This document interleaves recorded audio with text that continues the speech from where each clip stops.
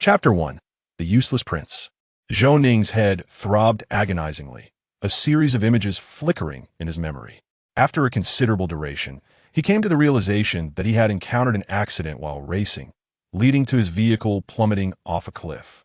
Pinching himself forcefully, he felt the sharp sting of pain he had not perished. As he raised his gaze to survey his surroundings, he found himself in an ancient chamber had traversed through time. The original owner of this body was also named Zhou Ning, the ninth prince of the Great Zhou dynasty. His mother, of humble origins, had been a maidservant to the empress of Great Zhou, who, in a drunken stupor, had indiscriminately consorted with the emperor Zhou Tianqi, resulting in the birth of the ninth prince. When Zhou Ning was merely 5 years old, his mother succumbed to illness. Bereft of maternal protection and under the empress's directives, even the palace maids and eunuchs dared to bully this prince, whispering behind his back that he was the useless prince. Zhou Tianqi had all but forgotten about his son. Recently, the other princes had mocked him, and during their antics, Zhou Ning had inadvertently fallen into the lake of the imperial garden. By the time he was rescued, he was on the brink of death. The princes had ordered a young eunuch to return him to his quarters, leaving him to his own devices. With a resigned smile, Zhou Ning reflected on his circumstances. While others who traversed time often possessed extraordinary advantages or abilities, he found himself in the unenviable position of a powerless and unvalued prince, a most infuriating predicament. At that moment, the door swung open, and a maidservant accompanied by a eunuch entered. Upon seeing Zhou Ning lost in thought, they were taken aback. The maidservant immediately knelt and exclaimed, "This humble servant greets His Highness, the ninth prince. It is a relief to see you well." Her name was Xiao Tao, the only one who had shown him any concern, having been by his side since childhood. Zhou Ning offered a weak smile, replying, "I am well, though still somewhat frail." Xiao Tao paused, astonished that the usually stern ninth prince had smiled. The eunuch beside her cleared his throat and stated, "Your Highness, the Emperor is aware of your condition and has sent me to check on you. Since you are well, I shall return to report." Without waiting for a response, the eunuch departed, blatantly disregarding Zhou Ning's status as a prince.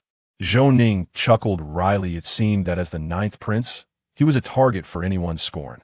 Xiao Tao quickly interjected, "Your Highness, the Emperor does still care for you."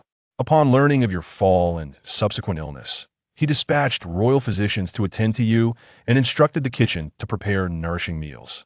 Inwardly, Zhou Ning mused that this was not genuine concern. The other princes were likely apprehensive that he might die and incite the emperor's wrath, prompting them to inform their father of his plight, and thus stir the emperor's thoughts toward this useless son. He dismissed Xiao Tao and began contemplating his present situation. In the eyes of others, he was indeed an unadulterated useless prince, lacking in both scholarly and martial prowess, existing as a mere shadow. The only time others remembered him was to use him as a convenient outlet for their frustrations. Even princes and princesses younger than himself dared to bully him. The sole piece of good news is that upon reaching the age of 16, the princes of the palace must depart from the imperial residence to their respective fiefs. This arrangement serves to prevent the princes from engaging in deadly rivalries over the throne. A prince with a fief essentially loses the opportunity to vie for the imperial seat. Furthermore, to avert any accumulation of military power among them, these princes are devoid of military authority, merely serving as symbolic figures. Zhou Ning is on the verge of turning 16. Leaving the palace is indeed a welcome prospect. Drawing upon his memories from a past life, he yearns to become a carefree prince, affluent and unburdened, a goal that seems effortlessly attainable.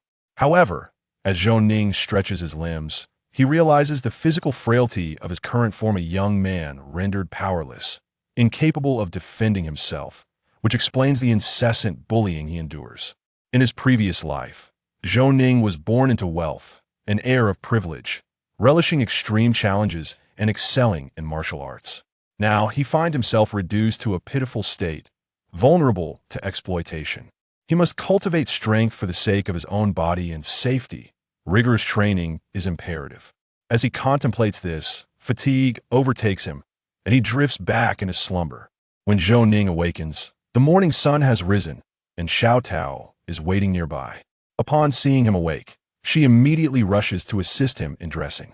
Zhou Ning swiftly interjects, saying, "Xiao Tao, I can dress myself." With tearful eyes, Xiao Tao gazes at Zhou Ning, saying, "Your Highness, have I done something wrong that displeases you?" Zhou Ning feels a pang of helplessness. He simply finds it uncomfortable to be tended to when he possesses the ability to do so himself. Such is the insidious nature of the feudal system. Seeing Zhou Ning's silence only deepens Xiao Tao's sorrow, tears streaming down her cheeks. Zhou Ning quickly reassures her, "Enough of the tears, please help me dress." With a smile breaking through her tears, Xiao Tao adeptly assists him, her movements practiced and swift. Zhou Ning shakes his head, pondering the corrupting influence of the feudal society, recognizing how easily one could become enamored by such servitude. Once he is ready, Xiao Tao brings him breakfast. Zhou Ning surveys the meager spread before him and inquires, "Is this all we have for breakfast?"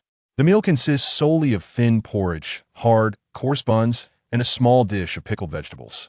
Xiao Tao timidly replies, "Your Highness, this is what you have always eaten." Zhou Ning asks, "Is this truly what I ought to consume?" In a hushed tone, Xiao Tao responds, "Your meal should certainly not consist of such fare." Understanding dawns on Zhou Ning. It is likely that the eunuch responsible for the meals has been instructed by a certain prince to deliberately make things difficult for him. The original Zhou Ning, timid and submissive, would have endured such treatment, but he will not.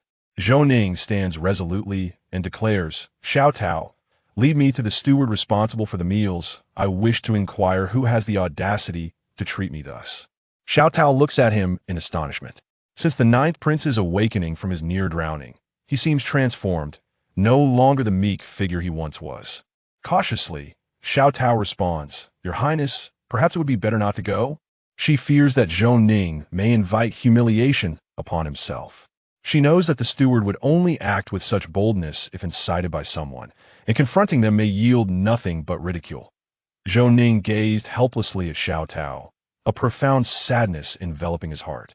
After all, he was a prince. He spoke with conviction, "Enough of the nonsense. If I instruct you to lead the way, you shall do so."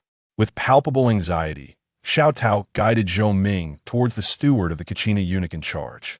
Upon encountering the portly, jowly eunuch, Zhou Ning inquired, "Are you the steward of the kitchen?" The steward, Fu Gui, recognizing the ineffectual ninth prince, forced a smile that failed to reach his eyes. "Ah, it is the ninth prince. May I inquire what brings you to my humble presence?" Zhou Ning, incensed by the steward's arrogance, approached him and delivered a sharp slap, exclaiming, "You wretched servant, how dare you not kneel and pay your respects upon seeing your prince?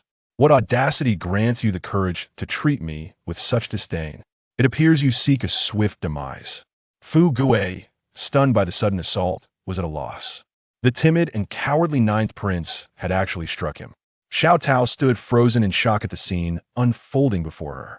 The surrounding palace maids and eunuchs were equally astonished, questioning their own senses. One maid, in disbelief, struck the nearby eunuch sharply across the face. Chapter 2. A small fish arrived, and the furious little eunuch exclaimed, "Why did you strike me?" The palace maid, feeling somewhat embarrassed, replied, "I merely sought to confirm whether I was experiencing an illusion." Her words nearly drove the little eunuch to the brink of despair. The arrogant Fu Gui pointed at the ninth prince, Zhou Ning, and bellowed, "How dare you lay a hand on me?" Zhou Ning raised his hand and delivered another resounding slap, following it with a kick that sent Fu Gui sprawling to the ground. "A mere dog of a servant. How dare you presume to challenge a prince? A lesson is in order. It seems you have forgotten who is the servant and who is the master." As Zhou Ning reprimanded him, Fu Gui, despite his audacity, did not dare to retaliate and could only plead for mercy. However, Zhou Ning's frail physique soon betrayed him. After only a few minutes of exertion, he was gasping for breath and had no choice but to cease his assault. Beside him, Xiao Tao watched with glee, finding satisfaction in seeing Fu Gui receive his just deserts. She gazed at Zhou Ning with admiration. The other eunuchs and palace maids dared not intervene, merely standing by and witnessing Fu Gui's humiliation. After catching his breath, Zhou Ning looked down at Fu Gui, lying on the ground, and asked, "Who gave you the audacity to withhold my meals?" Fu Gui immediately knelt, exclaiming, "It was I, the servant, who was bewitched into such folly. No one instigated me. I beseech you, ninth prince, spare my life." He dared not reveal the mastermind behind his actions, for betraying his superior would spell his doom. He could only shoulder the blame. Zhou Ning understood the situation all too well. Given Fu Gui's status, even with tenfold courage, he would not dare to treat a prince in such a manner. He must have been under the influence of another. Zhou Ning spoke sternly. Then I shall report this matter to Father Emperor and see if he might grant you clemency. Fu Gui repeatedly bowed his head, pleading for Zhou Ning's forgiveness. If the emperor were to learn of this, Fu Gui would undoubtedly meet his end, for no matter how much the emperor may disdain the ninth prince, he was still a prince. With a darkened expression, Zhou Ning replied, I may choose not to inform Father Emperor, but you shall report to the head eunuch of the Internal Affairs Department to face your punishment. Compensate for all the provisions you have withheld from me over the years, or else await your demise. There was no doubt in Zhou Ning's mind that Fu Gui would comply, as the head eunuch would be implicated as well. Having said this, Zhou Ning turned to leave with Xiao Tao. Fu Gui, surveying the onlookers, shouted at the palace maids and eunuchs watching with amusement, Why do you not assist me? Do you wish to be punished as well? One nearby eunuch hurried forward to help the prostrate Fu Gui to his feet. Though Fu Gui was in agony, he promptly went to report the incident to his superior, his adoptive father, seeking justice on his behalf. Upon returning to his quarters, Zhou Ning noticed Xiao Tao gazing at him with undisguised admiration, making him feel a tad self-conscious. Xiao Tao was a charming young girl, and her attention felt almost like a temptation. Zhou Ning playfully tapped her on the head, causing her to wince as tears brimmed in her eyes. With a chuckle, Zhou Ning asked, Am I to believe that you are the only one attending to me? Where are the others? Xiao Tao replied, The others have all left. They have gone to different places. Even your 2 guards only check in at appointed times and then depart. Zhou Ning did not blame them. After all, those who followed other princes enjoyed ample food and wealth, while accompanying him meant enduring ridicule and mistreatment. He himself would not wish to remain in such circumstances either. Zhou Ning continued, Everyone has their own aspirations. I do not blame them. In time, things will improve. Xiao Tao nodded vigorously, holding steadfast belief in the words of the ninth prince. Unbeknownst to her, she had procured an abundance of exquisite pastries from somewhere, and Zhou Ning refrained from inquiring further. He contemplated his next course of action, recognizing the necessity of understanding the circumstances and history of the Great Zhou. He instructed Xiao Tao to retrieve some related texts.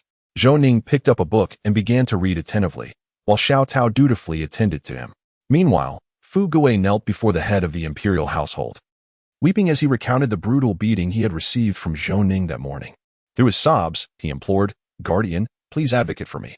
Zhou Gui, taken aback, could hardly believe that the timid and ineffectual ninth prince dared to strike Fu Gui. Such an affront was akin to slapping him in the face, especially with the crown prince standing behind him.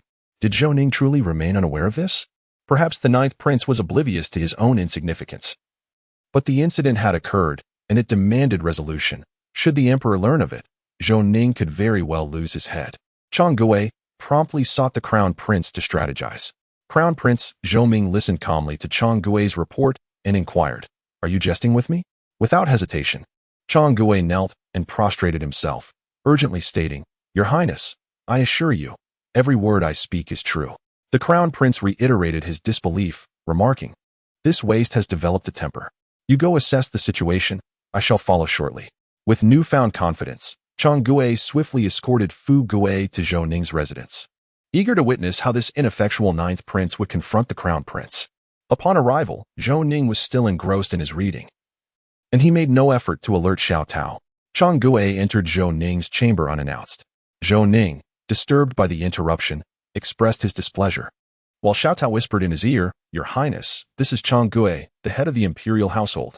Zhou Ning regarded Zhou Gui with a bemused smile.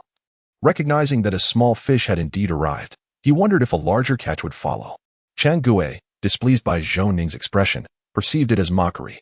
He bowed respectfully and said, I pay my respects to His Highness, the ninth prince.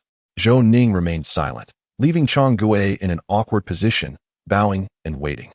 As the head of the imperial household, it was customary for princes to address him with deference. No prince had ever required him to kneel in greeting. Fearing Zhou Ning might cause trouble, he had bowed, not expecting the ninth prince to assert such authority. Zhou Ning scoffed internally. A mere servant had found a patron and no longer prostrated before a prince. It appeared that this patron was no ordinary individual. Fu Gui, kneeling nearby, was utterly bewildered, internally crying out, How dare the ninth prince, who has granted this waste, such audacity? Except for the crown prince, no other prince would treat my guardian with such disrespect. After a couple of minutes, Zhou Ning rose and approached Chang Gue, gently assisting him upright. My apologies, Chang Gue. I failed to recognize you earlier. I hope you will not take offense. Chang Gue nearly choked with indignation, the implication being that Zhou Ning was of no consequence to him. Chang Gue could not discern if Zhou Ning's actions were deliberate. With a forced smile, he replied, "It is only natural that His Highness, devoted to his studies and rarely venturing out, does not recognize a humble servant such as myself." Zhou Ning mused to himself, observing the other party, who evidently occupied a higher echelon, articulating his thoughts with impeccable precision, leaving no room for him to challenge. Without further ado, Zhou Ning directly pointed to the side where Fugue stood and inquired, "Master Chang, have you come to seek my royal pardon regarding this servant's misconduct? You may handle it yourself. There is no need to specifically come here to apologize. It is quite normal for subordinates to harbor minor grievances. And I fully comprehend that with the multitude of responsibilities you manage daily, oversights are inevitable. A few rotten apples are to be expected. And I will extend you the courtesy of not pursuing this matter further." Chapter 3. The main character appears. Chang Gue nearly choked with indignation before he could respond. He found himself characterized as seeking forgiveness. The usually taciturn ninth prince demonstrated unexpected eloquence today. Fugue was on the verge of rising to vehemently rebuke him. Astonished by the ninth prince's audacity, while Xiaotao stifled a giggle at the side, the Grand Steward, Chang Gue, lost his jovial demeanor and, with utmost seriousness, stated, "Your Highness, the fault lies with Fugue. Our management was lacking, and we should indeed apologize to you. However, the matter of his punishment should be left to me, and it is unnecessary for your Highness to intervene personally." Zhou Ning appeared oblivious to the gravity of the situation and replied, "These are mere trifles. There is no need for the Grand Steward to take personal action. I must also ensure this servant understands that I am not someone to be trifled with. It is imperative to distinguish between master and servant. The palace operates on principles of hierarchy, and some individuals seem oblivious to their station. I intend to instill a lasting lesson in him."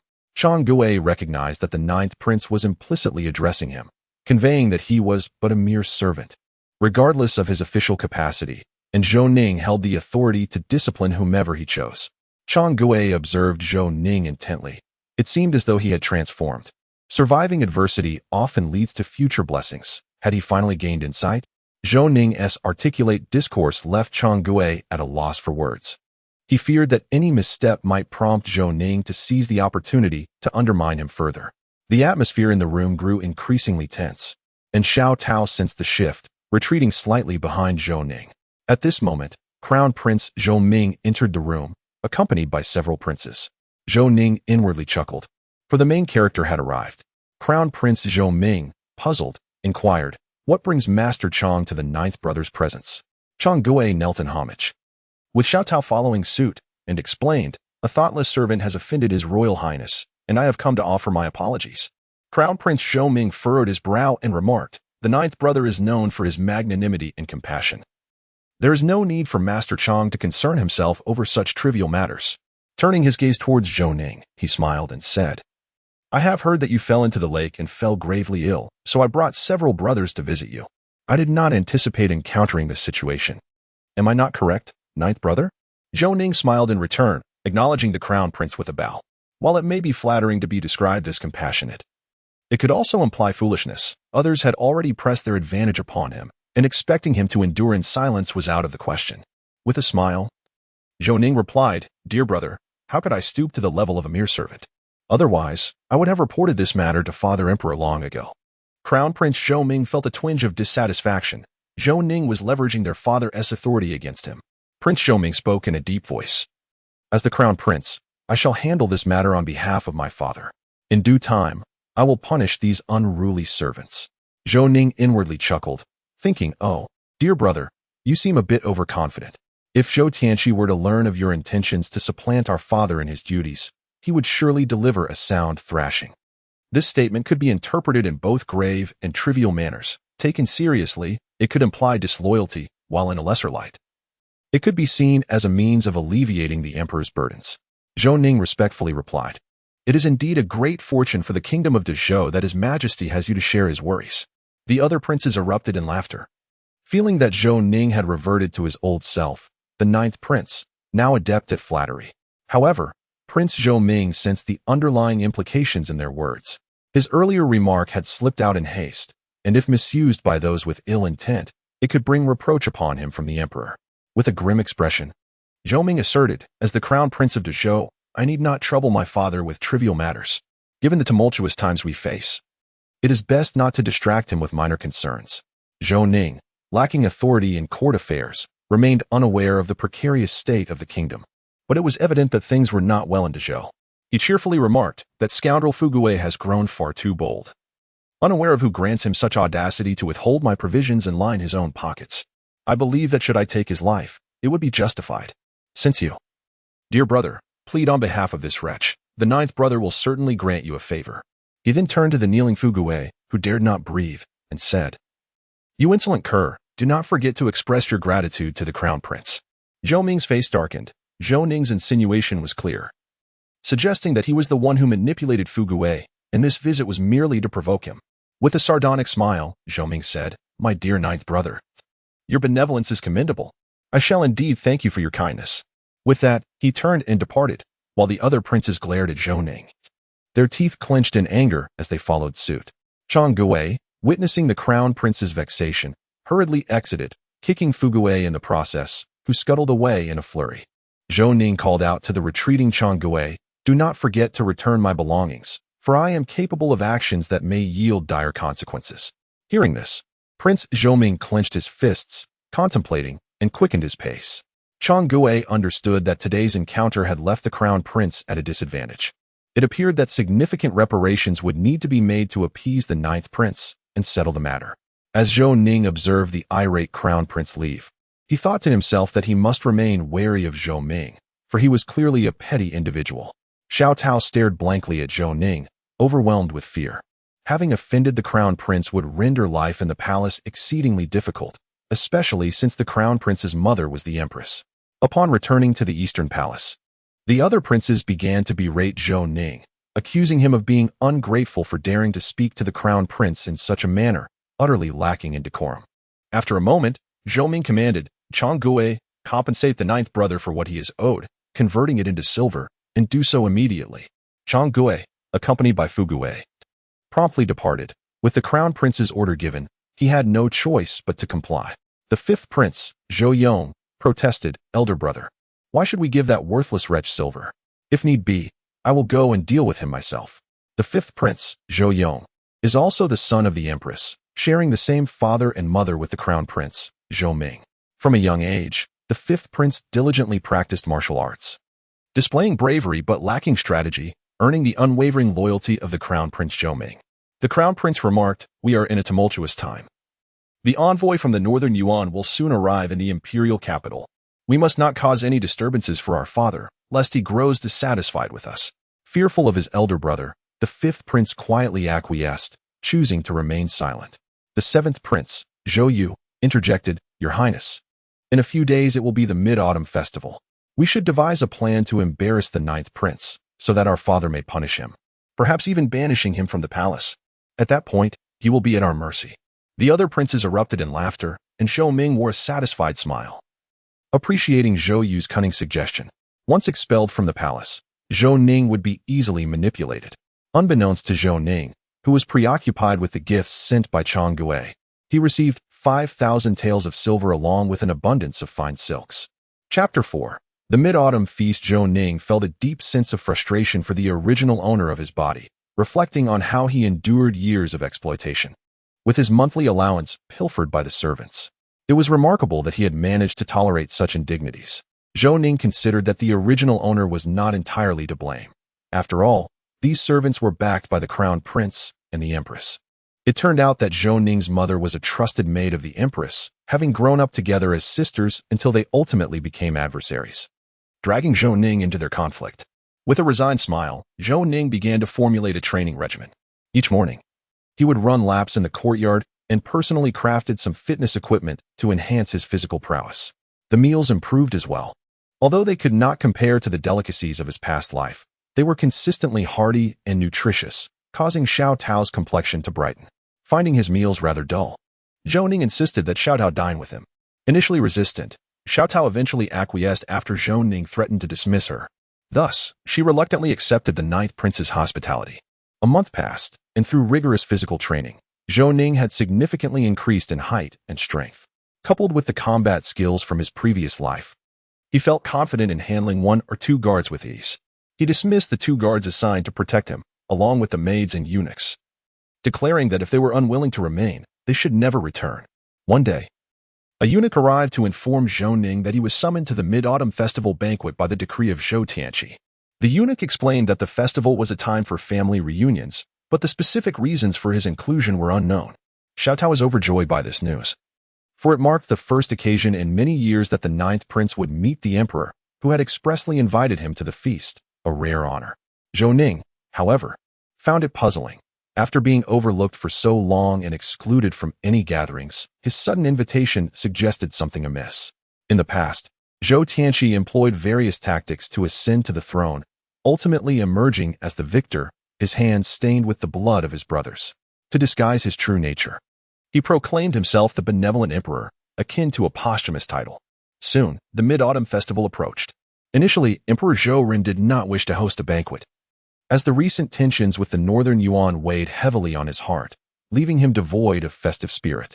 However, during a recent morning court session, Crown Prince Zhou Ning proposed holding the Mid-Autumn banquet, suggesting that, given the current circumstances with the Northern Yuan, the emperor had been overly burdened and thus, this occasion could serve to lighten his mood. Emperor Zhou Ren, upon hearing this, felt a surge of anger. In such turbulent times, the Crown Prince's desire for poetry and revelry seemed naive and misaligned with the gravity of their situation. Nonetheless, the ministers persuaded the emperor, emphasizing that the Crown Prince's intentions were rooted in filial piety and that the banquet would provide an opportunity to evaluate the scholarly progress of the royal princes. Conceding to their reasoning, the benevolent emperor agreed to his son's request and tasked him with organizing the mid-autumn festivities. Unbeknownst to Zhou Ning, this was unfolding. Upon waking, Xiao Tao had prepared his attire for the day, chattering excitedly about the upcoming banquet. Zhou Ning, however, expressed his indifference, remarking that the banquet was set for the evening and there was no need for such haste. Xiao Tao, brimming with enthusiasm, replied, "Your Highness, how can you not be delighted? His Majesty's decision to include you in the mid-autumn banquet signifies that you remain in his thoughts." Zhou Ning regarded her with amusement. Merely being invited did not imply anything substantial and could potentially lead to a perilous situation. As the evening approached, Xiao Tao incessantly urged Zhou Ning, anxious that he might arrive late and incur the emperor's displeasure. Ultimately, she dragged him to the grand hall where the banquet was to be held.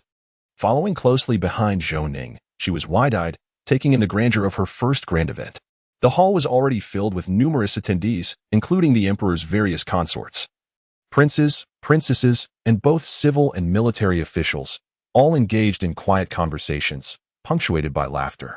Zhou Ning's entrance drew attention, as he rarely frequented such gatherings, prompting many unfamiliar ministers to inquire about his identity. The Minister of Revenue, Zheng Weiguo, quietly asked the second prince, Zhou Li, "Is that newcomer the 9th prince?" Zhou Li, visibly displeased, retorted, "Who allowed this useless prince to attend? Does this not diminish Father S' spirits?" Zheng Weiguo quickly cautioned, "Second prince, tread carefully. His Majesty abhors discord among the princes. Should this reach his ears, it would spell trouble." Aware of their father, Emperor Zhou Tianqi's precarious ascent to power, Zhou Li furrowed his brow but chose to remain silent, dismissing any further thoughts of the so-called useless prince. Upon entering, Zhou Ning found himself in a predicament. Uncertain of where to sit, awkwardly lingering at the entrance of the grand hall, Xiao Tao understood why Zhou Ning stood there motionless and quickly ran to ascertain where he ought to be seated. Soon, she returned, guiding Zhou Ning to his place. After fulfilling this task, Xiao Tao, displaying remarkable thoughtfulness, withdrew from the grand hall, fearing that her presence might inadvertently cause trouble for the 9th prince, Zhou Ning. Thus, she chose to wait outside the hall. Among the princes and ministers present, many harbored the desire to witness Zhou Ning's embarrassment, yet unexpectedly, the maid beside him came to his rescue. Zhou Ning remained seated, resembling a monk in deep meditation, utterly indifferent to the gazes of others. Before long, Crown Prince Zhou Ming arrived, greeting everyone warmly. Upon noticing Zhou Ning seated, he revealed a knowing smile.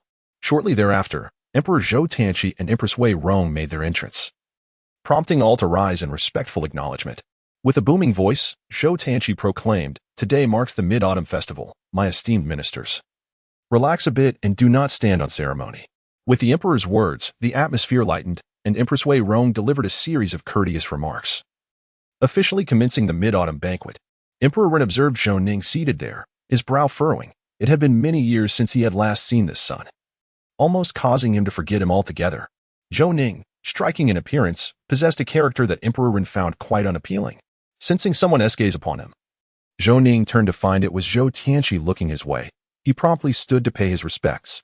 The emperor, however, disregarded him, turning his attention to others, leaving Zhou Ning in an awkward position. The other princes, noticing this, erupted in laughter, for their father clearly held little regard for this seemingly useless son. The atmosphere of the banquet was jubilant, filled with merriment as all raised their cups in celebration, reveling in the company of both the sovereign and the ministers. A true honor for them all. Chapter 5. Indeed, a banquet of treachery at this moment. Crown Prince Zhou Ming exchanged a knowing glance with his uncle, Minister of Personnel Wei Wuji, who immediately understood the unspoken message. Wei Wuji stood and addressed the emperor, saying, "Your Majesty, on this mid-autumn festival, it is only fitting that the esteemed princes showcase their talents, allowing us, your humble servants, to appreciate their poetic prowess." Emperor Ren, in agreement with this sentiment, welcomed the suggestion and promised substantial rewards for the finest poetry.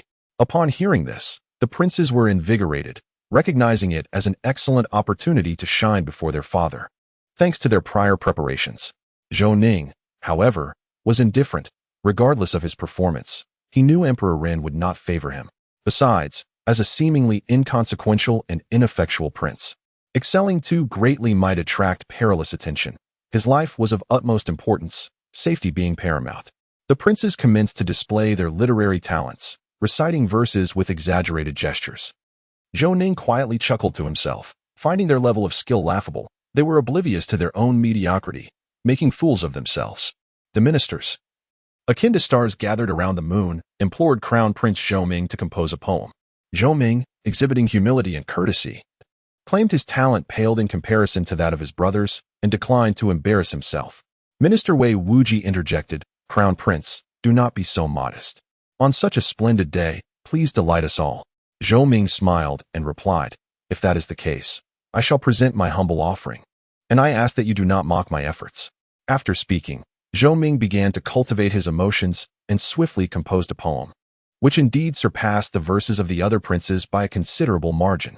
Emperor Zhou Ren nodded in satisfaction, while the Empress Wei Rong expressed her delight, proud of her son's remarkable literary talent. The civil and military officials applauded enthusiastically, extolling Crown Prince Zhou Ming's prodigious abilities and eloquence, nearly elevating him to the heavens. Zhou Ming, basking in his own pride, felt a surge of superiority upon seeing the emperor's beaming smile. Zhou Ning, however, merely smiled faintly. Convinced that Zhou Ming's poem was not his own creation, everyone was aware that the flattery was merely a fade, intended to please Emperor Zhou Tianqi and Empress Wei Rong. While the crowd lavished praise on Crown Prince Zhou Ming, the second prince, Zhou Li, scoffed, questioning when his elder brother had ever truly mastered the art of poetry. At that moment, the seventh prince, Zhou Yu, remarked, "Today is the joyous occasion of the Mid-Autumn Festival. On such a festive day, I believe our ninth brother, who diligently studies, must possess exceptional talent. Let us take this opportunity to witness his prowess." After Zhou Yu spoke, all eyes turned towards Zhou Ning, who sat isolated. A stark contrast to the crown prince surrounded by admirers, such comparisons only intensified the sting. Zhou Li suddenly comprehended the situation, realizing why Zhou Ning was present today. It seemed that this perceived fool had offended the petty crown prince. With a smile, Zhou Ming orchestrated this gathering to humiliate Zhou Ning before their father and the officials. Zhou Ning was momentarily stunned. It was indeed a trap, as he had suspected. The realization dawned on him that they had been waiting for him. In the eyes of the onlookers, Zhou Ning appeared flustered, rendered speechless by Zhou Yu's words. Emperor Zhou Ren's displeasure was evident. After all, Zhou Ning was also a prince. Yet he dared not respond, bringing shame upon himself. Empress Wei Rong sneered, clearly disdainful of what she perceived as the son of a lowly servant, a true failure.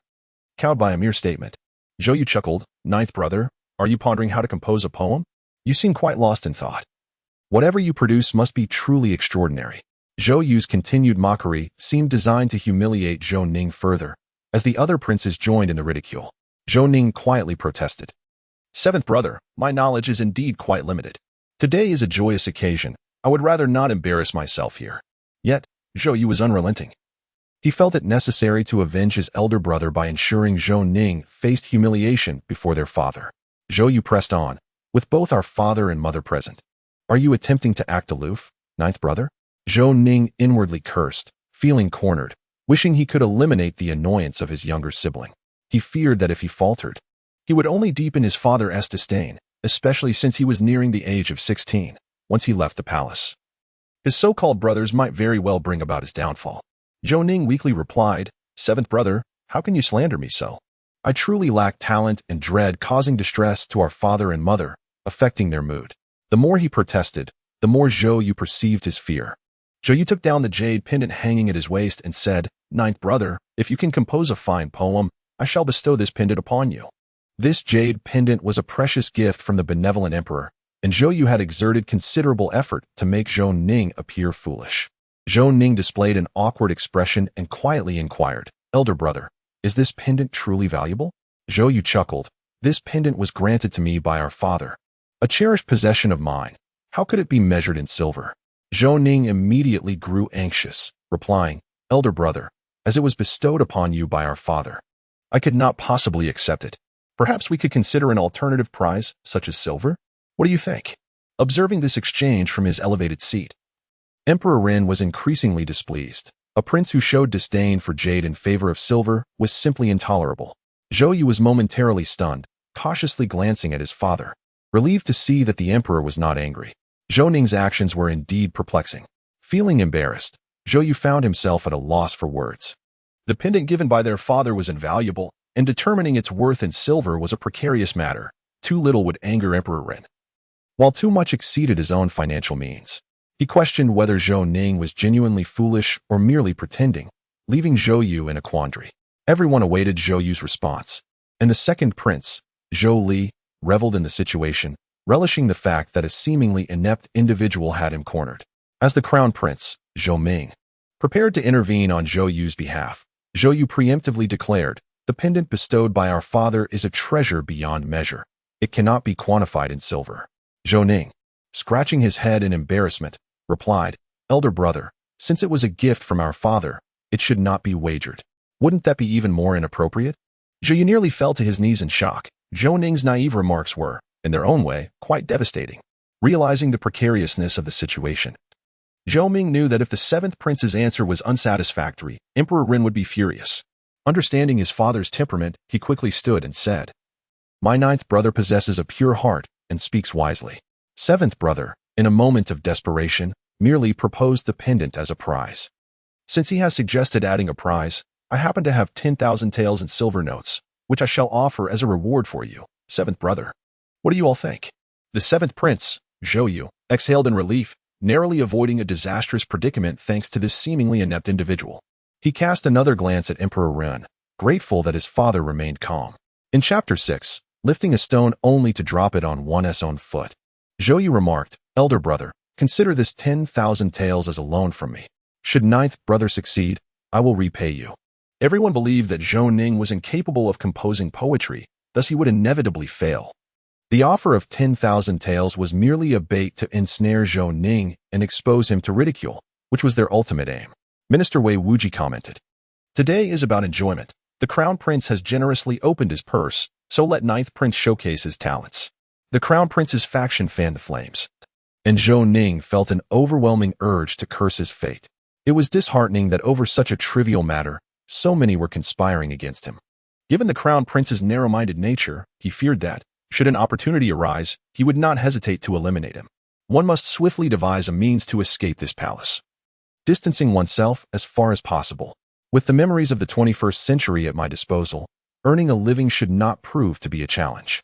Why languish here, awaiting demise, when one could instead revel in the life of a carefree magnate? At the very least, one must possess the means for self-preservation and not be at the mercy of others. Wei Wuji observed Zhou Ning's silence and continued, Today, in a spirit of joy, I shall present 1,000 taels as a gift. How does His Highness feel about this? Zhou Ning mused. Since they were so generously offering me money, to decline would be rather impudent. He replied meekly, I shall endeavor to entertain, and I hope my esteemed brothers and sisters, along with the honorable officials, do not find amusement in my performance." The assembly assured him that no one would mock him, as it was merely to entertain the emperor and empress. Zhou Ning slowly approached the center, donning a contemplative expression as he endeavored to recall the fruits of 9 years of compulsory education. The classic poetry of the Tang and Song dynasties. "Forgive me, esteemed ancestors. Necessity compels me to borrow from your brilliance. Clouds gather, yielding to the chill of clarity. The silver river silently turns upon its jade plate. This life, this night, is fleeting. Where shall we gaze upon the bright moon next year?" As Zhou Ning concluded his recitation, the audience was left in utter astonishment. This so-called fool truly possessed the ability to compose poetry and had evidently devoted years to scholarly pursuits. The grand scholar Kong Yuda applauded fervently, exclaiming, "Congratulations, Your Majesty.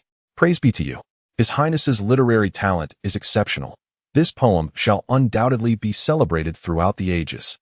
Emperor Zhou Ren, himself a man of considerable literary prowess, recognized the quality of Zhou Ning's work, understanding that Kong Yuda's praise was not exaggerated. Yet, he also perceived the underlying sorrow in the poem, realizing how long he had neglected his son, never once inquiring about his well-being or even meeting him. The emperor was acutely aware of the palace's darker aspects and understood that Zhou Ning must have endured considerable hardship over the years. Else he would not be so fixated on wealth. Zhou Ning's literary prowess moved Emperor Zhou Ren. It appeared this son was not entirely without merit, although his disposition was less than endearing. The crown prince Zhou Ming and the 7th prince Zhou Yu stood there, dumbfounded. This fool could indeed compose poetry. And even the grand scholar Kong Yuda had extolled his talents. Kong Yuda was a towering figure in the literary world of Dezhou, a foundational presence, whose influence extended far and wide. Many officials from other nations were his students, underscoring his significance. While the assembly remained in a state of shock, Kong Yuda inquired, "Your Highness, may I ask the title of this poem you have composed?" Zhou Ning replied with politeness, "Sir.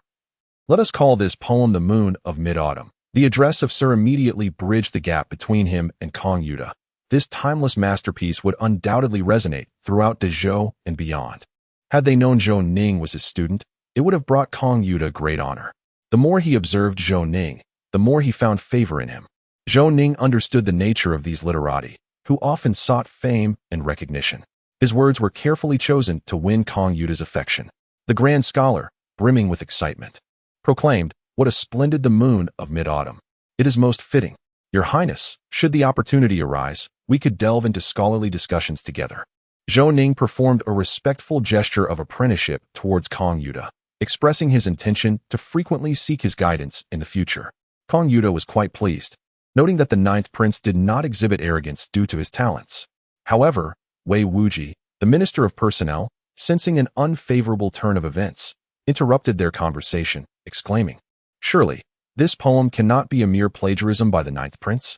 His words echoed the sentiments of the assembly, as many harbored doubts regarding the authenticity of Zhou Ning's creation. Before Zhou Ning could respond, the esteemed scholar Kong Yuda, visibly infuriated, retorted, "You despicable wretch. Do not presume that everyone shares your lowly mindset. Am I not capable of discerning whether this poem is original or not? What right do you have to question it?" Disdainful of Wei Wuji's demeanor, Kong Yuda harbored a strong aversion towards him, and Wei Wuji dared not provoke him further. Additionally, Kong Yuda held the esteemed title of imperial teacher. Zhou Tianqi's ascension to the throne was significantly aided by Kong Yuda, earning him the utmost respect from the emperor. The Minister of Personnel, a position of great authority, found himself thoroughly chastised by Kong Yuda, yet dared not display any anger, instead wearing a forced smile. Wei Wuji stood there in an exceedingly awkward position, his discomfort palpable. Zhou Ning found himself rather fond of the old man, appreciating how he showed no regard for the Minister of Personnel's reputation in front of so many witnesses. Wei Wuji, after all, was the brother of the empress, a man of significant standing and influence, yet Kong Yuda stood unflinchingly against such power, serving as a model for those of their ilk. The 2nd prince, Zhou Liru, observed with interest as the 9th prince Zhou Ning and crown prince Zhou Ming engaged, taking pleasure in the crown prince's discomfort. Emperor Ren, Zhou Tianqi, declared, "Since Master Kong has confirmed the authenticity of this poem, let there be no further doubt. Do you not trust Master Kong?" The assembly concurred, acknowledging that the esteemed scholar's words indirectly affirmed Zhou Ning's literary prowess. The crown prince Zhou Ning and the seventh prince felt as though they had shot themselves in the foot, realizing their attempts to undermine Zhou Ning had backfired spectacularly. They were nearly driven to frustration by a so-called fool and felt utterly humiliated. Zhou Ning mused to himself, "You think you can play games with me? You are still quite inexperienced, and I have an abundance of tricks up my sleeve." Emperor Ren proclaimed Zhou Ning the victor, and upon noticing that he bore no jade pendant, he removed his own and entrusted it to the close eunuch, Dushi, to present as a reward for Zhou Ning's achievement. Many princes looked on enviously, for this was the emperor's favored jade pendant, now bestowed upon Zhou Ning, a perceived failure. It seemed the emperor was genuinely pleased today. Zhou Ning carefully tucked away the pendant, an action that caused the previously jovial emperor to suddenly frown, revealing a glimpse of timidity and weakness. The emperor, under the impression that Zhou Ning had matured, was disappointed to find his son remain the same ineffectual individual. Zhou Ning glanced at the seventh prince, who opened his mouth to speak, but the crown prince shot him a sharp glare, silencing him. Zhou Ning, intimidated, lowered his head. The emperor observed this exchange with growing ire, concluding that if one wins, they ought to boldly demand their wager, yet here was his son, cowed by a mere glance from the crown prince, proving to be utterly useless. Chapter 7. A helping hand. Emperor Ren, visibly perturbed, remarked with a hint of ire, "Today is a joyous occasion. I have already bestowed a reward upon the ninth prince. Thus you must accept the outcome of the wager." The crown prince Zhou Ming and Wei Wuji, the minister of personnel, begrudgingly handed over the banknotes to Zhou Ning, discontent evident in their demeanor. The crown prince muttered under his breath, "My money is not so easily won." Zhou Ning weakly replied, "Brother, I truly had no intention of wagering. It was father who insisted, so you cannot fault me." Zhou Ning, having taken advantage of the situation, feigned innocence, which only served to infuriate the crown prince further. The banquet continued, yet Emperor Ren's mood was difficult to describe. He partook of several more cups and soon succumbed to inebriation, being assisted by Dushi to the empress's chambers. With the emperor's departure, the mid-autumn banquet came to a close. Xiao Tao, upon seeing Zhou Ning emerge, rushed over in high spirits. She was well aware of the events that transpired in the grand hall. Indeed, the ninth prince was formidable, receiving praise even from Scholar Kong for his literary prowess. Xiao Tao chattered excitedly, while Zhou Ning smiled at her, cherishing the lively atmosphere. However, having offended the crown prince today, he feared that tranquility would elude him in the days to come. Instead of visiting the empress, Emperor Ren made his way to the Yangxin Hall. Gazing at a poem in his hand, he inquired, "How has the ninth prince fared? Is life difficult for him?"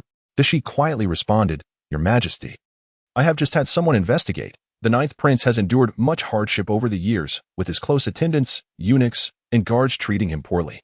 His attendance at the mid-autumn banquet was merely a consequence of offending the crown prince." Dushi recounted the altercation between Zhou Ning and the crown prince to Emperor Ren, whose eyes glinted with cold fury. It was unfathomable that the crown prince, destined to be the future emperor of Dezhou, could possess such a narrow mind, siding with the base servants against his own brother merely to appease a few bullies.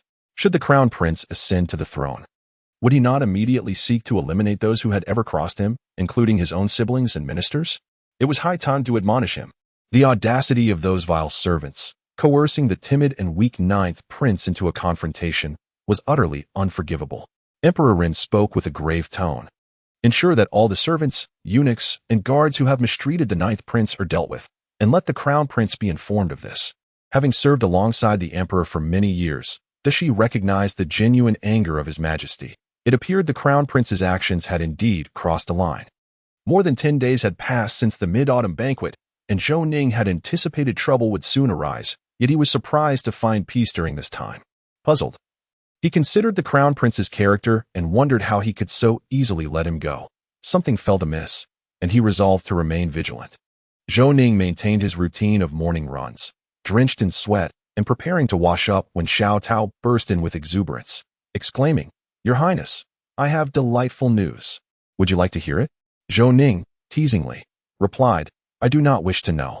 Xiao Tao, taken aback by his response, stomped her foot in a playful pout, insisting, "Your Highness, I have heard that the palace maids and eunuchs who serve you here have been punished by His Majesty, and it is said they may face execution by beating." Zhou Ning furrowed his brow, realizing that his father had been investigating the matter for many years and had punished those servants. Xiao Tao then remarked, "Your Highness, that villain Fuguei has been sentenced to death by beating, and Changwei has also faced punishment.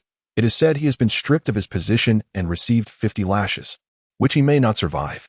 Zhou Ning chuckled. Where did you hear such absurd tales? Xiao Tao replied. I just visited the imperial kitchen and overheard the other palace maids discussing it. It should be true. Moreover, the new steward eunuch was exceedingly polite to me, even specially preparing numerous exquisite dishes for you. Xiao Tao opened the food box, revealing a splendid meal. It seemed that Zhou Ning's father was somewhat remorseful. Zhou Ning finally comprehended why the crown prince Zhou Ming had been so quiet lately. The benevolent emperor had punished these servants as a warning to the crown prince. The emperor, who detested seeing his sons engage in fratricidal strife and tread the path he had once walked, had been suppressing these princes. Zhou Ning smiled, acknowledging the emperor's good intentions. Yet he understood that even if the other princes harbored no ambitions, their followers certainly did. Those who had aligned themselves with the princes were merely biding their time for the emperor's demise, anticipating the ascension of their chosen prince, which would inevitably lead to bloodshed, a timeless truth of the imperial family. With this knowledge, Zhou Ning realized that the crown prince would not trouble him in the near future. The original host had once aspired to gain the emperor's recognition through scholarly pursuits, often isolating himself due to his lack of talent and mediocre literary skills, which had earned him the moniker of a worthless individual. However, now that Zhou Ning had just arrived in the Zhou Kingdom, he felt compelled to explore the imperial capital and familiarize himself with its customs and culture. After breakfast, he decided to take Xiao Tao out of the palace for a brief excursion. Following an inspection by the palace guards, they successfully exited the palace. Xiao Tao, an orphan who had fortuitously found her way to the palace and was later assigned to Zhou Ning, was experiencing her first outing in years. Like a bird released from its cage, she chirped excitedly, filled with curiosity about the world outside. As Zhou Ning strolled through the bustling streets, observing the passers-by, he felt like an outsider, yet he knew he had to adapt quickly. There was no turning back. With no specific destination in mind, Zhou Ning and Xiao Tao wandered aimlessly until they encountered a gathering of people. Xiao Tao tugged at Zhou Ning, urging him to push through the crowd. On the ground knelt a young man in his 20s, his skin darkened by the sun, while beside him lay an elderly woman, pale and on the brink of death due to illness. In front of the young man was a piece of paper, inscribed with the words "selling myself to save my mother," written in an exquisite hand. In his previous life, Zhou Ning had studied calligraphy and recognized the flawless execution of the characters, reminiscent of the slender gold style of Emperor Huizong of Song. The crowd murmured and pointed, captivated by the spectacle, yet none stepped forward to assist the young man. As a modern individual, Zhou Ning could not ignore such a plight. He approached the young man and said, "If you wish to save your mother, come with me." The young man's eyes sparkled with excitement as he looked at Zhou Ning, immediately hoisting his mother onto his back and following Zhou Ning. The crowd that had gathered to watch began to disperse. Zhou Ning walked ahead with Xiao Tao, while the young man silently trailed behind, carrying his mother. Zhou Ning turned to the young man and inquired, "Where are you taking your mother for treatment?" The young man promptly replied, "The Jishir Hall in the southern part of the city can save my mother, but the consultation fees are exorbitant." Zhou Ning responded, "Lead the way. I am not very familiar with the capital." The young man, observing Zhou Ning's attire, assumed he was a wealthy traveler from another region and did not elaborate further, leading Zhou Ning directly to Jishir Hall. Chapter 8. Behind the calculations, Jishir Hall is renowned as the finest medical establishment in the capital, yet it is not accessible to the common folk, given its steep treatment costs. Upon seeing the dark-skinned youth carrying the woman into the hall, a young apprentice immediately approached and said, "Did I not tell you? If you have no money, do not come to Jishir Hall for treatment." The young man's eyes nearly ignited with fury, yet for the sake of his mother, he swallowed his pride and remained silent. Zhou Ning, noticing the apprentice's disdainful attitude, raised his voice, who said he cannot afford treatment. "Hurry and fetch the doctor. Spare us your idle chatter." The apprentice, realizing Zhou Ning was dressed in luxurious silks and clearly affluent, dared not utter another word and hurried off to summon the physician. The doctor examined the elderly woman and prescribed several doses of medicine, totaling 50 taels of silver.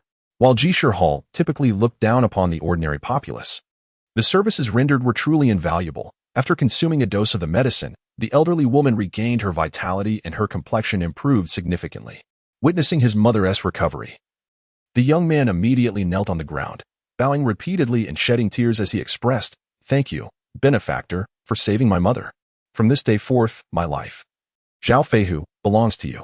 Zhou Ning perceived Zhao Feihu's filial piety as the reason for his intervention and harbored no ulterior motives. He helped Zhao Feihu to his feet and said, "I saved your mother because of your devotion. Take good care of her. There is no need for repayment." At this moment, Zhao Feihu's mother, Madame Wang, also knelt on the ground, and Xiao Tao promptly stepped forward to assist the elderly woman. Zhou Ning turned to leave Jishir Hall, with Zhao Feihu following closely behind and Xiao Tao supporting the elderly woman. In a hushed tone, Zhao Feihu said, "Benefactor, I am of noble lineage, well-versed in military texts and skilled in martial arts. I hope to serve you in any capacity you deem fit." Under the laws of the Great Zhou, private armies were prohibited, and the unauthorized possession or manufacture of weapons was a grave offense.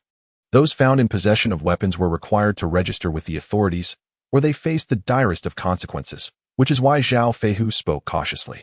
Upon further inquiry, Zhou Ning learned that Zhao Feihu was a descendant of the esteemed Zhao Ming, a hero of the founding of the nation. However, over time, the Zhao family had fallen into decline. Zhao Feihu's father had taken the wrong side in a political conflict, and following Emperor Ren's ascension to the throne, the Zhao family had suffered repercussions, leading to Zhao Feihu's current predicament. Zhou Ning contemplated that in his decision to distance himself from the capital, he would require talents from all walks of life. Zhao Feihu was indeed suitable. He could protect him and lead troops into battle, a rare asset indeed. Zhou Ning then inquired, "What is your skill in martial arts?" Zhao Feihu proudly proclaimed, "My benefactor, when I was in the countryside, I could venture into the mountains and hunt fierce tigers alone." This revelation truly took Zhou Ning by surprise. He had not anticipated that in doing a good deed, he would encounter a warrior of considerable prowess. However, Zhou Ning regarded Zhao Feihu with a skeptical gaze, suspecting that this not particularly robust figure was merely boasting. Sensing the doubt in Zhou Ning's eyes, Zhao Feihu promptly pulled open his garment, revealing his upper body. Xiao Tao, feeling embarrassed, quickly turned her face away, her cheeks flushed. Zhao Feihu sheepishly scratched his head. Although he was not particularly brawny, his physique was undeniably muscular and exuded strength. Zhou Ning came to understand Zhao Feihu's circumstances. It turned out that he was a true heir to the martial arts and military strategies of the Zhao family. His father had been dismissed from his official position and returned to the countryside, ultimately passing away in despair, leaving the burden of supporting the family on Zhao Feihu's shoulders. Despite the hardships, he had managed to maintain a relatively decent life. His mother's health had never been robust, and after a fall while foraging for medicinal herbs in the mountains, her condition worsened. The local physician had informed him that only at the Jishir Hall in the capital of the Great Zhou could his mother receive the necessary treatment.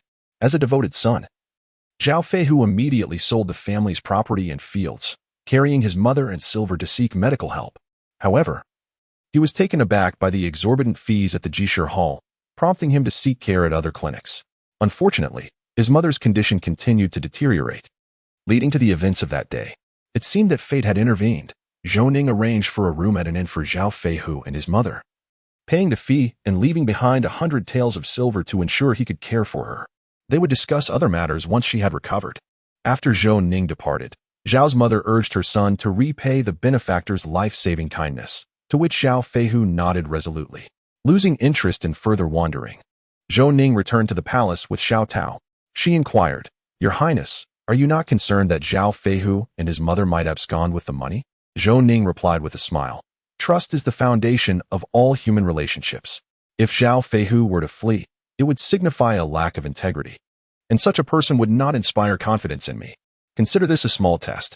Xiao Tao nodded, somewhat understanding, finding the prince's words profound and impressive, giggling softly. Alone in his chamber, Zhou Ning contemplated how to harness Zhao Feihu's potential. Presently, the blacksmith was only permitted to forge everyday tools such as kitchen knives and hoes, and any unauthorized weapon crafting was tantamount to rebellion, a crime punishable by the annihilation of one's lineage. The challenge of establishing his own faction was indeed formidable.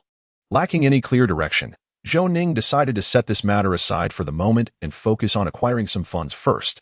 As he envisioned grand plans for the future, turmoil brewed in the Eastern Palace. The fifth prince, Zhou Yong, declared loudly, "Elder brother, tomorrow I shall teach that good-for-nothing a severe lesson, to relieve your grievances." The fifth prince, Zhou Yong, would have been tempted to deliver a couple of resounding slaps to his younger brother, the crown prince Zhou Ming, had he not been his sibling. Zhou Ming harbored a deep disdain for Zhou Ning, whom he considered utterly inept. The fact that they had been outwitted by Zhou Ning implied that they were inferior to a mere fool. Observing Zhou Ming's displeasure, the seventh prince, Zhou Yu, promptly intervened to halt Zhou Yang's continued tirade.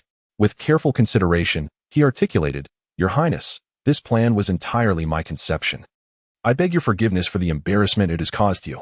Zhou Ming, though seething with the desire to chastise him, recognized that such an outburst would compromise his dignity. He replied with a gentle smile, "How could I possibly blame my seventh brother? Zhou Ning merely stumbled upon fortune. And it was our own overconfidence that led to this misstep." The seventh prince, deeply touched, felt tears welling in his eyes, grateful for the crown prince's magnanimity. Meanwhile, the fifth prince, Zhou Yong, cast a scornful glance at the feigning Zhou Yu. "Let us set aside the matter of the ninth prince for now," Zhou Ming declared, "as the envoy from Beiyuan is set to arrive shortly. We must avoid provoking our father at this juncture, for the repercussions could be dire." Zhou Yu's eyes sparkled with a sudden realization. "Your Highness, we could seize this opportunity to deal with the ninth prince." In a fit of rage, "Our father may very well choose to eliminate him." Chapter 9. The Imperial Edict. Zhou Ming instantly grasped the implication of Zhou Yu's words, and they exchanged knowing laughter. While Zhou Yong remained perplexed, laughing along without comprehension, Zhou Ming turned to the fifth prince and inquired, "Fifth brother, do you grasp the meaning behind seventh brother's words?" Zhou Yong was taken aback, responding, "What do you mean?" Zhou Ming, momentarily stumped, pressed, "Then why are you laughing? I saw you and seventh brother laughing. So I joined in," Zhou Yong retorted, bewildered by the inquiry. Zhou Ming nearly succumbed to frustration. This reckless, yet loyal sibling would have long been cast aside were it not for their blood ties. Concealing his disdain, Zhou Yu contemplated that without the crown prince's status, Zhou Ming would be just as ineffectual. He harbored ambitions of supplanting him when the opportunity arose. Without further prompting from Zhou Yu, Zhou Ming commenced strategizing. Meanwhile, Zhou Ning pondered the memories that lingered within him. The forging techniques of the Great Zhou had reached the pinnacle of excellence in this realm. Yet they paled in comparison to the knowledge he possessed.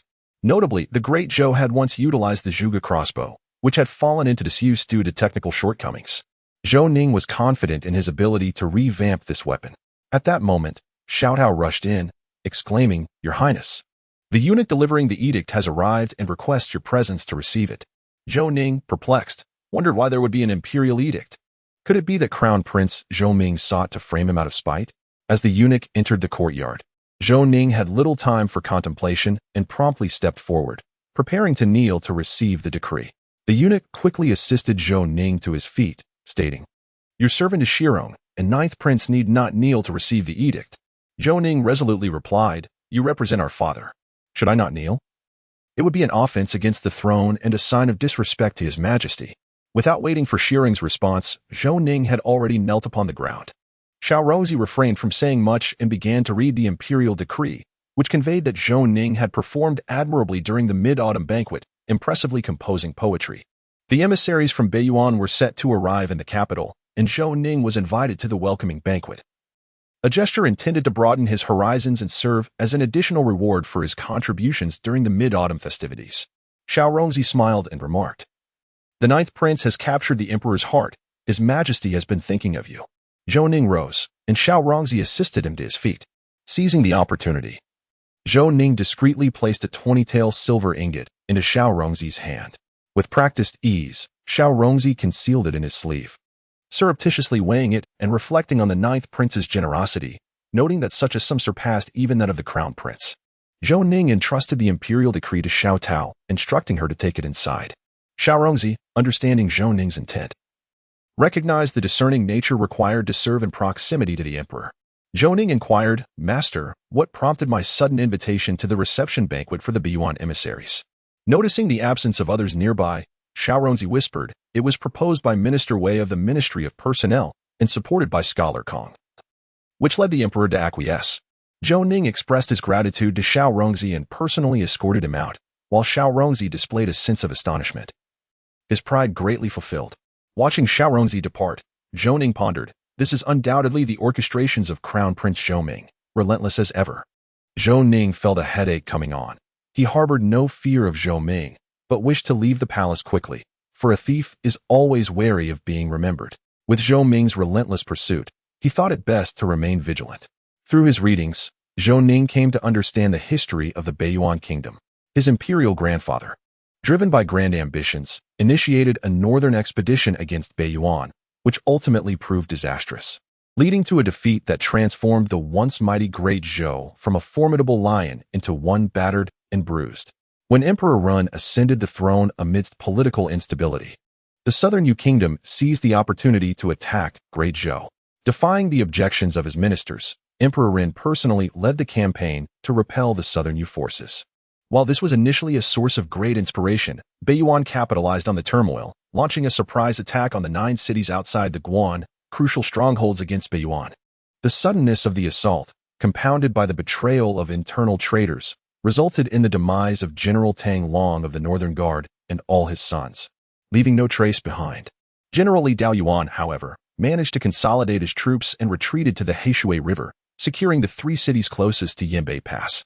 Baiyuan achieved a resounding victory but chose not to press further against Great Zhou, opting instead to leave the 3 cities intact. Yet, each winter, Baiyuan's cavalry would raid, subjecting the border populace to untold suffering and humiliation. This marked a lifelong disgrace for Emperor Ren Zhou Tianxi and contributed significantly to the decline of Great Zhou. A decade has passed, and the 3 cities beyond the pass now house few civilians, primarily military households and those sentenced to serve there as punishment. As a semi-nomadic people, Baiyuan faced a sudden climate shift this year that resulted in a food shortage across the steppes. Consequently, the Baiyuan emperor sought to negotiate a trade with Great Zhou, offering war horses in exchange for grain. However, the conditions imposed are exceedingly stringent, bordering on coercion. Should the Great Zhou refuse the terms proposed by Baiyuan, the formidable cavalry of 100,000 stands poised beyond the Yanbei Pass. Consequently, Emperor Ren Zhou Tianxi finds himself in a state of acute distress, burdened by the weight of his responsibilities. He is apprehensive that General Li Daoyuan, who currently guards the borders in place of Tang Long, may falter against the onslaught of Baiyuan's ironclad forces. Thus, he has consented to the dispatch of envoys from Baiyuan to the imperial capital for negotiations. Zhou Ning reflects on the wisdom of the founding leader of the Dragon Kingdom. A weak nation possesses no diplomatic leverage. The ravenous ambitions of Baiyuan, given the opportunity, would undoubtedly persist in their aggression against the Great Zhou. Moreover, the neighboring states of Nanwei, Dongman, and Xizang are far from benign, further endangering the precarious situation of the Great Zhou. It is profoundly challenging to aspire to the carefree existence of a prince amidst such turmoil. Zhou Ning privately laments his predicament. While others who traverse realms often possess golden advantages, he finds himself bereft of such fortune. Merely an overlooked prince in a palace rife with peril, the crown prince constantly seeks to eliminate him, and the Great Zhou is beset by both internal strife and external threats, presenting a truly hellish beginning. Zhou Ning is acutely aware of the crown prince's ulterior motives. Yet this situation also affords him an opportunity. Should he excel in this endeavor, he might propose to distance himself from the imperial capital, where the mountains rise high and the emperor's reach diminishes, thus rendering him beyond the grasp of any threat. As days pass, Zhou Ning diligently engages in physical training. During this period, he has visited Zhao Feihu several times. His mother has recovered significantly. Zhou Ning has purchased a residence for them in the capital, allowing them to settle comfortably. He has openly revealed his identity and shared his true circumstances with Zhao Feihu, permitting him to choose his own path. Zhao Feihu immediately expressed his unwavering loyalty, vowing to follow Zhou Ning, convinced that the 9th prince is destined for greatness. Zhou Ning has appointed Zhao Feihu as his protector, ensuring his safety. Zhao Feihu's entry into the palace was facilitated by Zhou Ning's commendable performance during the Mid-Autumn Festival banquet. The commanding officer responsible for security extended Zhou Ning a favor, thus accruing a debt of gratitude. Chapter 10. The Baiyuan envoy's Zhou Ning has been exceedingly discreet of late, cautious not to attract the attention of the crown prince or other princes, lest he invite unnecessary complications. Today, the Baiyuan delegation has arrived in the imperial capital of the Great Zhou, and officials from the Ministry of Rites have summoned Zhou Ning to attend the banquet welcoming the envoys. Zhou Ning perceives his participation as merely a formality, which leaves him at ease. As the time for the banquet approaches, he is accompanied by Xiao Tao and Zhao Feihu to the grand hall where the feast is to be held. Zhao Feihu and Xiao Tao remain outside the hall, while Zhou Ning proceeds alone within. Upon entering, he quickly notices a group of rugged men, all sharing the common trait of bowed legs, which unmistakably identifies them as Baiyuan individuals. Their distinct gait, a consequence of their frequent horse riding, serves as a hallmark of their identity. Seated at the forefront of the Beiyuan delegation are a young man and an elder, whose refined demeanor starkly contrasts with that of the burly Beiyuan men, suggesting they are members of the Beiyuan royal family. The young man's gaze meets Zhou Ning's as he enters, and the elder beside him whispers something, prompting the young man to display a disdainful smile before diverting his attention away from Zhou Ning. The crown prince, upon noticing Zhou Ning's arrival, revealed a knowing smile. The second prince, Zhou Li, recognized this smirk as a sign that the hypocritical crown prince was once again plotting against Zhou Ning. With a sly grin, Zhou Li mused to himself about the amusing spectacle of dog-eat-dog. As Zhou Ning entered, the ministers and generals paid him little mind. An official from the Ministry of Rites ushered him to his seat. Whispers filled the grand hall as attendees conversed among themselves. The representatives from Beiyuan displayed their arrogance, laughing boisterously, their laughter jarring to the ears. The military officials gritted their teeth, wishing to confront these Beiyuan people, yet aware that the repercussions would be too dire for the Great Zhou to bear. At that moment, the voice of Chief Eunuch Dashi echoed through the hall. His Majesty has arrived. Instantly, silence enveloped the room, and all stood in reverence as Emperor Ren took his place on the dragon throne. The officials and princes of Great Zhou knelt in respect, while the Beiyuan delegation remained unmoved. Emperor Ren furrowed his brow, observing the stationary Beiyuan representatives.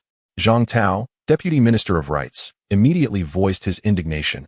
Beiyuan envoys, you represent your nation here in Great Zhou. How dare you be so disrespectful? Why do you not kneel before His Majesty? A burly Beiyuan man laughed heartily. That is your emperor, not ours. We bow only to the strong, and you have yet to earn that right. The Beiyuan delegation erupted into laughter, inciting fury among the officials and princes of Great Zhou, who clenched their jaws in anger. Zhou Ning sighed inwardly, shaking his head. This was the lament of a weak nation. Upon hearing the Beiyuan man's words, Emperor Ren instinctively clenched his fists, revealing the extent of his rage. Wei Hong, Minister of War, interjected. If Beiyuan is so formidable, why come to Great Zhou for negotiations? Is that not contradictory? The elder from Beiyuan regarded Wei Hong with a smile. Minister Wei, our emperor seeks to avoid unnecessary bloodshed and wishes to resolve conflicts through peaceful means, which is why we have come to Great Zhou. This is the sincerity of the great Yuan emperor. We hope you will seize this opportunity. The elder's words were both firm and gentle, implying, the opportunity is now in your hands, Great Zhou. How you choose to respond is up to you. The Great Yuan can accept any outcome from these negotiations. This was the confidence of a strong nation. The opportunity is bestowed upon you, and if you do not comply, we may resort to war. Do you dare? Minister Wei Hong understood the underlying message and retorted with a smile. If the Beiyuan state master has personally come, you would not do so if war was your intention. Since we are here to negotiate, let us adopt a negotiating stance. The elder, known as Di Qiu, was the state master of Beiyuan, reputed as the wisest man in the realm. His strategic counsel had been instrumental in the unification of Beiyuan under Emperor Wu Yuan. Di Qiu laughed heartily. I have come to Great Zhou to offer you an opportunity, not out of fear of confrontation. Minister Wei, you must understand this. Angered, Wei Hong was about to argue further when Emperor Ren interjected. Today's banquet is to welcome you. All other matters will be discussed in court tomorrow. State Master Di Qiu replied, Your Majesty, since we are on this topic, let us seize the moment to discuss it now. Both Emperor Ren and the ministers and generals of Great Zhou were perplexed. Was Beiyuan truly so eager to negotiate? Emperor Zhou Ren wished to discern the intentions of the Northern Yuan, and thus signaled for the Northern Yuan's master to continue speaking. The master of the Northern Yuan then proclaimed, Lord Wei has declared me the most astute individual of the Northern Yuan. Let us establish a wager. I shall present 3 questions, and should your esteemed Zhou officials answer them correctly, we shall promptly return to the Northern Yuan, along with conceding 3,000 superior war horses to you. However, if you fail, we have but one request. You shall provide us with provisions, 1 dough of grain on the first day, 2 dough on the second, 4 dough on the third, and so forth for a full year. What say you? The officials of the Great Zhou engaged in fervent discussion, while Zhou Ning furrowed his brow, contemplating. The Northern Yuan truly possesses a cunning strategy. Should we lose and acquiesce to the Northern Yuan's demands for provisions, it is likely that all of Great Zhou would face starvation. Emperor Zhou Ren understood that this was a calculated intimidation from the Northern Yuan's master. To decline would signify that the people of Great Zhou were lesser in wit than those of the Northern Yuan, while a loss would mean surrendering provisions without recompense. The allure of superior war horses was indeed tempting to the emperor, as Great Zhou was in dire need of such steeds. Zheng Weiguo, the Minister of Revenue, laughed heartily. Your Majesty, we can accept this wager. Even if we were to lose, what would it matter? Our Great Zhou is vast and bountiful. Our granaries overflow with grain. Can we truly be concerned over such a trifling quantity? Zhou Ning shook his head in dismay, lamenting that such a person could hold the esteemed position of Minister of Revenue, for the fall of Great Zhou seemed imminent. Upon hearing Zheng Weiguo's remarks, the Northern Yuan master immediately interjected. This esteemed gentleman speaks the truth. Indeed, this amount of grain is insignificant. However, I wonder if you possess the courage to wager. At this juncture, Crown Prince Zhou Ning interjected. Great Zhou is indeed vast and prosperous, filled with exceptional talents. Are we to be outdone by you barbaric folk? His words struck a chord with the officials present, garnering their robust support and further amplifying the Crown Prince's confidence. The Northern Yuan master replied, since His Highness the Crown Prince has acquiesced, let us have the third prince of the Northern Yuan pose the questions. Challenging the princes of Great Zhou. I wonder if your esteemed princes dare to accept? The members of the Northern Yuan delegation erupted in laughter. As the young man seated at the forefront, the third prince of the Northern Yuan stood with a smile. The master of the Northern Yuan, Dichio, had effectively transferred the wager to the Northern Yuan's third prince and the princes of Great Zhou. Should the officials of Great Zhou intervene, a victory would be tainted. For it was a test of resolve to see if Emperor Zhou Run would entrust such significant matters to his own sons. Chapter 11. The Northern Yuan's deception. Crown Prince Zhou Ming felt a sudden jolt of realization, recognizing he had fallen into the Northern Yuan master's trap, having hastily agreed in a moment of fervor. Yet it was too late to retract his words. Fearing the Emperor's wrath, he covertly glanced at Emperor Zhou Ren, relieved to find no sign of anger. Emperor Zhou Ren, witnessing the unwavering confidence of the Northern Yuan master Dichio, felt a surge of indignation and inquired, can your third prince truly represent the Northern Yuan? Before the Northern Yuan master could respond, the third prince interjected, upon my arrival, my father bestowed upon me this authority. Should I fail, the Northern Yuan shall honor its commitment. Emperor Zhou Ren nodded, and Crown Prince Zhou Ming, seeing his father's consent, immediately declared, then let us settle this once and for all. The ministers, somewhat flustered, regarded the situation as a jest, entrusting the fate of the nation to these princes. However, with Emperor Zhou Ren's tacit approval, they dared not voice their objections. The third prince of Beiyuan proclaimed, let us commence at once. Remember my name, Wu Qingshu. Zhou Ning nearly laughed aloud. Such a name seemed destined for defeat. With Emperor Zhou Ren's agreement, the other princes were eager to prove themselves, sensing an opportunity to gain their father's favor and secure a more prominent place in his heart. The Beiyuan national teacher wore a smile that suggested a scheming triumph. Stepping forward with bravado, Prince Wu Qishu arrogantly stated, any prince of the Great Zhou can answer my questions. As long as you answer correctly, you win. His arrogance was palpable, and the appearance of the Beiyuan prince was indeed infuriating. Fifth Prince Zhou Yong was about to charge at the boastful Wu Qishu when he was restrained by Seventh Prince Zhou Yu. Calm down, brother, Zhou Yu urged. If our elder brother the Crown Prince wins, let us see how boastful he remains. Hearing these words, Zhou Yong composed himself, huffing in annoyance. Wu Qingshu, filled with self-satisfaction, elicited a strong urge in Zhou Ning to confront him physically. Crown Prince Zhou Ming turned to Wu Qishu and said, enough with the idle chatter, present your question. Wu Qingshu replied with a smile, since you are so eager to lose, I shall pose my question. All eyes turned to him, curious about the difficulty of his query. Given his confidence, Zhou Ning mused, it can't possibly be another chicken and rabbit in the same cage problem, can it? Wu Qingshu announced, I have my question ready. Listen closely, 100 buns for 100 people, with one adult consuming 3 buns and 3 children sharing 1 bun. How many adults and how many children can finish the buns exactly? The princes of the Great Zhou began to calculate upon hearing the question from the Beiyuan prince. With Zhou Yang straining to use every mental resource at his disposal, while Crown Prince Zhou Ming furrowed his brow in concentration, Zhou Ning chuckled inwardly. The complexity had diminished to mere people and buns, a trivial challenge. The ministers of the Great Zhou discreetly worked out the answer, each one unwavering in their calculations. Soon, a stick of incense had burned down, and Wu Qingshu laughed. Such a simple question. Can none of the Great Zhou princes answer? Fifth Prince Zhou Yong retorted. Can 3 children truly be satisfied with 1 bun? At his words, a hush fell over the crowd, followed by the laughter of the Beiyuan delegation. Wu Qingshu cast a disdainful glance at Zhou Yong. Emperor Zhou Ren nearly choked with indignation, while the ministers squirmed in embarrassment. Blushing furiously, Zhou Yong attempted to speak, but was interrupted by Crown Prince Zhou Ming, who scolded, "Go away and spare us the humiliation. Beware of our father's wrath." Stealing a glance at Emperor Zhou Ren, Zhou Yong noted his father's furious expression and quickly retreated to the back. Wu Qishu chuckled, "Fifth Prince, your concern for children is indeed heartwarming." The laughter from the Beiyuan delegation resumed, echoing through the hall. The Crown Prince Zhou Ming declared, "Enough of the idle chatter. This question poses no challenge for us. Whoever knows the answer, please share." The other princes exchanged glances, yet none spoke. Feeling the weight of embarrassment, Zhou Ming cast a frustrated glance at the seventh prince, Zhou Yu. With reluctance, Zhou Yu replied, 30 adults and 70 children. The third prince of Beiyuan shook his head, stating, "Incorrect."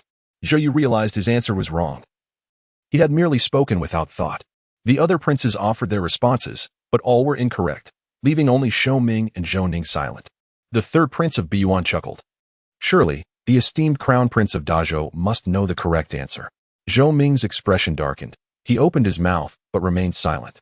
Emperor Zhou Run and the ministers, observing Zhou Ming's demeanor, understood that Dazhou had lost. If the crown prince did not know, one could hardly expect the inept ninth prince Zhou Ning to fare any better.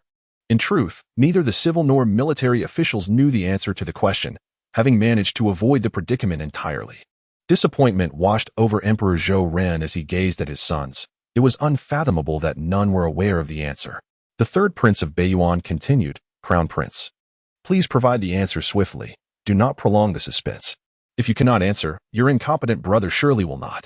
Zhou Ming's face paled as he struggled to utter, "I do not know the answer." Laughter erupted from the Beiyuan side, with the national teacher of Beiyuan smirking and the third prince laughing boastfully. Suddenly, a voice interjected. "Such a simple question, and you dare to ask? What is there to be proud of?" All turned to the speaker, who was none other than the inept ninth prince Zhou Ning, leaving everyone astonished. Zhou Ning had initially wished to remain in the shadows, but the third prince's mockery compelled him to respond. The third prince of Beiyuan was taken aback, then erupted into laughter. "A worthless prince like you knows the answer to this question? Are you jesting?" The people of Beiyuan laughed heartily, while those from Dazhou felt despondent, ready to concede. Only to be surprised by Zhou Ning's audacity in speaking up. Emperor Zhou Ren nearly rebuked Zhou Ning outright, but restrained his anger upon seeing Zhou Ning's calm demeanor, hoping he might redeem Dazhou's honor. Zhou Ming felt a flicker of joy. Zhou Ning had diverted attention, sparing him from embarrassment. All the princes awaited Zhou Ning's potential folly. Zhou Ning smiled. "Such a question, I find it almost embarrassing to ask. It is far too simple." His arrogance rivaled that of the third prince of Beiyuan, Wu Qishu, leading the ministers to ponder. Could it be that this so-called worthless prince truly knows the answer? It was not entirely implausible. Having rarely ventured beyond his home and immersed in books, perhaps he had fortuitously stumbled upon the solution. The people of Beiyuan were well aware of Dazhou's circumstances and Zhou Ning's reputation.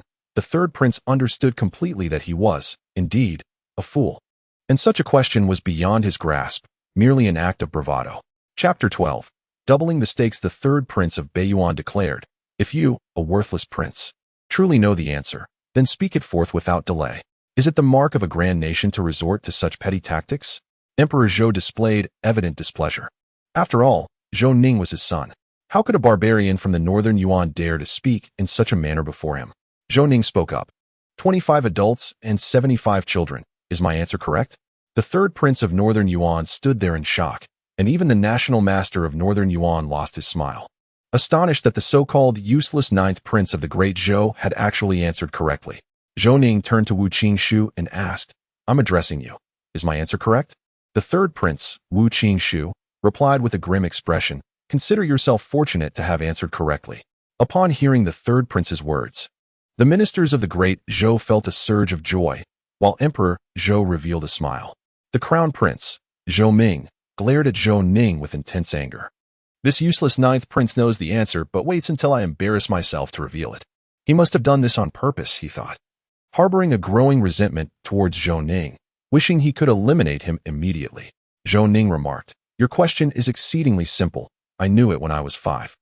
It lacks any difficulty." Wu Qishu, with a cunning smile, responded, "It seems the most formidable among the princes of the Great Zhou is not His Highness the Crown Prince, but rather His Highness the Ninth Prince. This was a blatant attempt at sowing discord, and the petty-minded Crown Prince Zhou Ning, whose heart was narrow, found this remark to be like adding fuel to the fire, intensifying his hatred for Zhou Ning. Observing the Crown Prince's dark expression, Zhou Ning realized that the fool had fallen into a trap and sighed inwardly. The Crown Prince addressed the third prince, saying, "We share a deep brotherly bond. There is no need for you to sow discord. I hold great admiration for my younger brother's intellect." He even gently draped an arm around Zhou Ning's shoulder, appearing quite amiable. Zhou Ning responded with an innocent smile. Both were adept actors. The Crown Prince continued to Wu Qishu, "Please proceed with further questions. I am confident no query can stun my younger brother."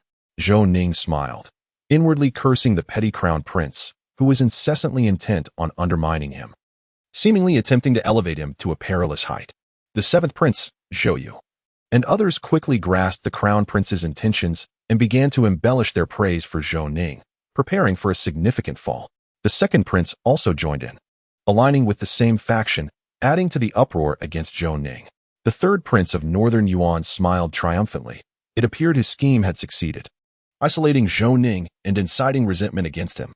Wu Qishu continued, "You answered the first question correctly. I shall present another.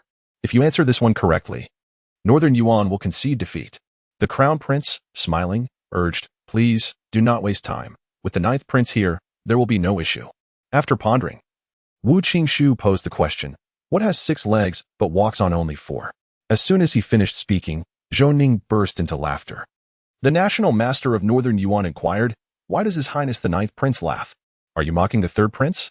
Zhou Ning replied with a smile, "Master, you misunderstand. I am not mocking the third prince. I merely find it curious that such a question is even considered one. It is rather childish." The Master of Beiyuan gazed at Zhou Ning and remarked, "Since His Highness the Ninth is aware of the answer, why not share it with everyone? If you are correct, the Great Zhou prevails. If you are mistaken, Beiyuan triumphs. Do you dare to accept this challenge?" Zhou Ning turned to the third prince, Wu Qishu, and inquired, "Does the Master's word hold weight? Can he truly represent the Emperor of Beiyuan? After all, you are the prince." This statement was a subtle attempt to sow discord. Yet Wu Qishu was not easily swayed. He replied, "The Master's status in the Great Yuan is exceedingly significant, certainly more authoritative than my own words. You need not attempt to incite discord. Such trivial tactics are of no consequence." Observing the third prince's composure contrasted sharply with the demeanor of Crown Prince Zhou Ning. Upon hearing Wu Qishu's response, Zhou Ning directly asserted, "If I am correct, it is indeed a victory for the Great Zhou. If I am wrong, it would simply be a tie at 1-1. A single game to determine the victor places us at a disadvantage. Your calculations are rather astute, Master." The Master of Beiyuan nodded at Zhou Ning's words and asked, "Your Highness, what do you propose?" Zhou Ning replied solemnly, "Should I succeed, the Great Zhou will win, and Beiyuan must return the 6 cities it has seized beyond Yanbei Pass. Do you dare to accept this wager, Master?" The civil and military officials of the Great Zhou were profoundly astonished by Zhou Ning's audacity to propose such a bet. The Master of Beiyuan responded sternly, "Your Highness, is your wager not excessively bold? Is it not somewhat fanciful?" Zhou Ning laughed heartily. "Is my wager fanciful? Is yours not equally so? If the Great Zhou were to lose, the entirety of our grain would not suffice to meet your demands. Do you truly believe everyone else to be a fool? When gambling, one must present equal stakes. Does the Master not comprehend this principle?" The Master of Beiyuan, taken aback, realized that Zhou Ning had discerned their intentions and their plans, while the people of the Great Zhou were perplexed by Zhou Ning's words. Emperor Zhou Ren understood his intent and immediately instructed the Minister of Revenue, Zheng Weiguo, to calculate the grain compensation should they lose. Zheng Weiguo initially perceived Zhou Ning's concerns as an overreaction and promptly set about calculating the figures. However, as the calculations progressed, his anxiety grew. Sweat drenched his court attire, and he trembled as he realized that even after calculating for just a month, the sum was astronomical. Should they lose, it would equate to a devastating defeat for the Great Zhou. Emperor Zhou Ren summoned Shi to present the calculations. Upon seeing the preliminary astronomical figure, he recalled Zheng Weiguo's earlier bravado about being able to afford the losses, which now seemed utterly misguided. A glance exchanged between the emperor and Zheng Weiguo rendered the latter nearly incapacitated, only to be steadied by his aides. The Master of Beiyuan then proposed, "In that case, let us augment our wager. If your Highness the Ninth loses, you must cede the remaining 3 cities at Yanbei Pass to the Great Yuan. Do you dare to accept this? Zhou Ning responded boldly, what is there to fear? Before he could finish his statement, Crown Prince Zhou Ning shouted, how dare you? Zhou Ning, who gave you the audacity to speak on behalf of our emperor and agree to their wager? Do you not consider the authority of our father? You treat matters of state as mere trifles. The Minister of Personnel, Wei Wuji, immediately interjected, Your Majesty, the ninth prince is exceedingly reckless. I implore you to impose severe punishment. The faction loyal to the crown prince began to berate Zhou Ning, while the Northern Yuan's royal tutor, the third prince, observed the spectacle with amusement. The royal tutor quietly remarked to Wu Qingshu, Behold, this is the state of Dezhou, even in the face of external threats. They squabble amongst themselves. This is the true cause of Dezhou's decline. Wu Qingshu nodded in agreement, fully endorsing the tutor's sentiments. Chapter 13, Victory at that moment. Emperor Zhou Rin erupted in anger. Silence. Do you not see me, your sovereign? The assembly fell into a hushed silence, and the emperor cast a fierce glare at the crown prince. To attack one's own brother in front of the enemy is a display of narrow-mindedness unbefitting of Dezhou's future heir, leaving much to be desired. The emperor then turned his attention to his son Zhou Ning, whom he had never truly regarded, and solemnly inquired, Ninth, do you truly grasp this matter? Should you err, Dezhou shall face defeat, and I will not show you mercy. Should you succeed, you shall be handsomely rewarded. Zhou Ning replied earnestly, Father, I possess absolute confidence. The emperor nodded in approval. Zhou Ning proposed to the Northern Yuan royal tutor, Let us act as commoners first and gentlemen thereafter. We shall inscribe our answers on paper and reveal them simultaneously. What do you think? The royal tutor smiled. Excellent, that aligns with my intentions. Ensuring Dezhou cannot refute it, the third prince may act on my behalf. Zhou Ning retorted playfully. I, too, worry that should you lose, you might not acknowledge it. Emperor Rin commanded the Grand Minister, Deshi, to procure ink and paper immediately. Zhou Ning and the Northern Yuan third prince inscribed their answers. The Crown Prince Zhou Ming harbored a desire for Zhou Ning to fail. Such a misstep would surely incite the emperor's wrath. Allowing the Crown Prince to further exacerbate the situation, ensuring Zhou Ning would not only suffer but be severely punished. The second prince and others awaited the spectacle with glee. Even if Zhou Ning survived, the emperor would undoubtedly exact his vengeance, branding him with disgrace. Zhou Ning and the Northern Yuan third prince exchanged knowing smiles, both confident in their success, and revealed their answers simultaneously. The third prince and the royal tutor displayed expressions of disbelief, exclaiming, How could this be possible? Observing the Northern Yuan royal tutor's reaction, Crown Prince Zhou Ming realized that Zhou Ning had answered correctly, leaving him bewildered. How is this possible? This waste has seemingly transformed. I know too well what sort of person Zhou Ning is. The hall fell into an oppressive silence until suddenly, the civil and military officials of Dezhou erupted in cheers. We have won. Miraculously, we have triumphed. The ninth prince, Zhou Ning, has achieved an unprecedented feat. Some ministers wept tears of joy, for this had cleansed the shame of Dezhou. The emperor maintained a composed demeanor, yet his hands gripped the dragon throne tightly, revealing his profound excitement as the corners of his mouth curled upwards. Indeed, Zhou Ning's answer was identical to that of the Northern Yuan third prince. And as Zhou emerged victorious, securing not only 3,000 superior warhorses, but also reclaiming lost territory, restoring the dignity of Dezhou and alleviating the emperor's anxieties. The Northern Yuan third prince Wu Qishu stood frozen, murmuring to himself, How could he possibly know? Is it true that he possesses remarkable intelligence? Has he truly engaged in extensive study? The master of the Northern Yuan gently patted the third prince's shoulder, offering quiet solace. Your Highness, victory and defeat are commonplace in warfare. Do not let a single setback extinguish your resolve to continue battling our adversaries. Although the 6 cities we occupy beyond the borders must be returned to the Great Zhou, this is not entirely unfavorable. In truth, His Majesty has long desired to relinquish these 6 cities, seeking only to maximize our benefits. However, the unforeseen emergence of the Great Zhou has thwarted our plans, and His Majesty will not hold you accountable for this failure. Wu Qingshu expressed his gratitude, saying, Thank you, Master.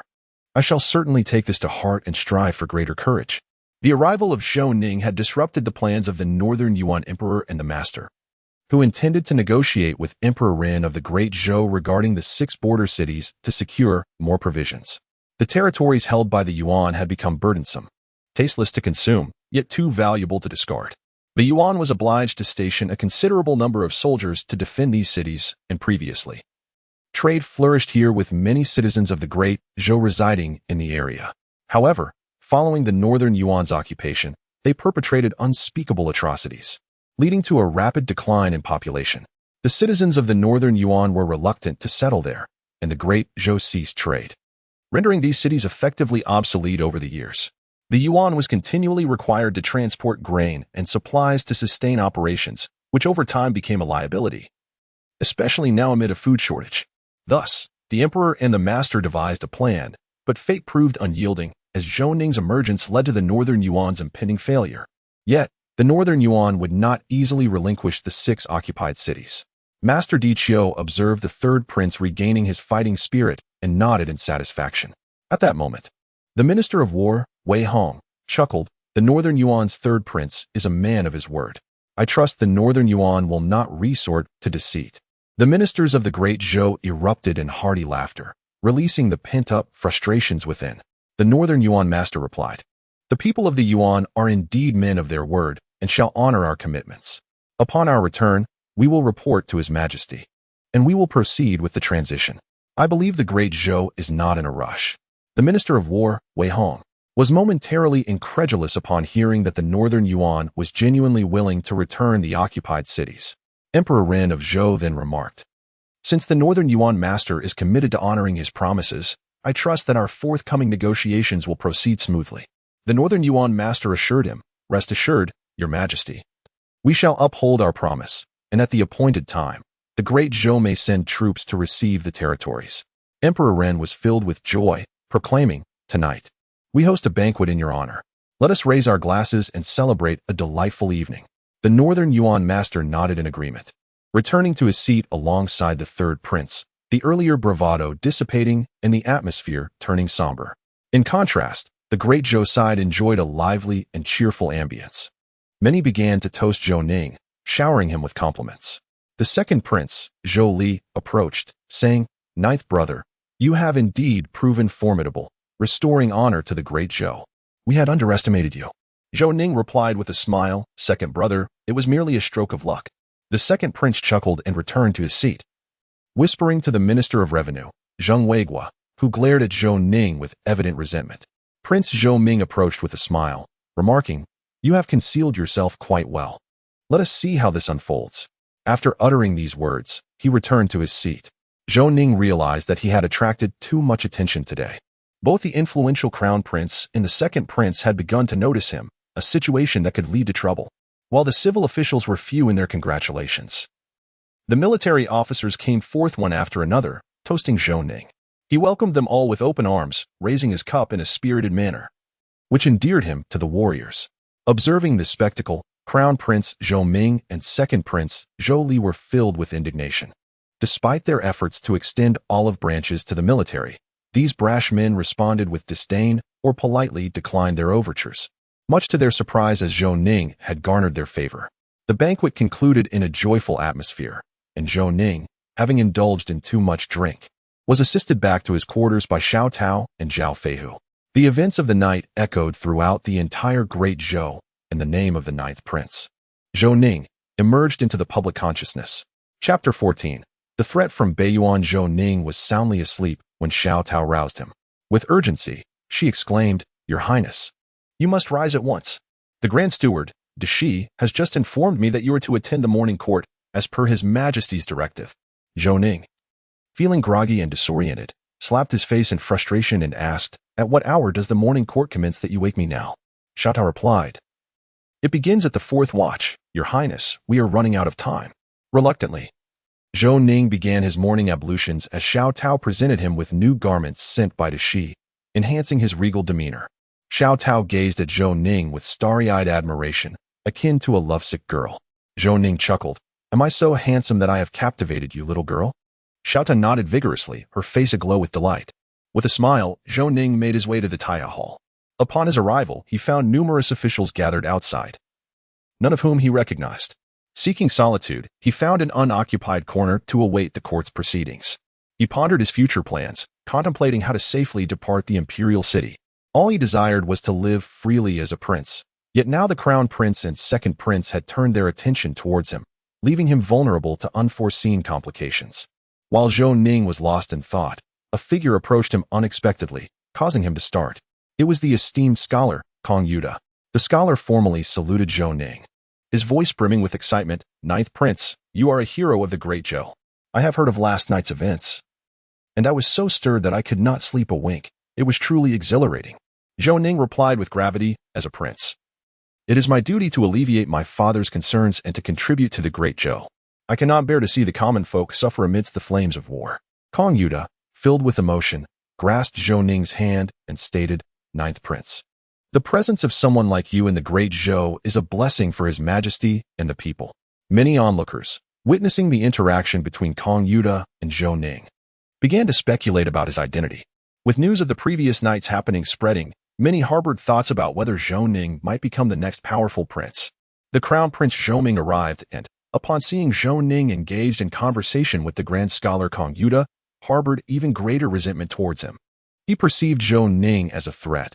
Kong Yuda, being the emperor's mentor, still held some influence over Emperor Zhou Ran, who occasionally sought his counsel. Kong Yuda's admiration for Zhou Ning was certainly not favorable for the crown prince. The second prince also took note of Zhou Ning's presence and began to regard him with caution. Last night, the military officials had enjoyed amiable discussions with Zhou Ning, and today the grand scholar Kong Yuda was again conversing with him, which boded ill. Before long, it was time for the morning court session. Zhou Ning, unfamiliar with the proceedings, was uncertain where to stand and made his way to a corner of the Taiha Hall, intending to catch a brief nap. Having risen too early that day, "The emperor has arrived," announced the grand steward Dashi. Emperor Zhou Ren took his place upon the dragon throne and, noticing Zhou Ning's absence, inquired of Dashi. Dashi pointed toward Zhou Ning's position, prompting the emperor to instruct Dashi to summon him. Dashi approached Zhou Ning respectfully, saying, "Your Highness, your seat is at the front. His Majesty has requested that I escort you there." Zhou Ning replied, "I appreciate your assistance, esteemed Grand Steward." Dashi quickly responded, "I am unworthy of such praise."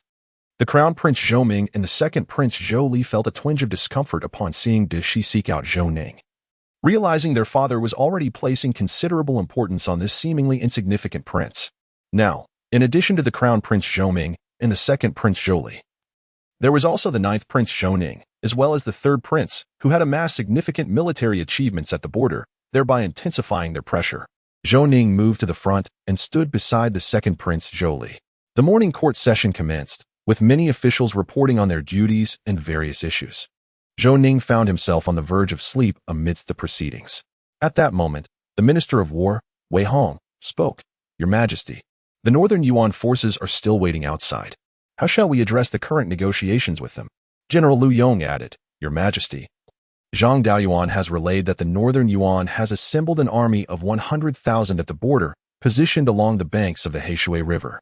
Crown Prince Zhou Ming remarked, "Father, the Northern Yuan's gathering of troops at the Heishui River is merely a form of intimidation, aimed at facilitating the negotiations. There is no need for alarm."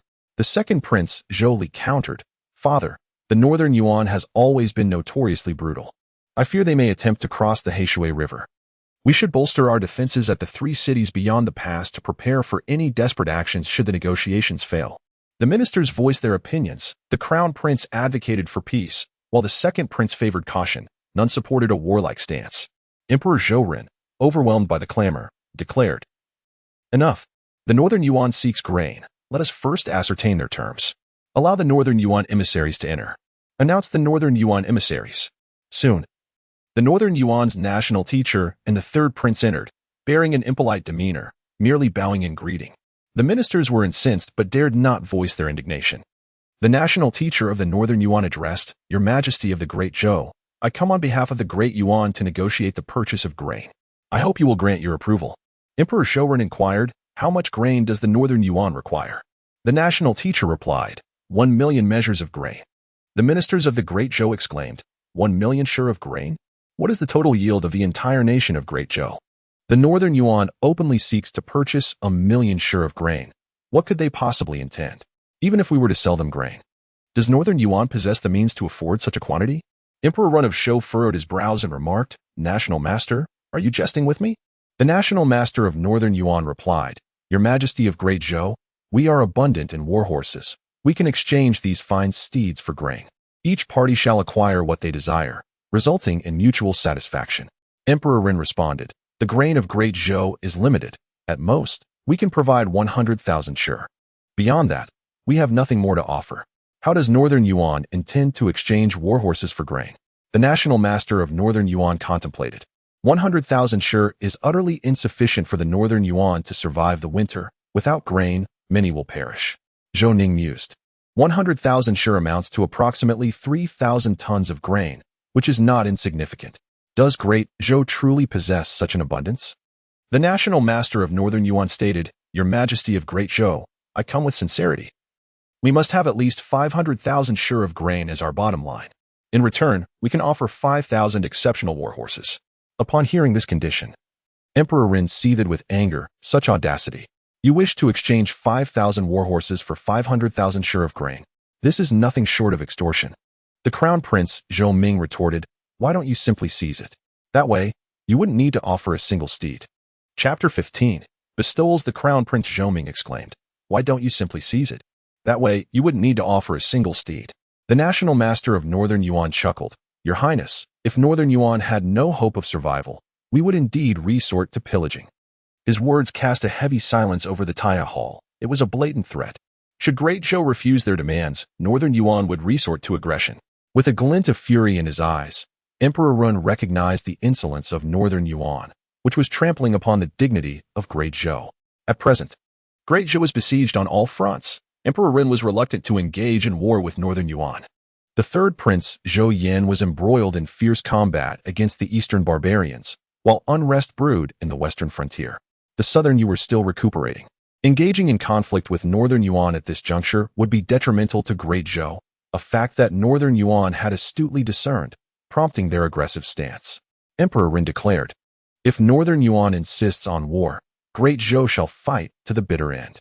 The national master of Northern Yuan responded, "If Great Zhou is willing to sell us grain, Northern Yuan shall not cross the border, and we will promptly return the 6 cities outside Yanbei Pass as per our agreement. This is our sincerity. I wonder if your Majesty is satisfied." Emperor Ren replied, 500,000 sure is excessive. Great Zhou does not possess such a quantity. At most, we can offer 150,000 sure, which is within our acceptable range." The national master of Northern Yuan considered this and found 150,000 sure acceptable, believing that if they could endure this winter, they would surely breach Yanbei Pass the following year, claiming all of Great Zhou as their territory. The national master of Northern Yuan said, "Your Majesty of Great Zhou, your sincerity is commendable. 150,000 sure of grain is agreeable to Northern Yuan." Emperor Ren stated, "Grain may be sold to Northern Yuan, but the conditions must be amended. 150,000 sure of grain in exchange for 20,000 superior war horses. And not a steed less." The national master of Northern Yuan laughed, "Your Majesty of Great Zhou, are you jesting with me? 20,000 superior war horses are not available in Northern Yuan. Even if they existed, they would not be exchanged. If that were the case, there would be no need for further discussion." Emperor Zhou Ren's expression darkened, for the Northern Yuan sorcerer had become exceedingly presumptuous, and the atmosphere in the Grand Hall was fraught with tension. At that moment, Wei Wuji, the Minister of Personnel, spoke up, "As this is a transaction, we can negotiate and bargain to reach a mutually satisfactory outcome." His words alleviated the tension, and Emperor Zhou Ren replied in a deep voice, "I too hope that Northern Yuan will demonstrate sincerity. The Great Zhou is not a lamb to be slaughtered at will."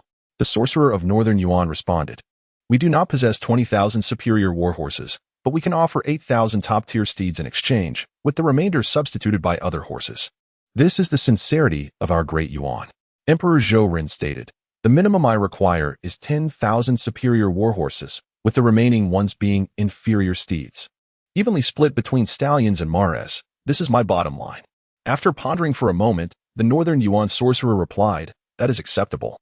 But we must complete the transaction before winter arrives." Emperor Zhou Ren remarked, "That will depend on when Northern Yuan can deliver the horses." The sorcerer of Northern Yuan said, "We will need time to gather the steeds. Shall we conduct the transaction in 2 parts? Emperor Zhou Ren agreed, "That aligns with my intentions, as we too require time to prepare provisions." Thus, the Northern Yuan sorcerer deemed this mission to be successfully accomplished. At that moment, Grand Scholar Kong Yuta interjected, Your Majesty. I have heard that during the previous night, the ninth prince engaged in a high-stakes gamble with the third prince of Northern Yuan, and the ninth prince emerged victorious. I am curious when Northern Yuan will fulfill the terms of the wager. The third prince of Northern Yuan replied, Great Yuan will promptly return the 6 cities beyond Yanbei Pass as per the agreement. But I have one request which I hope the Emperor of Great Zhou can consent to. Emperor Zhou Ning inquired. One must honor their bets. What further demands does Great Yuan have? Do they intend to renege? The third prince clarified, Your Majesty, you misunderstand. My request is simple. I wish for the ninth prince to personally travel to Yanbei Pass to finalize the handover. Having lost to him, I wish to personally present the cities to him. May I inquire if the Emperor of Great Zhou would agree? The courtiers of Great Zhou were somewhat displeased. Receiving the cities at Yanbei Pass would be a noteworthy achievement, not something to be handed over to the ninth prince. Zhou Ning contemplated. The Northern Yuan harbors ill intentions. They aim to take revenge on him. Even if he were to go to Yanbei Pass, it is doubtful Northern Yuan would willingly return the 6 cities. Emperor Zhou Ning responded, This matter is of great significance. We need to deliberate. When you return to Northern Yuan, I shall provide you with my answer. The third prince of Northern Yuan chuckled. Does the esteemed prince of Great Zhou dare not go to Yanbei Pass? This was a provocation, and Zhou Ning remained silent, which made it seem as if he were genuinely afraid. Crown Prince Zhou Ming and Second Prince Zhou Li, observing Zhou Ning's silence, looked down upon him. Crown Prince Zhou Ming hastily spoke. Father, I am willing to replace ninth brother and travel to Yanbei Pass to alleviate your concerns.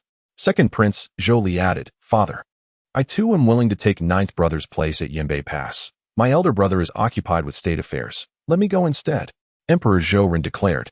Since the sorcerer of Northern Yuan has concluded their negotiations, you may withdraw. There are matters not suitable for your ears.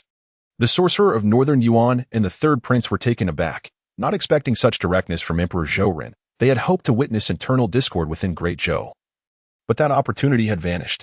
The two had no choice but to depart from the Hall of Supreme Harmony. Once they were alone, Emperor Zhou Ning turned to Zhou Ning and spoke. Last night, you rendered great service to the Great Zhou. I have promised ample rewards, and my word is as good as gold. Today, I shall bestow upon you a gift. Zhou Ning replied, Father, it is my duty to contribute to the Great Zhou. Emperor Zhou Ning continued, I am just in rewards and punishments, thus, my words hold weight. You have offended the Northern Yuan, and they likely harbor resentment against you. Therefore, I grant you a personal guard of 300 men. No one anticipated that Emperor Zhou Ning would bestow a personal guard upon Zhou Ning. The Crown Prince Zhou Ming commanded a guard of 1,000, while the second prince had one of 100, highlighting the significance of Zhou Ning's recent achievement. Zhou Ning felt immense joy, for this was precisely what he needed, and he expressed his gratitude. Thank you, Father. Emperor Zhou Ning further instructed. Liu Yong, select 300 from the Jinwu Guard. The assembly gasped, for the Jinwu Guard was an elite force of the Great Zhou, composed of seasoned warriors ranked among the top 3 in combat prowess. The Crown Prince Zhou Ming's guard was merely chosen from the Imperial Forest Army. Emphasizing Zhou Ning's remarkable contribution, Zhou Ning responded, Thank you, Father. Emperor Zhou Ning then remarked, Your efforts have been instrumental in the Northern Yuan's willingness to return 6 cities. However, the Northern Yuan's third prince insists on your personal presence, which gives me cause for concern. What are your thoughts? Zhou Ning replied, Father, for the sake of the Great Zhou, I am willing to go to Yanbei Pass, though I fear the Northern Yuan may not uphold their promises. Crown Prince Zhou Ming interjected, If you are fearful, simply state it rather than making excuses. The Northern Yuan state master has assured us they will honor their commitments. Zhou Ning regarded Crown Prince Zhou Ming with a look of incredulity and retorted, If the Northern Yuan were to keep their word, even pigs would climb trees. In Chapter 16, titled The Marquis of the North, Crown Prince Zhou Ming exclaimed in anger, The Northern Yuan state master and third prince have both acknowledged the agreement. Upon their return, they will comply with our terms regarding the 6 cities beyond the pass. Why do you persist in spreading alarm? What are your true intentions? Zhou Ning replied, The ultimate goal of the Northern Yuan is the heartland of the Great Zhou, even if they agree to return the 6 cities. What happens if they delay and dangle promises before us? Once the Northern Yuan survives this winter, have you considered the consequences? Crown Prince Zhou Ming wished to counter Zhou Ning. Yet the possibility of the Northern Yuan seeking to delay their commitments and potentially launching an attack after winter lingered in the air.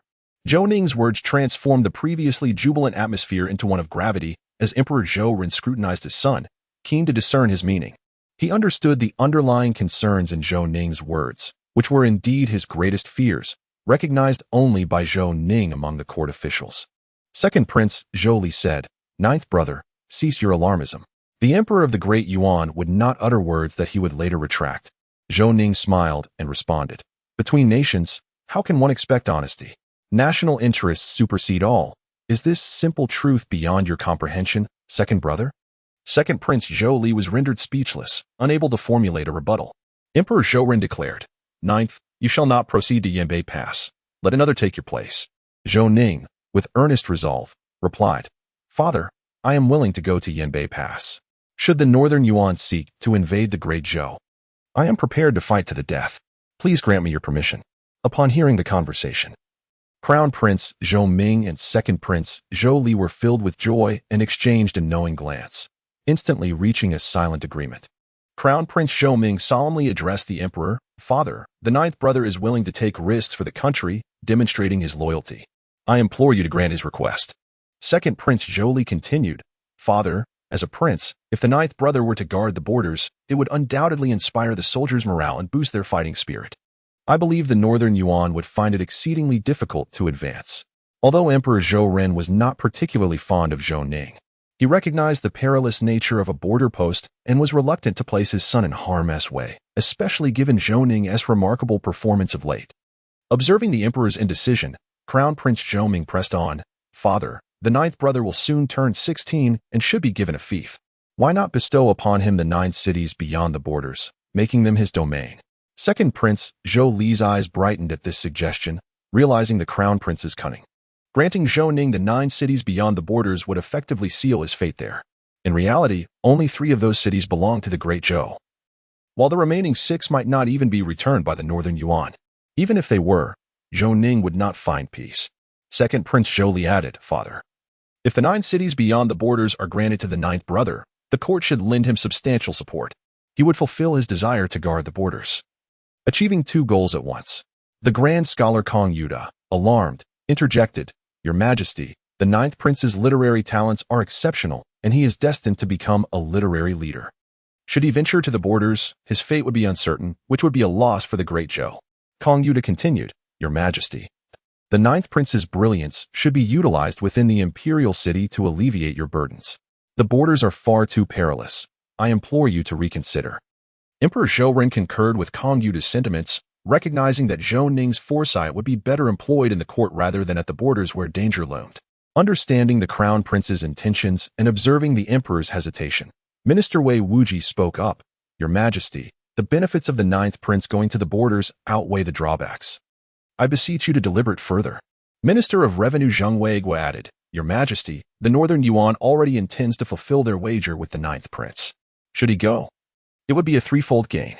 Both factions, led by the Crown Prince and Second Prince, supported Zhou Ning's expedition to the borders and the granting of the 9 cities as his fief. The emperor turned to Zhou Ning and said, "Young Ninth, as the party involved, please share your thoughts." Zhou Ning had long desired to leave the imperial city, though the 9 cities beyond the borders posed a risk. The remoteness of the mountains would afford him freedom. The emperor, feeling a sense of guilt, was bound to fulfill some of Zhou Ning's wishes. Zhou Ning replied, "Father, I am willing. As long as I live, I shall ensure that the northern Yuan does not penetrate the Great Zhou. Please rest assured." The emperor sighed in that case. "I shall bestow upon you the 9 cities beyond the borders. They are fraught with danger, and I shall appoint you as the Lord of the Northern Defense, permitting you to establish your own administration, which serves as my compensation to you." Zhou Ning immediately knelt in gratitude, as this meant he could establish his own small court. The Crown Prince and Second Prince grew anxious, recognizing that such power granted to Zhou Ning would effectively transfer military authority over the 9 cities to him. Crown Prince Zhou Ming remarked, "Father, the 9th brother lacks experience in military matters. Would it not be unwise to entrust him with the 9 cities beyond the borders?" The Second Prince, Zhou Li, remarked, "Father, the Crown Prince speaks most astutely. I urge you to ponder this matter deeply." Emperor Zhou Ren responded, "With Zhang Daoyuan at the borders, military endeavors shall rest primarily in his capable hands. I shall dispatch a decree to Zhang Daoyuan." Upon hearing this, both individuals felt a measure of reassurance. Zhou Ning's survival was uncertain, and what value lay in military authority when faced with the formidable cavalry of the northern Yuan. Emperor Zhou Ning issued numerous edicts, the majority concerning the 9 cities beyond the frontier, reflecting his profound concern for Zhou Ning and those regions. The news of Zhou Ning's elevation to the title of Duke of Northern Defense swiftly spread throughout the imperial city. Some lamented his fate, recognizing the peril he faced at Yanbei Pass, mourning the loss of his literary talent. Others perceived him as arrogant, believing that venturing to the 9 cities beyond the frontier amounted to a death sentence. None held optimism for Zhou Ning's prospects. Xiao Tao gazed at Zhou Ning with tear-filled eyes, having learned of his impending journey to the perilous frontier, which seemed tantamount to a march towards death. Just as Zhou Ning's circumstances began to improve, hope now seemed elusive. Conversely, Zhao Feihu viewed the situation differently. Should he venture to the borders, he would have the opportunity to showcase his prowess. Observing Xiao Tao dry her tears, Zhou Ning stated, "While others may not understand my predicament, do you remain oblivious? The dangers of the imperial city are not lesser than those beyond. The crown prince and the second prince are ever watchful. Only by departing from here, out of their sight, can I nurture any hope of survival." Xiao Tao, still weeping, protested, "Your Highness, the Northern Yuan people are far more savage. It is a far more dangerous path." Zhou Ning gently patted her head and replied, "The Northern Yuan pose no true terror. As long as one is fiercer than them and instills fear, they too can be subdued." Despite her tears, Zhao Feihu asserted, "With me present, there is nothing to fear. I will ensure your safety, Your Highness." Zhou Ning had no choice but to embark on this journey. Only by reaching the frontier and gaining military power could he find the confidence to lead the life he desired. He was compelled by circumstance. Chapter 17. Selection of Personal Guards. The news of Zhou Ning's appointment as Duke of Northern Defense reached both the Northern Yuan's Grand Master and the Third Prince. The Third Prince remarked, "Grand Master, Zhou Ning has been granted the title of Duke of Northern Defense, with his domain being the 9 cities beyond. I wonder what Emperor Zhou Ning is contemplating." The Grand Master chuckled. "Zhou Ning's rise has provoked the Crown Prince and the Second Princess envy.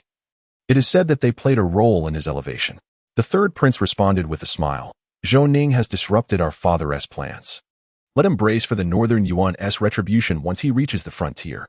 The Grand Master stated, "Officials and princes of the Great Zhou are fond of infighting. While Zhou Ning's talents are remarkable, he has been driven out of the imperial city. His fate beyond the borders will be dictated by the Northern Yuan."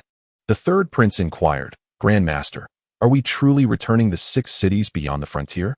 Furthermore, will our father admonish you for exchanging so many warhorses for provisions?"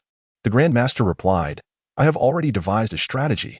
We shall establish the trading location at the borders, executing the exchange in 2 parts.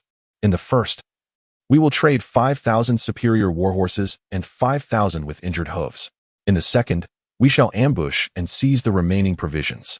Would the Great Zhou dare to assault the Northern Yuan thereafter?" The Third Prince of the Northern Yuan exclaimed with fervor, "Indeed, the National Master has outwitted us all, meticulously crafting every scheme. The Great Zhou can only suppress their fury and endure in silence. By next year, the iron cavalry of the Great Yuan will undoubtedly trample the Yanbei Pass and conquer the Great Zhou." The two exchanged knowing smiles, already envisioning the future of the Great Zhou. The following day, Zhou Ning arrived at the Jinwu Guard, where Commander Zhang Kai personally welcomed him. In recent days, Zhou Ning's reputation had echoed throughout the imperial capital, prompting Zhang Kai to adopt a humble demeanor.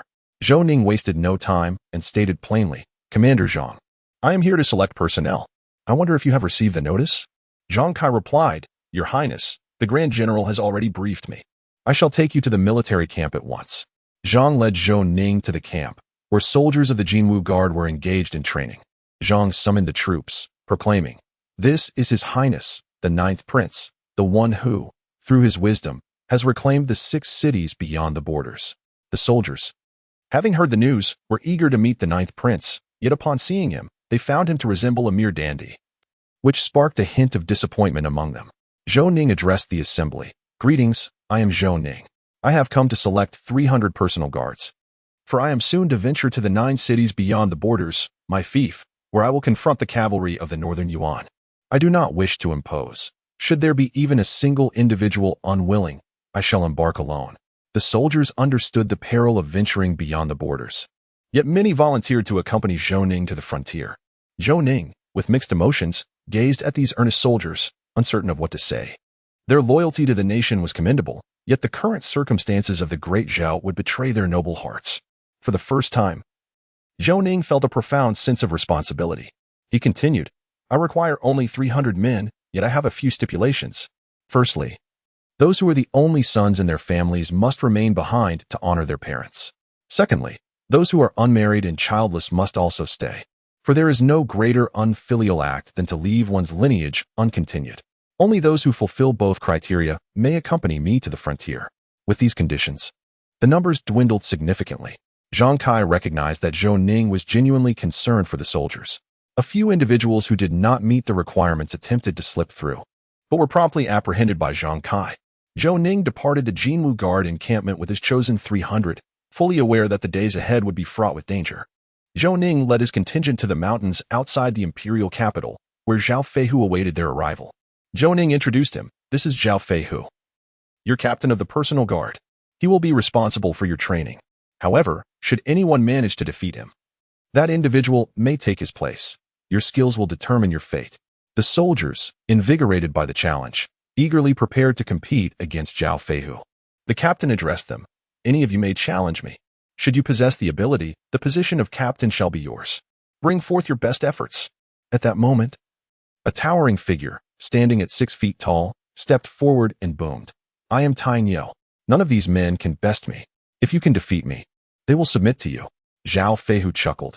Come forth, Tying Yo, and let me witness your prowess.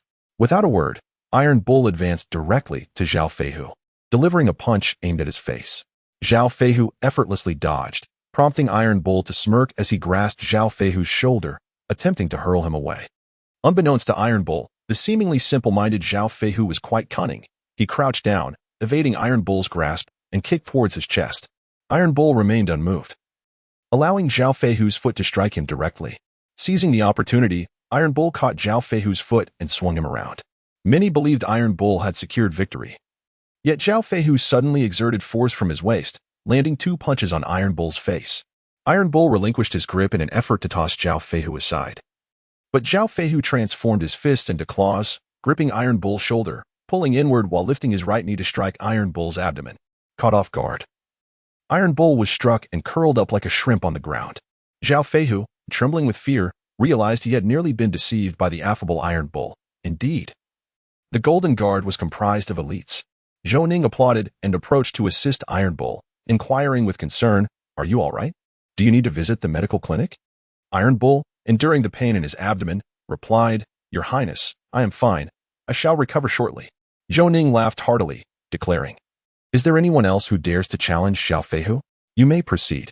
Iron Bull's strength was unparalleled, and seeing him defeated dissuaded others from stepping forward. Zhou Ning continued, Zhao Feihu will be responsible for your training. If anyone can best him, the rules remain unchanged and will hold true. It all depends on your capabilities. The group, believing they had lost their chance, was surprised to learn that the rules would persist, motivating them to train diligently to defeat Zhao Feihu and ascend to the position of captain. After organizing matters there, Zhou Ning returned alone to the palace. Xiao Tao, anxiously looking around, rushed over upon spotting Zhou Ning. Your Highness, you have finally returned. His Majesty wishes to see you. Chief Steward Dushi has already come twice. You must hurry. As Zhou Ning walked, he inquired, Did the Chief Steward mention why Father is seeking me? Xiao Tao replied, The Chief Steward did not specify. Only that His Majesty is eager to meet you.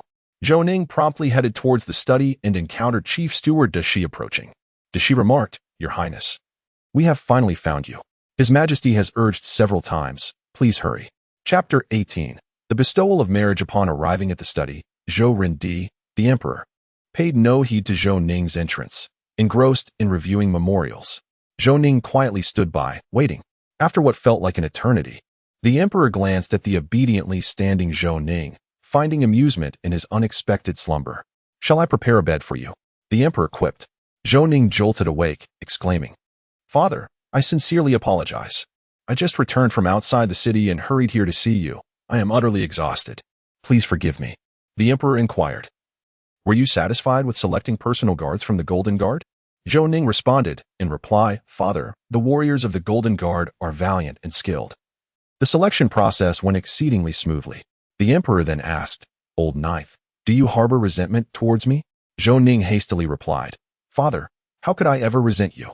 Emperor Zhou Ning remarked, for so many years, I have neglected you, allowing you to endure countless hardships.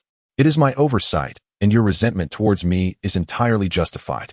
Zhou Ning promptly replied, Father, those matters belong to the past. I am well now, and you need not feel guilty. The emperor continued.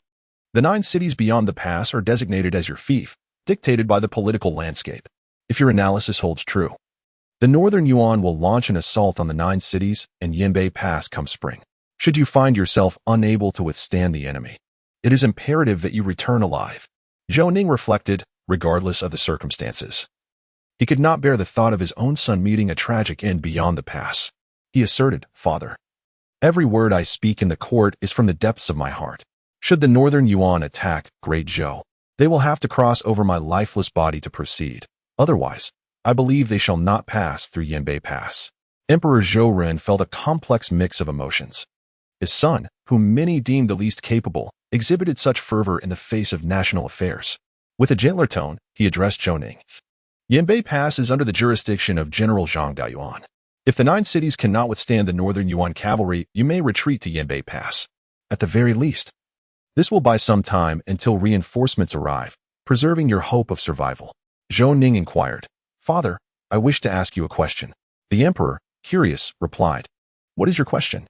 Zhou Ning continued, in matters of military strategy, if I were to disagree with General Zhang Dayuan, whose counsel should we follow? The emperor stated, General Zhang has fought countless battles. In times of crisis, you should heed his advice.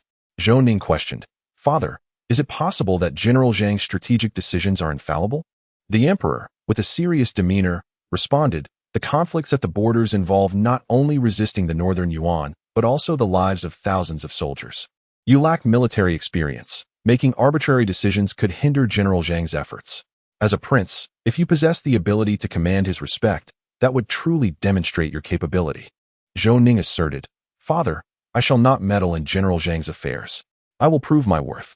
The emperor nodded in satisfaction and added, The concerns you have are quite plausible. I will ensure provisions are sent to the border while also dispatching 2,000 cavalry from the Longhu Guard to accompany you to Yanbei Pass, ensuring your safety. The emperor's sudden kindness bewildered Zhou Ning. Such generosity was unexpected, especially from a father who had shown him little favor. Zhou Ning gazed at the emperor, awaiting his next words. With an awkward demeanor, the emperor confessed, The former Grand General Tang Long and I were sworn brothers. He sacrificed much for me, only to be betrayed by treachery and perish at the Blackwater River. All male members of the Tang family perished in battle, leaving only the elderly, women, and children. Originally, I had arranged a betrothal with the Tang family, but Zhou Ning comprehended the emperor's intentions and interjected. You mean to say that the identity of the crown prince cannot be intertwined with the current members of the Tang family, correct? The emperor was taken aback by Zhou Ning's immediate understanding of his thoughts. Emperor Zhou Ning remarked, This matter is not of primary importance. The matriarch of the Tang family harbors considerable resentment towards me, and forging a union with their house is intended to placate them. The identity of the crown prince is indeed unsuitable. However, your position at the frontier, as a son-in-law of the Tang family, will earn you the recognition of the warriors in the 9 cities beyond the border, and further soothe the former followers of Tang Long. It is a multifaceted advantage, and I must impose this upon you. Zhou Ning was taken aback by the emperor's candor, as he revealed the underlying reasons for this arrangement. Although Zhou Ning felt somewhat uneasy about being thrust into a political marriage, he did not voice any objections, sensing his acquiescence. Emperor Zhou Ning was further pleased with his son and promptly issued an edict to bestow marriage upon the Tang family's legitimate daughter, Tang Hongying. The Grand Steward, Dashi, arrived at the Tang residence, where the matriarch and the daughters-in-law awaited the imperial decree on their knees.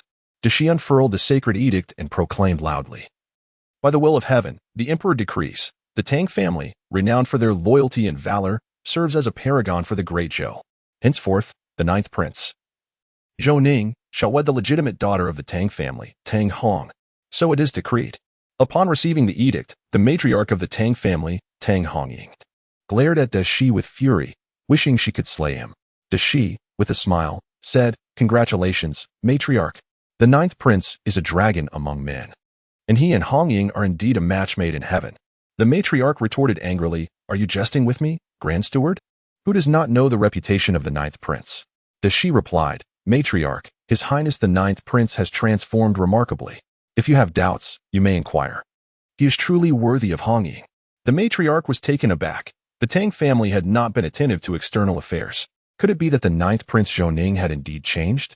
After Dashi departed, before the matriarch could speak, Tang Hongying immediately ordered a servant to investigate Zhou Ning. Soon, the servant returned, and Tang Hongying inquired, "What did you find out?" The servant replied, "Miss, the Ninth Prince Zhou Ning has indeed undergone a significant transformation." The servant then recounted recent events, particularly Zhou Ning being bestowed the title of Marquis of Jinbei and granted the lands beyond the 9 cities. The matriarch disdainfully remarked, "Zhou Tianqi has played his cards well, forcing Hongying to marry Zhou Ning, achieving multiple objectives while enhancing his own reputation, a hypocrite indeed." Tang Hongying declared, "Mother, I refuse to marry that so-called Ninth Prince. I wish to fight in battle and avenge my father and brothers." The matriarch sighed. Zhou Tianqi fears that the Tang family will disrupt the morale of the army. Hence he arranged for you to marry the Ninth Prince to pacify both the Tang family and your father's former followers. Should you defy this decree, Zhou Tianqi will not hesitate to unleash a massacre, and the Tang family would face annihilation. The third daughter-in-law, Wang Rong, interjected, "Sister, this is Zhou Tianqi's scheme. Do not act foolishly. Marrying the Ninth Prince could be advantageous." All eyes in the Tang family turned to Wang Rong, eagerly awaiting her further insights. Chapter 19. A meeting at the Tang residence. Wang Rong continued. The Ninth Prince is currently in high favor. His journey to the 9 cities beyond the border appears to be a result of pressure from the Crown Prince and the Second Prince. But could it not be possible that the Ninth Prince intended to leave the imperial capital all along? The matriarch pondered, does the Ninth Prince aspire to attain that position? The third daughter-in-law, Wang Rong, remarked, determining this daughter-in-law is presently uncertain. However, the sky is vast and allows birds to soar freely. The Ninth Prince has been bestowed the title of Duke of Beibei, and once he arrives at his fief, even Zhang Daoyuan must heed the Ninth Prince's commands. Furthermore, the Ninth Prince has acquired military authority upon his departure from the imperial capital, a privilege neither the Crown Prince nor the Second Prince possesses. Tang Hongying replied, "Sister-in-law, if your words hold truth, then Zhou Ning's cunning is indeed profound. The Emperor Zhou, burdened with guilt, will undoubtedly lend him substantial support. Should Zhou Ning possess capability, he could swiftly establish his own dominion." Wang Rong continued, "The Ninth Prince may also act out of self-preservation. Who could have anticipated his elevation to Duke of Beibei? If Hongying were to marry the Ninth Prince and venture to the 9 cities beyond the pass, our quest for vengeance may indeed come to fruition." The Tang family, upon hearing Wang Rong's analysis, exhibited considerable excitement. The matriarch of the Tang family interjected, "Yet, we cannot ascertain whether the Ninth Prince possesses such resolve. The Northern Yuan are excessively brutal. My fear is that the Ninth Prince may grow complacent." The third daughter-in-law, Wang Rong, persisted. "The Northern Yuan have lost their wager and must return the 6 cities they occupied. They surely harbor ulterior motives, and they have long eyed the Great Zhou with avarice, potentially planning an offensive against it. Their ultimate aim is to seize the Great Zhou and claim this bountiful land." Tang Hongying declared, "As long as I wed the Ninth Prince, once we reach his fief, I will be able to exert control over him, ensuring his cooperation in our quest for revenge. Should he prove disobedient, we shall confine him." The matriarch advised, "Such matters should not be rushed. We must first gauge the Ninth Prince's sentiments. We must prepare for both possibilities. Ronger, you shall accompany Hongying to the border. Should any issues arise, you can deliberate together." Wang Rong hastily replied, "Mother, I wish to remain by your side and fulfill my filial duties." The matriarch sighed, "Tomorrow may not grant you that fate. I fear it may lead to your ruin. Just after your marriage, without so much as a moment to consummate it, you were sent to the border, and then that tragic event befell you. The Tang family has wronged you." Wang Rong wept, "Mother, I am a Tang by birth and will remain a Tang in death. I wish to stay by your side." Wang Rong, a lady of noble lineage, had recently wed the third son of the Tang family, Tang Ming. However, on their wedding day, Tang Ming was called away urgently to the border, leaving his new bride behind. Tragically, his departure turned into a permanent farewell, prompting the matriarch to repeatedly suggest remarriage for Wang Rong. Yet she resolutely refused, leading the matriarch to feel a deep sense of guilt towards her. The matriarch stated, "Hongying can be impulsive. Should you accompany her to the border, you may counsel her, allowing me to rest easy." Wang Rong's foremost desire was to avenge her husband. After contemplation, she resolved to travel to the border together. The matter of the emperor's bestowed marriage quickly spread throughout the imperial capital, with some expressing sympathy for Tang Hongying, who was not only beautiful and kind-hearted but also possessed remarkable martial skills. Others discerned the Emperor Zhou's intentions and praised his sagacity. Currently, Zhou Ning was most distressed. He tasked others with inquiring about Tang Hongying and ultimately concluded that she was a strikingly fierce woman, genuinely fearing that in the days to come, she might unleash her wrath upon him. As Zhou Ning was engulfed in worry, Xiao Tao presented him with a letter, unexpectedly delivered by none other than Tang Hongying's messenger, inviting Zhou Ning to the Tang residence. Zhou Ning chuckled softly. This was indeed in line with Tang Hongying's spirited character. Accompanied by Zhao Feihu, he arrived at the Tang estate, where a servant promptly escorted them to Tang Hongying's courtyard. There, Tang Hongying was practicing with her spear, the crimson-hued Hongying darting through the air with fierce grace. Zhou Ning observed her quietly, a smile gracing his lips, until suddenly Tang Hongying thrust the spear toward his throat. Zhou Ning remained motionless, his smile unwavering as the tip of the spear halted mere centimeters from his neck. Tang Hongying raised an eyebrow and asked, "Why didn't you dodge?" Zhou Ning replied with a grin, "Why should I?" She snorted, "Such a self-important fellow." Zhou Ning laughed softly, choosing not to engage further. Tang Hongying declared, "Regardless, you still please me with your appearance." Zhou Ning, with a sly smile, retorted, "There's much more about me that will please you beyond mere looks." Tang Hongying, not comprehending his insinuation, sensed that his words carried an undertone she did not appreciate. She then stated, "Come with me, my mother and sisters wish to meet you." Without waiting for Zhou Ning's response, she turned and departed. Prompting Zhou Ning to shake his head and chuckle, she was indeed a spirited young woman. Before long, they arrived in the main hall, where the elderly matriarch and several ladies of the Tang family awaited their arrival. Upon entering, Tang Hongying nodded, and Zhou Ning mused to himself, "This feels like an interrogation." Spotting the venerable woman seated at the head of the table, he addressed her respectfully. Zhou Ning pays his respects to the matriarch. The matriarch replied, "There is no need for such formality, Your Highness. Please, take a seat." Zhou Ning, feeling at ease, chose an available chair. He inquired, "May I ask why the matriarch has summoned me?" The matriarch responded, "Soon we will be family. It is best to meet beforehand to prevent any awkwardness in the future." Zhou Ning smiled, assuring her, "Rest assured, matriarch, I shall never treat Hongying poorly. However, given the perilous journey to Yinbei Pass, it would be best for her to remain at the Tang residence."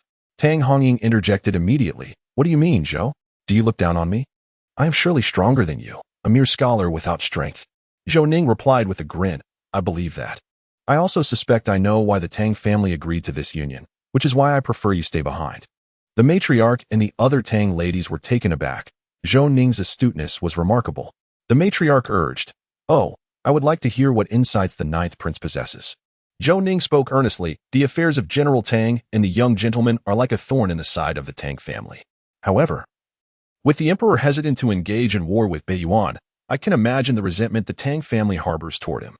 The matriarch began to regard Zhou Ning with newfound seriousness, saying, "Please, continue." Zhou Ning elaborated, "There are many former members of the Tang family stationed in the 9 cities beyond the pass.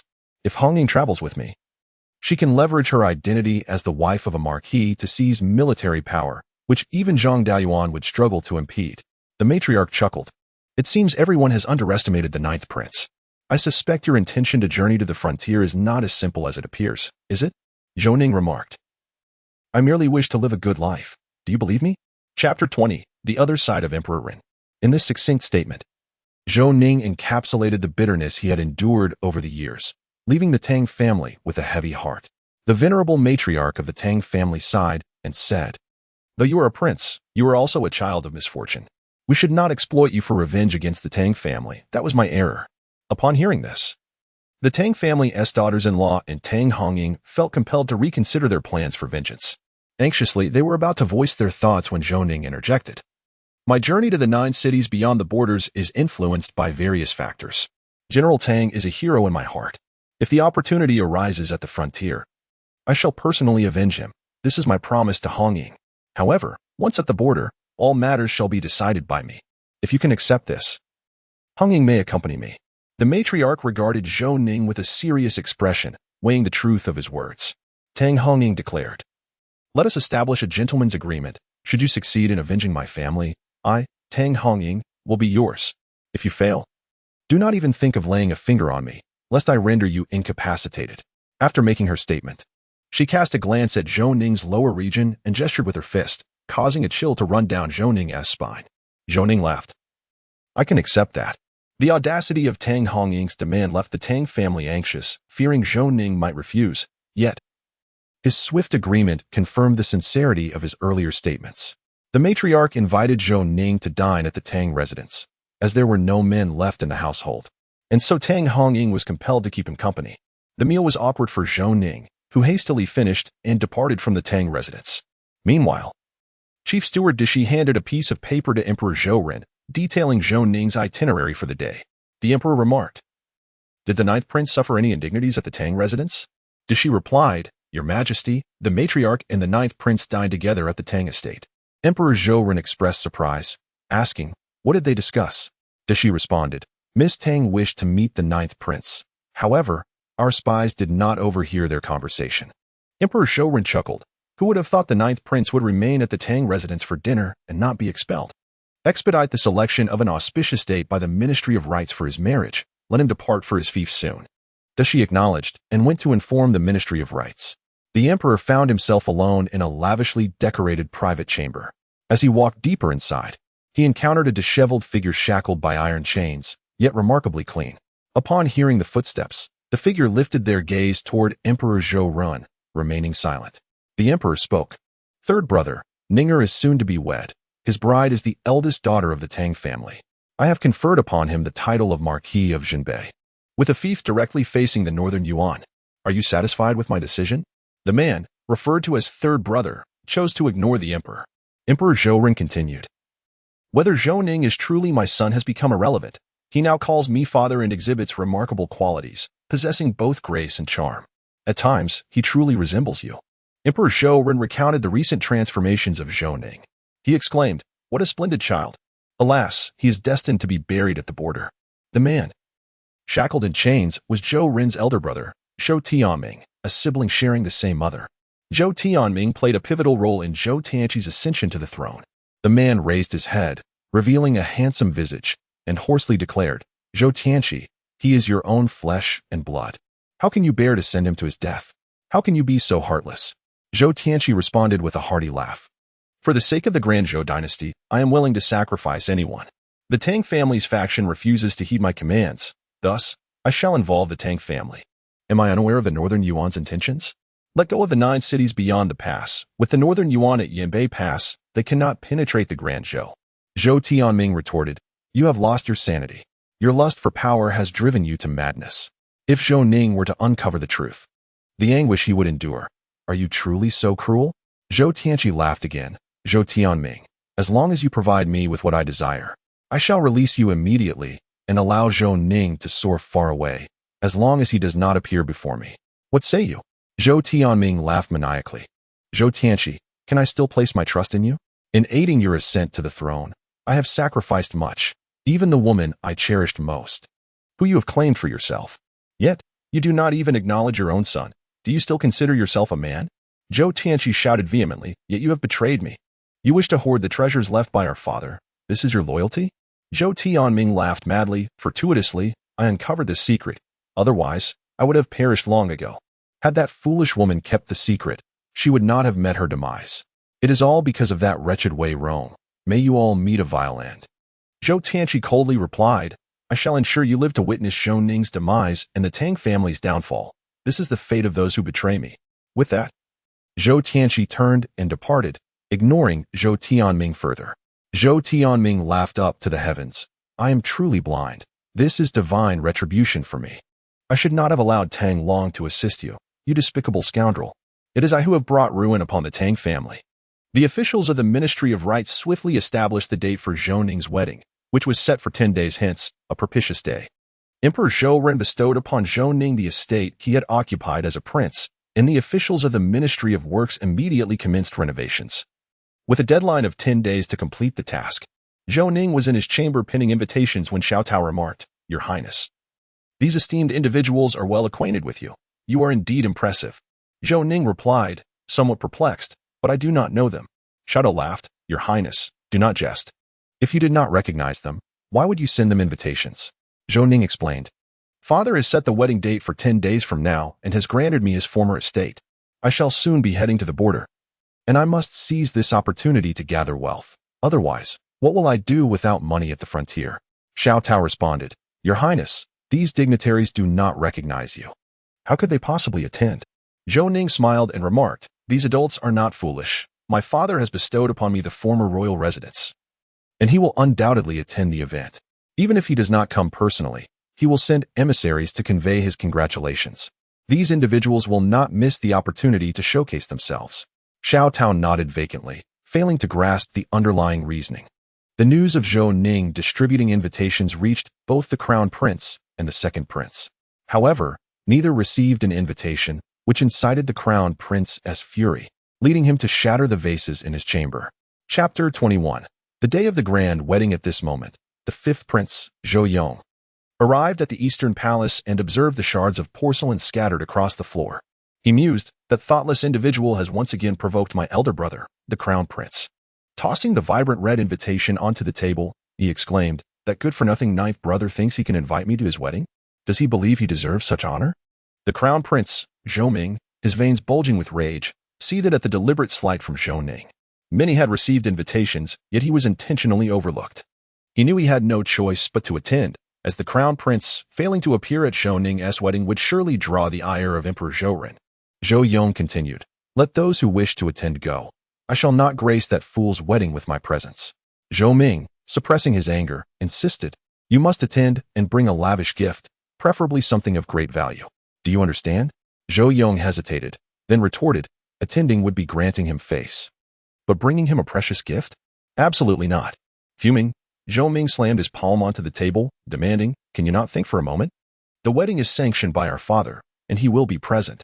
As Zhou Ning's elder brother, if you are absent, how will our father perceive you?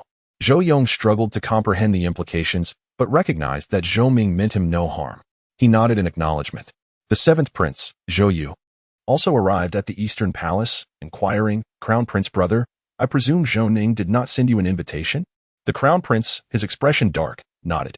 Zhou Yu remarked, I anticipated this. Zhou Ning aims to provoke you. You must not allow yourself to fall into his trap. Zhou Ming, with an irritated tone, replied, Do I need you to enlighten me?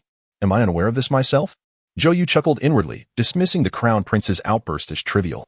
He continued, Crown Prince brother, do not let this matter vex you.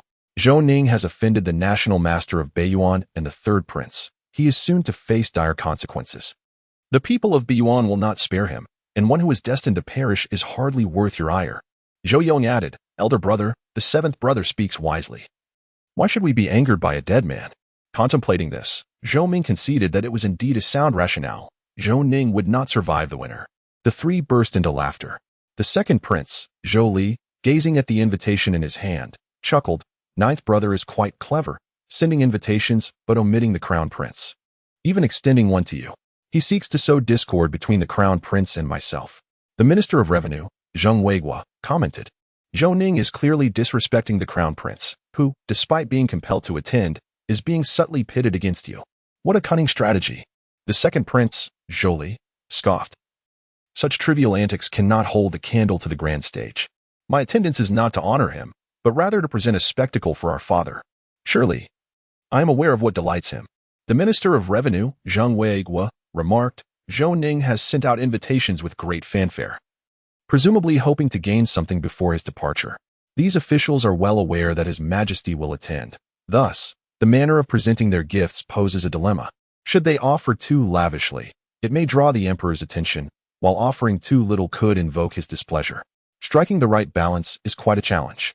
The second prince chuckled, that is easily resolved. Gifts may be modest, yet the sentiment is what truly matters. A heartfelt gesture, such as a painting or a jade pendant, suffices. Zheng Weiguo countered, monetary gifts of gold and silver would be more practical. Zhou Ning will find little use for such items at the border. Time flew by. And in the blink of an eye, 10 days had passed, leading to Zhou Ning's wedding day. The Northtown King's residence was magnificently adorned, festooned with lanterns and vibrant decorations, exuding an air of festivity. The procession had returned to the Duke of Northtown's estate, where a resplendent red bridal sedan chair awaited at the entrance. Zhou Ning lifted the curtain of the chair to reveal Tang Hongying, a adorned in a splendid crimson robe, gracefully seated within. The ceremony for the royal marriage was quite elaborate, but at last, the bride was ushered into the bridal chamber, and Zhou Ning joyfully entertained the guests. At that moment, the steward announced, "His Royal Highness the Crown Prince has arrived." Zhou Ning's lips curled into a smile as he hurried outside to personally greet the Crown Prince. Taking the Crown Prince's hand, Zhou Ning exclaimed, "I thought you would not come, brother." The Crown Prince, Zhou Ning, replied with a grin, "Ninth brother, I did not receive an invitation. I presumed you did not wish for my presence." Zhou Ning slapped his forehead, saying, "Please do not hold it against me, Your Highness. My oversight is inexcusable." The Crown Prince silently cursed Zhou Ning but replied, "How could I blame you, ninth brother? See, I have come in person." Waving his hand, the Crown Prince signaled to his two attendants, who brought forth a chest.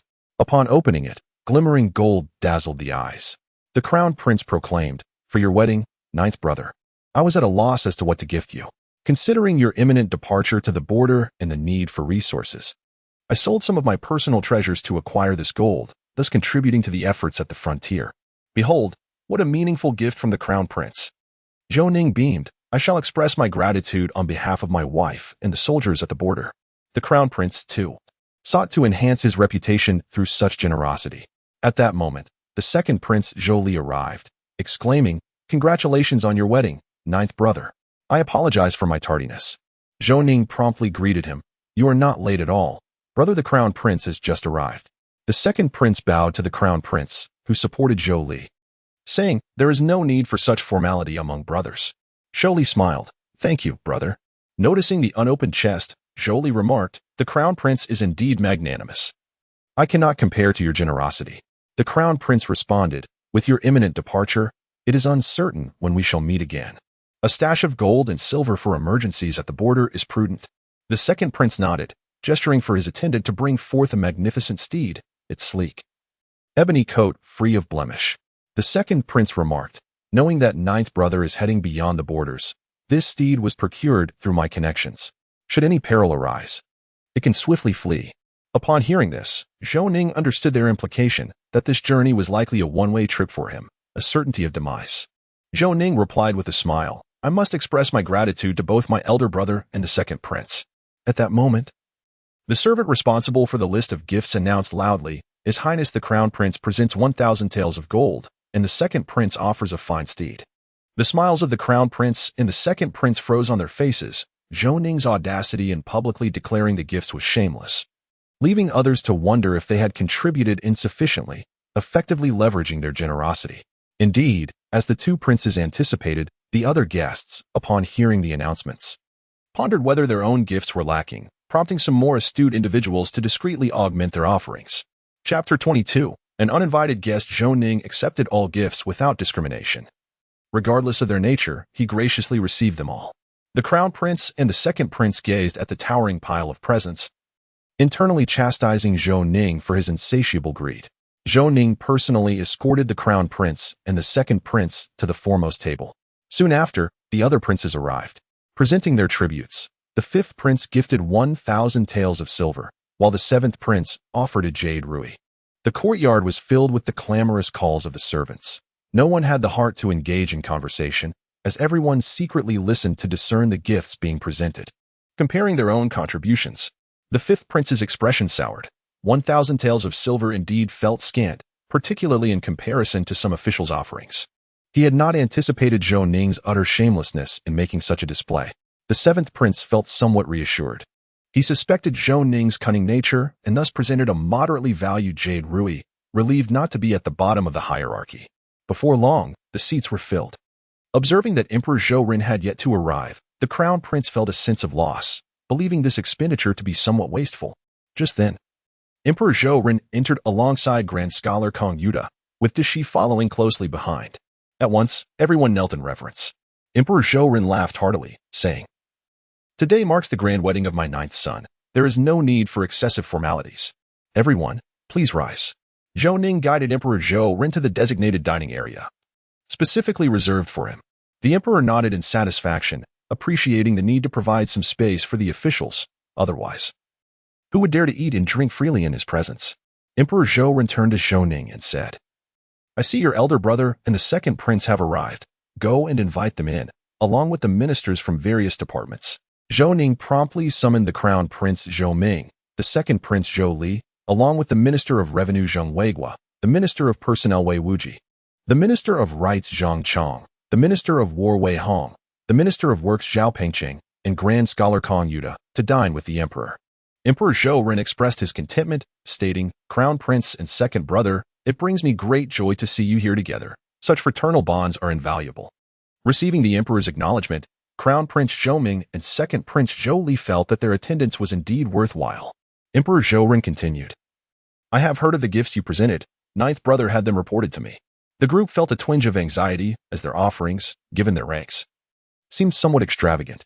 Emperor Zhou Ren concluded, "You have all done well. It pleases me greatly."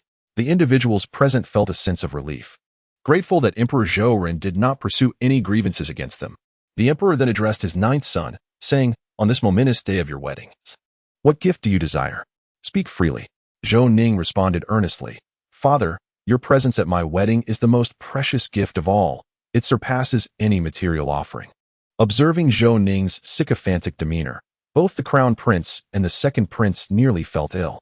Emperor Zhou Ren laughed heartily, pointing at Zhou Ning, "You may decline, but I cannot refrain from bestowing upon you." The other guests were eager to discover what splendid gift the emperor might present to Zhou Ning. The emperor declared, "How does the gift of 300 top-quality war horses sound?" Zhou Ning understood this to signify 300 personal guards, and he promptly replied, "Thank you, father. I shall cherish this gift immensely." The emperor gestured, and she approached with a small box, which he opened to reveal a pair of jade pendants shaped like a dragon and phoenix. "This is a gift from your mother for both of you," the emperor stated. Zhou Ning respectfully accepted the gift, saying, "Please convey my gratitude to mother on my behalf, father." The emperor smiled and began to converse with the dignitaries. And soon exquisite dishes and fine wines were served. The atmosphere in the courtyard was filled with joy as officials reveled in laughter and merriment, relishing the honor of dining alongside the emperor, even if he remained in his private quarters. Just as the guests were engaged in lively toasts and conversation, an unexpected group arrived, the entire delegation from Beiyuan, led by the national master and the third prince. Zhao Feihu halted the Beiyuan envoy, and Zhou Ning approached, saying, "Feihu, remember that guests are to be treated with respect. We must not slight them." The third prince of Beiyuan nudged Zhao Feihu aside and entered the residence of the northern marquis. A servant at the entrance inquired, "Esteemed guests, may I ask for your list of gifts?" The third prince replied, "What gifts? Our presence here is the finest gift." The servant then called out to the courtyard, "The third prince of Beiyuan and his delegation have arrived empty-handed." The officials of the Great Zhou burst into laughter upon hearing this, realizing that Zhou Ning had thoroughly offended the Beiyuan delegation. The third prince was mortified, nearly wishing to vanish from sight, exasperated by Zhou Ning's shamelessness. Zhou Ning immediately approached and kicked the servant, angrily saying, "The third prince and the national master are honored guests. I am delighted by their presence. So cease your foolish shouting." The servant looked at Zhou Ning with a hurt expression. Zhou Ning turned to the third prince, saying, "My dear brother, do not lower yourself to the level of a servant. Customs differ between Great Zhou and Beiyuan. Your presence brings me immense joy, and we need not concern ourselves with gifts." The third prince was on the verge of an outburst, nearly reproaching Zhou Ning for his audacity in suggesting that they had come without gifts. The national master of Beiyuan approached from behind, restraining the irate third prince. Looking at Zhou Ning, he said, "Your Highness, I have brought you a gift. I hope you will accept it." The national master then retrieved a small box from one of his guards and presented it to Zhou Ning, stating, "This is my gift to you, Your Highness." Zhou Ning, filled with curiosity, carefully accepted the box and slowly opened it. Inside lay a letter and a token inscribed with the character Tang. He closed the box and remarked, "National teacher, your thoughtfulness is appreciated. This gift is one I truly cherish." The national teacher of B1 inquired, "Does His Highness not wish to examine it?"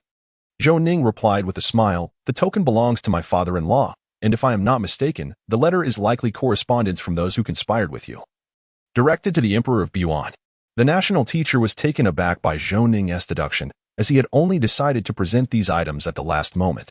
Zhou Ning continued, "You are astonished by my ability to discern the author of the letter, are you not?" Di Qiu, the national teacher, responded, "I would be keen to hear your reasoning." Zhou Ning smiled and explained, "A token crafted from pure gold bearing the character Tang makes it quite easy to deduce. The letter, having faded with time, must be a relic from long ago, likely penned by the individual who betrayed the great general, Dichio suggested. Could it not have been written by Tang Long himself, or perhaps his son? Zhou Ning shook his head and replied earnestly. If they had consented to write such a letter, they would not have met their demise. The Tang family would rather die standing than live on their knees. Zhou Ning's words stirred memories within Dichio, as he recalled that the members of the Tang family had all perished while charging into battle. Chapter 23. The night of the wedding, the national teacher of B1 contemplated General Tang and his sons, a wave of trepidation washing over him. Had it not been for the betrayal of one who sent word at a crucial moment, the great Yuan might have found unification a daunting task. He then turned his gaze towards Zhou Ning, whose demeanor mirrored that of Tang Long, instilling a sense of impending danger within the national teacher. At that moment, Dichio resolved to eliminate Zhou Ning. The commotion at the entrance of the North Town Marquee caught the attention of Emperor Zhou Ren.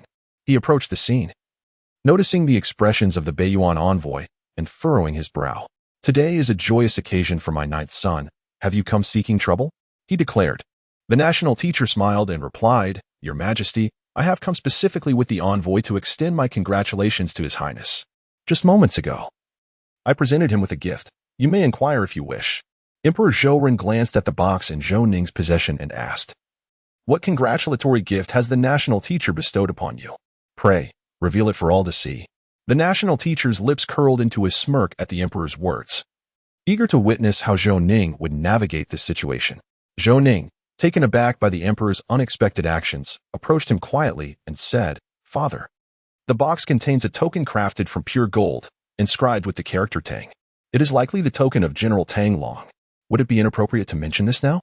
Upon hearing Zhou Ning's words, the emperor's eyes darkened with murderous intent as he glared at the national teacher. This token had been commissioned personally by the emperor to signify General Tang Long's status, and now, on this auspicious day, it was presented to Zhou Ning as a grim reminder of his fate, one that would mirror that of Tang Long. The national teacher of B1 met the emperor's gaze unflinchingly. Conveying the unspoken challenge, what could he possibly do? Sensing the tension in the atmosphere, Zhou Ning interjected, National teacher, please, do come inside. Would you wish to stand here while dining? The national teacher replied, It appears the people of Dazhou do not welcome us. The gift has been delivered, thus, we shall take our leave. Zhou Ning chuckled and said, Thank you, National Master. I truly appreciate your gift. Allow me to see you off. With that, Zhou Ning directly ushered them away. The National Master of Beiyuan laughed heartily, and the other members of the Beiyuan delegation followed suit, their laughter echoing as they departed. Observing their retreating figures and arrogant mirth, the officials of the Great Zhou were filled with indignation, yet they dared not voice their anger. The Emperor Zhou Ren, having lost the earlier enthusiasm, departed the North Town Marquis's residence with Dashi. As Zhou Ren climbed into the carriage waiting by the roadside, he set off toward the imperial city, swiftly followed by his concealed guards. Inside the carriage, Zhou Ren instructed, Have someone investigate what exactly the National Master of Beiyuan presented to the Ninth Prince. Dashi replied affirmatively, understood. The Crown Prince and the Second Prince watched as Emperor Zhou Ren left, and they too made their exit shortly thereafter. With the principal characters gone, the banquet soon came to an end. Zhou Ning made his way to the study, opened the box, and retrieved a letter. The contents of the letter left him astounded. It was none other than the battle plans of General Tang Long from that time. Had the Beiyuan people not received advance notice, they might still be embroiled in turmoil. Alas, there are no what-ifs. The messenger harbored ulterior motives, intent on orchestrating the demise of General Tang Long, likely a figure of high standing within the Great Zhou. Aware of the gravity of the situation, Zhou Ning concealed the letter. Holding Tang Long's token, Zhou Ning entered the bridal chamber. Miss Tang had already removed her red veil and was indulging in a feast. Upon seeing Zhou Ning enter, she momentarily felt embarrassed. Zhou Ning smiled and said, You've been hungry all day. Please, go ahead and eat. Tang Hongying, wary of Zhou Ning's demeanor, inquired, What brings you here? Zhou Ning paused before replying. On the night of the wedding, should I not be present? Tang Hongying retorted, Zhou Ning, you would do well to keep your promises. Otherwise, with your delicate arms and legs, you should be wary of my retribution. Zhou Ning was taken aback by Tang Hongying's fierce demeanor and her audacity to threaten him. He replied, Rest assured, while I, Zhou Ning, may not be a paragon of virtue, I can certainly uphold my word. Tang Hongying insisted, Then you should leave at once. Zhou Ning stated, I shall sleep on the bed, while you take the floor. This marquis's residence is filled with my father's spies. It is best for you to comply. Tang Hongying contemplated refuting him, yet he had a valid point. Should Emperor Zhou Ning discover that they were merely pretending to be a couple, it would raise suspicions about their motives. Tang Hongying, quick to lie down on the bed, cast a triumphant glance at Zhou Ning. Zhou Ning smiled softly and lay down beside her, whispering, "You would do well to remain silent. I have something to show you." Tang Hongying's eyes widened. What could this hypocrite possibly want to show her? She found his boldness appalling and kicked Zhou Ning off the bed, causing him to crash to the floor with a thud. Rubbing his backside, Zhou Ning thought to himself, "This violent girl has lost her mind, kicking me to the ground for no reason." Tang Hongying warned Zhou Ning, "Ninth Prince, I advise you to behave. Otherwise, I may resort to more severe measures." Zhou Ning was momentarily bewildered. What had prompted her to make such a request? Suddenly, he understood. The fierce girl had misconstrued his intentions. He produced the token, and Tang Hongying's tears began to flow. She recognized it as her father's token, a relic she had often played with in her childhood. Tang Hongying cradled the token in her hands, tears streaming down her face as she wept silently. Zhou Ning, unsure of how to console her, could only remain by her side in quiet support. With a voice choked with emotion, Tang Hongying asked, "Where did you acquire this token?" Zhou Ning replied, "It was presented to me as a gift by the Grand Master of Beiyuan." Enraged, Tang Hongying exclaimed, "That old thief from Beiyuan deserves to perish." Zhou Ning cautioned, "You would do well to remain calm and refrain from any reckless actions. Otherwise, the Tang family may face dire consequences." Tang Hongying understood Zhou Ning's implication that should she impulsively seek revenge against the Grand Master of Beiyuan, the entire Tang family would be dragged down with him. Zhou Ning continued, "You are a wise individual. This is a warning from the Grand Master, and I might meet a fate akin to General Tang Long, dying at the frontier. My remains lost to time." At that moment, Tang Hongying felt a pang of selfishness, realizing she had embroiled Zhou Ning, who was as gentle as a scholar. In her quest for vengeance, a sense of regret washed over her. "It is our Tang family that has wronged you, drawing you into this conflict. Once we reach the frontier, you may live as a leisurely nobleman," she suggested. Zhou Ning chuckled, "Are you not going to seek revenge for your father and brother?" "I shall avenge my father in my own way, without implicating you," Tang Hongying asserted. Zhou Ning suddenly pulled her into his embrace, stroking her hair.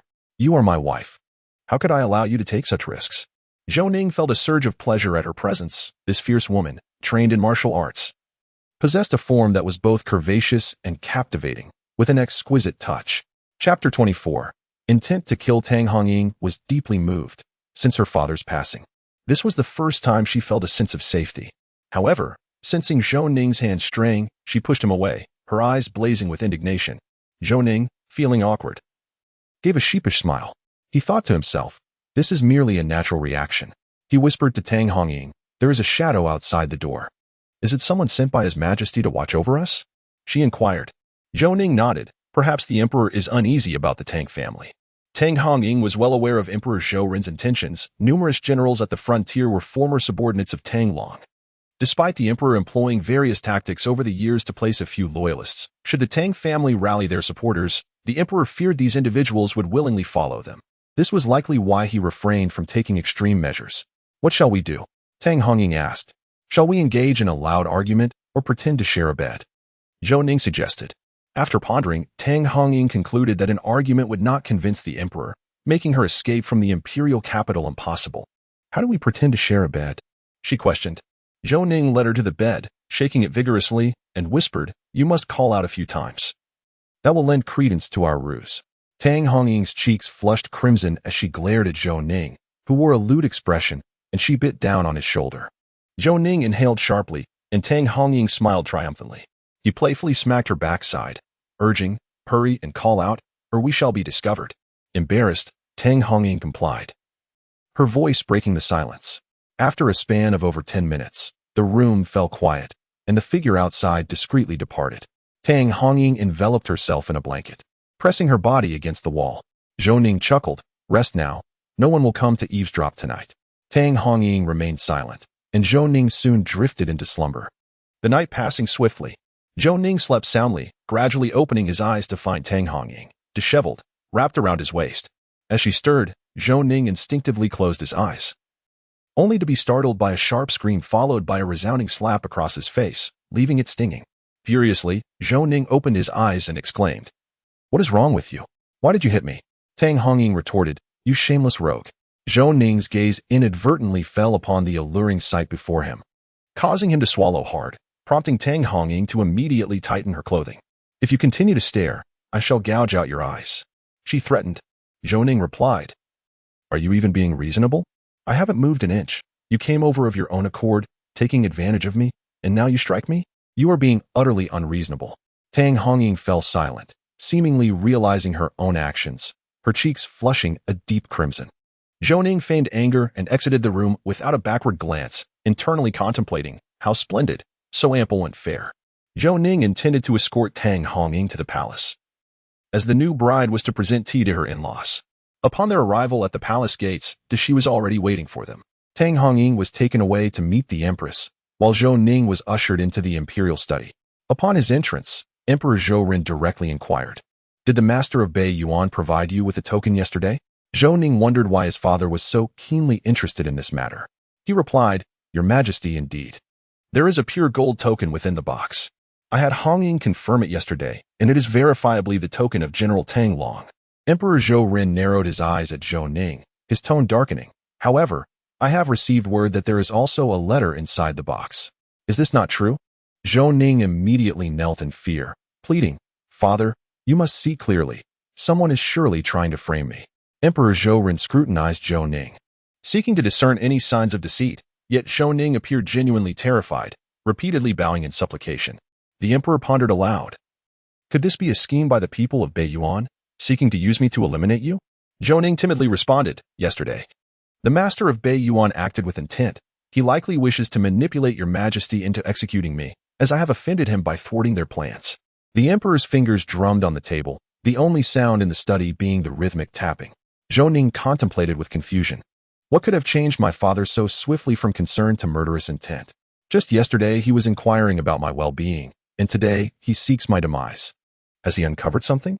At that moment, Dashi entered briskly, approaching the emperor to whisper urgent tidings. After listening, the emperor's expression softened. He spoke gravely. It seems the spies of Bei Yuan were attempting to manipulate me. Perhaps I have been overly cautious.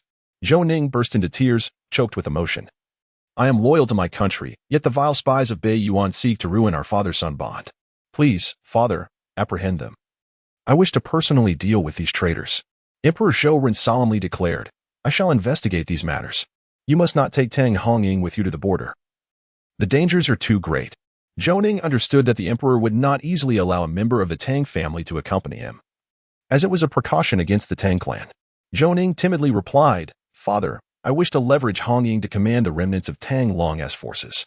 If she does not accompany me to the border, it may prove exceedingly difficult to achieve this. With a glint of menace in his eyes, Emperor Zhou Ren retorted, Why do you wish to command Tang Long's old troops? Zhou Ning answered with righteous conviction, It is to fortify a robust defense against the incursions of the northern Yuan. To safeguard your majesty. The emperor responded, Return for now. We shall discuss this matter further at a later time. Zhou Ning cautiously exited the imperial study, his back already drenched in sweat, having sensed several moments when Emperor Zhou Ren appeared to contemplate his demise, a transformation that left Zhou Ning perplexed. Upon reuniting with Tang Hongying, they exchanged no words as they made their way out of the palace. Emperor Zhou Ren inquired, Was the investigation thorough? Dashi replied, Your Majesty, the residence of the northern town marquis is your ancestral home, and it has been thoroughly scoured by our informants. There is no place to conceal anything.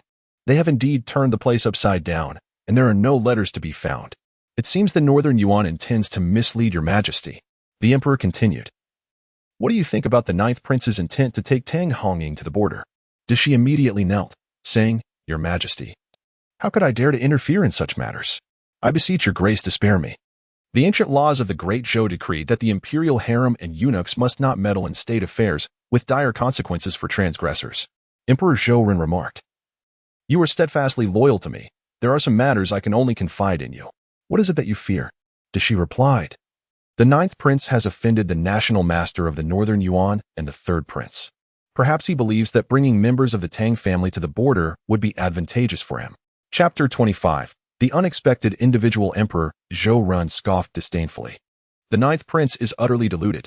Does he think that by becoming a son-in-law to the Tang family he can command their old troops? It is nothing but a daydream. Dashi refrained from further comment on this matter, recognizing the gravity of the situation and the potential peril of speaking carelessly. Zhou Ning and Tang Hongying remained silent in the carriage, returning directly to the Marquis of Northern Town's residence. Zhou Ning led Tang Hongying into the study, where he meticulously examined the arrangement of items, discovering nothing amiss. Tang Hongying inquired, "What is troubling you? What transpired just now?"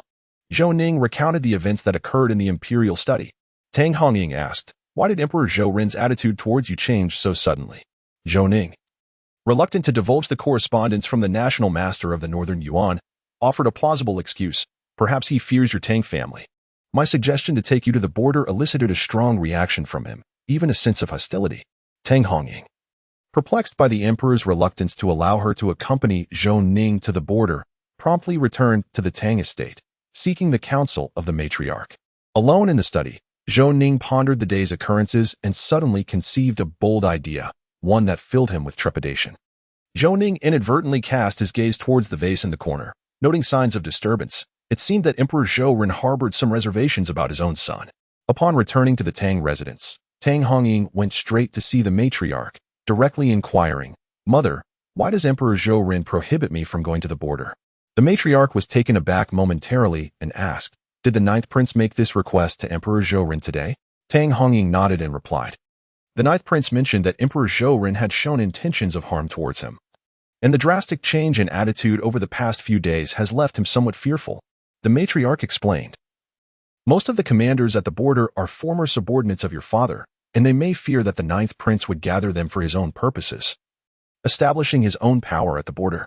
After all, the current regime of Great Zhou does not permit any prince to wield military authority."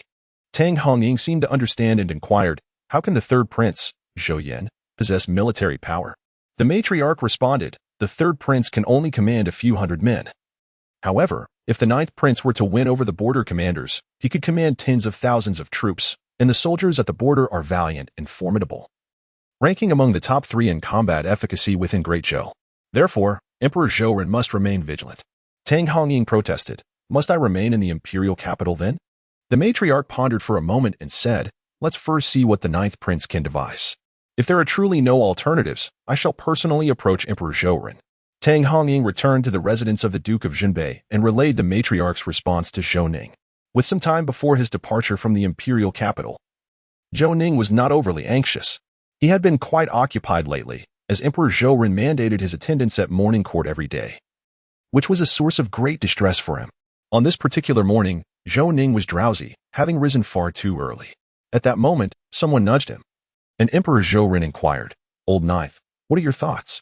Zhou Ning was taken aback, utterly ignorant of the matters at hand, pondering what insights he could possibly offer. The crown prince, Zhou Ming, remarked, "Ninth brother, newlywed as you are, you must also take care of your health. Just look at you. Every day you seem lackluster and devoid of spirit. Perhaps you are indulging excessively." The ministers erupted into laughter, prompting Emperor Zhou Ren to clear his throat, which brought forth a hush. Emperor Zhou Ren continued, "The North Yuan envoy will be returning to North Yuan in a few days. The North Yuan sage wishes to discuss the handover of the 6 cities beyond the border with the North Yuan emperor, stating that he can only negotiate with you. What are your thoughts?" Zhou Ning hastily replied, "Father, the North Yuan sage seeks to sow discord. While their wager was indeed lost to me, it was ultimately a loss to Great Zhou. He aims to incite suspicion in you towards me with such remarks." Emperor Zhou Ren, adopting a serious countenance, responded, "Am I so naive as to not discern their little schemes? I am asking you what your thoughts are." Zhou Ning replied, "In response to your question, Father, I wish for the Ministry of War and the Ministry of Rights to send personnel with me to the border for the handover of the 6 cities beyond." The Minister of War, Wei Hong, smiled, recognizing this as an opportunity for glory, noting the ninth prince's willingness to share such a significant endeavor. Indeed, a man of great stature.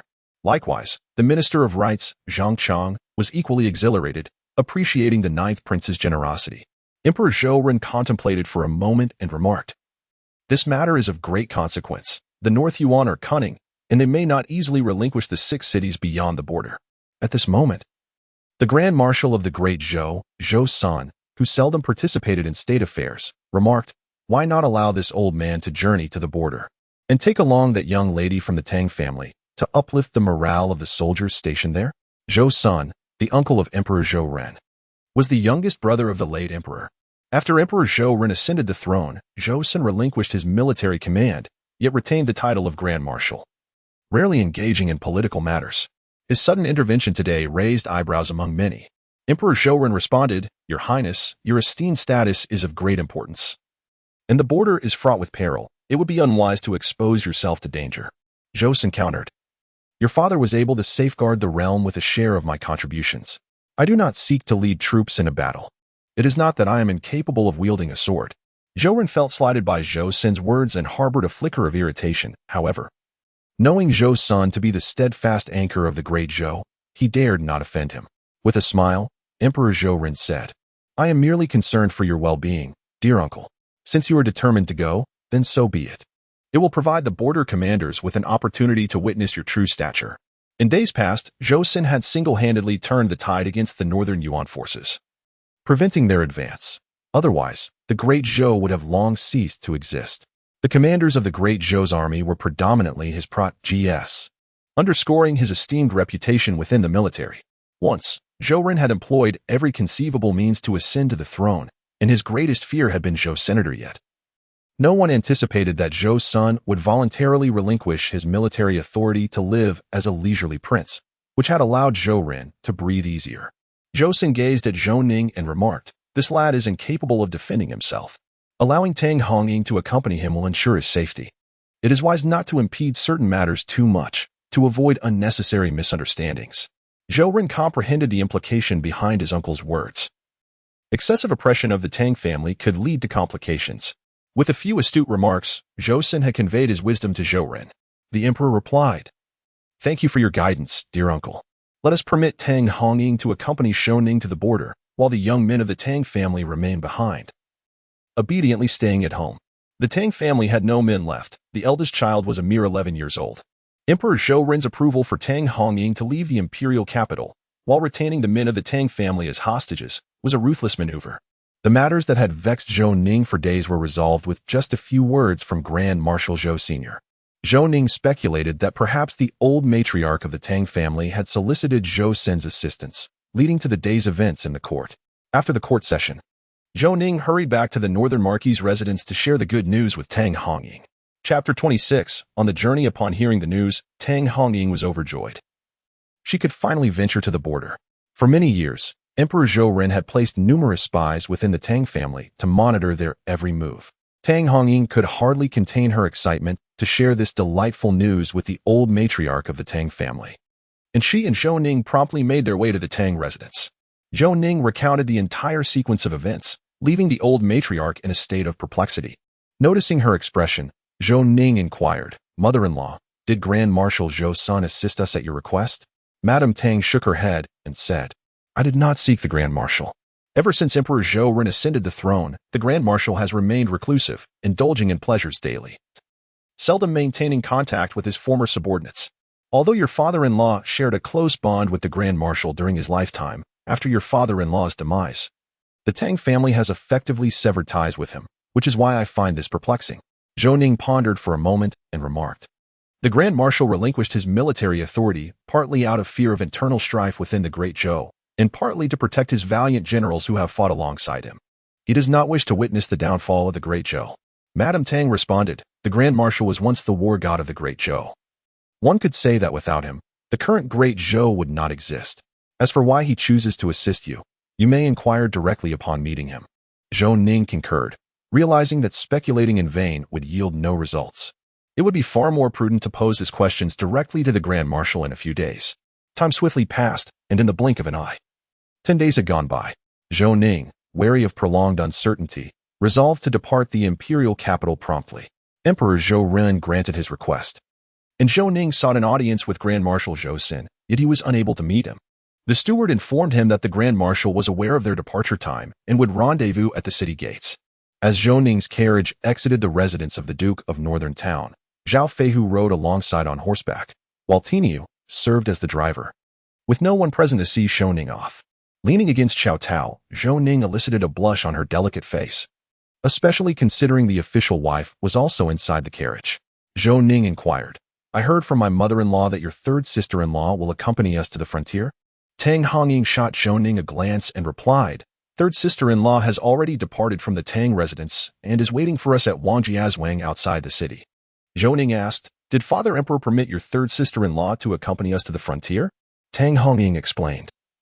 "As long as it is not the Tang family's offspring leaving the Tang manor, Emperor Zhou Ren will not intervene." Observing Tang Hongying's expression, which was steeped in class struggle, Zhou Ning lost interest in further conversation and began to tease Xiao Tao. Seeing her bashful demeanor made Zhou Ning burst into hearty laughter. Before long, the carriage arrived at the city gates, where the Grand Marshal Zhou Sin's carriage awaited. Zhou Ning prepared to disembark and greet Zhou Sin, but was informed by the guards that they could set off directly. Not wishing to impose himself, he instructed Zhao Feihu to proceed. Soon, they reached Wangjiazwang, where they picked up Tang Hongying's third sister-in-law, Wang Rong. Due to the propriety observed between genders, Tang Hongying and Wang Rong moved to the rear carriage. An hour had passed since they left the imperial capital when, ahead on the official road, a contingent of several hundred soldiers appeared, each clad in black armor. Riding on superb steeds, equipped with bows, crossbows, battle blades, and lance. The imposing black-armored troops instilled a sense of authority, prompting the Grand Marshal Zhou Sin's escort to stand at the ready, prepared for any eventuality. The Grand Marshal's convoy halted approximately 10 meters from the black-armored soldiers. The black-armored troops dismounted and spoke in unison, "We pay our respects, Lord Marquis." Zhou Ning stepped out of the carriage, standing tall and commanding from his elevated position, and declared, "Rise. You are tasked with scouting ahead. With the Grand Marshal accompanying us, there shall be no danger." The black-armored soldiers acknowledged his command and swiftly vanished from sight. The commander of the Grand Marshal's personal guard, Qin Yang, was taken aback to discover that the black-armored army belonged to Zhou Ning. He had heard that His Majesty permitted Zhou Ning to maintain a personal guard of 300 men. Yet the overwhelming aura emanating from these individuals was unlike anything he had encountered in years. Inside the carriage, Grand Marshal Zhou Sin inquired, "Qin Yang, what are your impressions of this black-armored army compared to your bloodthirsty guard?" Qin Yang replied, in response to the Grand Marshal, "I felt an unprecedented sense of pressure from the black-armored army, a sensation I have not experienced for many years. I find myself quite curious about the training methods employed to produce such warriors."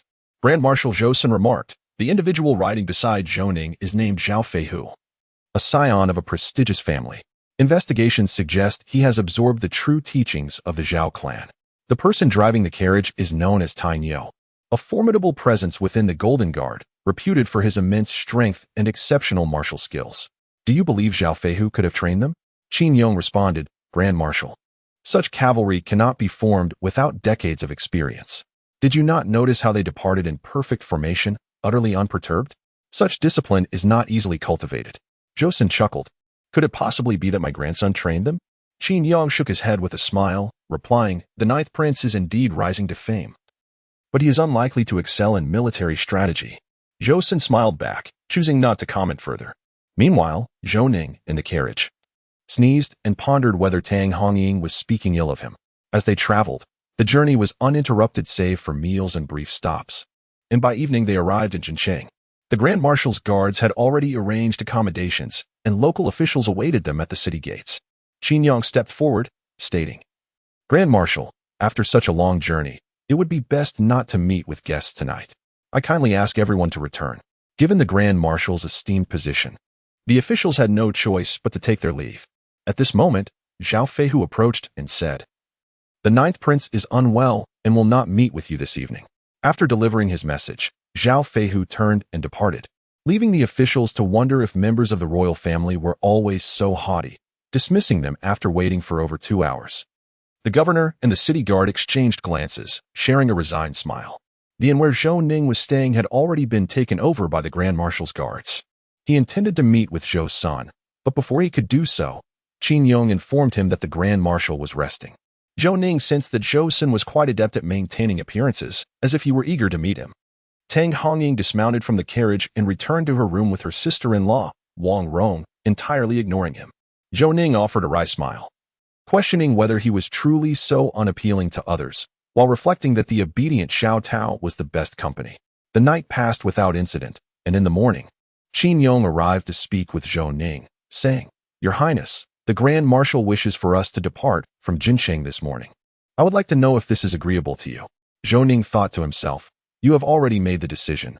Why come to seek my approval?" This is quite unnecessary. He replied, we shall follow the Grand Marshal's arrangements. Qin Yong returned to report, and after they had breakfast, they exited the inn, where the officials of Jincheng awaited them. Qin Yong announced, the Grand Marshal has decreed that, with the Emperor's command, we must hasten to the frontier and shall not linger here. The officials of Jincheng understood that their visit had been in vain as they followed the procession to the city gates, bidding farewell to Zhou Ning and his entourage. Chapter 27. A band of mountain bandits. On this day, Zhou Ning and his companions arrived at a village, intending to spend the night there. Zhao Feihu approached Zhou Ning's carriage and said, my lord, scouts have reported that a band of mountain bandits frequently roams this area. For our safety, it would be prudent to seek refuge in a nearby town. Zhou Ning replied, with the Grand Marshal's personal guards present, should we fear a mere band of robbers? Such a notion would only invite ridicule. Zhao Feihu responded, I shall inform Captain Qin and summon the black armored guards back. Zhou Ning said, let the black armored guards remain outside the village to avoid alarming the villagers. Zhao Feihu went to contact Qin Yong and brought the black armored guards back. When Qin Yong arrived at Zhou Sin's carriage, he stated, Grand Marshal, I have just received word from His Highness the Ninth Prince that a band of mountain bandits is in the vicinity, urging us to exercise caution. Zhou Sin chuckled. That lad is quite fearful. If a band of bandits could vanquish the bloodthirsty guards, then you need not remain by my side. Qin Yong smiled but proceeded to arrange for vigilance. As Zhou Ning's convoy entered the village, it caught the attention of the villagers, prompting them to summon the village head. Upon seeing the luxurious carriages, the village head realized these individuals were of no ordinary status. Zhao Feihu stepped forward and inquired, Elder, where might I find the village chief? The village head replied, that would be me, though I am but an old man. May I ask what brings you here? Zhao Feihu said, we wish to rest here for the night and are willing to offer compensation. Is this convenient? The village head responded, certainly, though our fare is humble. I wonder if it would suit your tastes? Not at all. We appreciate your hospitality, Zhao Feihu assured him. The village head quickly arranged accommodations. Though simple, the rooms were impeccably clean.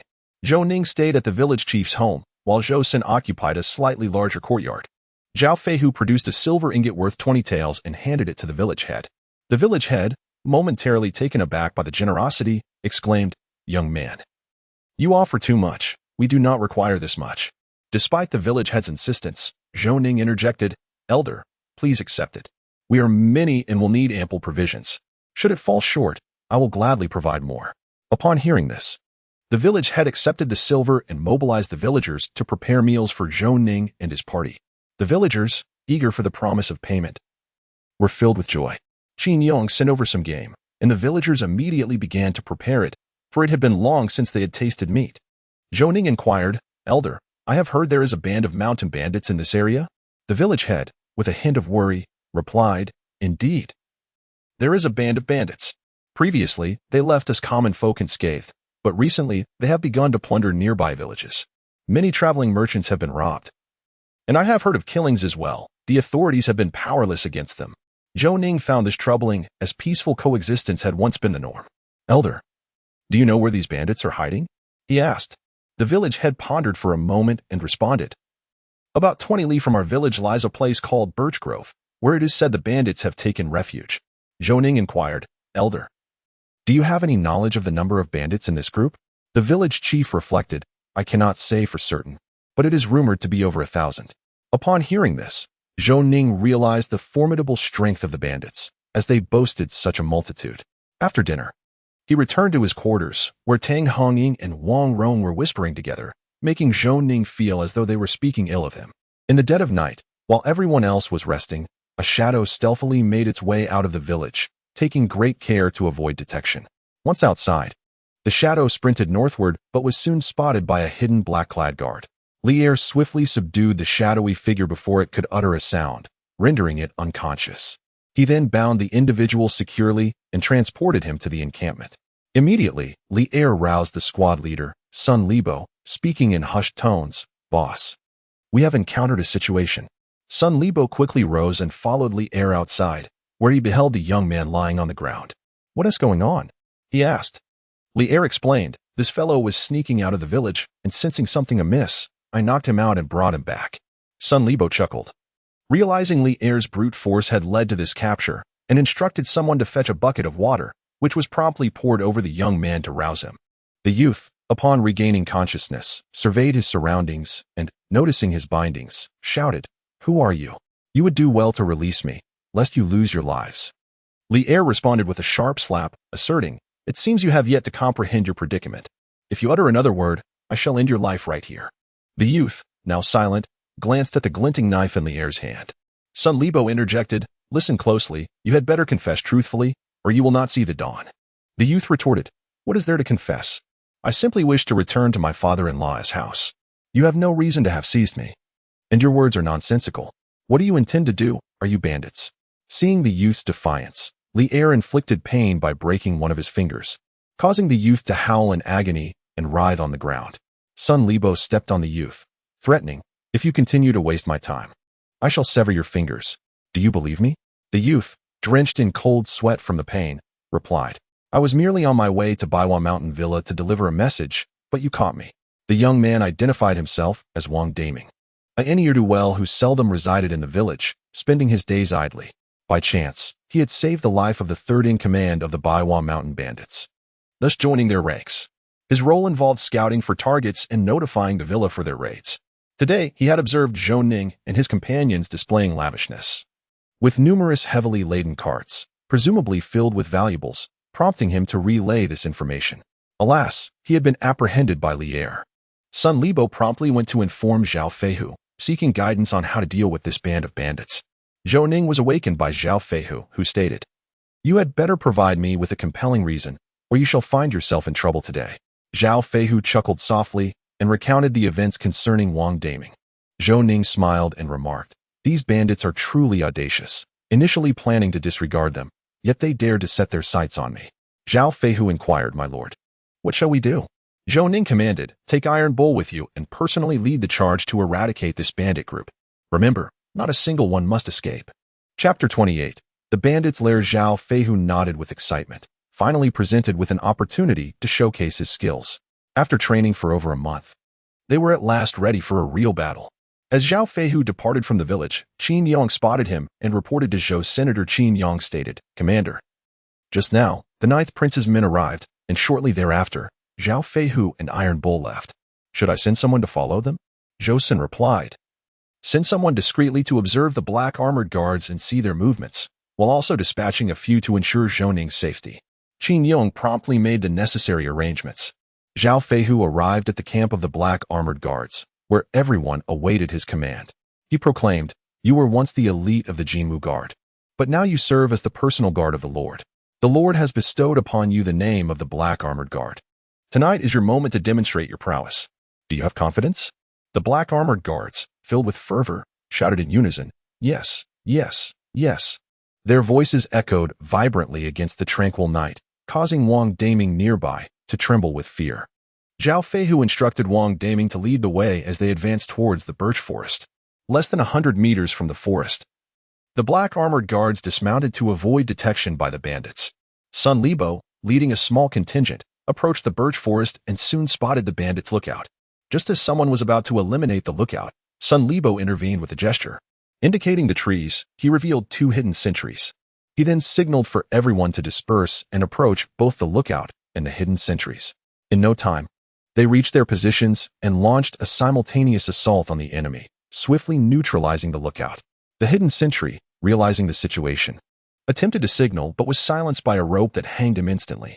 Sun Libo led the black armored guards towards the birch manor, successfully dealing with all visible and concealed sentries, and dispatched a messenger to inform Zhao Feihu. Zhao Feihu quickly met up with Sun Libo, while Wang Daming, upon witnessing the hanged lookout, was utterly petrified.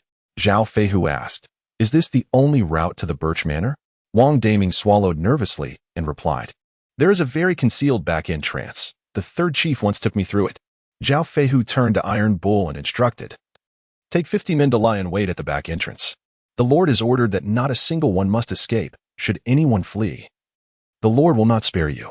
Iron Bull shot Zhao Feihu a glare and, accompanied by Wang Daming, sprinted towards the back entrance of the birch manor. Zhao Feihu waited for approximately half an hour, 10 minutes longer than anticipated. He signaled, and the black armored guards advanced stealthily towards the birch manor, soon closing in to within 10 meters of the estate. The guards at the Birch Mountain Villa were exceedingly lax. Some had already dozed off in each other's company. while others boasted loudly. Zhao Feihu stealthily approached the guard at the main entrance, gently covered the bandit's mouth, and with a swift thrust of his dagger, extinguished his life. The black armored guards swiftly dispatched all remaining sentinels, and the villa's gates were flung open, ushering in a night of carnage. Sun Libo had just dealt with over 10 adversaries and was leading his men out of the chamber when a bandit, roused from slumber, spotted them and shouted, "Enemy attack!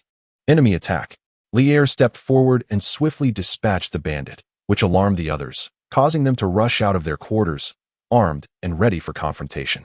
Zhao Feihu, hearing the commotion, made his way towards Sun Libo's position, where their forces converged in the villa's courtyard. "What is the situation? How did you manage this?" Zhao Feihu inquired. Sun Libo, filled with anger and embarrassment, retorted, "We were encountered by bandits who were awake." Soon, the bandits gathered in the square, led by a burly figure with a scarred head, a bald man exuding authority. To his right stood a diminutive, unscrupulous fellow, presumably the third master mentioned by Wang Daming, while a middle-aged man, dressed like a scholar, stood to his left. "You are the one sent by the court?" the bald man demanded. "Are you the leader of this band of thieves?" Zhao Feihu replied. "Indeed, I am the Grand Chief of the Birch Mountain Villa," Zhao Feihu declared. "It seems your men lack foresight and have provoked those they should not have. It is your ill fortune. This night marks your demise." The bald man laughed heartily. "You think that with your small number, you can stir trouble here?" At that moment, a frightened lackey rushed over and exclaimed, "Grand Chief, we have lost hundreds of brothers." The bald man's eyes glinted with malice as he turned to Zhao Feihu. "You, boy, even if the King of Heaven himself came today, you shan't leave the Birch Mountain Villa alive." The black armored guards had already formed their ranks. At the bald man's command, the bandits charged towards them. Countless arrows rained down upon the bandits, causing them to fall in droves. The middle-aged man remarked, "Grand Chief, these individuals must be elite forces from the court. Their combat prowess is extraordinary. Let us charge together." The bald man bellowed, "Brothers, kill them. 10 taels of silver for one, a woman for 10. And whoever slays their leader, the fourth master of the Birch Mountain Villa, shall be rewarded handsomely." Upon hearing the bald man's promises, the bandits roared and surged towards the black armored guards. However, they had grossly underestimated the strength of their opponents, who fought in unison, leaving the bandits unable to inflict a single injury.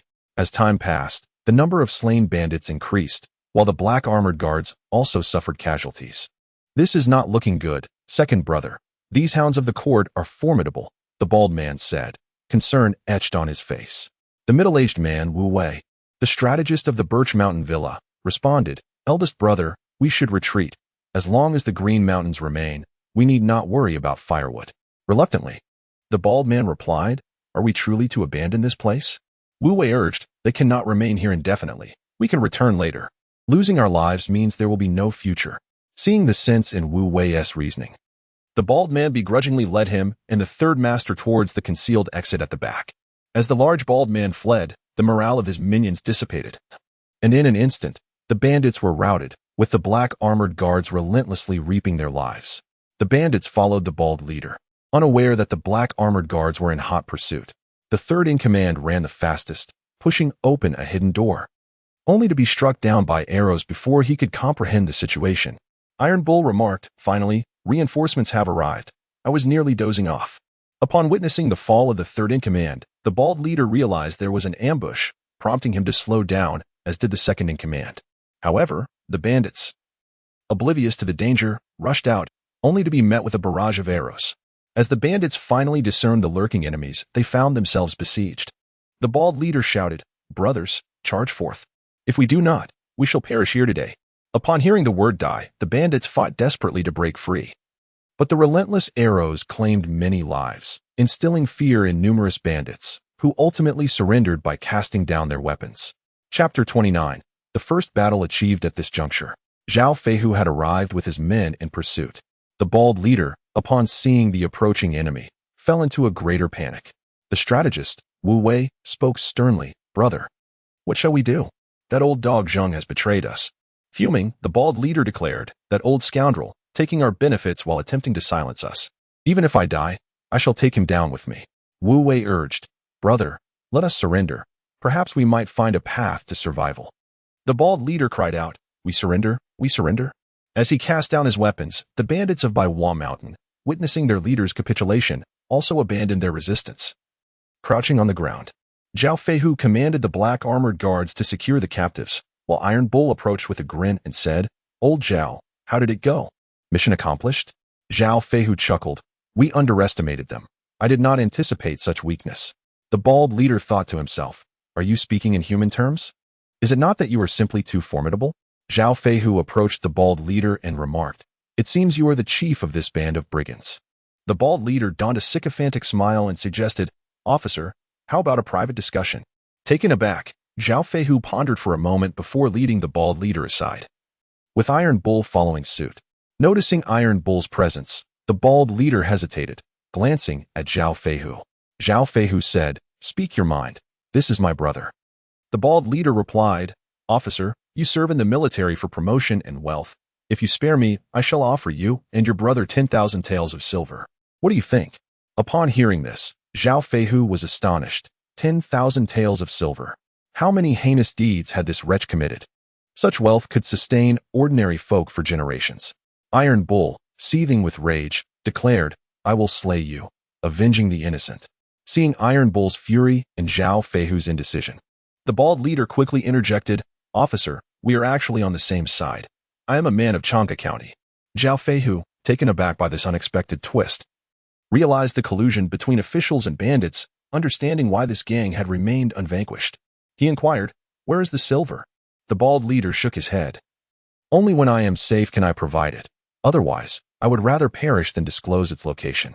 Zhao Feihu instructed his men to keep a close watch on the bald man and Wu Wei while commencing the cleanup of the battlefield, searching for the vault of the bald man. However, their efforts yielded no results.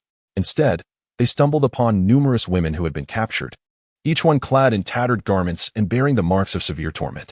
Recognizing their suffering, Zhao Feihu swiftly arranged for clothing and provisions to ensure the women were cared for. He decided to remain at the Baiwa villa while Tinyu returned to report to Zhou Ning. As dawn broke, Tinyu returned to find Zhou Ning enjoying his breakfast. Zhou Ning gestured for him to eat, and Tinyu, unreserved, began to devour the food on the table. Zhou Ning handed him a glass of water and advised, "Take your time. There's no one competing with you." Once Tinyu had satisfied his hunger, he exclaimed, "My lord, we have secured Baiwa villa. And Zhao is there awaiting your orders." Zhou Ning inquired about the casualties of the black armored army.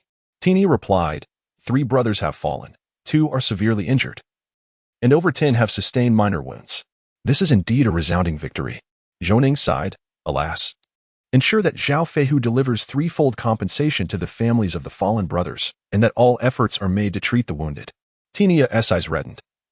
They served in the military to support their families, and the paltry compensation from the court in the event of death or injury was disheartening. However, the compensation set by Zhou Ning was substantial, and he could not help but feel moved. Noticing Tinyu's emotional state, Zhou Ning playfully kicked him, saying, "Why the tears? The fallen are gone. We can do our part to help a little more, or else how will the orphans and widows survive?"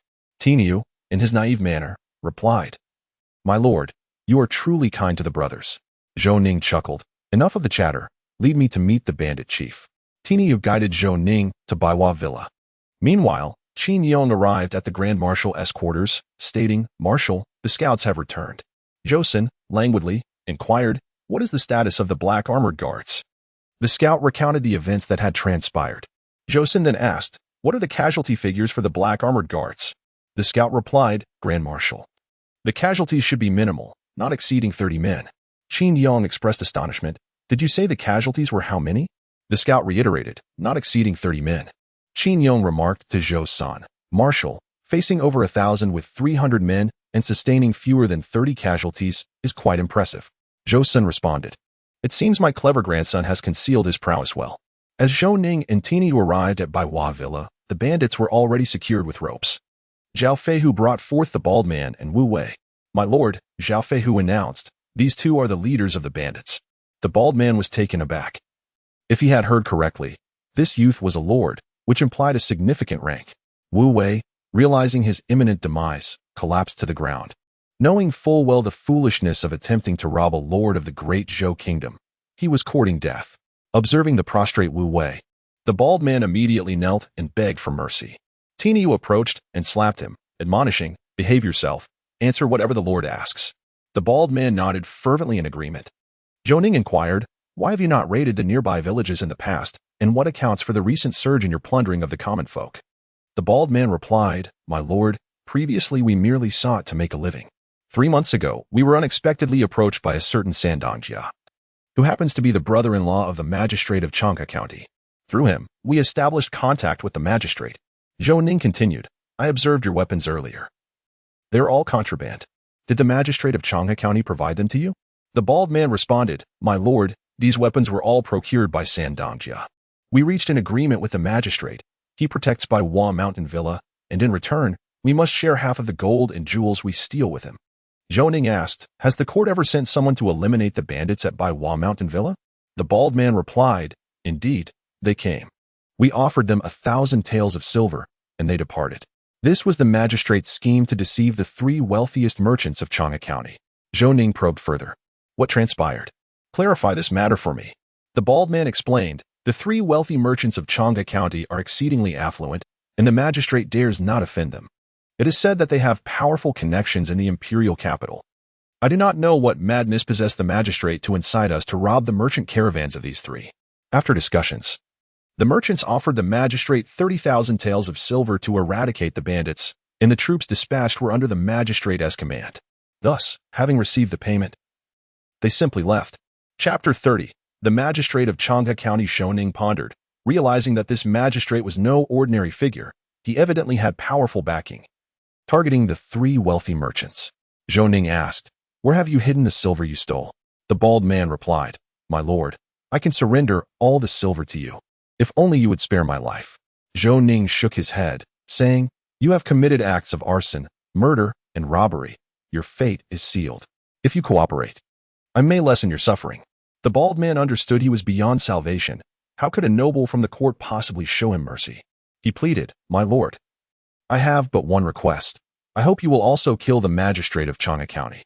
Zhou Ning conceded, That I can promise you. His demise will be far more agonizing than yours. The bald man laughed heartily and divulged the location of the hidden silver. Zhao Feihu immediately dispatched someone to retrieve it, only to discover an astonishing 30,000 taels of silver. It seemed the magistrate had not been idle in his nefarious dealings over the years. And in just a few months, this band of robbers had amassed such wealth. Zhou Ning did not further burden the bald man or Wu Wei, leaving them to deal with the magistrate. However, Zhou Ning faced a dilemma. There were still dozens of women who had been captured, and he was uncertain how to handle the situation. Initially, he intended to provide them with some silver to return home, but these girls were reluctant to go back. Having been captured by bandits and their reputations tarnished, they would inevitably face discrimination. Therefore, they were unwilling to return to their previous lives. Zhou Ning ordered guards to remain and watch over the bandits while he awaited the arrival of Grand Marshal Zhou Sun to see how he would address this matter. For his status as the 9th prince was still insufficient in weight, Zhou Ning returned to the village and sought out Zhou Sun directly.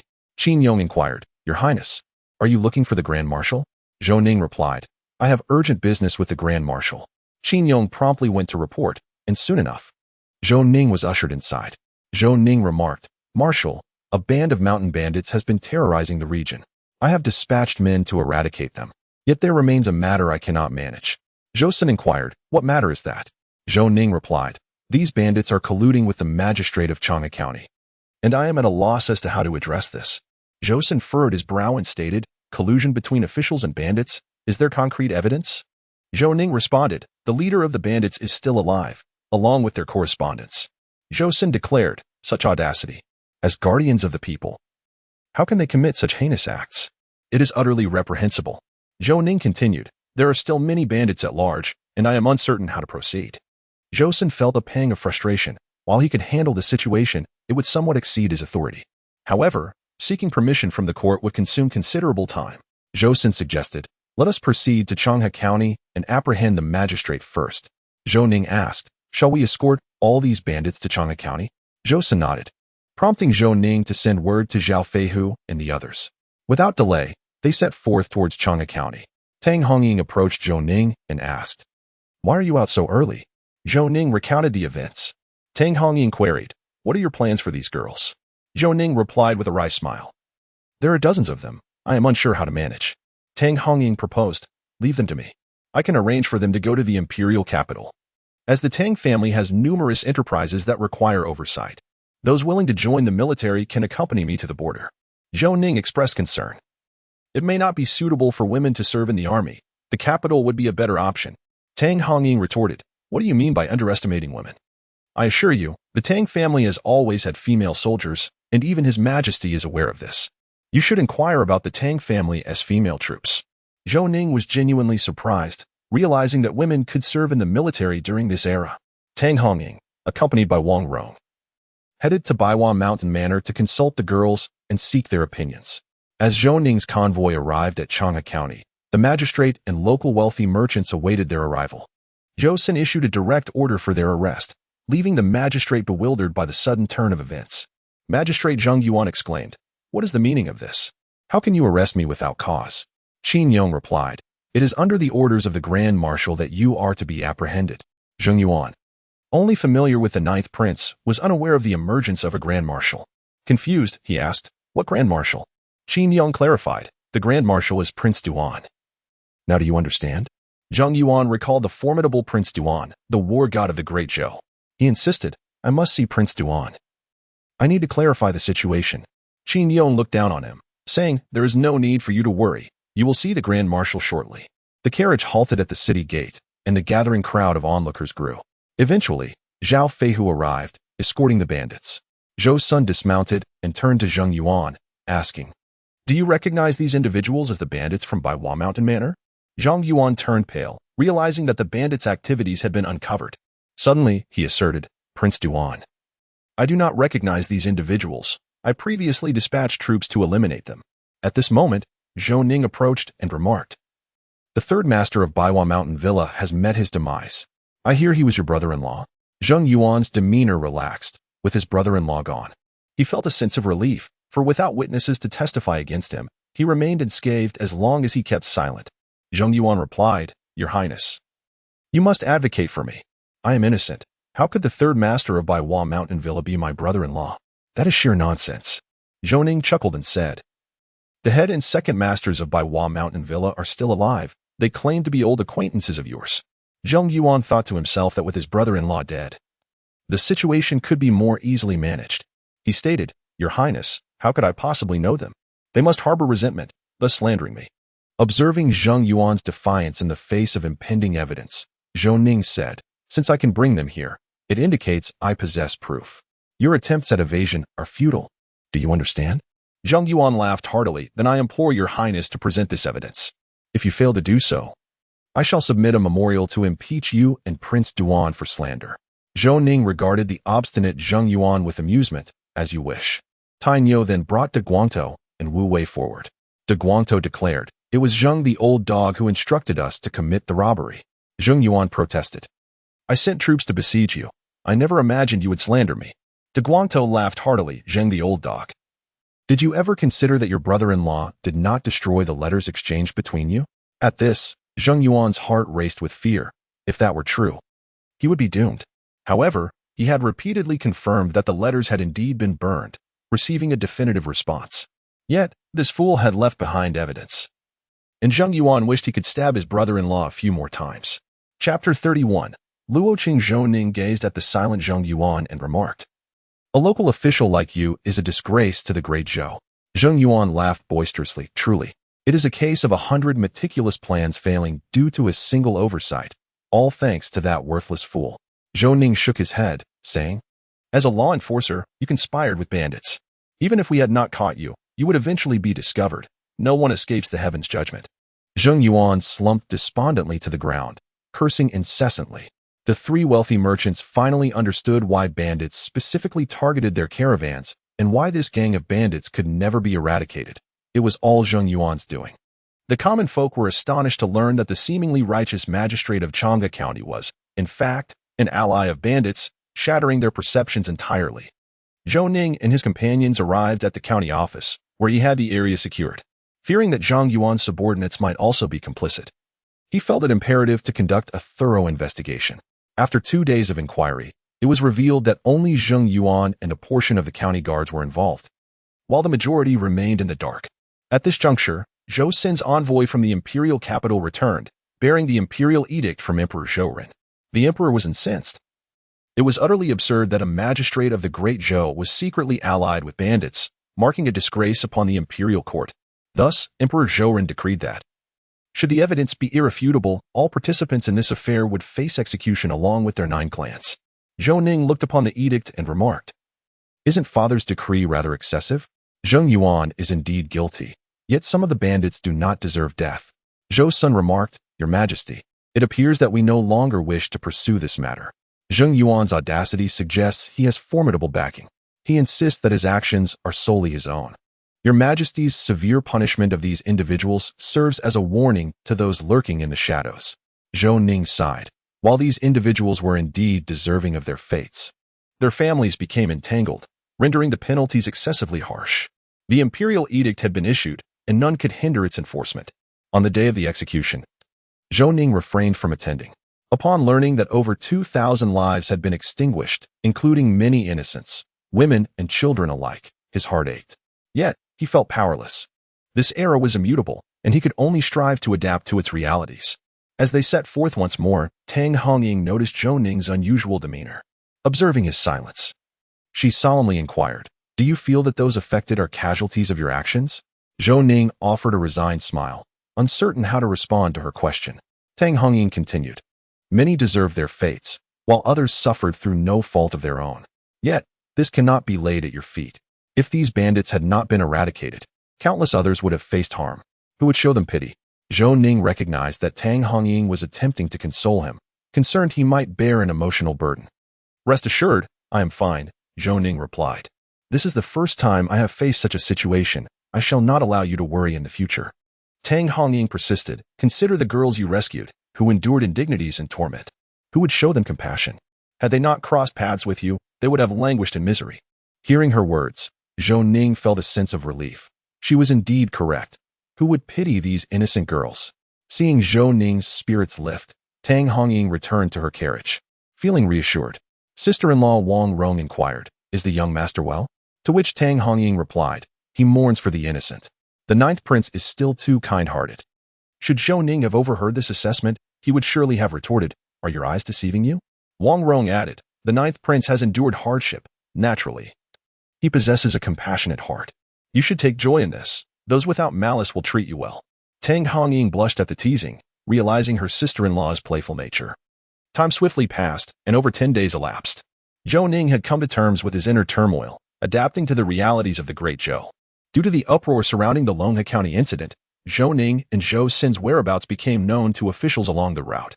After deliberation, they resolved to take a different path, as both Zhou Ning and Prince Duan preferred to avoid social engagements.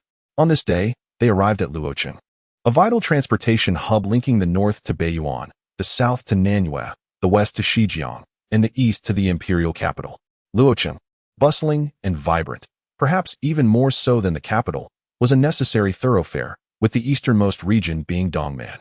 Zhou's son opted not to enter the city, preferring the tranquility of a nearby village to the clamor. However, Zhou Ning, on his first journey afar, was eager to explore, and both Tang Hongying and Wang Rong felt similarly inclined. The trio promptly decided to venture into Luocheng for a leisurely outing. Zhou Ning was aware of Zhao Feihu and Tainyo, while the others remained outside the city. In the bustling city of Luocheng, there existed an array of novel experiences that Zhou Ning had already encountered, yet for the other 4, it was akin to Lu Laolao stepping into the Grandview Garden, where every sight was a revelation. Tang Hongying and Wang Rong purchased a plethora of items, and as fatigue set in, Zhou Ning led them to the finest restaurant in Luocheng. Upon inquiring, he discovered that the establishment had quite a high expenditure. Upon entering the restaurant, the proprietor, upon observing the distinguished demeanor of the group, presumed them to be affluent and promptly approached them with warmth. The proprietor inquired, "Esteemed guests, would you prefer to dine in a private room?" Zhou Ning replied, "Kind sir, please select a window-side table for us. A private room would be even better." The proprietor responded with a smile, "Young master, the Tianzi No. 1 private room perfectly meets your request, though the cost is somewhat steep." Zhou Ning questioned, "Is there a fee for the private room?" The proprietor hurriedly remarked, "You must not be a local, young master." Zhou Ning nodded and asked, "Is it customary for non-locals to pay for a private room?" The proprietor quickly explained, "Our establishment has certain stipulations regarding private rooms. A minimum expenditure is required for dining therein. Zhou Ning mused to himself about the restaurant's policy, recognizing the proprietor's acumen in business. With a hearty laugh, Zhou Ning declared, "The Tianzi #1 private room must command the highest expenditure, I presume?" The proprietor affirmed, "Indeed, the Tianzi No. 1 private room offers a panoramic view of the entire Luoqing and the Lu River, making it the finest location in the city." Zhou Ning chuckled, "Excellent. I wish to see if the Tianzi #1 private room lives up to your commendations." The proprietor promptly ushered Zhou Ning and his companions to the Tianzi No. 1 private room. Zhou Ning, opting not to order specifically, entrusted the proprietor with the arrangements, as the cost was of no concern. His primary aim was to ensure the pleasure of his companions. Soon, a table laden with exquisite delicacies was presented, accompanied by locally brewed fruit wine made from the waters of the Lu River. As they dined, the meal proved to be exceptionally worthwhile. Each dish was a feast for the senses, visually appealing and bursting with flavor, leaving them all in awe. As such culinary delights were not to be found in the capital. Although Zhou Ning found the food delectable, it still paled in comparison to the fare he had previously enjoyed. Nonetheless, it was undoubtedly the most delightful cuisine he had sampled since his arrival. Chapter 32. The sound of shattering. Tang Hongying remarked, "Luoqing truly radiates prosperity. This restaurant surpasses those in the capital, albeit a tad too pricey." Sister-in-law Wang Rong commented, "The proprietor here must be a genius. While the dishes are exquisite and the flavors delightful, these alone do not draw patrons. The ability to enter a private room serves as a status symbol, appealing to the vanity of many, thus ensuring its popularity." Zhou Ning responded, "Such acumen is commendable. It suggests a remarkable talent for business." As he savored the culinary delights and gazed upon the splendid vistas of Luoqing and the Lu River, he felt a profound sense of contentment. This was the life he yearned for. While they reveled in the beauty surrounding them, a commotion arose outside the private room, disrupting their enjoyment. Zhao Feihu emerged to investigate, only to find the noise escalating. Losing interest, Zhou Ning resolved to settle the bill and depart. As they stepped outside, they coincidentally encountered Zhao Feihu returning, while the proprietor continued to converse animatedly. Zhou Ning inquired, "What transpired?" Zhao Feihu remarked, "My lord, there was a commotion outside just now. I feared it might disturb your enjoyment, so I went to address the situation. To my surprise, those individuals were quite unreasonable and even attempted to strike me." The innkeeper quickly clarified, "My lord, allow me to explain. A group of guests wished to dine in the prestigious Tianzi #1 private room while you were inside. I would never permit them entry, but one of them is the young Marquis Lu Hai, a notorious figure in Luocheng. The altercation occurred precisely when this guest departed. Please continue your meal. I shall manage the rest." Initially, Zhou Ning had intended to leave the tavern, but Lu Hai's ruckus compelled him to remain. Zhou Ning instructed, "Withdraw the dishes and replace them with the finest tea."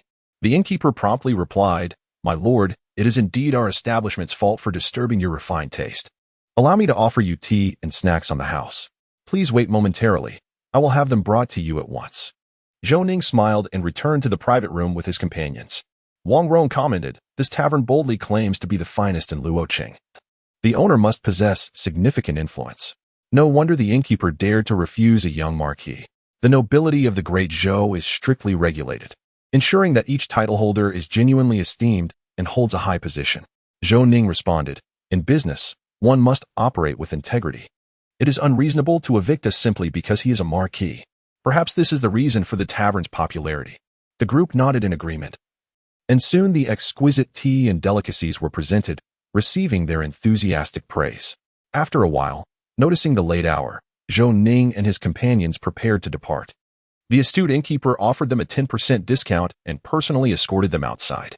Tanya remarked, "Even with the discount, we spent 50 taels. This tavern is quite exorbitant." The group erupted in laughter, acknowledging that while it may be costly, it was undoubtedly worth the price. Zhou Ning and his companions planned to spend the night in Luocheng and continue their journey the following day. However, they were soon confronted by a group of over 10 individuals, led by a young scion. The young man glared at Zhao Feihu, stating, "You dare to disrespect me. Do you even know who I am?" Zhou Ning chuckled, recognizing the typical arrogance of a privileged heir accustomed to bullying in Luoqing. The young man retorted angrily, "Are you mocking me? Who in Luoqing does not know the name of young Marquis Lu Hai? Today, my mood is foul, and you are unfortunate." Tang Hongying interjected boldly, "As a Marquis of the Great Zhou, how can you oppress the common people? Do you not fear the consequences?" Only then did Lu Hai take notice of Tang Hongying and Wang Rong, his expression shifting to one of lewd delight as he declared, I have not seen such beautiful young ladies in Luoqing for quite some time. If you accompany me, I promise you a life of wealth and luxury. Tang Hongying and Wang Rong were taken aback by Lu Hai's brazen behavior as he openly flirted with them. Lu Hai approached with a grin, reaching for Tang Hongying's hand. But she swiftly executed a hold, capturing him effortlessly. Unfazed, Lu Hai laughed heartily. Ah, splendid. A true tigress. How delightful. The individuals behind Lu Hai erupted into laughter, while the onlookers expressed their concern for Zhou Ning and the others, fearing that these two young women would soon face dire consequences. Tang Hongying forcefully dislocated Lu Hai's arm, prompting him to scream in agony and demand, "What are you all laughing at? Seize the men and throw them into prison. The women shall be taken to my residence." Lu Hai's followers surged forward, and a young nobleman stepped up to Lu Hai, saying, "These people clearly hail from outside, and knowing your identity, they still dare to confront you. We should clarify the situation before apprehending anyone." Lu Hai pushed him aside, retorting, "Zhang Mingyang, stay out of this. Today, not even the manager of your first pavilion showed me respect, and now you wish to obstruct me? In Luo City, I am the law. This city belongs to the Lu family." Zhang Mingwei sighed, shaking his head repeatedly. It was true that Lu Hai wielded considerable power in Luo City, yet these individuals exhibited extraordinary demeanor and conduct. Moreover, Zhang Mingyang was aware that they had spent 50 taels of silver at the first pavilion, a significant sum indeed. While Zhang Mingyang had little regard for Lu Hai, his father, the valiant Marquis, was not an ordinary man. He had once saved the current emperor's life, which was why he had been bestowed the title of Marquis. "Lu Hai, please calm down," Zhang Mingyang urged. "Do not act impulsively. It would be wise to ascertain the facts before taking action." Furious, Lu Hai declared, "Even if the king himself descended today, these two young ladies shall not escape my grasp." Zhao Feihu and Tini were engaged in a fierce altercation with Lu Hai's subordinates. The clash was decidedly one-sided. Within mere minutes, while Lu Hai and Zhang Mingyang conversed, Zhao Feihu and Tiniu had dispatched all of Lu Hai's men to the ground. Only then did Lu Hai realize that his followers lay defeated. Tiniu approached him, and Lu Hai retreated repeatedly, warning, "If you dare to lay a finger on me, none of you shall leave Luo City alive." Zhang Mingyang interjected, "I implore you, show mercy. The young lord holds a unique position in Luo City. I ask you to grant him leniency." Zhou Ning chuckled, Tang Hongying smiled, and even Wang Rong and Zhao Feihu found amusement in Zhang Mingyang's self-importance. Without further ado, Tang Hongying stepped forward and delivered a kick to Lu Hai's groin, producing a sound reminiscent of a breaking egg. Lu Hai collapsed to the ground, his face contorted in agony, unable to utter a sound, his eyes rolling back as he lost consciousness. The men present instinctively crossed their legs, gazing at Tang Hongying with a mix of horror and admiration.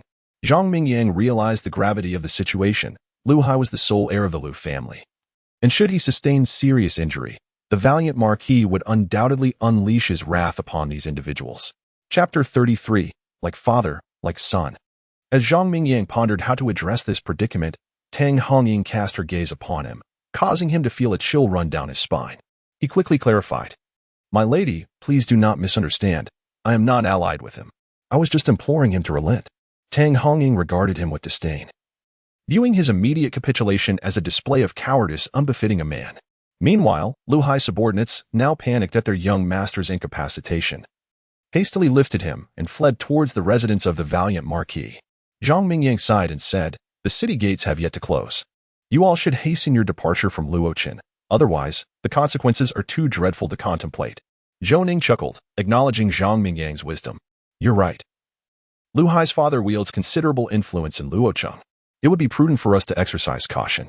With that, Zhou Ning led his companions toward the city outskirts. Although Zhang Mingyang harbored no fear of the brave martial Marquis, he preferred to avoid unnecessary trouble and made his way toward the Marquis's residence.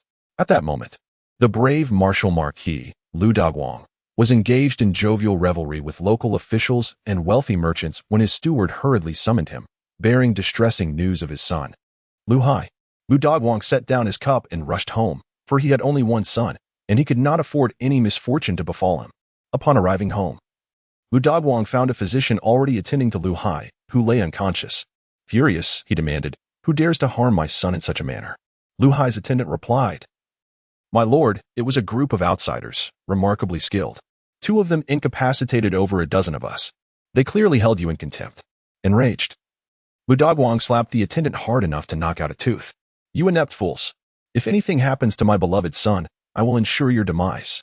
The attendant knelt trembling on the ground, fully aware of Lu Daguang's volatile temperament. Should Lu Hai meet an untimely fate, their lives would be forfeit. At that moment, Zhang Mingyang arrived and, witnessing Lu Daguang's fury, suggested, "Uncle, perhaps we should first assess Lu Hai's condition." Only then did Lu Daguang come to his senses and seize the physician, demanding, "Cure my son. If he suffers any harm, you will not escape unscathed." The physician, paralyzed with fear, struggled to continue treating Lu Hai. After a considerable time, he finally halted his efforts. Lu Daguang inquired, "What is my son's condition?" The physician cautiously replied, "My lord, your son's life is not in jeopardy." But Lu Daguang interrupted, "Speak plainly. Do not dawdle. Deliver your words swiftly." The physician continued, "My lord, the young master has dislocated his arm, which I have realigned. However, he has sustained severe injuries to his groin. It is too early to determine the outcome. There is a possibility of irreversible consequences." Lu Daguang was taken aback, exclaiming, "Are you saying my son is ruined?" The physician confirmed, "My lord, it is a possibility that necessitates further observation." Turning to Zhang Mingyang, Lu Daguang demanded, "What transpired? Speak the truth." Zhang Mingyang, feeling compelled to be candid, recounted the events that began in the private chamber of the first floor and culminated in the recent confrontation. Lu Daguang seethed, "My son, enamored with those two young ladies, is fortunate to have caught their attention. How dare they injure my precious son? I shall not let them go unpunished." Unsure of how to respond, Zhang Mingyang reflected on Lu Hai's domineering nature, which was undoubtedly inherited from his father. Lu Daguang then inquired, "Where are they now?" Zhang Mingyang replied, "They have likely left the city." Grabbing Zhang Mingyang by the collar, Lu Daguang demanded, "Why did you not intervene? Your skills are commendable." With a sense of resignation, Zhang Mingyang replied, "Uncle, two of them possess martial prowess far superior to mine. I was simply powerless to act." Lu Daguang pushed Zhang Mingyang aside and promptly summoned the guards of the Lu residence, all seasoned warriors who had fought alongside him on the battlefield. Lu Daguang proclaimed, "My son has been injured. What shall we do?" The guards shouted in unison, "We shall avenge our young master." Lu Daguang led his men towards the outskirts of the city and dispatched others to inform the city guards, commanding them to apprehend Zhou Ning and his associates. Zhou Ning and his companions had joined forces with the black armored guards and were en route to the village where Prince Duan resided. At that moment, a scout reported that a group of over 200 individuals was in pursuit. Zhou Ning surmised that it must be Lu Hai's father who had sent them after him. He directed the black armored guards to stand ready. He had no intention of fleeing. This matter required resolution, lest it become a persistent nuisance. Lu Daguang spurred his horse to hasten after Zhou Ning and soon caught up with him. However, upon witnessing the formidable formation of the black armored guards, he realized that his son had entangled himself with someone significant. The number of individuals who could command such guards in the Zhou dynasty was exceedingly rare, indicating that they were indeed a person of great stature. Yet, Lu Daguang was resolute in avenging his son. The Lu family had but one heir. And now that heir had been grievously harmed, he could not simply swallow this grievance. Lu Daguang halted 5 meters away from Zhou Ning, surveying the impeccably organized black armored guards, and sensed that they were not ordinary nobles of merit. He gazed at Zhou Ning and inquired, "You were the one who injured my son, were you not?" Zhou Ning replied with a smirk, "Injuring him is too lenient. Killing him would be doing him a favor." Such audacity, to speak so boldly in his presence. Lu Daguang retorted, "Do you know who I am? I am the valiant marquis bestowed by his majesty, and you dare treat me this way." Zhou Ning laughed heartily.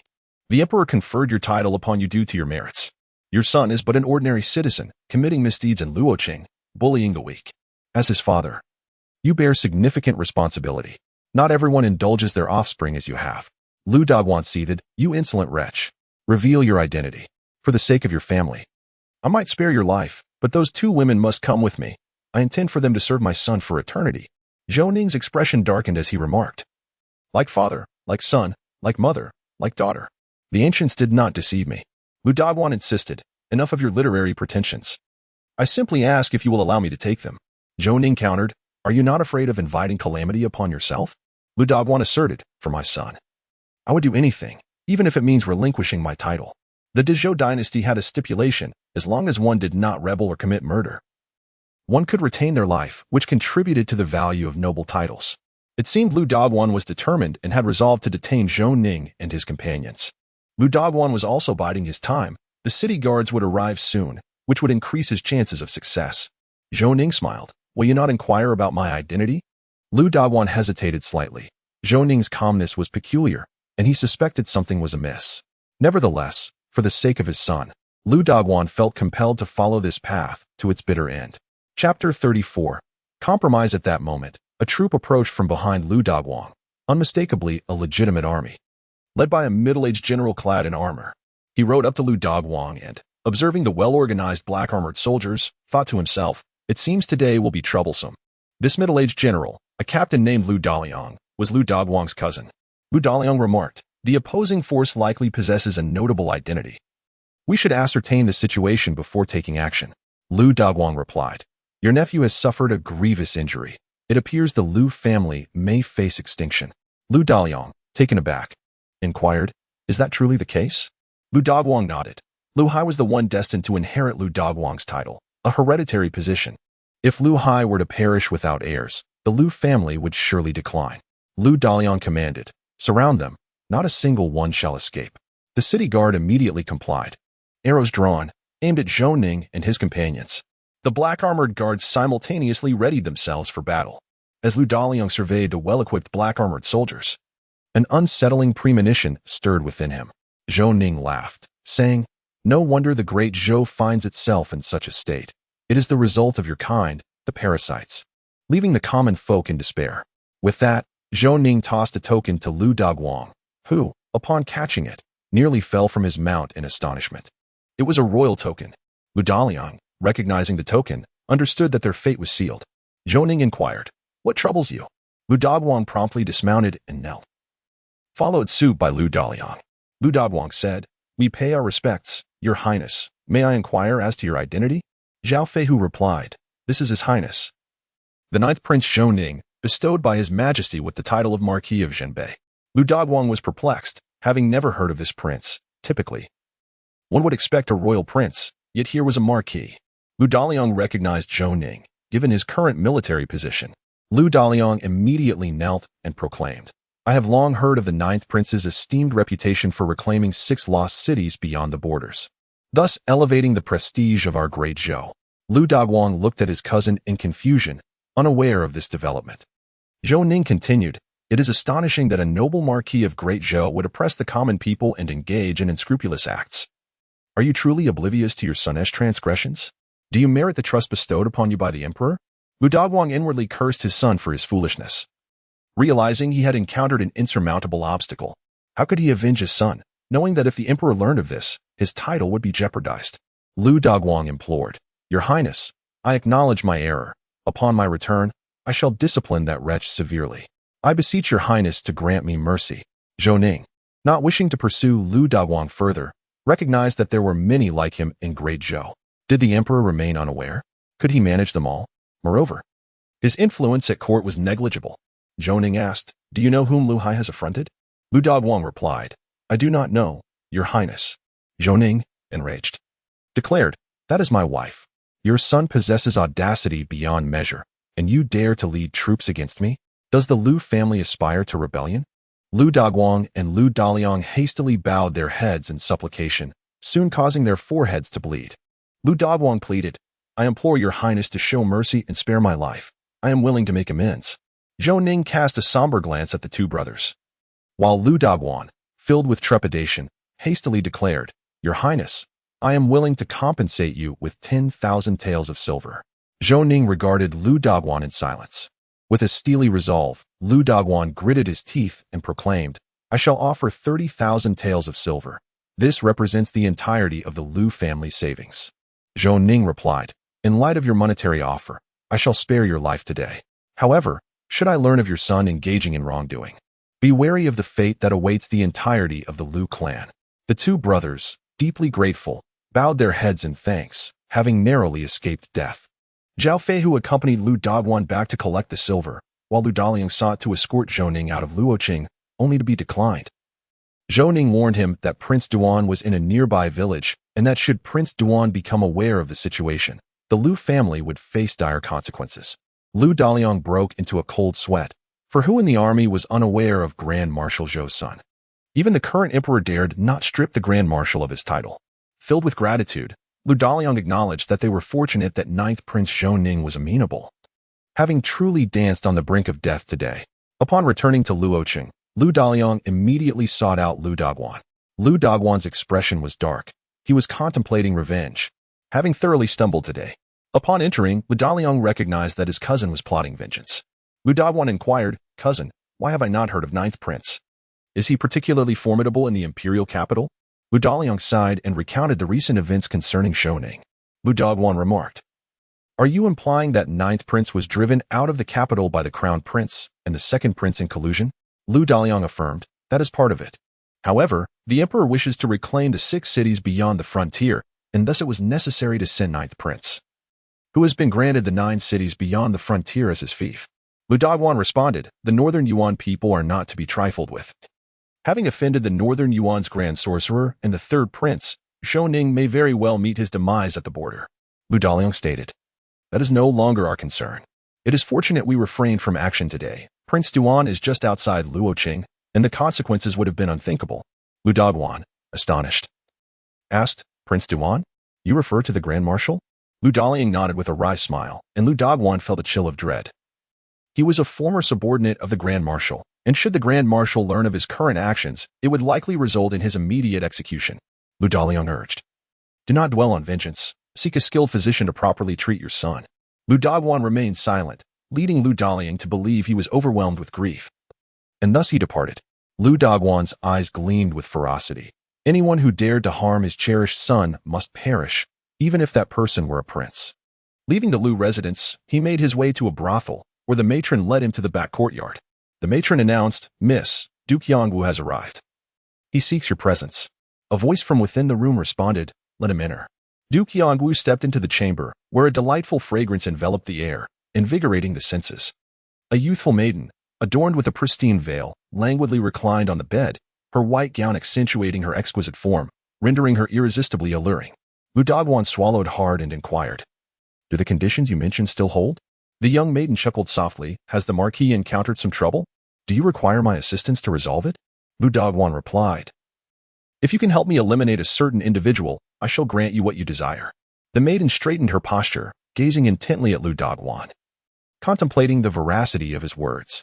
Chapter 35. The Ruined Village. After a moment of silence, the maiden asked, "Why has the brave Marquis, who previously opposed our collaboration, suddenly sought our aid?" Lu Dogwan retorted angrily, "My son has been injured by them, and I yearn for vengeance, yet I cannot confront this identity alone."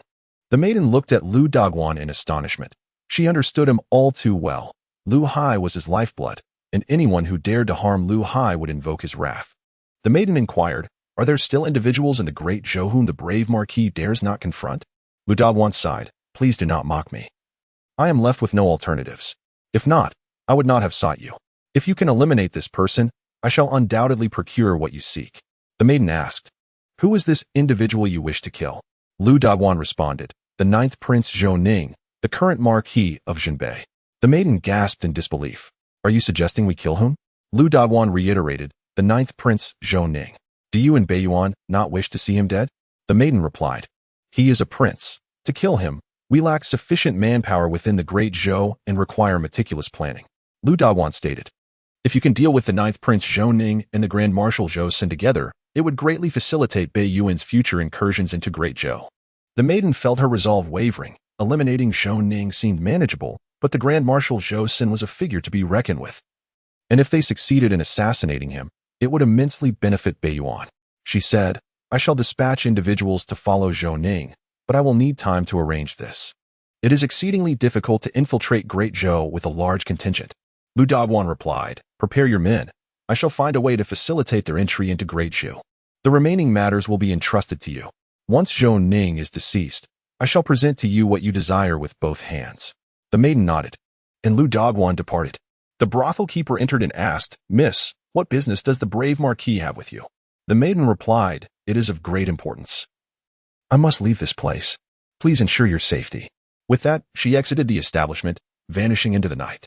Unbeknownst to Zhou Ning, Lu Dogwan harbored intentions of vengeance against him, yet Zhou Ning remained pleased with the compensation offered by Lu Dogwan. At dawn, Zhou Ning and his entourage set forth once more towards the direction of Beiyuan, where the scenery had changed. instead of verdant mountains and clear waters.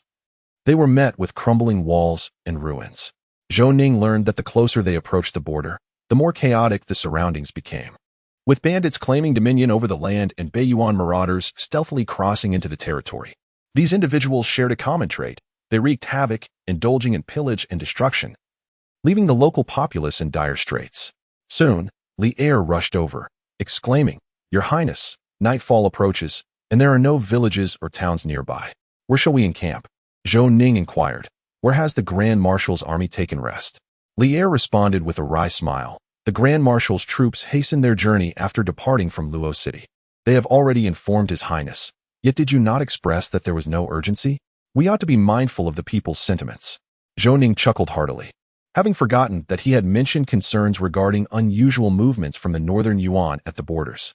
The Grand Marshal, Zhou Sun, feared potential actions from the northern Yuan and thus expedited their march, duly notifying Zhou Ning.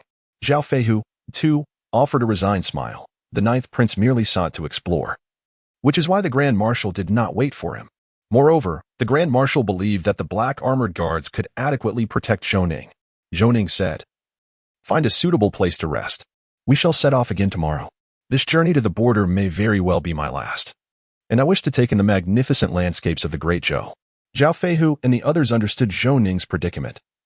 The 9 cities beyond the borders were effectively his domain, akin to leading him to his demise. Nevertheless, the prince accepted this fate with eagerness, and his subordinates felt a sense of regret for Zhou Ning, whose talents were being forced to the frontiers. Sun Libo soon discovered a dilapidated village, long abandoned, presumably as its inhabitants fled to safer territories inland. Zhou Ning held no lofty expectations for their lodgings. Upon entering the room, he noticed it had been tidied. Yet he frowned at the environment.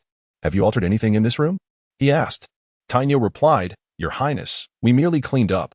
We did not disturb the furnishings." Zhou Ning remarked, "The villagers may not have merely relocated. They might have met with misfortune." Tainyo and Zhao Feihu were astonished. "How could that be? We searched everywhere and found no signs of struggle or bloodshed." Zhou Ning shook his head and said, "Inspect a few more houses and see if the items are neatly arranged, with nothing missing." Tainyo and Zhao Feihu ventured into several homes, confirming Zhou Ning's assertion. Each house contained items arranged with meticulous order, with many bowls and chopsticks left upon the tables.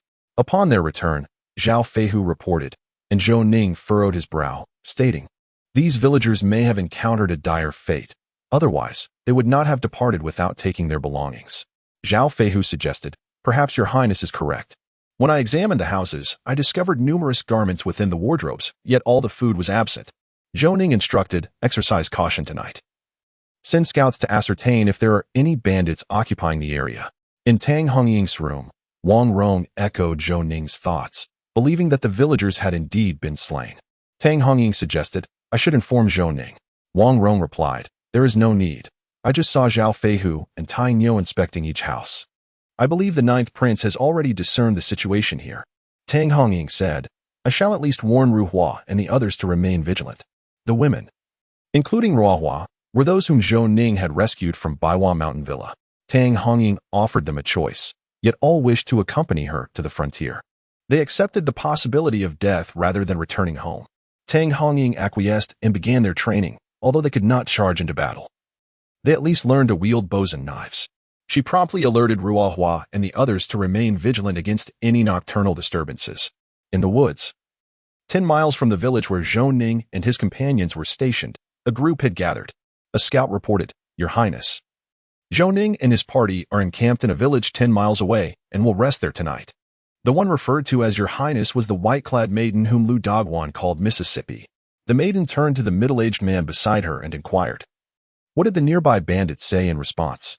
The middle-aged man replied, "Your Highness, a band of horse bandits, escaped from Beiyuan, has agreed, but they have one condition." Chapter 36. Night Raid on the Village. The maiden asked, "What is their condition?" The middle-aged man continued, "They wish to return to Beiyuan, hoping that His Majesty will pardon their crimes." The maiden declared, "Grant them their request and instruct them to attack the village where Zhou Ning is located immediately." The middle-aged man lamented, "What a pity, the village only harbors Zhou Ning. The Grand Marshal Zhou, son of Dezhou, has already proceeded to the frontier." The maiden explained, "This is the National Master's intention. Mobilizing troops outside the pass will draw Zhang Daoyuan's attention. We have deliberately arranged for Zhou's son to be informed of this. Our ultimate target is Zhou Ning. The middle-aged man expressed his astonishment. All this effort, merely to eliminate Zhou Ning? The maiden replied. The national master is exceedingly wary of him. Hence, he is our primary target. How did the other bandits respond? The middle-aged man stated, Your Highness. The bandits from Zhu Mountain Villa killed our men, but I did not reveal our target. The bandits from Wahoo Mountain Villa will cooperate for a price. They demand 10,000 taels of silver. The maiden responded, Then pay them. Do you not have 10,000 taels? The middle-aged man grimaced, Your Highness. They require silver up front before they will act. Without payment, they will not move. We need to gather the funds, which will take time. The maiden pondered for a moment. The opportunity tonight was fleeting, and she could not afford to wait.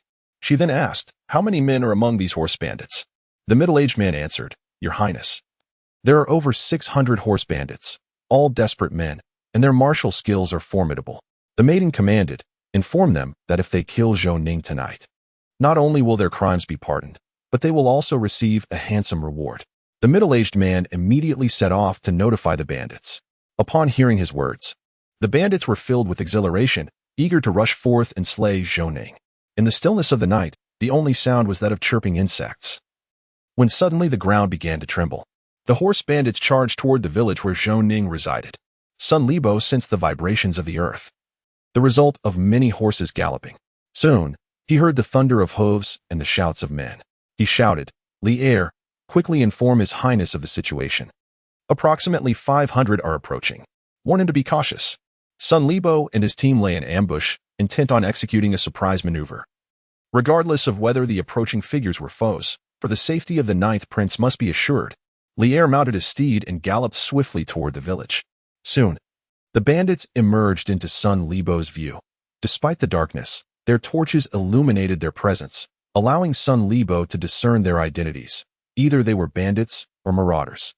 In a hushed tone, Sun Libo addressed his comrades, Brothers, this group harbors ill intentions and likely aims for the prince.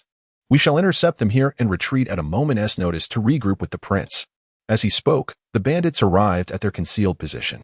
With a commanding shout, Sun Libo unleashed a flurry of arrows upon the marauders, catching them off guard and causing dozens to tumble from their mounts. After a brief moment of chaos, the bandits quickly regained their composure and began retaliating against Sun Libo and his men. Outnumbered, the marauders swiftly breached the blockade and surged towards Sun Libo. The bandit leader, Xiaoyu, commanded, Heir, take 100 men and pursue that group. I will go after Zhou Ning. Should he escape, our losses will be significant. Immediately, Heir led his men in pursuit of the fleeing Sun Libo. Meanwhile, Heir reached the village and shouted, Enemy attack! Enemy attack! Awakening the slumbering villagers. Zhao Feihu rushed out, and, upon seeing Heir's distress, grasped his arm and inquired, What has transpired? Speak clearly. Heir, in a state of urgency, replied, Captain Zhao, we have spotted a group of over 500 approaching the village. Team leader Sun Libo suspects they are targeting the prince. He has remained behind to ambush them and sent me back to deliver the news. Zhao Feihu intended to seek out Zhou Ning, who had just emerged, fully armed, and declared, Prepare for battle and inform the lady. Tang Hongying had already arrived, stating, I am here. I will ensure your safety. We can flee together. You will not be in danger. Zhou Ning countered, Flee? A mere 500? If the black armored guard cannot handle such a number, we might as well return to the imperial capital. Zhao Feihu organized the troops. The entire black armored guard mounted their steeds, braced and ready. At that moment, the bandit leader Xiaoyu came into view of the black armored guard.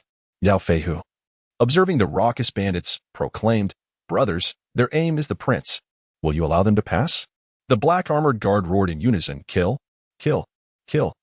The atmosphere brimmed with lethal intent, and Xiaoyu sensed the overwhelming aura of menace, secretly astonished by the formidable Dazhou army he encountered, realizing the challenge ahead. As the marauders closed in swiftly, Zhao Feihu bellowed, All troops, advance. The black armored guard spurred their horses, galloping forth with increasing speed toward the bandits.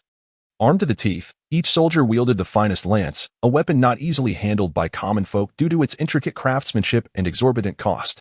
Such armaments were rare among armies, procured at great expense by Zhou Ning to adequately equip the black armored guard.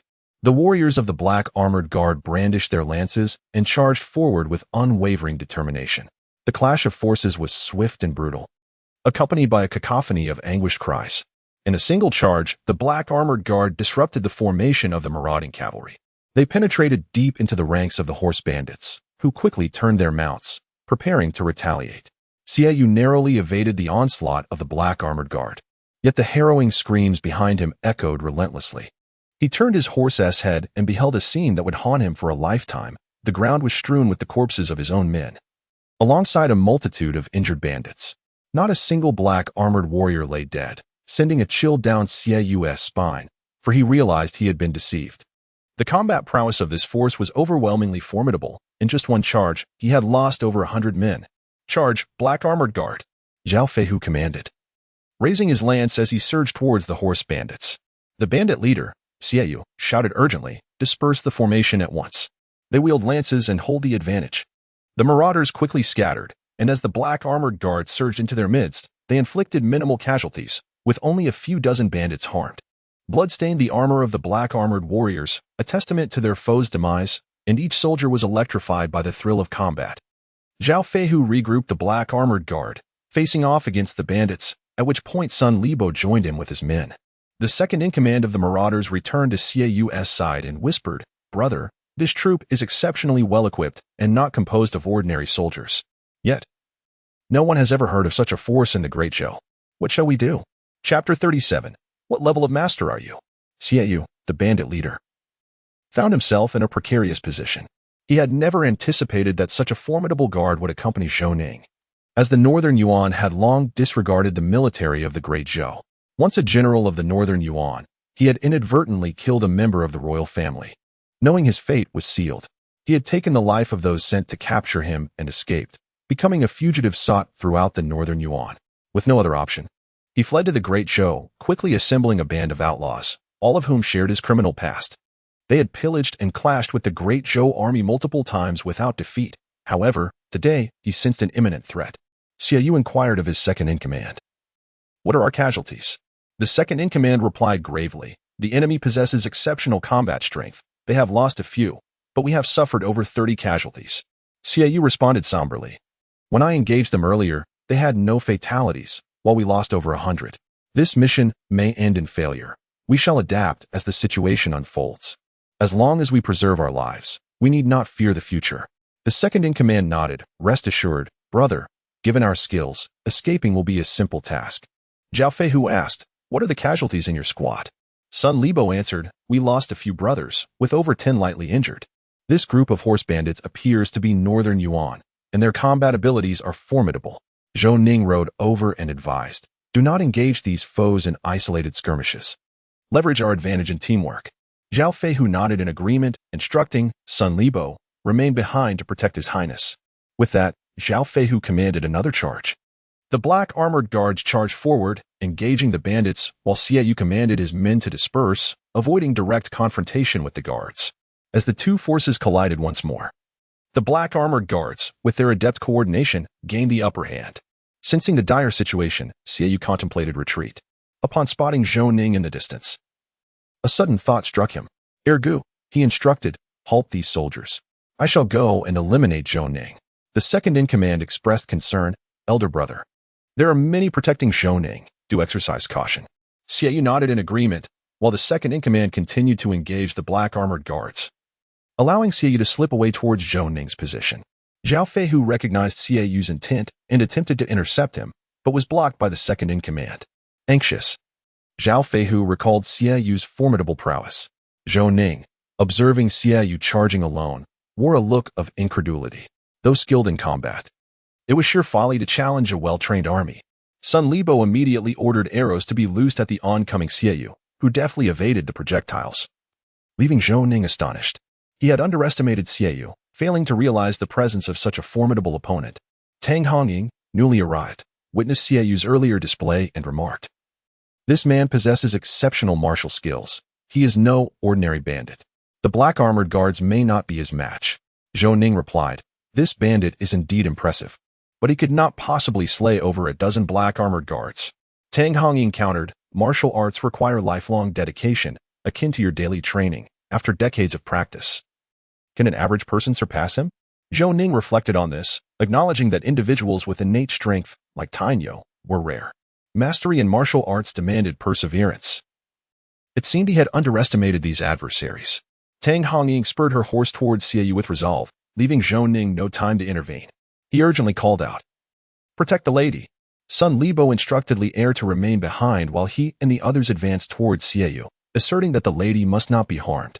Tang Hongying, having trained in martial arts since childhood, was naturally skilled, yet her feminine stature posed a disadvantage in strength.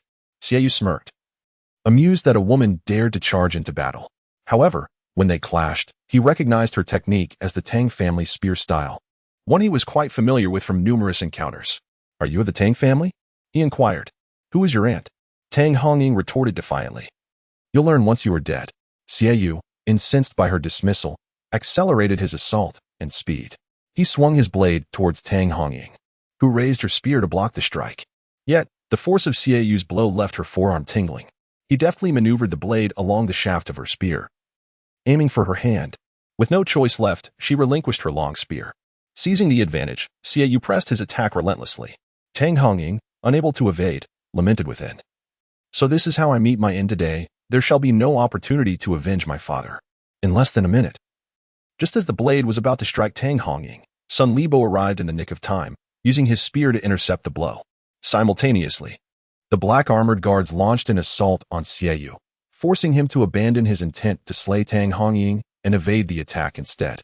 Sun Libo called out, "Madam, are you unharmed? His Highness sent me to assist you." Having narrowly escaped death, Tang Hongying, who had once prided herself on her martial prowess, felt a deep sense of shame for nearly being defeated in her first direct confrontation. "I am fine," she replied, "but you must be cautious. This man is exceedingly formidable." With that, Tang Hongying spurred her horse towards Zhou Ning, reasoning that if she could not aid, it was best not to linger and complicate matters. Zhou Ning, concerned, inquired, "You aren't injured, are you?" Tang Hongying, feeling somewhat embarrassed, shook her head, indicating that she was unscathed. Zhou Ning continued, "That's a relief, but you were too reckless. You mustn't act so impulsively in the future." Noticing Zhou Ning's concern, Tang Hongying felt a flutter of emotions within her, though she retorted, "You needn't worry about me." Zhou Ning smiled wryly, thinking her a feisty young woman. Sun Libo, along with a dozen black armored guards, besieged the bandit leader Xiaoyu. One would expect a swift victory over Xiaoyu, yet the opposite occurred. The black armored guards suffered casualties as Xiaoyu deftly dodged their attacks from horseback, skillfully countering their efforts. Zhou Ning queried, "What level of martial artist is a bandit like him?" Tang Hongying responded, "He is a first-rate master, comparable to Zhao Feihu. Such individuals have practiced martial arts since childhood and have honed their skills through years of combat." Zhou Ning pressed further, "And what level of master do you consider yourself?" Tang Hongying sensed that Zhou Ning's inquiry was intentional, yet lacking evidence. She turned her head away, refusing to meet his gaze or answer. Zhou Ning, with a light-hearted tone, remarked, "I mean no offense. I simply wish to understand." This only served to infuriate Tang Hongying further, her earlier fondness for Zhou Ning evaporating. "Then go ask Zhao Feihu instead.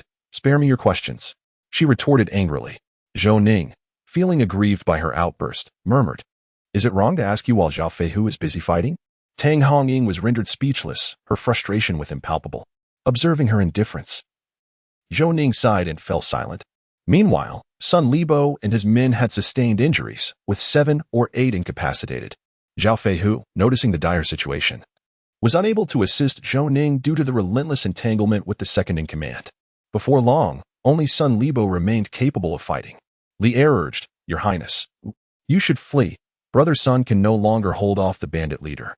I will stay behind to buy you time." Zhou Ning replied, "You will come with me. Your presence here serves no purpose." Li Heir forcefully struck Zhou Ning's horse, causing the steed to bolt in pain. At that moment, Xiaoyu kicked Sun Libo off his mount and spurred his horse towards Zhou Ning.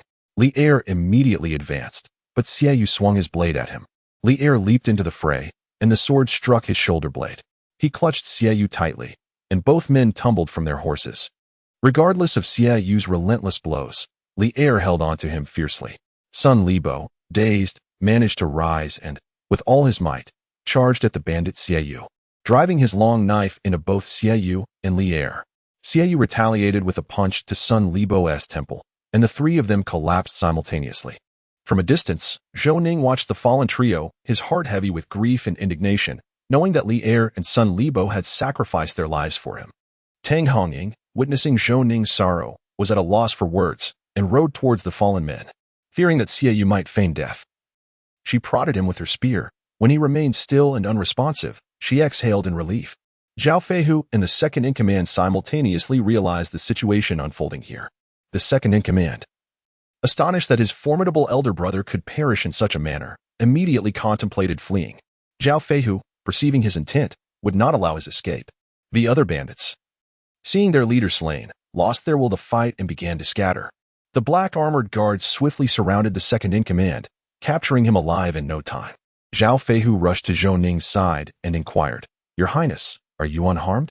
Zhou Ning shook his head, sorrowfully responding, "Gather the bodies of our fallen brothers, cremate them, and send their ashes home. Each family shall receive threefold compensation. Anyone who dares to embezzle will face death without mercy." Zhao Feihu assured him, "Your Highness, rest assured. I will handle this matter." Zhou Ning continued, "Inform their families that should they face oppression, they may come to me at any time." Zhao Feihu nodded vigorously. Aware of the heavy losses suffered by the black armored guards today, with over 30 brothers perishing in battle and squad leader son Libo fallen, they were still not strong enough against formidable foes. He ordered everyone to clean the battlefield and tend to their wounds. Tang Hongying's female soldiers arrived to assist, but many were unaccustomed to such scenes and retched at the sight, prompting Tang Hongying to instill in them the harsh realities of war. The second-in-command of the bandits was suspended from the beams, his feet bound to a heavy stone. Zhou Ning looked at him impassively and said, "Reveal the mastermind behind this, and I can grant you a swift death.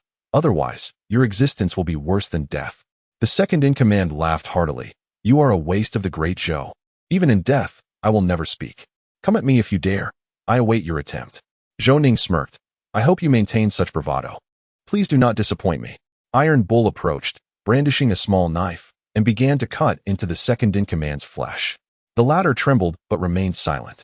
Zhou Ning remarked, "Indeed, a true hero, keeping quiet through this. I hold you in high regard." The second-in-command's teeth nearly shattered, blood oozing from his mouth as he shouted, "If you have the guts, kill me. What are these petty torments?" Zhou Ning addressed Tai Nyo, stating, "Do not inflict wounds upon him. Instead, slice his flesh into thin, delicate pieces." Tai Nyo's expression was one of disbelief, as it was the first time he had heard of such a punishment. Following Zhou Ning's instructions, Tai Nyo complied, while the second-in-command clattered his teeth and cried out, "Just kill me, please, in my life." Zhou Ning observed impassively. At that moment, Zhao Feihu entered, and Zhou Ning inquired, "Is it done?" Zhao Feihu replied, "Your Highness, it has been taken care of." Only then did he notice the second-in-command, who was now in such agony that he could hardly make a sound. Upon seeing Tai Nyo discard the severed flesh onto the ground, Zhao Feihu felt nauseated. The sight was revolting, and yet, remarkably, the prince remained unperturbed. Zhou Ning instructed, "Fetch some salt. I have a use for it." Zhao Feihu promptly returned with a small pouch of salt. Zhou Ning opened the pouch and, observing the yellowish salt within, asked, "Is this the salt we serve to our guests?" Zhao Feihu responded, "Your Highness, the salt from the palace is somewhat cleaner than what we have here. It is nearly the same, and this is the best we could procure." Zhou Ning shook his head, realizing that this was why he had always felt something was off with the seasoning of the dishes. He took a handful of salt and pressed it onto the second-in-command's wound. The man's eyes widened as he screamed, writhing in agony, before finally losing consciousness. Zhou Ning commanded, "Bring some water to revive him." Zhao Feihu fetched a bucket of water and splashed it onto the second-in-command's head. Gradually, the man regained consciousness, emitting groans of pain. Zhou Ning approached him once more, brandishing another handful of salt. Upon seeing it, the second-in-command shook his head vigorously, unable to utter a sound. Zhou Ning asked, "Do you wish to speak?" The man slowly nodded, indicating his willingness to communicate. Zhou Ning remarked, "Let us hear it again. What if you speak falsely?" The second-in-command shook his head emphatically, his words unintelligible. Zhou Ning ordered, "Give him some water." Zhao Feihu produced a ladle to offer water, and the second-in-command drank copiously. After a moment, he queried, "Can I speak now?" With a hoarse voice, he replied, "We received orders from the Northern Yuan royal family to assassinate you." Zhou Ning was taken aback, having assumed it was his elder brother and second brother who had sent men after him, only to discover it was the Northern Yuan people. The revelation filled him with despair. He then asked, "Where are they?" The second-in-command replied, "In the woods not far from here, but they have likely fled by now." Zhou Ning pondered this, realizing that no one would be foolish enough to wait around for him to capture them. He inquired further, "Did they only recruit your group?" The second-in-command shook his head, stating, "I cannot say." Chapter 39. The hidden tiger village. Zhou Ning then inquired about the bandits' lair. Since the bandit leader was dead, the hideout was no longer of use. Zhou Ning instructed Tainyo to grant the second-in-command a swift end and exited the room, with Zhao Feihu closely trailing behind. Suddenly, Zhou Ning felt the urge to vomit. Zhao Feihu was taken aback, realizing that Zhou Ning was also enduring distress, and asked with concern, "Your Highness, are you unwell?" Zhou Ning replied, "It is utterly repulsive. Who on earth conceived such a punishment?" Zhao Feihu, puzzled, queried, "Was it not your Highness who devised it?" Previously, I had never heard of such a punishment. Zhou Ning shook his head and remarked, "I came across it in an ancient text. I never anticipated it would be so disgusting. Let us refrain from using it in the future." Zhao Feihu chuckled, and Zhou Ning continued, "Take some men to scout the area and ascertain if the northern Yuan are still nearby. If the coast is clear, proceed directly to the bandits' lair and seize our spoils. Should there be any resistance, eliminate them without hesitation." Zhao Feihu promptly departed, leaving behind several black armored guards to protect Zhou Ning, ensuring that the northern Yuan would not launch a surprise attack, which would be troublesome. Upon returning to his chamber, Zhou Ning was overwhelmed by the graphic images of the execution he had just witnessed, prompting him to retch uncontrollably until he eventually fell into a deep slumber. When Tainyo entered, he found Zhou Ning sound asleep and tidied up the room before taking his post outside to guard him. Zhou Ning was unaware of how long he had slept until he awoke to the brightness of day. Exhausted from the previous night's events, he had slept particularly soundly, missing his customary morning exercises. As he stepped out of his room, he found Zhao Feihu and Tainyo engaged in conversation, several large chests scattered about the courtyard. Zhao Feihu announced, "Your Highness, these chests are filled with gold, silver, and jewels." This band of bandits was exceedingly wealthy. Zhou Ning smiled and instructed, "Distribute 10,000 taels of silver among the brothers. You and Tainyo shall each receive 1,000 taels." The two were overjoyed and quickly expressed their gratitude. Zhao Feihu added, "Your Highness, we also rescued many villagers from the vicinity. They refused to leave without expressing their thanks to you personally."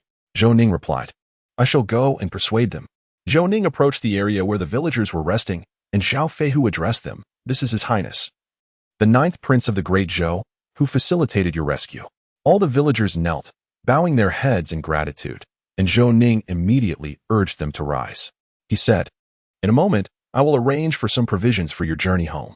Please return quickly and reunite with your families." A middle-aged man stepped forward and said, "Your Highness, my name is Li Jie, and we are villagers from Li Family Village. Our homes have been lost, and only a handful of us remain. We wish to follow you, even if it means serving as laborers." Zhou Ning regarded the group and replied, "I am bound for the 9 cities at the border, my fief. Yet it is perilous there, constantly threatened by the northern Yuan. It would be unsafe for you. I urge you to return home." Li Jie insisted, "Your Highness, we are all young and able-bodied. We can serve as soldiers and vanquish those fiends." Many girls in the group silently wept, and Zhou Ning felt a pang of sympathy.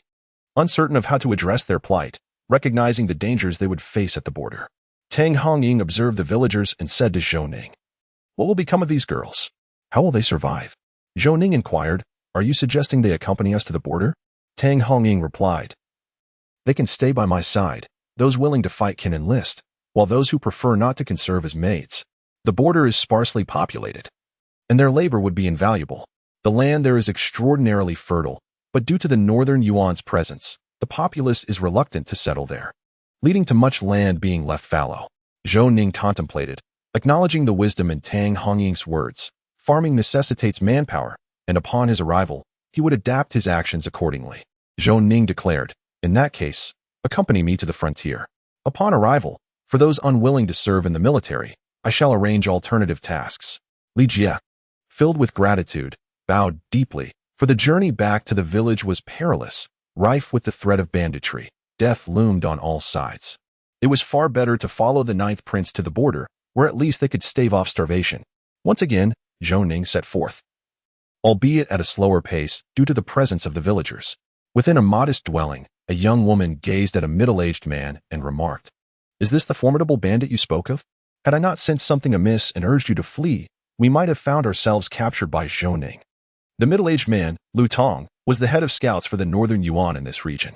He had not anticipated the prowess of Zhou Ning's personal guards.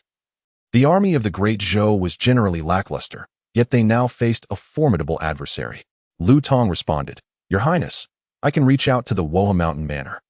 They likely have over 1,000 men at their disposal.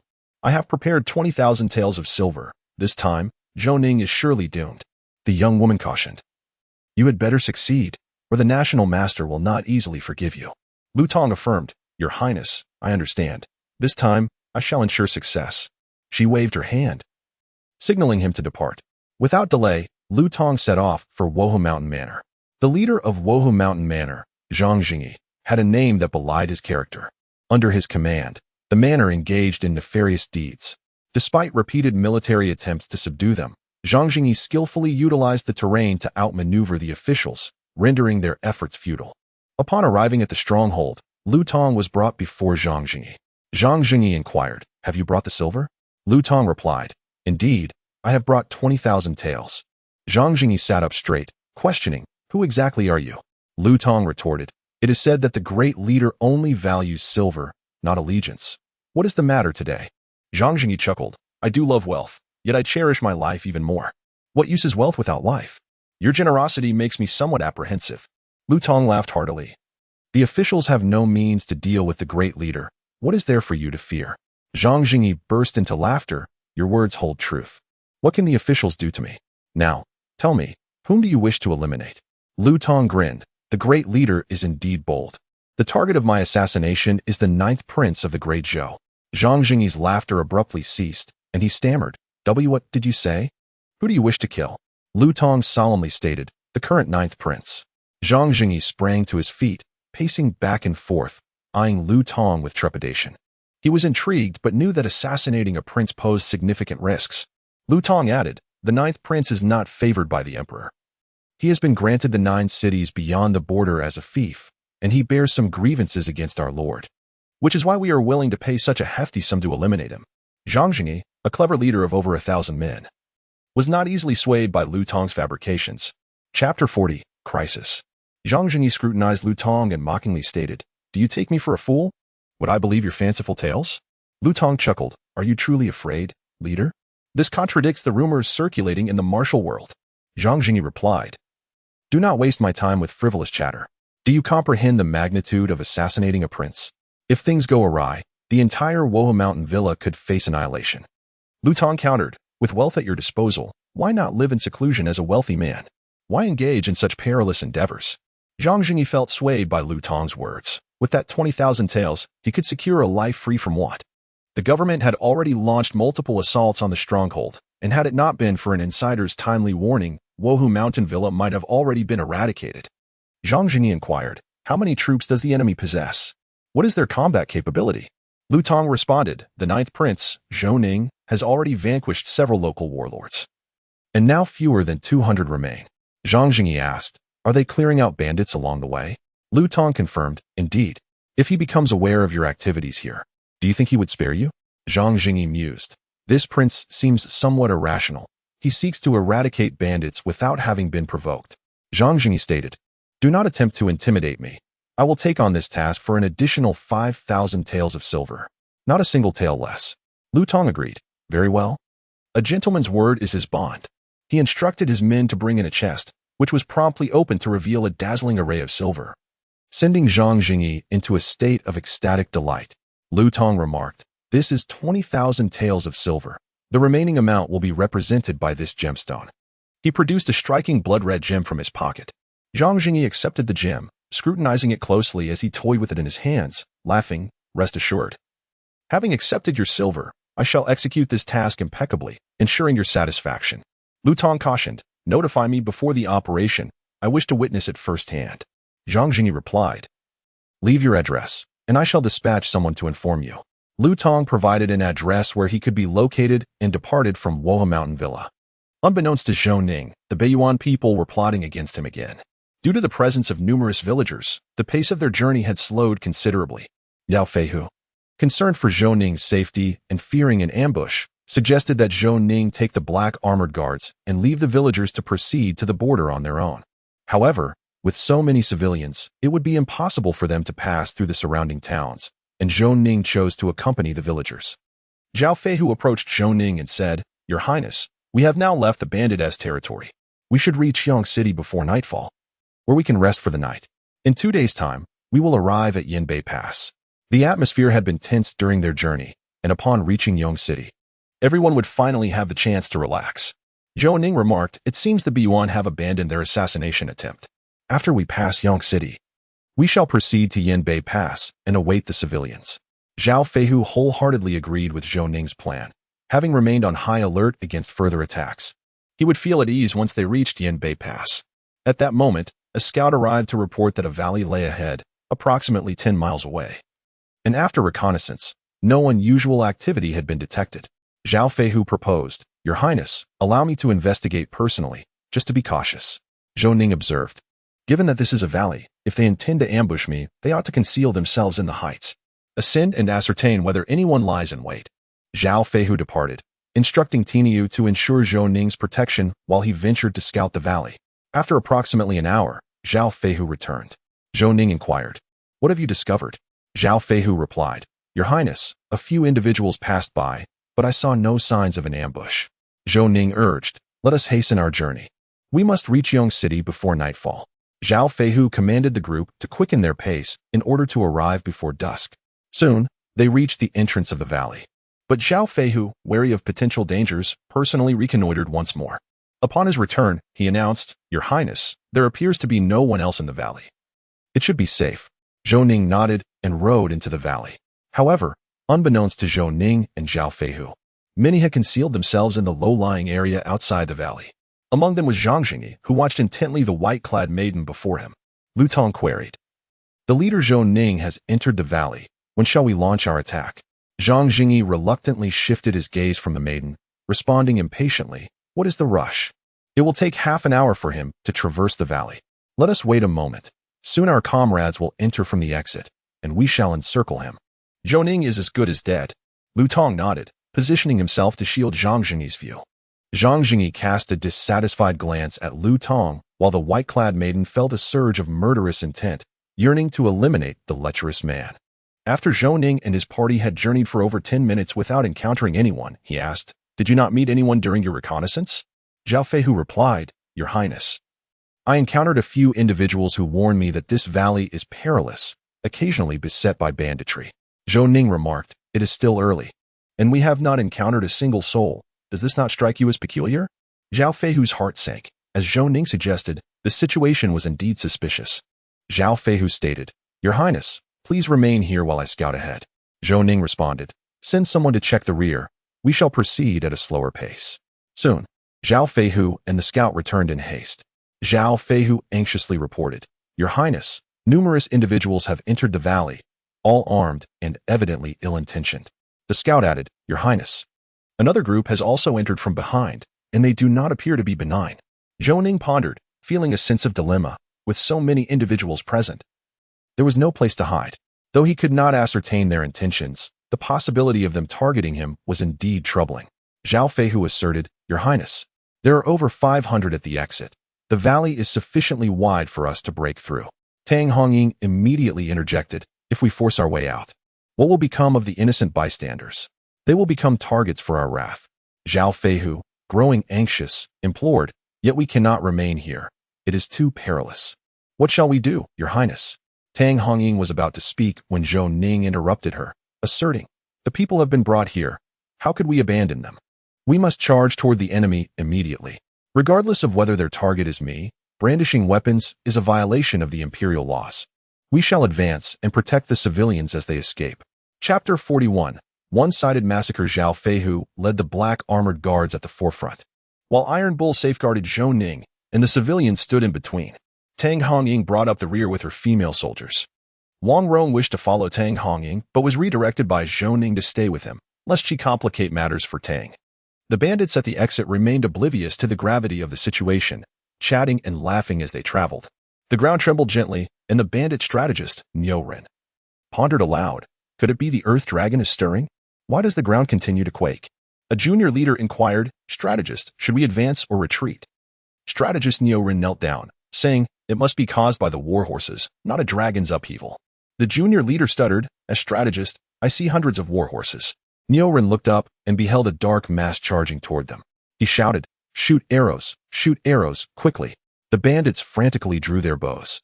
But before they could release a single arrow, the black armored guards had closed in, their polearms dispatching the horse bandits with chilling efficiency. The horse bandits began to flee in disarray, utterly unprepared for such a devastating onslaught. Zhou Ning followed the black armored guards, calling out, Feihu, take your men to support Hong Ying.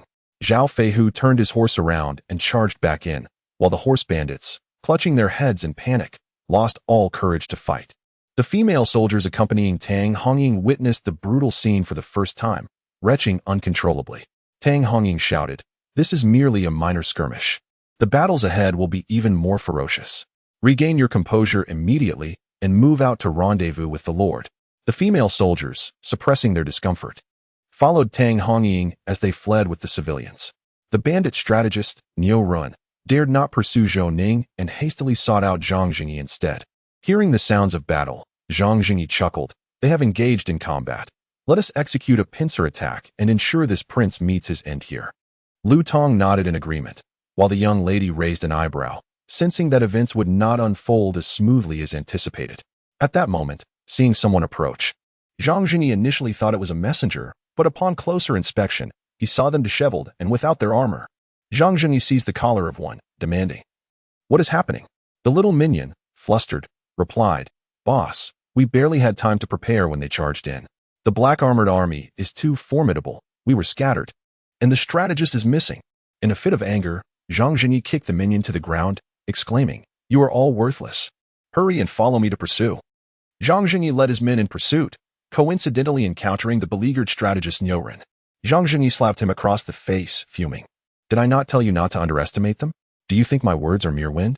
Niuren, feeling aggrieved, responded, boss, I never anticipated they would charge straight at us. Lu Tong interjected, enough with the excuses. Let us quickly pursue Zhou Ning. If we delay any longer, they will escape. Zhang Jingyi cast a sidelong glance at Lu Tong and remarked, with so many muddy-legged men, can they possibly escape? Are you lacking in common sense? Lu Tong felt an overwhelming urge to eliminate Zhang Jingyi on the spot. Had it not been for the latter's potential usefulness, he would have acted without hesitation.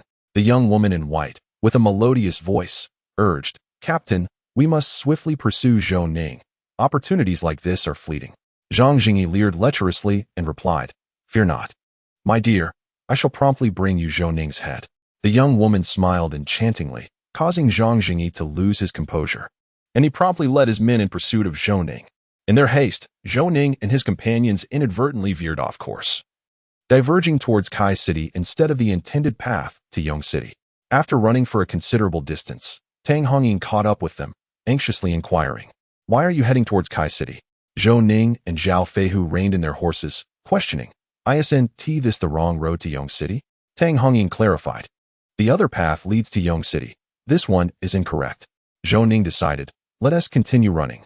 We'll address it once we reach Kai City. Turning back is not an option now. However, the bandits soon caught up, and they still had a considerable distance to cover to reach Kai City. Zhao Feihu suggested, Your Highness, you should take your men and flee first. I will stay back and hold them off. Zhou Ning countered, what use is it for you to stay? They have 700 or 800 men. You must come with me. Zhao Feihu insisted, Your Highness, their horses are few. We are cavalry, which gives us the advantage. Zhou Ning, having felt a moment of panic, regained his composure upon Zhao Feihu's reminder. Indeed, as cavalry, they should not fear them. Zhang Jingyi led the charge, followed closely by more than 10 bandits, while the others pursued on foot. With Zhao Feihu's agreement, they prepared for an offensive against Zhang Jingyi's pursuers. Zhao Feihu spotted the enemy and shouted, all troops, advance. Although the black armored guards numbered barely over 200, their presence rivaled that of a 1,000-strong army in spirit.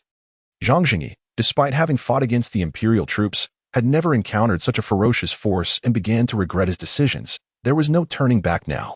In the ensuing charge, aside from Zhang Jingyi, the rest were unseated from their horses, as the black armored guards dispatched them mercilessly. Meanwhile, the pursuing bandits had caught up. And Zhao Feihu declared, you go and slay the enemies. I will take down their leader. The black armored guards surged forward again, targeting the infantry bandits.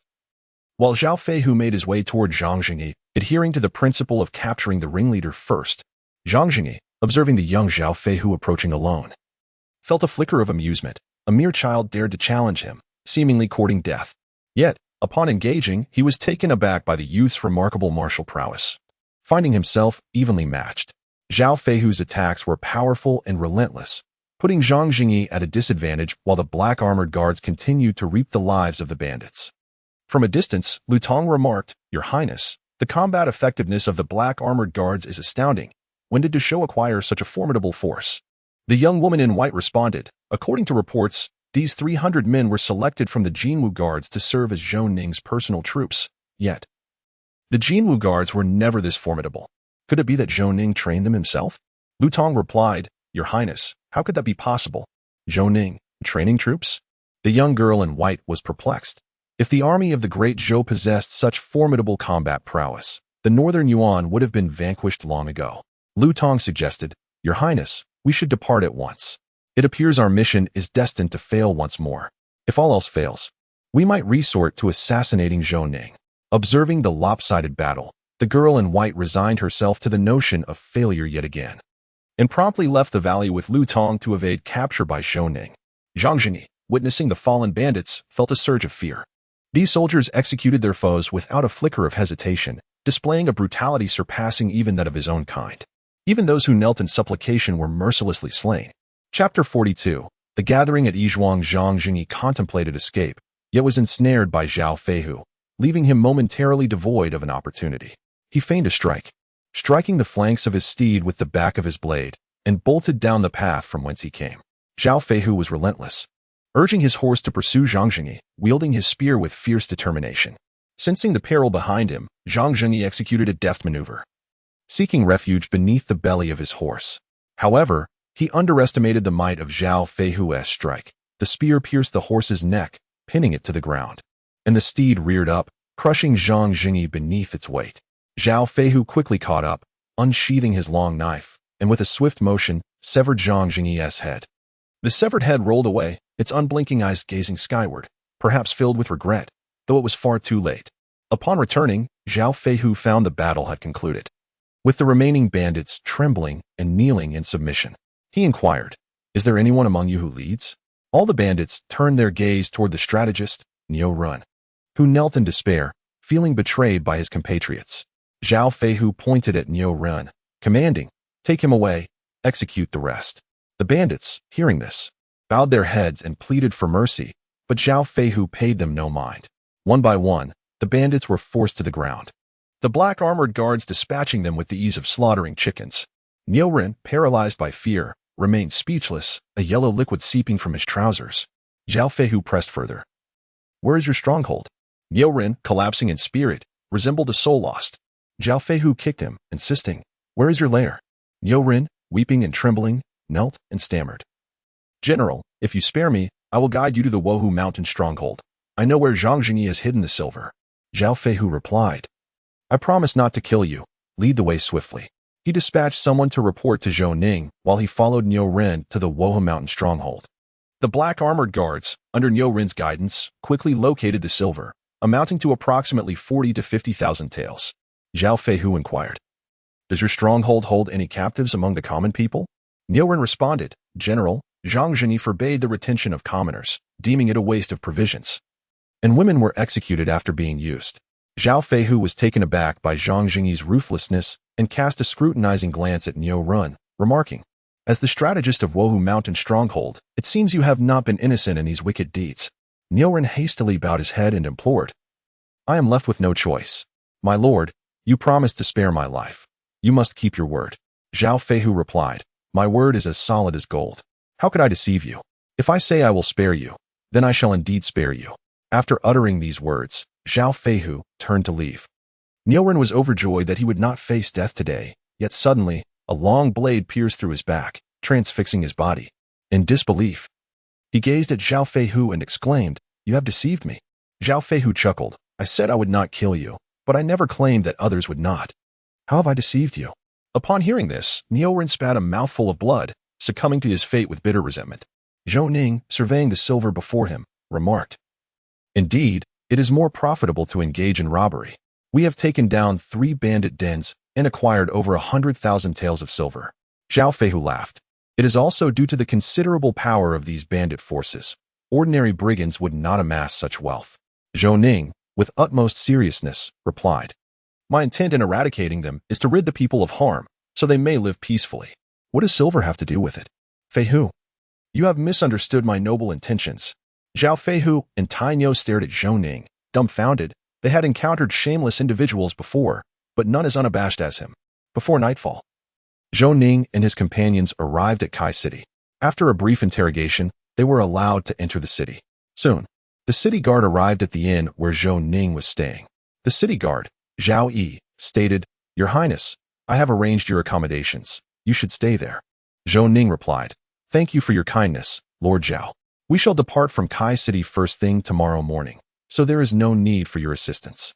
Zhao Yi insisted several times, but Zhou Ning remained resolute, leaving Zhao Yi no choice but to depart. The following morning, Zhao Yi stood guard at the inn's entrance with officials. Zhou Ning smiled wryly, recognizing the troubles of revealing his identity. After exchanging pleasantries with the officials of Kai City, they escorted Zhou Ning to the city gates. Zhao Yi remarked, I recently heard that Zhang Zhenyi's bandit stronghold was annihilated by a unit of the Black Armored Army. It seems this was the work of your highness. The officials of Kai City expressed their astonishment. We have attempted to encircle them multiple times without success. Your highness is indeed formidable. Zhao Yi replied with a smile that no longer concerns us. As long as we do not offend him, we can consider ourselves fortunate. Our meeting at the border may be the last. Others nodded in agreement with Zhao Yi, having heard of Zhou Ning's exploits. The northern Yuan people are notoriously ambitious, and the border is fraught with danger. How long Zhou Ning can survive is left to fate. Zhou Ning inquired, How long is the journey from here to Yanbiguan? Zhao Feihu responded, Your Highness, it will take approximately 5 days. Zhou Ning asked, Are there any cities along the way? Zhao Feihu replied, Your Highness, there are no cities along the route, only some counties and villages. Kai City has a larger population, unlike Yong City. Do not be deceived by Zhao Yi's amiable demeanor. He shows no mercy to bandits and outlaws.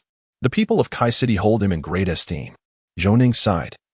If only there were more officials like him in the Great Zhou, it would not have descended into such a state.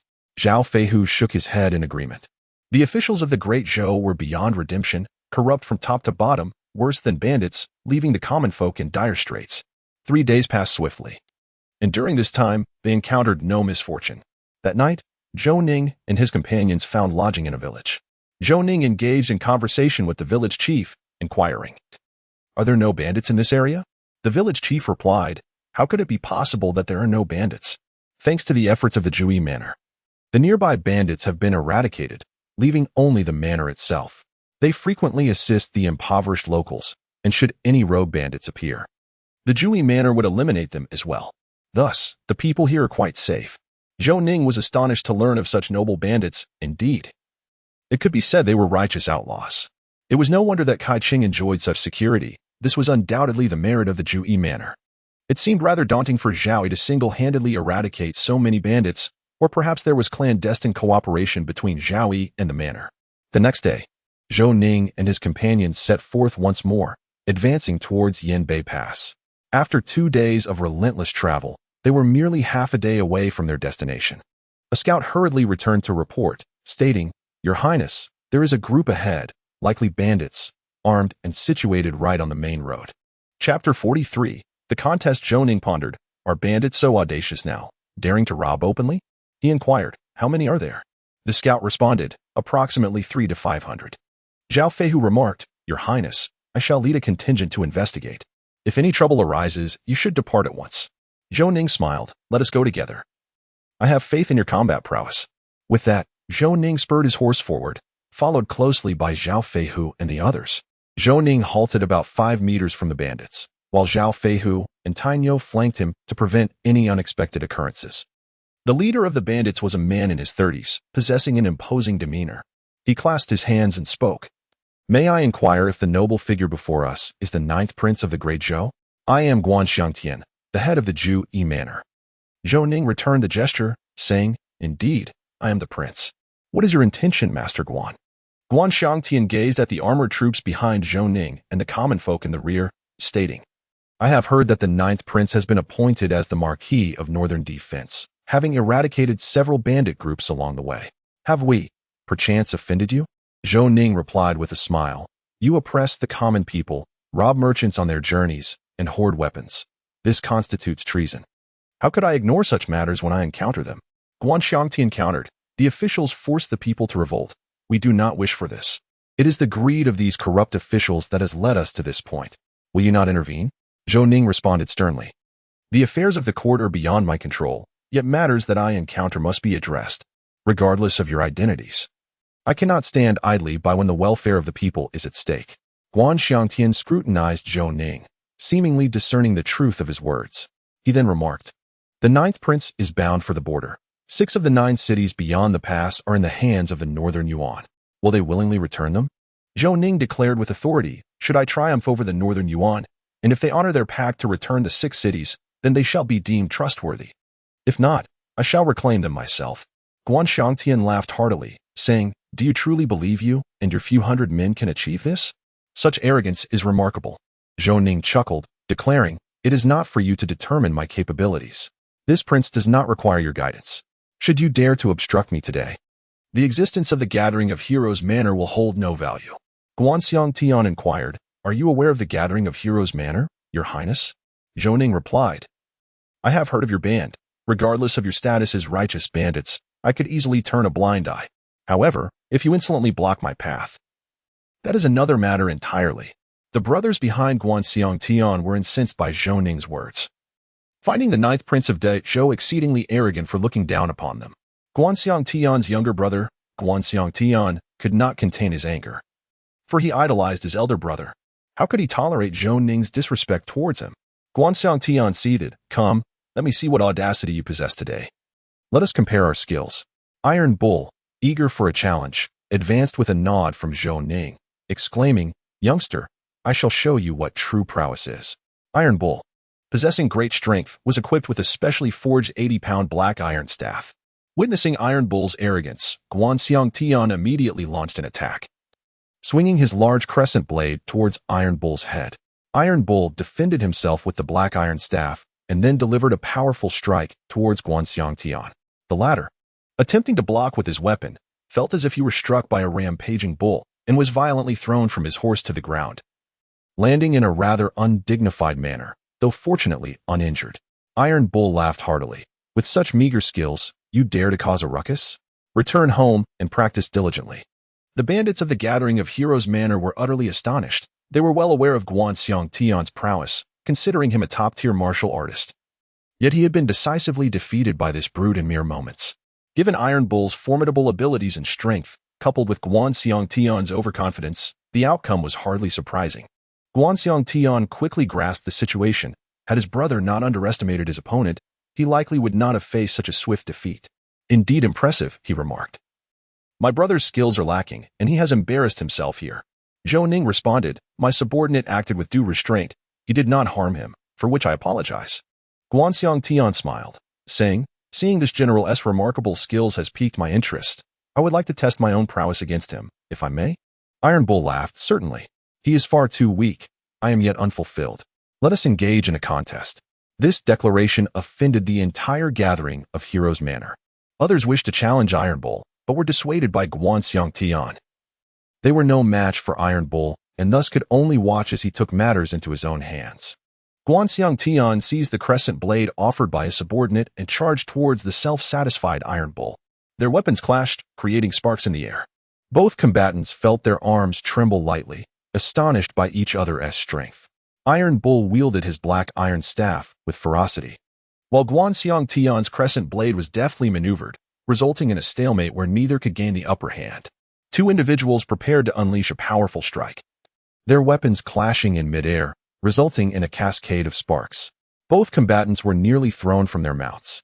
Seizing the moment, Guan Xiangtian swung his crescent blade, while Iron Bull quickly countered with his dark iron staff. The impact reverberated through Iron Bull's arm, causing him to lose grip of his weapon, which fell to the ground. Following this, Guan Xiangtian delivered a swift kick, sending Iron Bull tumbling off his horse, and positioned his crescent blade at Iron Bull's throat. Guan Xiangtian sheathed his weapon and tossed it to his subordinate, casually remarking, Nothing more than this. Rising to his feet, Iron Bull was eager for a rematch, but was restrained by Zhao Feihu. Determined to redeem himself, Zhao Feihu suggested, "Take a moment to rest. Let us engage in a contest." Guan Xiangtian replied, "No need for rest. I exerted little effort just now." Iron Bull was incensed, perceiving this as a mockery of his weakness. Zhao Feihu asserted, "In that case, let us compete. Should you lose, do not seek excuses." Guan Xiangtian raised his hand, signaling his subordinate to present the crescent blade to him once more. Zhao Feihu grasped his horse spear, and the two clashed fiercely, exchanging blows with remarkable intensity, drawing the attention of all present. Zhao Feihu, taken aback, understood why Iron Bull was no match for Guan Xiangtian. This man possessed formidable combat prowess. Guan Xiangtian swung his crescent blade toward Zhao Feihu's head, who swiftly raised his spear to parry the strike. In a fluid motion, Zhao Feihu maneuvered his spear along the blade's handle, aiming for Guan Xiangtian's neck. Guan Xiangtian leaned back against his horse, narrowly evading the thrust. Zhao Feihu then aimed a downward strike, but Guan Xiangtian raised his crescent blade defensively, successfully blocking the attack. Chapter 44. Arrival at Yanbei Pass. Zhao Feihu leaped into the air, delivering a kick toward Guan Xiangtian, who was on horseback. No one anticipated such an assault from Zhao Feihu. As Guan Xiangtian rose to swing his crescent blade at Zhao Feihu, it was too late. Zhao Feihu's kick struck him in the waist, sending him flying off his horse. Zhao Feihu deftly caught the crescent blade. The bandits of Zhuyashan's Wang gasped in disbelief. Guan Xiangtian was a top-tier master, and yet he had been defeated by this young upstart. A truly astonishing turn of events. Guan Xiangtian hurried to assist his elder brother. Concern etched upon his face. "Brother, are you unhurt?" he inquired. Guan Xiangtian waved his hand dismissively and clasped his fists towards Zhao Feihu, saying, "I must concede. I am indeed outmatched. It appears the ninth prince is surrounded by talented individuals." Zhao Feihu responded, "Our strengths are comparable. I merely triumphed through clever tactics." Guan Xiangtian acknowledged, "A loss is a loss. I hold you in high regard." At this moment, Zhou Ning interjected, "The contest has concluded. May we now take our leave?" Guan Xiangtian, somewhat embarrassed, asked, "Might I inquire if the ninth prince would consider taking us under his wing?" Zhou Ning, taken aback, questioned, "Pardon? What did you say?" Guan Xiangtian clarified, "My elder brother wishes to follow you with our companions and seeks your willingness in this matter." Zhou Ning, having already recognized Guan Xiangtian's exceptional talents, understood that a person capable of aiding the populace could not possibly be deceitful. As he contemplated how to persuade Guan Xiangtian, he was pleasantly surprised that the latter had spoken up himself, truly a fortuitous turn of events. Zhao Feihu added, "Your Highness, this individual possesses remarkable combat abilities and would greatly benefit us. His conduct exemplifies the virtues of a gentleman." Zhou Ning remarked, "This prince's journey to the border is fraught with uncertainty. It may very well cost you your lives." Guan Xiangtian responded, "The brothers here are all willing to follow you. I have already distributed silver to the others, urging them to seek alternative paths." Zhou Ning continued, "We are a regular army, bound by strict discipline, unlike your carefree existence in the mountains. Should anyone breach military conduct, do not blame me for lacking compassion." Guan Xiangtian asserted, "Your Highness, should anyone violate military discipline, you need not lift a finger. I shall personally sever his head." Zhou Ning laughed heartily. "Your presence is most welcome. You truly augment my strength. Rest assured, I shall treat you and your brothers with equality, affording you the same privileges as the others." The members of the Zhu villa, upon hearing Zhou Ning's words, were filled with joy, clad in imposing black armor, equipped with superior spears and long blades, and mounted on enviable, high-quality steeds. Guan Xiangtian knelt, followed closely by the others from Zhu villa, declaring, "I, Guan Xiangtian, willingly pledge my allegiance to your Highness. Should I betray, may I meet a wretched fate." After his proclamation, the brothers behind him echoed the vow, and Zhou Ning was greatly pleased with Guan Xiangtian's display of loyalty. With Guan Xiangtian's addition, Zhou Ning's forces swelled considerably, now bolstered by the black armored guard, totaling over 1,000 men, all seasoned veterans of the battlefield. Zhou Ning observed the Zhu villa's members, discerning they were indeed trained soldiers. He inquired of Guan Xiangtian, "It seems you are well versed in military strategy. Did you train these brothers yourself?"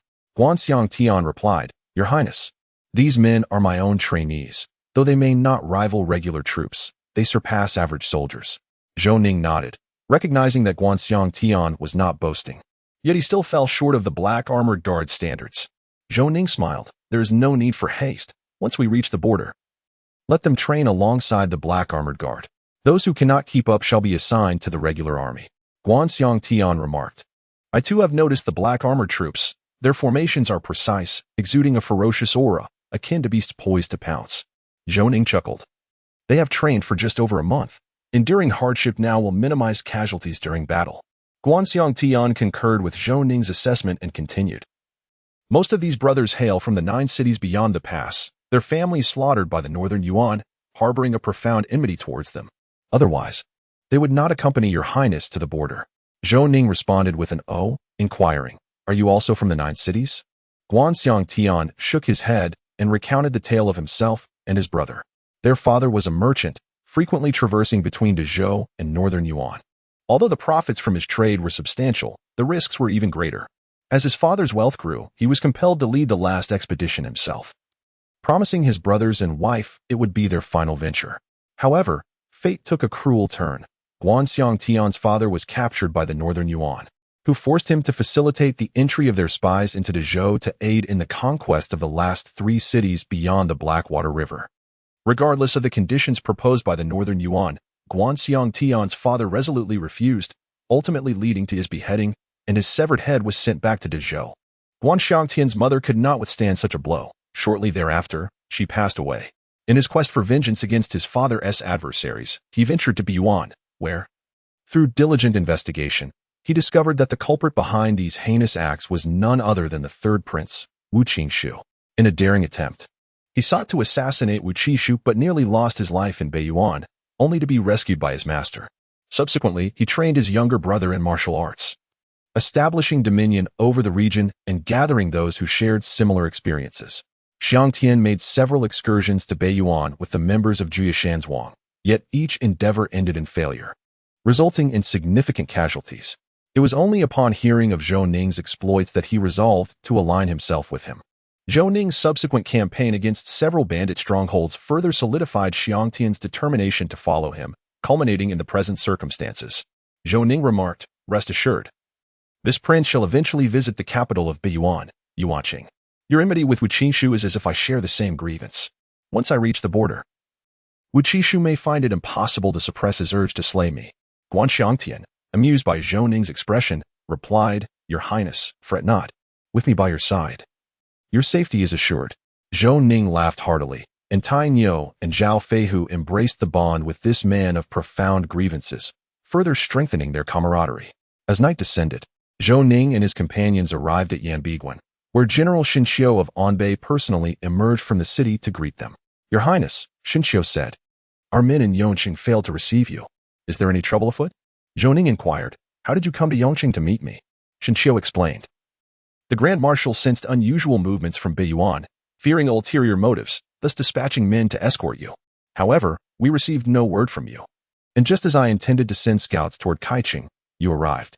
Zhou Ning pondered, realizing that the Beiyuan forces aimed to assassinate him by diverting the Grand Marshal. Zhou sends attention to the 9 cities outside the pass. While they conspired with bandits to carry out their nefarious plan, an intricate scheme devised by the national master of Biyuan. Chapter 45. Outside the pass. Zhou Ning stated, Thank you, General Shin. I am well, though I encountered some troubles that have since been resolved. Xinqiu replied, Your Highness, I am relieved to hear that. I shall promptly inform the Grand Marshal. Nodding, Zhou Ning followed Xinqiu into Yanbiguan, but Xinqiu, noticing the people trailing behind him, inquired, Your Highness, are these individuals all from your party? Zhou Ning smiled. These citizens were rescued from bandits. Now homeless, they wish to accompany me to the 9 cities outside the pass. Xinqiu, with a solemn tone, remarked, Your Highness, I feel somewhat ashamed. The eradication of bandits should be the responsibility of the government, yet it falls upon you. It is truly embarrassing. Zhou Ning laughed heartily. Regardless of who undertakes it, anyone who eliminates bandits and restores safety to the populace is alleviating the burdens of my father. There should be no distinction between us. Xinqiu responded with a smile, Your Highness speaks true, yet I notice some armed individuals among them. Will they pose any issues? Zhou Ning reassured him, General Shin, rest easy. Should any problems arise, you may state that I brought them along. They now serve under my command, and I shall report to the court to ensure you face no difficulties. That is good to hear, Xinqiu replied. That is indeed good. Xinqiu escorted Zhou Ning and his companions into Yanbei Pass, personally hosting a banquet to welcome Zhou Ning. After the feast, Zhou Ning returned to his lodgings, where Zhao Feihu and Guan Xiangtian awaited him. Upon seeing them, Zhou Ning inquired, "Why have you not yet rested?" Zhao Feihu replied, "Your Highness, once we arrive in your fief, we shall address you as Lord. I am concerned about General Zhang Daoyuan. Do you believe he will heed your commands?" Zhou Ning chuckled. "General Zhang Daoyuan is an old subordinate of my father-in-law. With Hong Ying by my side, he will not trouble me, as long as he does not obstruct my path. We shall be fine." Guan Xiangtian interjected, "Your Highness, I have often visited Biyuan, and General Zhang strikes me as rather calculating. I worry he may not provide you with troops, leaving us in a precarious position." Zhou Ning reassured them, "Such concerns are unwarranted at this stage. We remain unfamiliar with the situation beyond the pass. For Biyuan to siege 6 cities, they will require a substantial military presence. We shall assess the situation then." Their anxiety stemmed from the fear that Zhou Ning lacked military authority, potentially putting his life at risk. Zhou Ning understood their apprehensions. Yet he knew he needed to develop a plan based on the realities of the 9 cities beyond the pass. After all these years, would Tang Long's former subordinates still follow Tang Hongying? This was uncertain. He decided to take it one step at a time. After resting for a night at Yanbei Pass, Zhou Ning bid farewell to Xinqiu and set off for the 9 cities beyond the pass. After half a day's journey, he finally arrived, where General Zhang Daoyuan personally rode out 10 miles to greet him. Upon seeing Zhou Ning, Zhang Daoyuan dismounted and said, "I pay my respects to Lord Jinbei. I am your subordinate, Zhang Daoyuan." Zhou Ning swiftly dismounted and helped Zhang Daoyuan to his feet, grasping his hand and saying, "General, you are too kind. How could I trouble you to come greet me personally? I am honored." Zhang Daoyuan laughed heartily, "My lord, it is only right. You have used your wisdom to reclaim the 6 cities occupied by Biyuan, a thorn in our hearts. You have restored dignity to the Great Zhou." Zhou Ning replied with a smile, "As a prince of the Great Zhou, it is my duty to do so. I believe that through our collective efforts, the Biyuan army will no longer dare to act with impunity." General Zhang Daoyuan paused, taken aback by the young prince's boldness. He understood the ambitions of the Biyuan people all too well, who had long coveted the Great Zhou. What confidence did the 9th prince possess to stand against Biyuan? Such youthful arrogance was troublesome, and he refrained from expressing his thoughts. The generals behind Zhang Daoyuan regarded Zhou Ning with disdain, muttering that he was too young and inexperienced. They had struggled against Biyuan for years, and they could not fathom how a mere youth could make a difference. Zhang Daoyuan introduced the border commanders one by one. When introducing the left general of the Jinbei army, Zhu Jie, the latter merely offered a perfunctory salute, displaying a lack of courtesy towards Zhou Ning. This puzzled Zhou Ning, as he was unfamiliar with the man and wondered why he was met with such an attitude. Cheerfully, Zhou Ning greeted everyone, making his introductions before proceeding into the city. Zhang Daoyuan personally escorted Zhou Ning to his lodgings, where Tang Hongying emerged from a carriage and immediately paid her respects to Zhang Daoyuan, exclaiming with excitement, "Uncle Zhang."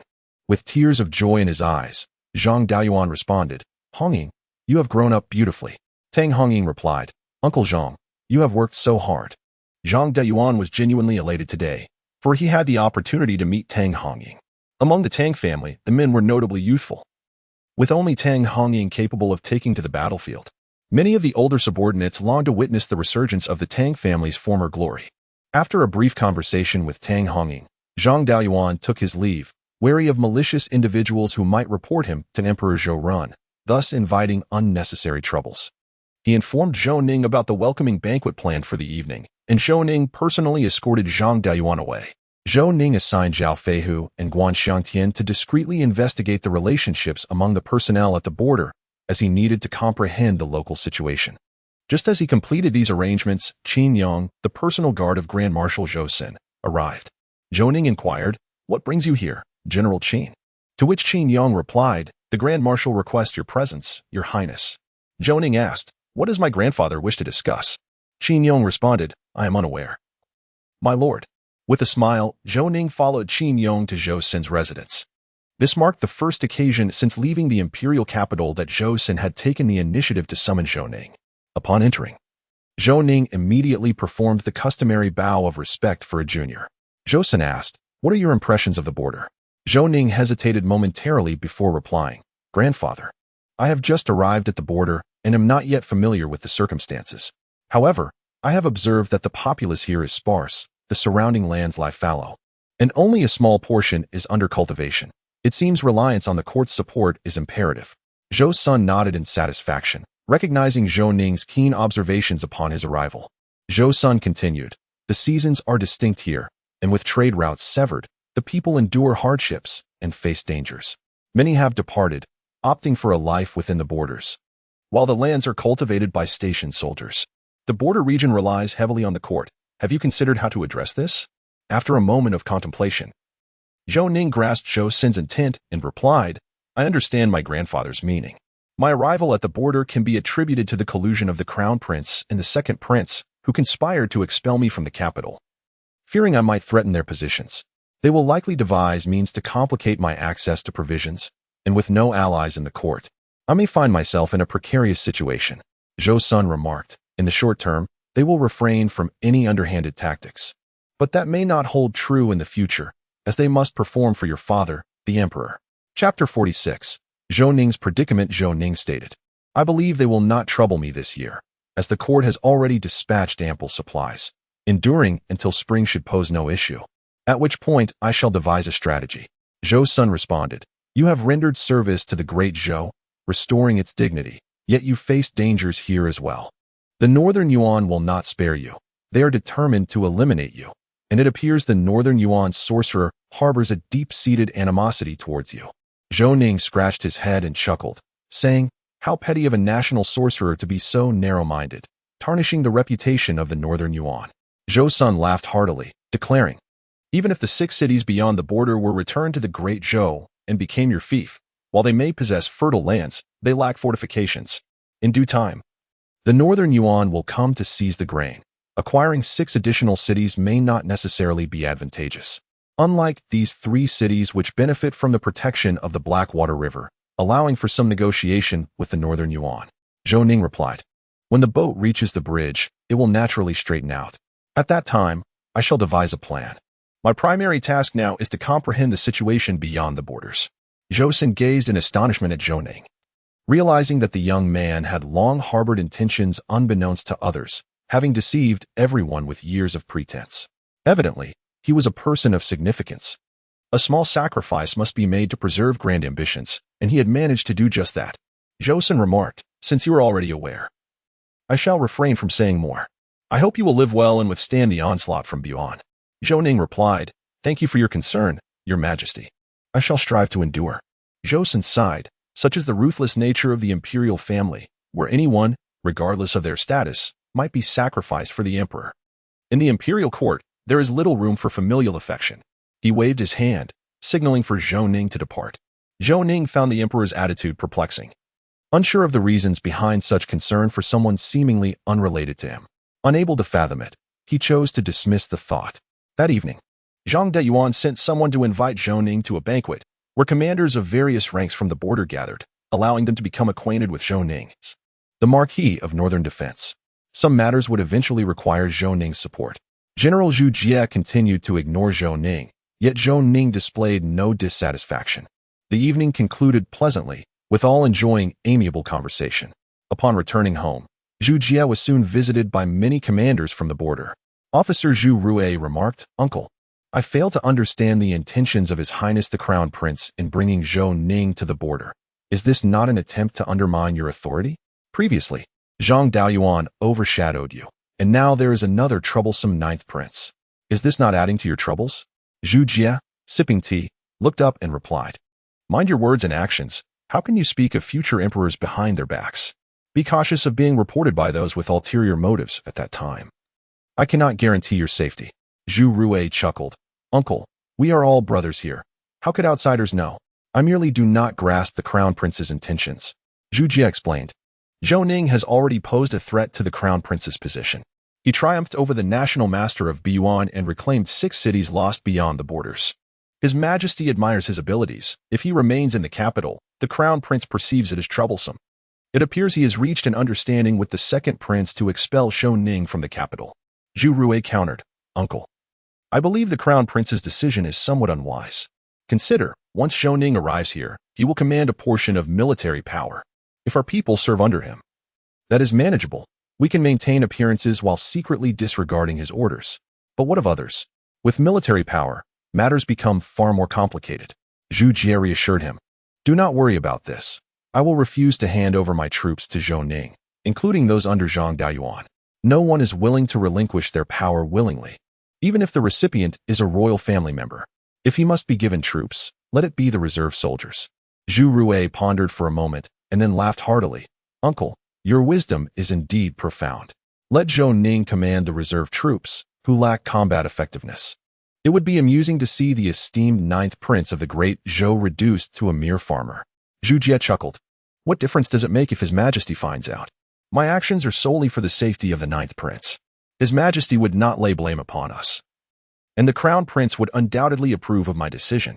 The majority of the garrison consists of cunning and deceitful individuals, enough to give Zhou Ning a headache. Zhu Rui added, among these men, there are many troublemakers. I am curious how Zhou Ning will handle them.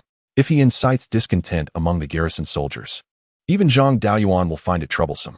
The other generals, having overheard the conversation between the uncle and nephew, erupted in laughter, for they were all in the same boat. Loyal to the crown prince, should any trouble arise, none could escape unscathed. Zhao Feihu and Guan Xiangtian reported on today's investigations. Zhou Ning inquired.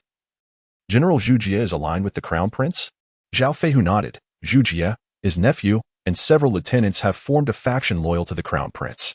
Shen Xiu at Yanbei Pass is aligned with His Majesty, while others are loyal to Zhang Daoyuan. Zhou Ning smiled. Now it makes sense why Zhu Jie harbors animosity towards me. He is merely a sycophant of the crown prince. It appears my time at the border will be anything but dull. Zhao Feihu remarked. Zhu Jie's hostility towards you stems from another reason as well. Zhang Daoyuan has always kept him under pressure, and now that you have arrived, he must feel quite uncomfortable. Zhou Ning analyzed. He likely fears I will usurp his military authority. These men have been at the border for many years, amassing numerous loyal followers. It will be exceedingly difficult for me to gain military power. Guan Xiangtian asserted. Regardless, they would not dare offend you, my lord. I believe they will still grant you command. Zhou Ning contemplated and surmised which military unit would be bestowed upon him. Zhao Feihu asked, do you know which unit? My lord? Zhou Ning replied, the commanders at the border are quite united. Otherwise, my father would not have struggled to assert control over the region for so many years. Who among Zhu Jie and Zhang Daoyuan's subordinates would willingly relinquish military authority to me? Yet, they will have no choice but to comply. We must determine which unit lacks combat effectiveness and is comprised of those they are unwilling to keep. Zhao Feihu and Guan Xiangtian pondered which unit might fit this description. Suddenly, Zhao Feihu's eyes lit up, and he joyfully exclaimed, my lord, I know. It is the garrison soldiers. Zhou Ning smiled. You are correct. The garrison soldiers are undervalued in any military, tasked with the most arduous duties while receiving the least recognition, and their combat capabilities are lacking. No commander wishes to lead them. Wouldn't it be the best choice to assign such a unit to me? Zhao Feihu nodded. Zhu Jie can report to the crown prince, and His Majesty will not object. Zhang Daoyuan's stance remains ambiguous, but he will likely acquiesce for the sake of his subordinates. What will you do, my lord? Chapter 47. The one who sticks out. Zhou Ning chuckled. What should I do? Do you not already know? Zhao Feihu realized, stating, you mean we will be responsible for their training?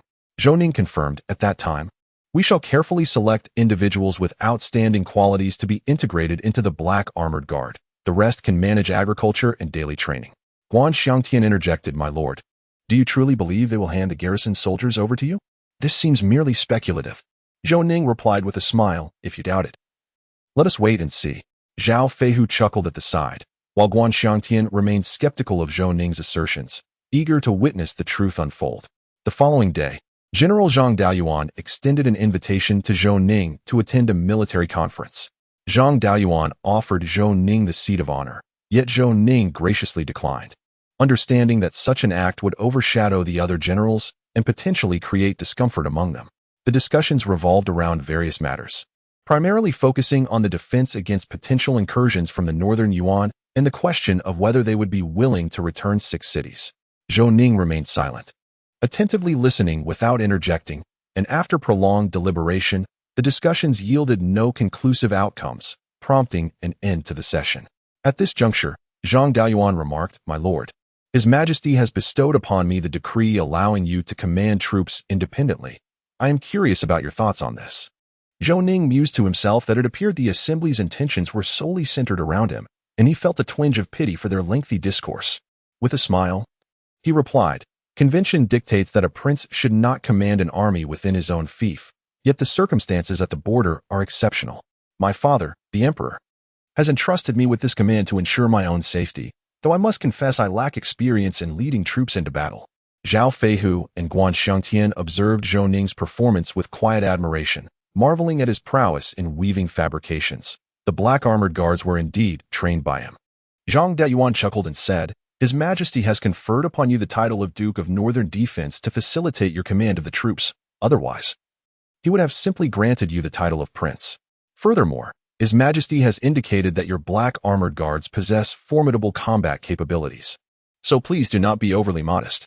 Zhou Ning paused momentarily, gesturing towards Zhao Feihu, and humbly stated, "All credit is due to Feihu. He hails from a prestigious lineage and thus excels in military training." The border generals regarded Zhao Feihu with astonishment, realizing that Zhou Ning was surrounded by such extraordinary talent. As evidenced by the prowess of the black armored guards, Zhang Deyuan continued, "Let us deliberate on which regiment to assign to the Duke. His Majesty's decree does not specify which unit."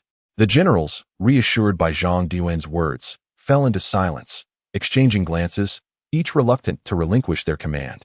As it represented their power, Zhang Deyuan, sensing the hesitation, proposed, "Since no one wishes to voice an opinion, let us select 400 men from various regiments to form a new unit under the Duke's command. What do you all think?" The atmosphere grew tense.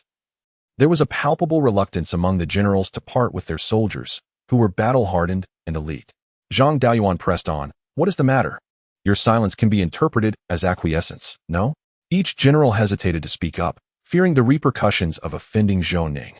However, Zhang Deyuan was compelling them to take a stance.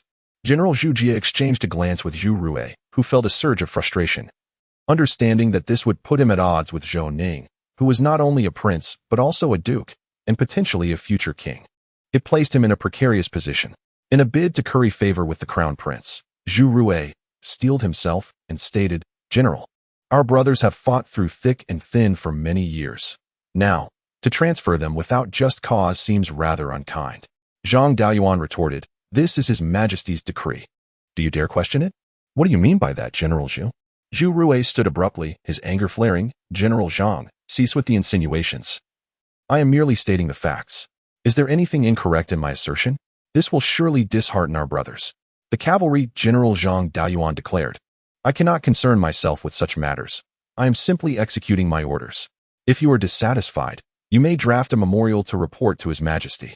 Zhu Rui retorted angrily, "Zhang Deyuan, you are pushing your luck. Do you think I lack the courage? Handing these soldiers over to someone utterly inexperienced is tantamount to sending them to their doom." Before Zhang Deyuan could respond, he was interrupted by General Zhu Jie, who admonished Zhu Rui, "How dare you address General Zhang in such a manner? He is merely following orders, and you are here to raise a ruckus. General Zhang is not soliciting opinions." Zhu Jie then turned to Zhang Deyuan and said, "General, Zhu Rui's temperament is impulsive. Do not take offense. However, he raises a valid point. We cannot recklessly endanger the lives of these brave men, as that would be disheartening." Although Zhang Deyuan's subordinates were reluctant, they accepted this course of action. Yet, since General Zhu Jie had spoken, they still hoped for a different outcome. Zhou Ning interjected with a smile, "Gentlemen, there is no need for further argument. I will not impose upon you. I will explain the situation to my father and request that he assign a separate army to me." Upon hearing this, the generals mused about how Zhou Ning's father would undoubtedly discipline them all if he learned of their predicament, deeming him a foolish heir who could not grasp such simple logic. Zhang Deyuan remained silent, having offered his counsel. Now he wished to observe how they would navigate this situation. General Zhu Jie, smiling, replied, "My lord, there is no need for haste. We are indeed discussing this matter." Zhou Ning chuckled, "I am not anxious. I merely wish to prevent discord among you. After all, we must fight together in the future. Let us not harbor ill feelings that could lead to backstabbing later." The generals found Zhou Ning's words rather blunt. Such matters should not be so overtly stated. Did this lord lack discernment? General Zhu Jie quickly clarified, "My lord, we often engage in such debates without jeopardizing our camaraderie. We discuss matters objectively and do not hold grudges. You are overthinking it." Zhou Ning reflected and remarked, "The generals stationed at the borders possess sound judgment and straightforwardness, unlike those in the court, who are mired in intrigue and sabotage.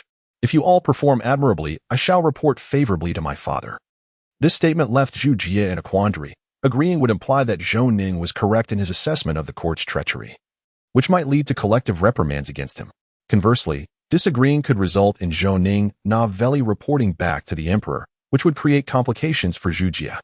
He pondered whether this lord was genuinely foolish or merely feigning ignorance. Zhu Jie forced a smile, more painful than tears, and said to Zhou Ning, "My lord, there is no need to report these matters to His Majesty. Let us focus on the pressing issues at hand. We soldiers speak plainly and without ulterior motives. And His Majesty is well aware of this." Chapter 48. I shall take it all. Zhou Ning nodded earnestly and replied, "General Zhu's reasoning is sound. Otherwise, my father would not place such trust in the border forces. My safety will rely upon all of you esteemed generals henceforth." General Zhu Jie, mustering his courage, declared, "Rest assured, my lord, I shall safeguard your safety. Unless I perish, I will ensure that no harm befalls you." Zhou Ning, filled with excitement, responded, "Thank you, General Zhu. I must inform my father, so he can reward you. You truly exemplify the ideal frontier commander, worthy of emulation by your peers."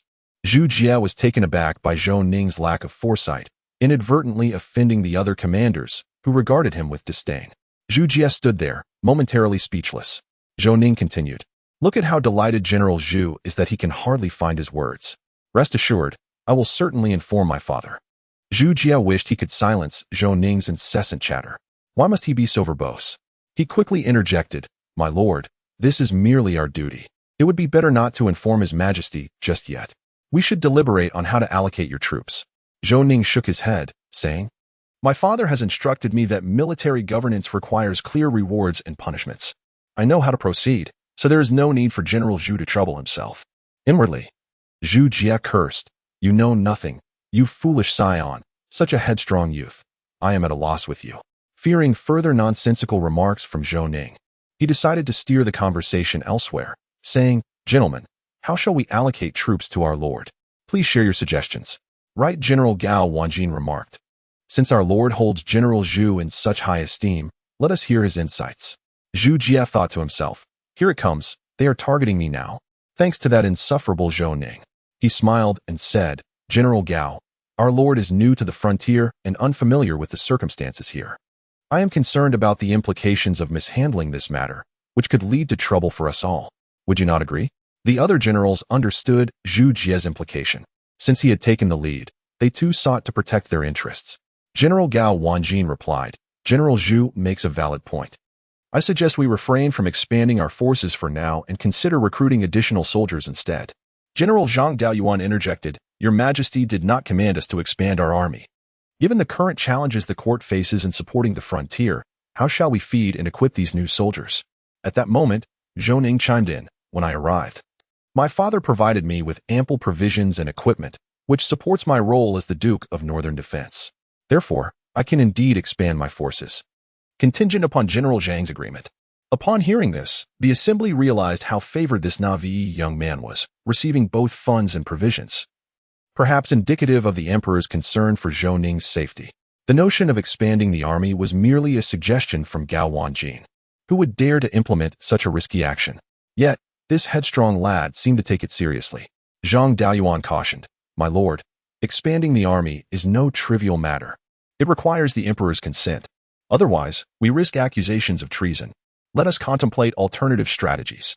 Zhou Ning replied, "Then let us proceed with your counsel, for I am not well versed in these affairs." Zhu Jie exchanged a knowing glance with Zhu Rui, who promptly suggested, "Why not have our lord command the garrison troops? It would ensure his safety in the rear, which would be quite advantageous." The generals before him were instantly enlightened. Indeed, the Tuanyue army typically engaged in agricultural duties, requiring only 3 months of training each year. Even in the event of conflict, their primary role would be the transportation of provisions and supplies. Thus, Zhou Ning's safety was not a concern, and they felt relieved about his well-being. This proposal was truly commendable. Zhang Daoyuan had actually contemplated this long ago, but refrained from voicing it due to his connection with Tang Hongying. He had not anticipated that Zhu Rui would bring it up first. Zhang Daoyuan inquired, "What do you all think of Zhu Rui's suggestion? Any thoughts?" General Zhou Jie expressed his agreement, followed by General Yu Gao Wanjin, who also concurred. Soon, the other generals echoed their approval, particularly the 2 commanders responsible for the Tuanyue army. Once Zhou Ning took charge, they would be free to lead their troops into battle. Zhang Daoyuan addressed Zhou Ning, saying, "Your Highness, what is your opinion? Everyone is concerned for your safety. Although the Tuanyue army is not a combat unit, it holds significant importance as our logistical support in the event of war." Zhou Ning replied, "I am not particularly knowledgeable in this matter. Since the generals find it agreeable, I have no objections. However, I am curious about the size of the Tuanyue army. The provisions and supplies from my father are still en route. I wonder if they will suffice." Zhang Daoyuan explained, "The Tuanyue army is divided into left and right units, each comprising 2,000 men. Would it be acceptable for you to command one unit alone, Your Highness?" The two commanders of the Tuanyue army grew anxious. There was a need for someone to continue in their posts. One was loyal to Zhu Jie, and the other to Zhang Daoyuan. Both desired to assign their own men to Zhou Ning. General Zhu Jie suggested, "Let Li Nan transfer command to His Highness. He is unsuitable for leading the Tuanyue army. Instead, let him serve as my vanguard. What do you think?" General Zhang Daoyuan countered. "It would be better to assign command to Zhang Wu. He has been with the Tuanyue army for 5 to 6 years and is due for a reassignment. Zhang Wu is Zhang Daoyuan's nephew, and he aimed to secure advantages for his kin." Zhu Jie was unwilling to agree, stating, "Zhang Wu's capabilities in command and martial skills are mediocre. Would placing him in a combat unit not be detrimental to him?" Zhang Daoyuan retorted, "How can you determine his ability without giving him a chance? Are you not aware of the reasons Li Nan was assigned to the Tuanyue army?" Upon hearing this, Zhu Jie fell silent, for Li Nan had been demoted for disobeying combat orders and missing an opportunity for action. Zhou Ning, eavesdropping on their exchange, mused to himself, "This is intriguing. It could be advantageous." Zhou Ning smiled and said, "Let us not let discord arise. Since none of you wish to serve in the Tuanyue army, I shall take them all. I happen to have some idle personnel at my disposal. What do you all think?" Zhang Daoyuan and Zhu Jie were momentarily taken aback. What did Zhou Ning mean by this? To take them all meant 4,000 men? Could he manage that? A junior officer typically commanded only 2,000 troops. What was the ninth prince implying? Seeing everyone in silence, Zhou Ning, slightly perplexed, asked, "Is there a problem?" Zhao Feihu and Guan Xiangtian nearly burst into laughter. They were thoroughly impressed by His Highness's feigned ignorance. Zhang Daoyuan remarked, "Your Highness, this aligns with the regulations. Commanding 2,000 troops already qualifies one as a junior officer." Zhou Ning chuckled and said, "But this is not a combat unit. What regulations are we discussing? After all, it is all about farming. Does it truly matter who is in charge?" Chapter 49. Zhang Daoyuan and Zhu Jie exchanged glances. Since Zhou Ning was willing, they had no qualms about entrusting the entire tuning guard to him.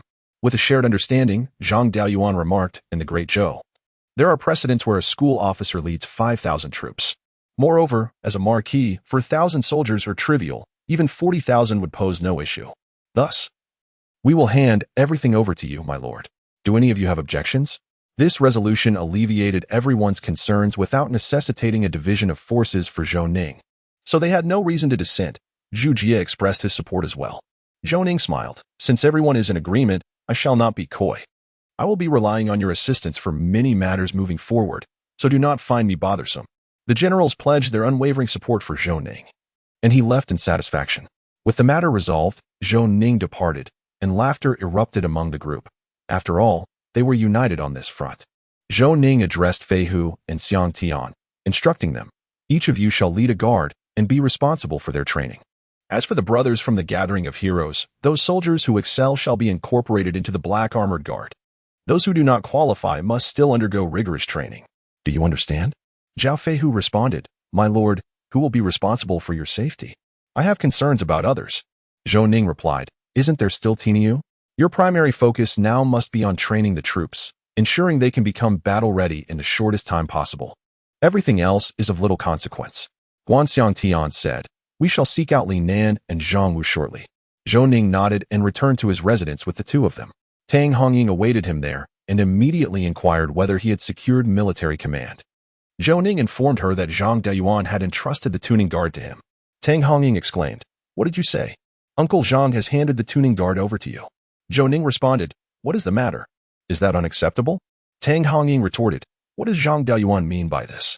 He assured me yesterday that he would provide you with a capable fighting force, yet now he has pushed the tuning guard onto you, as if he expects you, a distinguished marquis, to farm? What are his intentions?"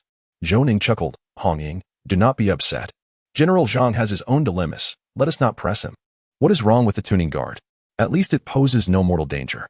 Tang Hongying, incensed, declared, I shall confront Zhang Daoyuan and question where his conscience resides. What does he mean by this? Zhou Ning replied sternly, military orders are paramount. Do not create trouble for others. You must understand your own position. Tang Hongying felt aggrieved. She wished for Zhou Ning to hold military power, believing he would possess the means to protect himself in times of peril. She had not anticipated Zhou Ning's reproach. Angrily, she departed, fully aware of his intentions, yet recognizing the fickleness of human hearts. Until he understood the situation better, Zhou Ning knew he must tread carefully. Shaking his head in resignation, Zhao Feihu and Guan Xiangtian exchanged glances before heading to the tuning guard to spare Zhou Ning any embarrassment. Once they had left, Zhou Ning began to contemplate his next steps and how to cultivate his influence. It became apparent today that the border commanders were quite resistant to his position as Marquis. He needed to devise a clear plan moving forward, especially given the pressing time constraints and uncertainty regarding whether the Northern Yuan would grant him the necessary time. Zhao Feihu and Guan Xiangtian successfully joined the Tuanwei army and commenced their training. As days passed, Zhou Ning was resting when Guan Xiangtian rushed in, exclaiming, The Marquis is in trouble. Zhou Ning sat up and inquired, What happened? Guan Xiangtian replied, The grain and supplies from His Majesty have arrived for you.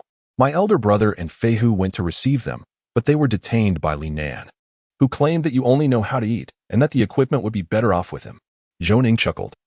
He had initially intended to make an example of someone, and to his surprise, Li Nan had emerged as that individual. Li Nan's audacity indicated that Zhu Jie was backing him. Otherwise, he would not have had the gall to act in such a manner. Zhou Ning, accompanied by Tinyu, Guan Xiangtian, and the black armored guards, proceeded to Li Nan's camp, where both sides stood in confrontation. Zhou Ning was taken aback by the Tuanwei army's boldness in following him to confront Li Nan. Upon Zhou Ning's arrival, the crowd parted to make way for him. He approached Li Nan and stated, You possess considerable audacity to detain the supplies bestowed upon me by His Majesty. Li Nan replied with a smile, Marquis, you misunderstand. The Tuanwei army has no use for such new equipment. Why not give it to us, since we are responsible for combat?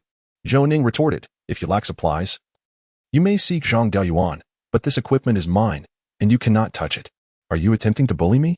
Li Nan was unwilling to concede, saying, Marquis, consider it a temporary borrowing.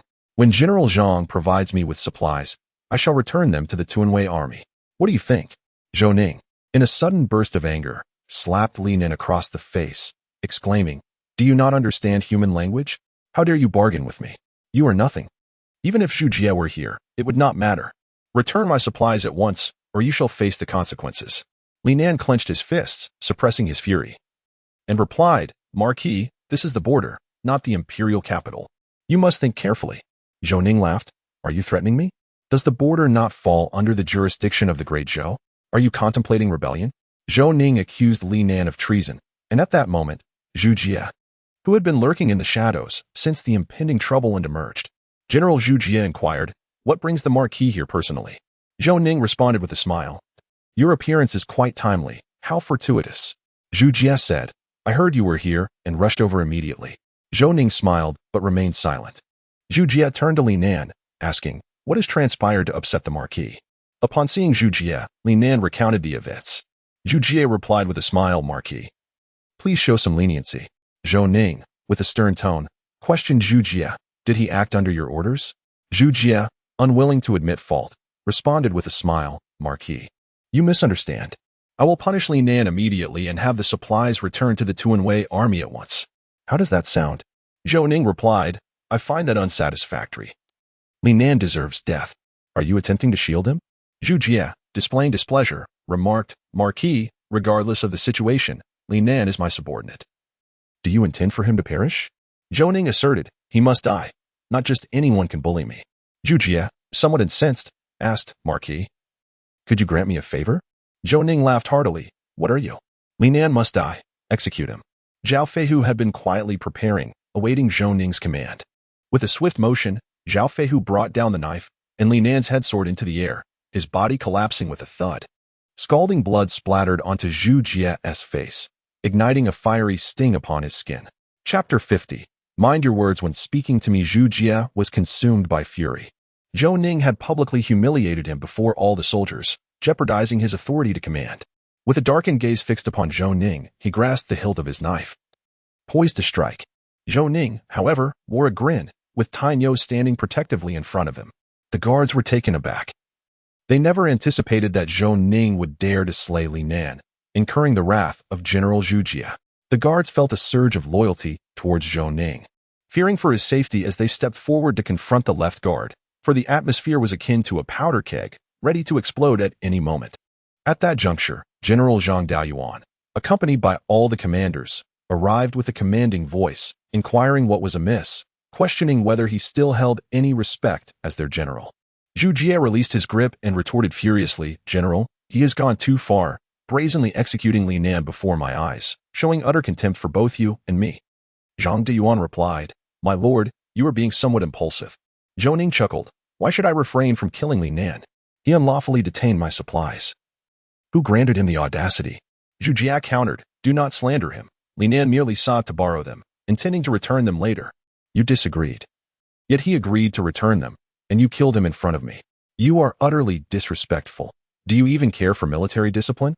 Zhou Ning's smile faded as he responded, "Zhu Jie, it would be wise for you to choose your words carefully when addressing me.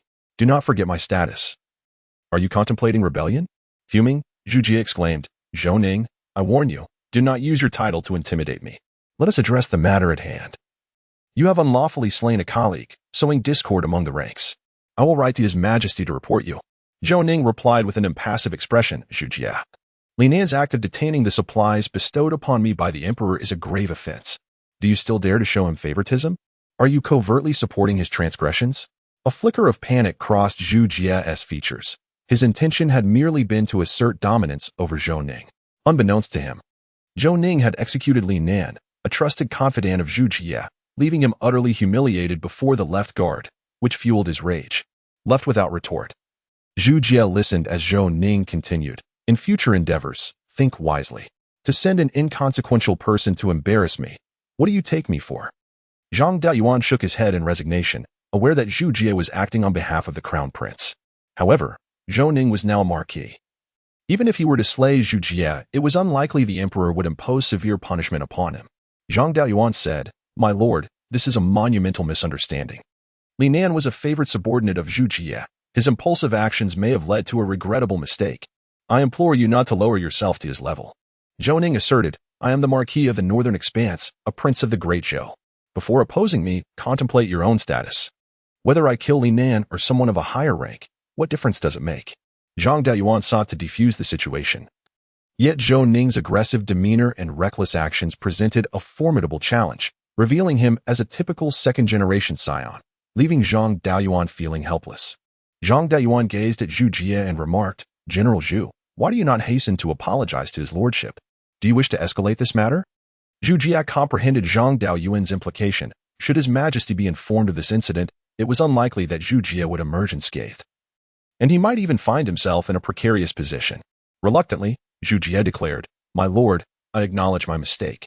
In a moment of fervor, I offended you, and I beseech your forgiveness." Zhou Ning chuckled, "I fully empathize with General Zhu's earlier sentiments. This lord does not hold grudges against those of lesser rank. Let this matter rest. However, General Zhu, you must impose discipline upon your subordinates to avert any further unnecessary troubles." Zhu Jie felt indignant, as it seemed he was being taken advantage of while also being reprimanded. He could only swallow his pride. Zhang Daoyuan acted as a mediator to resolve the situation. Yet he sensed that Zhou Ning and Zhu Jie would not let the matter lie. Future conflicts could potentially escalate, leaving him quite helpless. Zhou Ning departed the left guard army's encampment and returned to the Tuanwei army's quarters, having won their favor. Observing the Tuanwei soldiers, each donned in tattered armor, it was evident they had not been properly outfitted for quite some time. Zhou Ning proclaimed, "Soon, Feihu will arrange for you to receive new equipment. Whatever the regular army possesses, the Tuanwei army shall have as well, and for what they lack, you shall still be provided. I shall ensure you are treated well. But you must heed Zhao Feihu's commands and train diligently." Though Zhou Ning had garnered the Tuanwei army's affection, they remained somewhat resistant to training. After all, they were not required to engage in battle, and the court still owed them their military pay, leaving them with the lowest remuneration in the entire army. Zhao Feihu quietly conveyed the situation of the Tuanwei army, and Zhou Ning was taken aback to learn that the court had also defaulted on the border troops' wages. Did the ministers in the court possess no sense of reason? How could they expect soldiers to serve the court willingly under such circumstances? Zhou Ning stated. Fei Hu had just shared the realities faced by the Tuanwei army. As a prince of the Great Zhou, I am deeply ashamed. Rest assured, as long as I am here, you are my soldiers, and you shall be treated justly. You may approach me with any concerns. I will not allow anyone to bully my soldiers. A junior officer from the Tuanwei army interjected, My lord, other military units have only had their pay delayed for 6 months. Yet our Tuanwei army has endured for 3 years. How are our brothers to survive? Zhou Ning reassured them, Do not worry, shortly. I will instruct Fei Hu to disburse your pay in full. From now on, your wages will no longer be delayed. Furthermore, you will receive hearty meals each day, with meat soup served at lunch and dinner. Those who excel in training will also have the chance to enjoy meat. The Tuanwei army could scarcely believe their ears. They currently endured 2 meals a day consisting of coarse rations, hardly enough to fill their bellies, and only a meager soup during festive occasions. To their astonishment, Zhou Ning promised to release their overdue pay and improve their rations, demonstrating unparalleled generosity. The Tuanwei soldiers cheered, Long live his lordship! Long live his lordship! Long live his lordship! Zhou Ning directed Zhao Feihu and Guan Xiangtian to procure supplies and rectify the overdue wages, while he sought out General Zhang Daoyuan. As the military pay had already been dispatched to the border, and he required an explanation from Zhang Daoyuan. When Zhou Ning arrived, Zhang Daoyuan was engaged in a discussion with his subordinates regarding the matters concerning Zhou Ning and Zhu Jie. Upon hearing of Zhou Ning's arrival, Zhang Daoyuan dismissed the others and personally welcomed Zhou Ning, inquiring, My lord, what brings you here? Zhou Ning replied with a smile, General Zhang, do you not welcome me? Must I stand here to converse with you? Zhang Daoyuan chuckled. I am indeed pleased to welcome you. My excitement caused me to forget. Please, come inside. He led Zhou Ning into the room and instructed his guards to prepare tea for him. Chapter 51.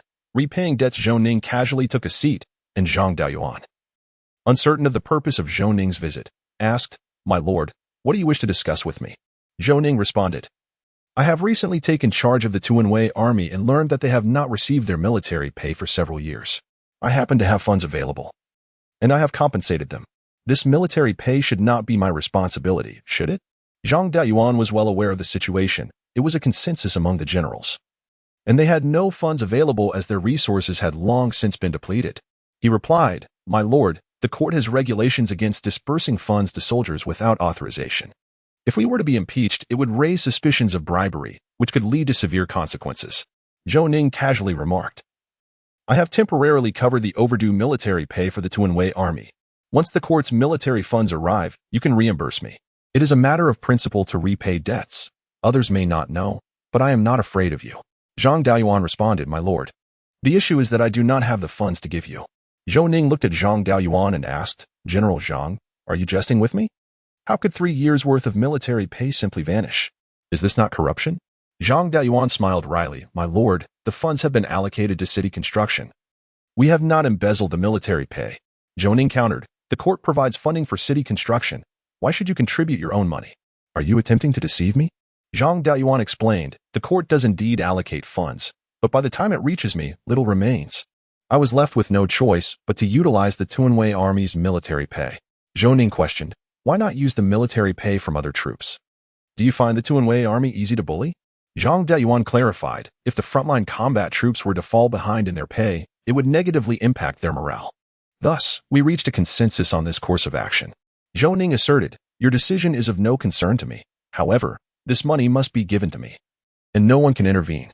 Zhang Daoyuan patiently replied, My lord, should this matter escalate, His Majesty may suspect you of attempting to bribe the troops, which would lead to unnecessary trouble for us all. Zhou Ning retorted, I will explain the situation to my father, and we shall see who faces misfortune.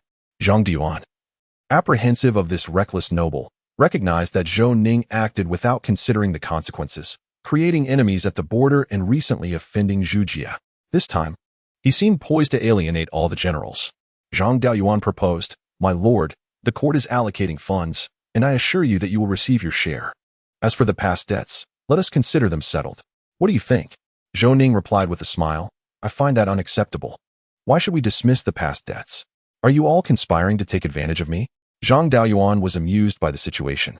pondering who would dare to bully such a naive youth, one who often threatened to report to the emperor. Was he not merely seeking trouble? Zhang Deyuan chuckled. My lord, let us deliberate on this matter. If you insist on demanding silver from the generals, you will surely offend them all. Zhou Ning replied, General Zhang, your reasoning is utterly flawed. The silver has been allocated to the construction of the city. I can explain the situation to my father, and he will reprimand those in the court. What concern is it of yours? Is there any silver being used elsewhere?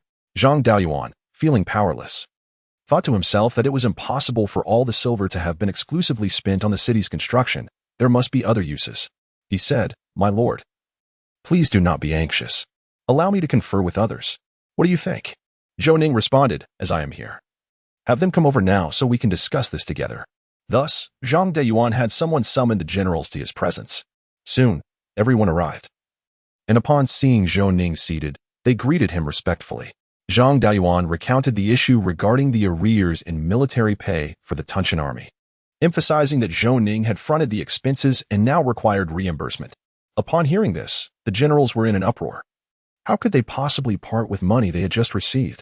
A portion of the funds had already been used to enhance the soldiers' rations, and the remainder had been pocketed. Left General Zhu Jie boldly declared, My lord, distributing military pay without consent suggests treasonous intent. I shall draft a memorial to impeach you this very moment. Zhou Ning disregarded Zhu Jie, merely tapping his fingers. Zhu Jie, incensed, exclaimed, What is there to discuss? Let us see how this unfolds.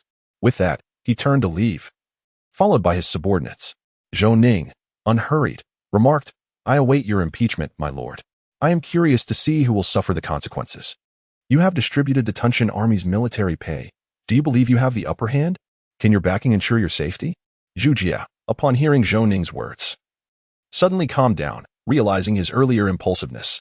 Should the court truly investigate this matter, it would spell trouble for them, the border generals. Zhu Jie inquired, My lord, how do you wish to resolve this issue? Zhou Ning smiled and stated, The arrears owed to the Tunshan army must be paid in full. That is my demand. Zhu Jie felt the anger rising again, but Right General Gao Wanjin interjected, My lord, to be candid, we truly do not possess the funds. If this escalates, it would be detrimental for all of us. Let us negotiate, shall we? Zhou Ning replied, I do not wish to make things difficult for you. The court is distributing military pay. You will repay the arrears in 5 installments, and we shall consider this matter resolved. Gao Wanjin cautioned, If we proceed in this manner, it may incite unrest among the soldiers of other troops. Zhou Ning retorted, When you utilized the military pay, did you not contemplate this issue? Now you are concerned about their potential unrest? This is a classic case of bullying the weak, merely because you perceive the Tunshan army as easy prey. Gao Wanjin quickly responded, My lord, you misunderstand my intent. Let us repay in 10 installments. That way, each distribution will be smaller, and the soldiers will not react too strongly. Zhou Ning chuckled and remarked, I am indifferent. Since it is so, I am not one to be petty. I have no urgent need for silver. I can wait. Let us proceed as General Gao suggests. The generals collectively exhaled, relieved that this obstinate young scion had finally relented. Zhou Ning departed with a cheerful demeanor. Zhu Jie expressed his dissatisfaction, saying, Look at his arrogant demeanor. He holds us in utter contempt. If this continues, what will become of our authority? Gao Wanjin responded tersely, In this matter, we are at fault. Thus we must endure. Let us strive to minimize conflict with him. We should maintain a respectful distance. Zhu Jie retorted angrily, We are being made to look foolish by a mere youth. It is humiliating to admit. And others will mock us. Gao Wanjin snapped back, What are you shouting about? Initially, I and the general opposed the misuse of the garrison's funds. Yet you refused to listen. Now Zhou Ning is aware. If he reports this to the emperor, have you considered the consequences? Can you be certain that there are no spies from the emperor at Zhou Ning's side? Chapter 52. A temporary reconciliation at Gao Wanjin's words. The generals felt a chill of fear. Should the emperor become aware, they would face dire repercussions for the unauthorized use of military funds, potentially losing their heads. Zhu Jie sensed the gravity of the situation and uneasily inquired, What shall we do next? Should we proactively seek the emperor's forgiveness? The generals hung their heads in despair. Gao Wanjin had articulated the crux of the matter. While it was fortunate that this had not yet come to light, Zhou Ning's current command of the garrison brought the issue to the forefront. General Zhang Daoyuan remarked, The situation is not as dire as you imagine. Misappropriation of military funds occurs frequently across various armies. As long as it remains unspoken, there are no issues. The emperor will likely turn a blind eye. But we must fear Zhou Ning reporting directly to him. Zhu Jie pondered this reasoning. It was an open secret in the military, clear waters harbor no fish. Without any leverage over the emperor, could he truly trust them? Gao Wanjin stated, General, our primary concern is to placate Zhou Ning. Do you think he will report us to the emperor? Zhang Dayuan sighed. It is difficult to say. This prince acts impulsively and without regard for consequences. He could easily bring this matter to the emperor's attention. Upon hearing this, the generals, who had just begun to relax, felt their anxiety resurface. Zhou Ning had only recently arrived, and their emotions were akin to a roller coaster, exhilarating yet terrifying. They worried that one day, Zhou Ning might indeed frighten them to death. Zhu Jie grew even more anxious. He had been the one advocating for the use of the garrison's funds, and should the investigation lead back to him, he would bear the brunt of the responsibility. Zhu Jie asked, must we really beg him? That feels utterly humiliating. Gao Wanjin replied, General Zhu, you have a history with Zhou Ning. Once he learns the full story, do you think he will hesitate to cause you trouble? Zhu Jie fumed. If I am in trouble, none of you will fare well either. Zhang Dayuan interjected, enough of this self-inflicted fear. I will speak with Zhou Ning and ascertain his demands. The generals nodded in agreement, resigned to return, placing their trust in Zhang Dayuan's ability to resolve the issue. Zhou Ning returned to the camp of the garrison troops, where Zhao Feihu approached him with a cheerful demeanor, exclaiming, My lord, the garrison soldiers are now wholeheartedly following you. Many were moved to tears upon receiving their back pay. Zhou Ning sighed. Their situation is not easy, the border is perilous, and they risk their lives daily. Receiving their pay provides a measure of security for their families. Zhao Feihu nodded in agreement, stating, Some of the garrison soldiers have violated the laws of the court and were sent here as punishment, while others enlisted merely to provide for their families, only to have their wages withheld. It is truly lamentable. Zhou Ning replied helplessly. Such occurrences are prevalent in all military divisions, forming an unspoken rule. Even if the court sends officials to investigate, those who accept bribes will never truly scrutinize the matter. Ultimately, it is the soldiers who bear the brunt of such injustices. Zhao Feihu was taken aback by the existence of such unspoken rules within the military. He was aware that some fallen soldiers received no compensation or only a pittance, embezzled by court officials. However, the audacity to siphon off the wages of the living soldiers was beyond his comprehension. Zhou Ning continued, The court embezzles compensation funds. The generals pilfer military salaries. And it is always the lowest ranks who suffer. How much longer can the Great Zhou endure this? Zhao Feihu quickly cautioned, My lord, be wary of your words. The walls have ears. If this reaches His Majesty, it would spell trouble. Zhou Ning chuckled, acknowledging the truth in his words. At that moment, Tai Niu entered, announcing, My lord, General Zhang has arrived. Zhou Ning rose to greet Zhang Dayuan, feeling puzzled as to why he sought him so soon after his return. General Zhang, you may proceed directly inside without the need for an announcement, Zhou Ning said with a smile. Zhang Dayuan replied, I just heard the soldiers discussing the matter of their wages, and I feel quite ashamed. The two men entered, laughing, while Zhao Feihu busied himself with brewing tea. Zhou Ning remarked, General Zhang, do have a taste of this tea. It is a tribute tea that I managed to procure from my father. Zhang Dayuan laughed heartily. Thinking to himself, I had not heard that the 9th prince was so favored. It seems the information was incorrect. It is wise not to offend him. After sipping the tea, Zhang Dayuan remarked, Indeed, it is excellent tea. I am grateful to you, my lord, for allowing me to savor such a delicacy. Zhou Ning chuckled. As you are a tea connoisseur, take a few packets with you when you leave. My father provided me with an abundance, and as I lack the appreciation for tea, I would rather gift it to you. Zhang Dayuan responded, Then I shall not be polite. Thank you, my lord. Zhou Ning and Zhang Dayuan engaged in light conversation for a while, avoiding the main topic, while Zhou Ning speculated on Zhang Dayuan's purpose. Eventually, Zhang Dayuan stated, Life on the border is challenging. Many matters operate under unspoken rules. My lord, you must learn to turn a blind eye and avoid offending too many people. Once we reclaim the 6 cities occupied by the Northern Yuan, this place will become your fiefdom, and you will need these generals to protect you. Would you not agree? Zhou Ning comprehended Zhang Dayuan's underlying intent. The generals were apprehensive about Zhou Ning, fearing that he might inadvertently expose their dealings and that others perceived him as a mere naif. Zhou Ning sighed and remarked, Upon my return, Feihu reproached me for my impulsiveness in handling matters. He questioned how I would manage relations with everyone, especially since he aspires to expand the Black Armored Guard. However, without war horses, I find myself at a loss. I have offended many, who would agree to lend me their steeds? This predicament weighs heavily on my mind. Upon hearing this, Zhang Dayuan realized that the Great Zhou was in dire need of war horses, having been engaged in prolonged conflict with the northern Yuan. They had captured a significant number of steeds, surrendering a portion to the court while discreetly retaining some for themselves. The quantity was substantial, as cavalry units were typically equipped with 3 horses each. Zhang Dayuan considered Zhou Ning's request to be reasonable.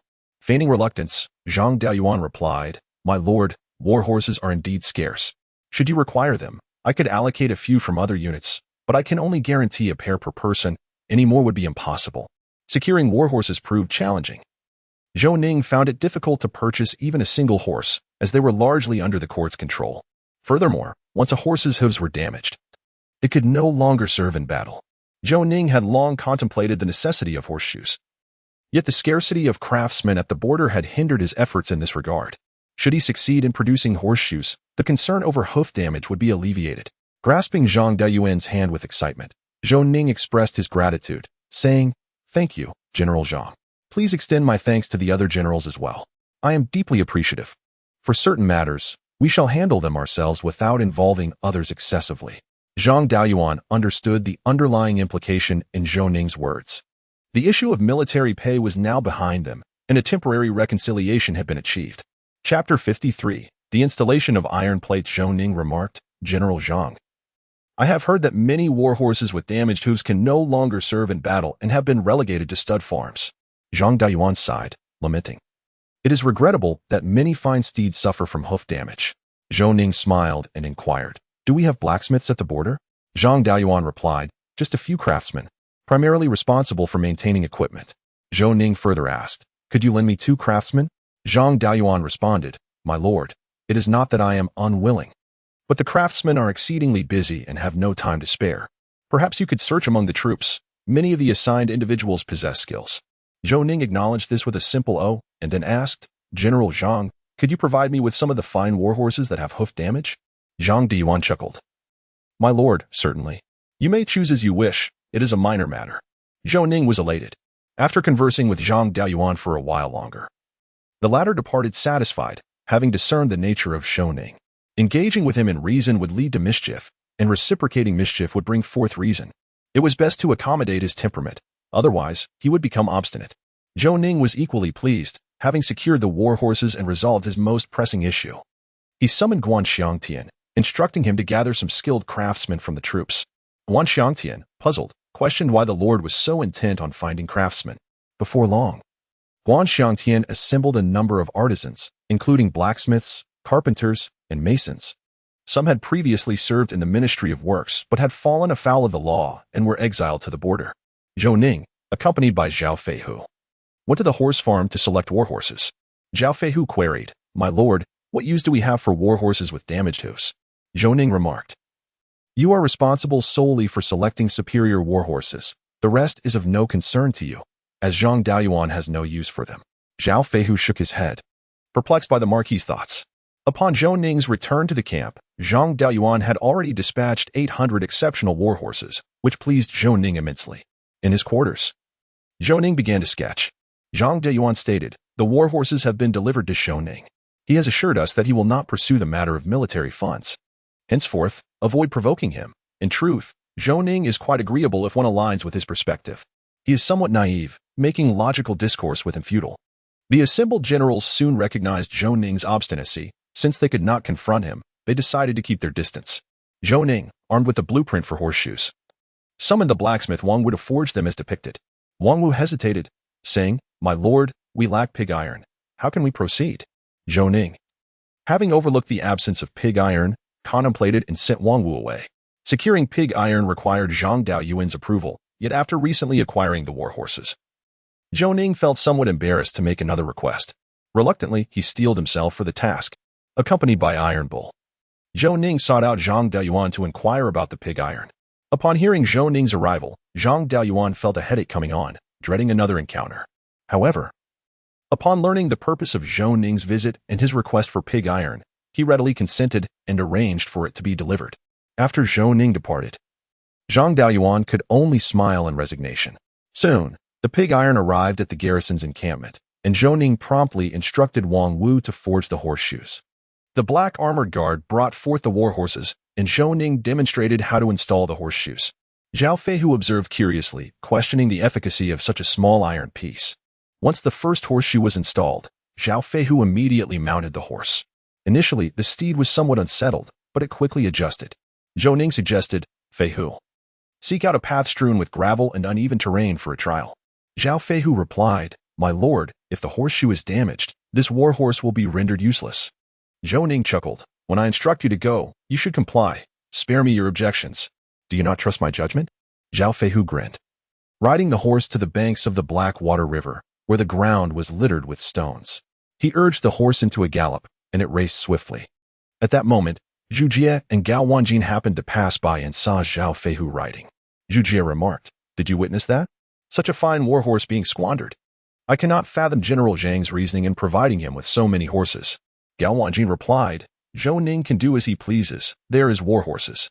Do not concern yourself with it, nor stir up trouble. We have just settled the issue of military funds. Do not provoke further conflict. After delivering this admonition, Gao Wanjin departed, leaving Zhu Jie fuming, for he believed it was Zhou Ning's unreasonable nature that instigated the discord. Zhao Feihu returned at a full gallop to the garrison, dismounted, and joyfully proclaimed, My lord, you are truly remarkable. There were no issues whatsoever. The war horse traversed the gravel as if on a smooth path. Zhou Ning laughed. Does this not suggest that in future battles, a single war horse per person will suffice? Zhao Feihu remarked, Short-distance sprints are manageable, but for long distances, a duo is sufficient. Zhou Ning addressed Wang Wu, saying, From now on, you shall oversee the blacksmithing operations. Teach others to equip all the steeds of the Tuanwei army with horseshoes, and your remuneration will be doubled.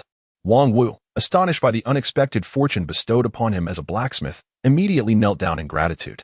Zhou Ning added, In the future, there is no need for such excessive formalities when you encounter me. I prefer a more straightforward approach.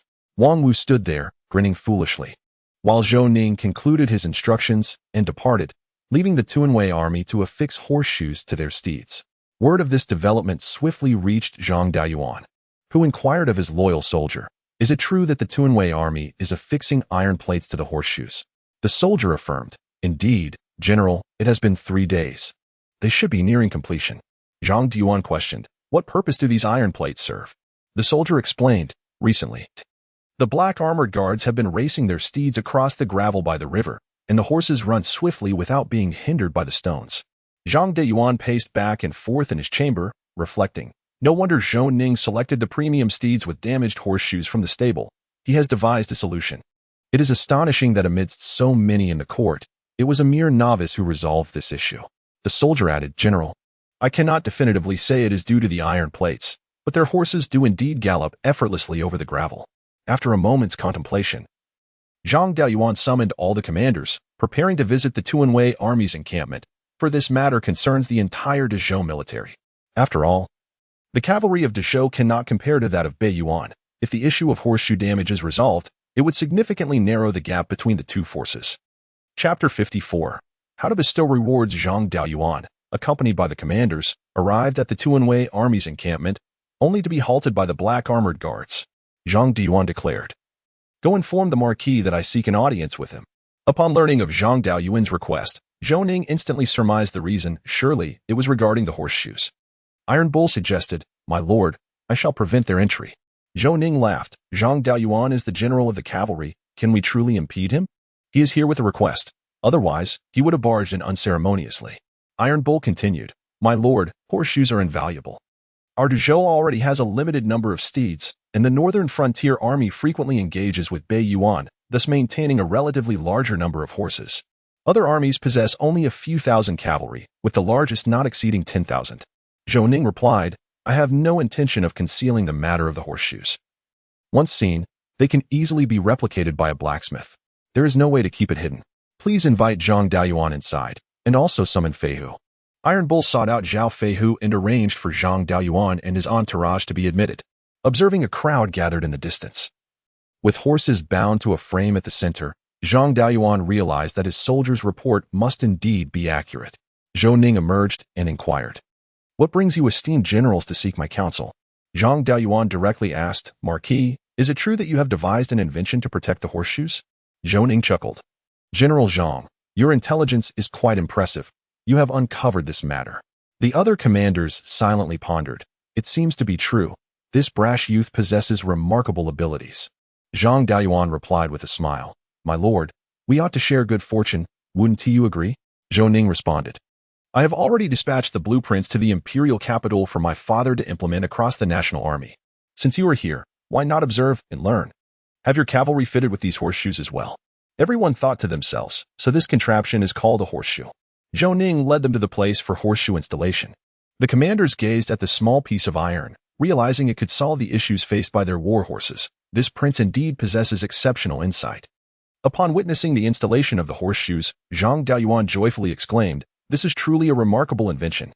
With these horseshoes, we need not worry about our steeds in future battles against the Northern Yuan. Zhou Ning cautioned, General Zhang, do not rejoice too soon. Can you ensure that the secret of the horseshoes will not be divulged? The Northern Yuan surely has spies embedded within the northern garrison. And the creation and installation of horseshoes are quite simple. They may acquire them swiftly. Zhang Daoyuan sighed. You are right, my lord. I have indeed celebrated prematurely. However, this horseshoe also addresses the shortage of war horses in the Great Zhou. Zhou Ning suggested, General Zhang, send some blacksmiths to learn from me. They will grasp it quickly. And you can manage the rest. Zhang Daoyuan and the other commanders were taken aback by Zhou Ning's prompt agreement. They praised his broad-mindedness and, after departing from the garrison, immediately arranged for blacksmiths to come and learn. The northern garrison enthusiastically forged horseshoes, while Zhou Ning's correspondents reached the imperial capital. Emperor Zhou Ren observed the blueprints and letters in his hands. He laughed heartily. Is this contraption truly effective? Dashi replied, Your Majesty. The Shadow Guard has reported that these horseshoes are indeed beneficial, invented by the 9th Prince himself. Emperor Zhou Ren declared. The 9th has resolved a critical issue for the Great Zhou. This is a significant achievement, and he must be rewarded. Dashi smiled. This is indeed a blessing from heaven upon your majesty. Emperor Zhou Ren laughed heartily. During tomorrow's court assembly, we shall announce this matter and determine how to best reward the 9th. The following day, during the morning court, Emperor Zhou Ren presented the blueprints of the horseshoes to the ministers. Minister of War Wei Hong remarked, Your Majesty, who conceived this horseshoe? It is truly remarkable. Emperor Zhou Ren responded with mirth. It was invented by the 9th Prince Zhou Ning. It was delivered to me yesterday. Wei Aiqing, what is your opinion on these horseshoes? Wei Hong replied, It will be remembered for generations, as it solves the issue of warhorse shortages in the Great Zhou. Upon hearing Wei Hong's statement, Crown Prince Zhou Ming immediately interjected, Father, is it not a bit exaggerated to praise the horseshoe's significance? Emperor Zhou Ren countered. The northern garrison has already fitted their horses with horseshoes, and the results are exceedingly promising. You need not worry about this. I shall instruct the Ministry of Works to fabricate them for the entire army. Crown Prince Zhou Ming smiled and refrained from further comment. The emperor had made his decision, and any additional words would be superfluous. Emperor Zhou Ren then inquired, What do you suggest as a reward for the 9th? Crown Prince Zhou Ming replied, Father, such a small invention hardly warrants a reward for the 9th brother. The Grand Scholar Kong Yuda remarked, Your Majesty, I believe the 9th Prince should be rewarded. Such a trivial matter, yet none among the court's officials could conceive of it. I feel quite ashamed. His words incited the ire of the entire assembly of officials, who glared at him, thinking, You may express your thoughts, but why involve us? The 2nd Prince, Zhou Li, interjected, Father, I believe that the 9th brother deserves a reward, for this is a contribution to the Great Zhou. Emperor Zhou Ren chuckled, My esteemed ministers, what do you propose we bestow upon the 9th Prince? The Crown Prince, Zhou Ming, suggested, Father, I believe we should grant the 9th brother some gold and silver. The Minister of War, Wei Hong, added, Your Majesty, I feel a substantial reward is warranted. Merely granting gold and silver seems insufficient. Emperor Zhou Ren inquired, Then what do you suggest we bestow upon the 9th Prince? Many offered suggestions, yet they were of little value. The emperor declared, I believe gold and silver should indeed be awarded. I have decided to allow the 9th Prince to expand his military. He may recruit soldiers in the 9 cities outside Yanbei Pass, forming a cavalry of 5,000. The Crown Prince Zhou Ming and 2nd Prince Zhou Li internally exclaimed, This is unacceptable. 5,000 cavalry is no trivial matter. The 3rd Prince Zhou Yin commands only a few hundred. This is no jest. The Crown Prince pleaded, Your Majesty, you must reconsider.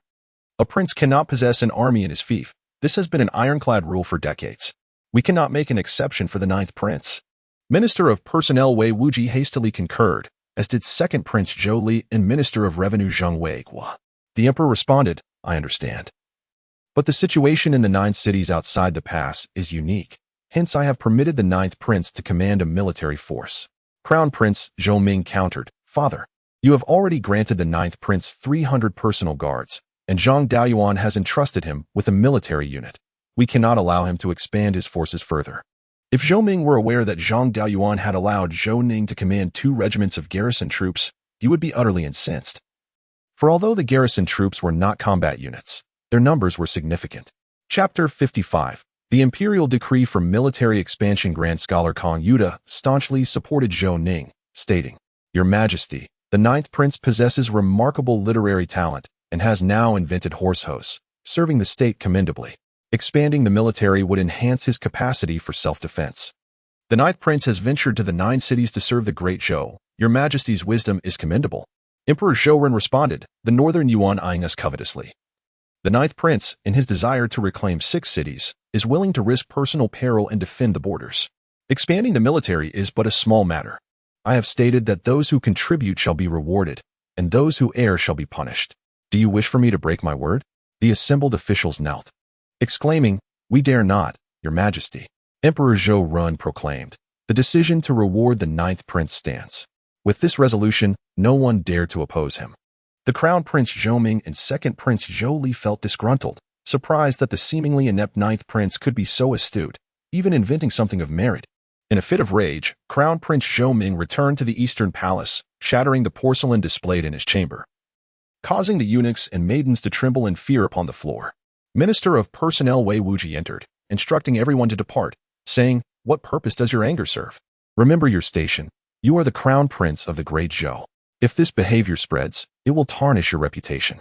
Crown Prince Zhou Ming expressed, Uncle, my father is excessively partial. Since the establishment of the Great Zhou, no prince has ever commanded troops in their fiefdom.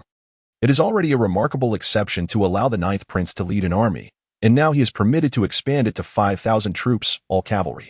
Given the limited number of cavalry in the entire Great Zhou, what exactly does my father intend to achieve? Wei Wuji replied, The sudden rise of the 9th prince indicates his exceptional patience. After enduring for over a decade, he seizes the opportunity to soar to greatness. Fortunately, you have compelled him to leave the imperial capital. Otherwise, he would pose a significant threat to your claim to the throne.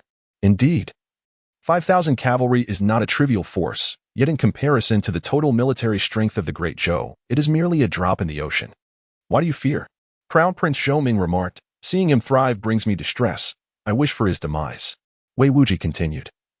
General Zhu Jie has sent me a letter. Zhou Ning has arrived at the border, and Zhang Daoyuan intended to assign him a combat unit. However, Zhu Jie intervened, ultimately transferring the left and right guards garrison troops to him. Surely, you are aware of the ineffectiveness of the garrison troops? What are you worried about? Crown Prince Zhou Ming exclaimed, The combined strength of the left and right guards garrison is 4,000. Is Zhu Jie incompetent? How could he entrust them entirely to the 9th prince? Wei Wuji explained, The garrison lacks combat capability. Even with 40,000, what difference would it make? After all, Zhou Ning's status remains a significant factor. Would Zhu Jie dare to confront him directly? Given the opportunity, he will naturally deal with him. For now, you must maintain your image. Remember, you are the crown prince, not yet the emperor. Be mindful of His Majesty's methods. He has eliminated many brothers to ascend. Do not presume that you, as his biological son, are irreplaceable. Anyone could succeed him, provided they are his own flesh and blood. Do you comprehend? Zhou Ming gazed at Wei Wuji in astonishment, realizing the implications. Emperor Zhou had recently favored the second prince, Zhou Li, causing him considerable distress. Wei Wuji's words indeed confirmed that Emperor Zhou was in the process of selecting a son suitable for the throne. Wei Wuji remarked, Who does not aspire to ascend to that supreme position? You need not worry excessively. After all, replacing you is no simple task, as long as you do not err. His Majesty will not act against you, for the ramifications are too vast. Zhou Ming nodded, stating, Uncle, I understand what I must do. You may rest assured. After conveying several matters, Wei Wuji departed, fully supporting Zhou Ming for the sake of the Wei family's future prosperity. He must ensure that Zhou Ming occupies that esteemed position. Otherwise, the fate of the Wei family would be dire. Emperor Zhou Ren entered the secret chamber, addressing Zhou Tianming. Zhou Ning is indeed clever. Upon arriving at the border, he resolved a long-standing issue that has plagued the Great Zhou. If nurtured properly, he could have the opportunity to inherit my position. Zhou Tianming replied, "You are a madman, pitting your sons against one another. Such a cruel method of raising them is akin to nurturing a poisonous insect. How can you be so cold-hearted?" Zhou Tianqi laughed heartily. For the long-term future of the Great Zhou, sacrificing a few sons is a trivial matter. As long as I am alive, the Great Zhou will face no issues. Zhou Tianming gazed at the nearly frenzied Zhou Tianqi, his heart heavy with sorrow. Had it not been for him, Zhou Tianqi would never have ascended to the throne. Zhou Tianqi's ruthlessness was astounding. He would even contemplate the murder of his closest brother, an act of sheer madness. With a boisterous laugh, Zhou Tianqi departed the secret chamber, leaving it shrouded in silence, save for Zhou Tianming's mournful sighs. Soon, the imperial decree reached the border, solidifying the general's unwavering belief in the high regard Zhou Ning held in the heart of Emperor Zhou Ren. They resolved to avoid provoking Zhou Ning in the future. Upon hearing the decree, Zhao Feihu and the others felt joy for Zhou Ning, as the emperor had bestowed upon him a wealth of gold, silver, and precious jewels, alongside fine silks and exquisite wines. Most importantly, he was granted permission to expand the military by assembling 5,000 cavalry, marking them as generals in their own right. Zhou Ning accepted the decree and summoned silver, which he presented to Xiao Rongzi, saying, "You have worked hard, my good man. Please rest here for a few days before your return." Xiao Rongzi, concealing the silver within his sleeve, marveled at the generosity of the ninth prince, who had gifted him a full 100 taels of silver. "Congratulations, your highness. The emperor is exceedingly pleased and, despite the objections of the ministers, has rewarded you. This clearly demonstrates the emperor's regard for you," Xiao Rongzi exclaimed. Zhou Ning replied, "To alleviate my father's burdens is a duty we sons must fulfill." After a brief exchange of pleasantries, Xiao Rongzi prepared to depart for the imperial capital to report back. Zhang Deyuan and others approached to congratulate Zhou Ning, showering him with compliments. Zhou Ning smiled and remarked, "Father has permitted me to expand the military, which will bolster our forces at the border and serve as encouragement for me." Zhu Jie interjected, "Your Highness, recruiting 1,000 men should suffice. It is quite manageable." Zhou Ning chuckled, "Cavalry constitutes a combat unit, while the garrison army serves logistical purposes. They cannot be conflated. Perhaps my father is unaware that you have entrusted the garrison to me, or else he would not have sanctioned an expansion." Zhang Deyuan and the others exchanged dry smiles, realizing they had inadvertently shot themselves in the foot. Who could have anticipated that Emperor Zhou Ren would allow Zhou Ning to expand the military? The garrison army was indeed not a combat unit, affording Zhou Ning an unexpected advantage. After bidding farewell to the generals, Zhou Ning promptly summoned Zhao Feihu and Guan Xiangtian, instructing them, "Soon, you shall begin recruiting soldiers. If the 9 cities beyond the border prove insufficient, proceed to recruit at Yanbiguan. With the imperial decree, you need not worry." Zhao Feihu inquired, "My lord, how many soldiers should we recruit?" Zhou Ning responded, "Did you not comprehend my intent? We are expanding by 5,000 cavalry. Hence we shall recruit 5,000 men." Chapter 56. Training new recruits. Zhao Feihu remarked, "My lord, with the addition of 5,000 cavalry, alongside 4,000 from the garrison army and the black armored guards, we will have nearly 10,000 men." Zhou Ning looked at Zhao Feihu and said, "I can count. No need for your instruction." Zhao Feihu cautioned, "My lord, are you not concerned about potential accusations? The emperor may impose penalties if he discovers this." Zhou Ning laughed. "You are misinterpreting my words. I am not being defensive. We are expanding by 5,000 cavalry, and we possess no cavalry at present, only the garrison. Now, hurry along and begin recruiting soldiers." Zhao Feihu found it peculiar that something so evidently flawed seemed to acquire a semblance of logic after the prince spoke. Truly, it was an enigma. Zhao Feihu and Guan Xiangtian were stationed outside the 3 cities, recruiting soldiers, yet their efforts yielded disappointing results. After 3 days, they had managed to enlist only 800 men. Zhou Ning remarked, "You shall accompany me to Yanbiguan to recruit." Upon arriving at Yanbiguan, General Xinqiu of Anbei personally welcomed them, inquiring, "My lord, what brings you here?" Zhou Ning replied, "General Shen, I am here under imperial decree to expand our forces, and I intend to recruit soldiers at Yanbiguan. I kindly request your assistance." Xinqiu pondered, recalling that the eunuch who had delivered the edict had indeed sought Zhou Ning, and he had never before heard of such an imperial order. Zhou Ning continued, General Shin, do you doubt my words? Shin Qiu, with an awkward smile, responded, my lord. It is merely that I have never heard of an imperial decree for military expansion. Zhou Ning produced the edict for Shin Qiu to review, who examined it carefully and confirmed that it indeed authorized Zhou Ning to recruit soldiers at Yambiguan. My lord, Shin Qiu said, I shall immediately arrange for assistance in your recruitment efforts. Zhou Ning expressed his gratitude. I appreciate your help, General Shin. Shin Qiu suggested, why not come to the general's residence to rest? Zhou Ning nodded in agreement and followed Shin Qiu to take a respite. While Zhao Feihu and the others commenced the recruitment process, Zhou Ning maintained high standards for the soldiers, and after 3 days, they had successfully enlisted over 3,000 men. Zhao Feihu remarked, my lord, we seem to have exhausted our options. Should I venture to Yongqing and Kaicheng? Zhou Ning contemplated briefly before replying, it may not be wise. It could reach the emperor's ears. Zhao Feihu continued, in total, we have recruited 4,300 men. Once we return, we can refine our selection within the Tuanwei army. 5,000 should suffice. Zhou Ning agreed. For now, this will do. Coupled with the personnel from Zhuya Wang, it should be adequate. Select 20 outstanding soldiers from the Heijiawai to oversee their training, and you shall supervise, adhering to the principle of survival of the fittest. Upon returning to the Tuanwei army camp with the new recruits, the influx of personnel made it somewhat cramped. Zhang Daoyuan, demonstrating resourcefulness, promptly arranged accommodations.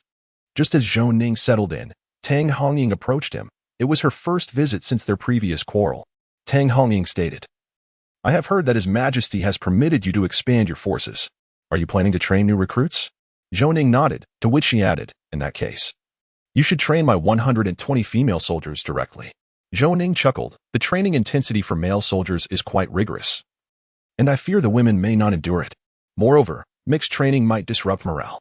Tang Hongying questioned, do you harbor a bias against women? Zhou Ning sighed. It is not bias. I merely worry they may not be able to keep up. Tang Hongying retorted, all you need to do is grant them permission to train. Whether they can persevere is not your concern. Zhou Ning found himself at a loss for words. Tang Hongying continued, once you agree, I shall take them to find Zhao Feihu. With that, she departed, leaving Zhou Ning with a striking silhouette. He instructed someone to notify Zhao Feihu. Believing Tang Hongying to be capricious, convinced that the female soldiers would likely give up within a few days, Tang Hongying, accompanied by female soldiers, approached Zhao Feihu and inquired, do you know the reason for our visit? Zhao Feihu, with a sense of resignation, replied, Madam, are you not causing a disturbance? These female soldiers will hinder my training. Tang Hongying retorted, what do you mean? Do you look down upon female soldiers? Zhao Feihu chuckled softly, opting not to respond to her question. Observing the female soldiers behind her, Tang Hongying proclaimed, Sisters, these contemptible men underestimate us. Shall we show them the prowess of women? 120 female soldiers responded in unison, yes, yes. Tang Hongying continued, Zhao Feihu, train them well and treat them equally. Do not regard them as mere women. If they cannot keep up, send them back to me. With that, Tang Hongying departed, leaving Zhao Feihu in a state of bewilderment. As time flew by, 10 days swiftly passed. Zhao Feihu shouted, are you all worthless? You can't even compare to women. I'll strip the skin off you. The female soldiers trained alongside the new recruits, and after 10 days of grueling effort, many of the newly recruited soldiers proved less capable than the female soldiers. Igniting Zhao Feihu's fury, Zhou Ning, observing the training female soldiers, felt a deep admiration for their resilience. Zhao Feihu, awkwardly smiling, said, Lord, I underestimated these women. When they get fierce, they can be more formidable than men. Zhou Ning replied, these women have endured life and death experiences. Their tenacity is remarkable. Zhao Feihu concurred, saying, they do not wish to embarrass Madam. Many are battered and bruised, yet not a single one has faltered. This is stronger than many men. Zhou Ning stated, currently, there are 5,400 individuals in training. Those who do not meet the standards should be dismissed. New recruits who wish to stay will join the Tuanwei army. Those unwilling to remain will be given provisions to return home. Zhao Feihu asked, Lord, how should we handle those from the Zhui mountain villa who are unqualified? Zhou Ning replied, discuss this matter with Guan Xiangtian. Similar to the new recruits, those who wish to stay will join the Tuanwei army, while those who do not will receive provisions. Zhao Feihu expressed concern, I worry this may affect others from Zhui mountain villa. Zhou Ning reassured him, Feihu, remember? Here we only have the black armored guards and the Tuanwei army. There are no other factions, do you understand? Zhao Feihu acknowledged, Understood, Lord. What shall we do about the lack of warhorses? Zhou Ning inquired, how many warhorses do we currently possess? Zhao Feihu replied, we have a total of 2,300 warhorses. Zhou Ning instructed, have the new recruits train in shifts. We will find a solution for the warhorses later. Zhao Feihu nodded, while Zhou Ning felt satisfied with the new recruits, pondering where to procure additional warhorses. Grand Marshal Zhou Sin's personal guard, Qin Yang, approached Zhou Ning, informing him that representatives from the northern Yuan had arrived, seeking a meeting to discuss the return of 6 cities. Chapter 57. The Barefoot need not fear the Shah. Zhou Ning followed Qin Yang to the conference hall, where the northern Yuan delegation included the familiar state master Di Qiu, the third prince Wu Qishu, a beautiful young woman, and their guards. Zhou Ning warmly greeted, State Master, you are indeed a man of your word. Returning so swiftly to discuss the cities, the northern Yuan State Master replied, Your Highness, it is heartening to see you. Have you grown accustomed to life at the frontier? Zhou Ning chuckled, the scenery at the border is truly splendid, which has greatly uplifted my spirits. I owe this to the National Master, otherwise I would have found it challenging to come here. The third prince, Wu Qishu, remarked, Make the most of it. Opportunities to admire such beauty will soon be scarce. Zhou Ning, grasping Wu Qishu's implication, feigned ignorance, stating, Rest assured, third prince, the 9 cities beyond the pass are now my fief. We shall meet frequently in the future. Wu Qishu smiled, Do not worry, our encounters will be frequent, and soon you may wish to avoid my company. Zhou Ning replied, Fear not, third prince. I shall not be a nuisance to you. Should you desire my presence, you may summon me at any time. Wu Qishu's insinuation was clear. The Great Yuan would soon launch an assault on the Great Zhou, at which point Zhou Ning might indeed wish to evade him. However, Zhou Ning's playful response frustrated Wu Qishu considerably. The National Master of Bei Yuan interjected, Let us first discuss the matter of returning the cities in the exchange of grain. Other issues can be addressed later. Zhou Ning retorted, Haven't we already reached an agreement? Is the National Master now contemplating a reversal? National Master Di Qiu explained. The number of warhorses in Bei Yuan is limited. Thus, I would like to negotiate with the 9th prince. Bei Yuan will initially provide 3,000 warhorses, while the Great Zhou will supply half the grain, with the remainder to be settled in a subsequent transaction. How does that sound? Zhou Ning questioned. Are you attempting to renege on your word? National Master Bei Yuan patiently elaborated. The selection of superior warhorses requires time, and our stables are quite distant, making it challenging to meet the deadline. Zhou Ning reassured him, Do not worry, we have ample time. We shall commence the transaction whenever the horses are ready. National Master Bei Yuan continued, The grain reserves in Bei Yuan are dwindling. We propose to return the 6 cities directly to the Great Zhou. Zhou Ning shook his head, stating, Those 6 cities were lost to me. They have no bearing on the grain exchange. Moreover, we currently lack sufficient troops to maintain a garrison, so it would be prudent to wait before returning them. Those present, including National Master Bei Yuan, were taken aback by Zhou Ning's response. What did he mean by waiting to return them? Did he perceive them as mere sentinels? Di Qiu turned to Zhou Sun, saying, You are the Grand Marshal of the Great Zhou and the esteemed Prince of Duan. Do you find my proposal acceptable? Zhou Sun replied, I am merely an observer. The decisions rest with this young man. If the National Master deems it necessary, I can report to His Majesty to ascertain his agreement. Di Qiu implied that should the Great Zhou consent, they could seize the horses during the second transaction without recompense. A young lady interjected. My father is concerned for the welfare of the people of Bei Yuan who may face hunger, hence his urgency. I hope the 9th prince can be understanding. Zhou Ning nodded, replying, The Emperor of Bei Yuan is indeed a ruler who cares for his subjects. However, this does not concern the Great Zhou. Have you mistaken our situation? Is there truly no one else in Bei Yuan to discuss such matters with a child so naive? The young lady was taken aback by Zhou Ning's words. The Great Zhou prided itself on its decorum, and his remarks were uncharacteristically harsh and devoid of gentlemanly grace. The third prince, Wu Qishu, angrily retorted, Zhou Ning, how dare you insult the princess of Bei Yuan? Do you wish for our 2 nations to descend into war? Zhou Ning disregarded the third prince Wu Qishu and turned to the national teacher Di Qiu, inquiring, National teacher, can the third prince truly represent Bei Yuan? Understanding Zhou Ning's intent, Di Qiu replied, As the third prince of Bei Yuan, he undoubtedly can. Zhou Ning responded gravely, If that is the case, there is no need for further discussion. Prepare for war.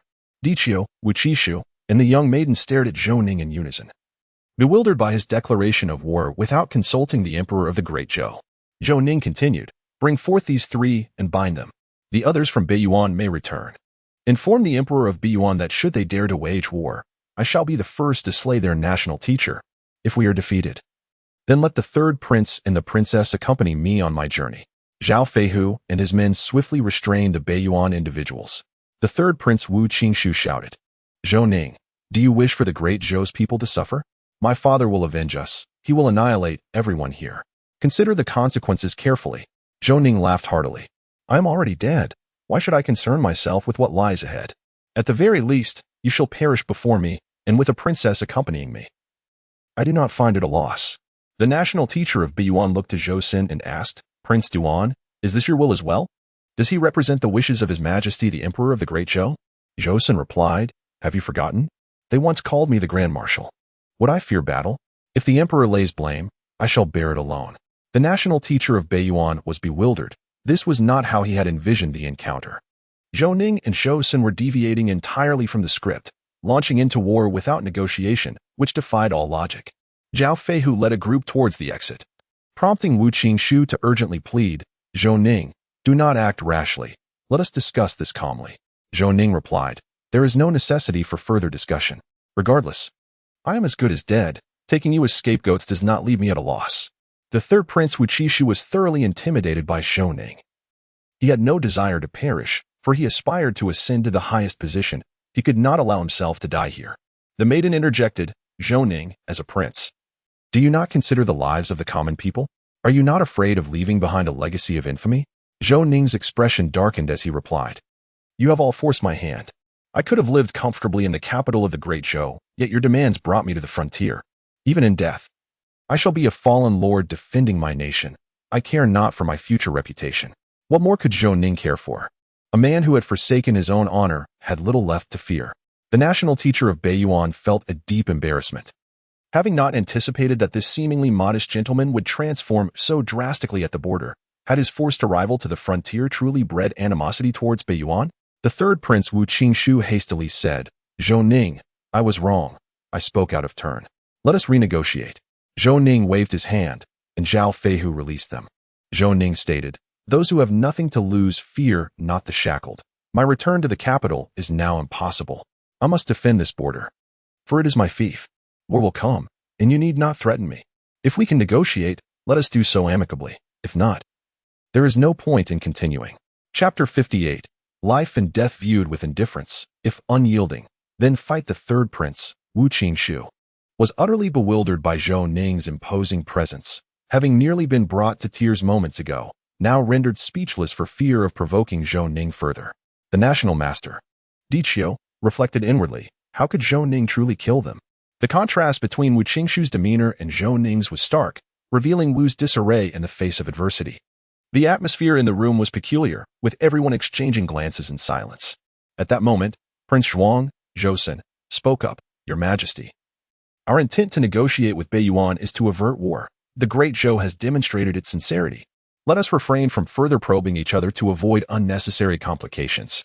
The national master of Beiyuan chuckled, saying, "Youthful impulsiveness can lead to misunderstandings. Let us continue our discussion." Zhou Ning boldly settled into his chair, sipping tea, and declared, "To speak frankly, the day I was bestowed the title of Duke of the North, I ceased to concern myself with life or death. Life and death hold little weight for me. If you wish to challenge me, then you must tread over my corpse. I merely desire to live in peace. And if you wish me ill, then what have I to fear?" Zhou Ning's demeanor was more akin to that of a rogue than a prince. Yet this very persona managed to intimidate the national master of Beiyuan and the third prince, Wu Qingshu. The national master, while aware that Zhou Ning would not dare to kill them, found himself momentarily at a loss for words. The third prince's plea for mercy alleviated the awkwardness for national master Diqiu. Diqiu earnestly stated, "Indeed, Beiyuan faces challenges. Let us continue our dialogue." Zhou Ning scoffed, "Now you wish to talk? Why did you not do so earlier? And you bring a young girl into this. Does Beiyuan lack capable individuals? Do you think this is merely child's play?" National Master Diqiu explained, "Princess Yangla is the Emperor's favored daughter, and it was His Majesty who consented to her presence. I implore the ninth prince to set aside any grievances, for Princess Yangla represents the Emperor." Zhou Ning glanced at the princess, who wore a white veil, and said nothing. He pondered, what could be the intent of the Beiyuan Emperor, Wu Yuan, in sending a princess? Did they harbor ulterior motives?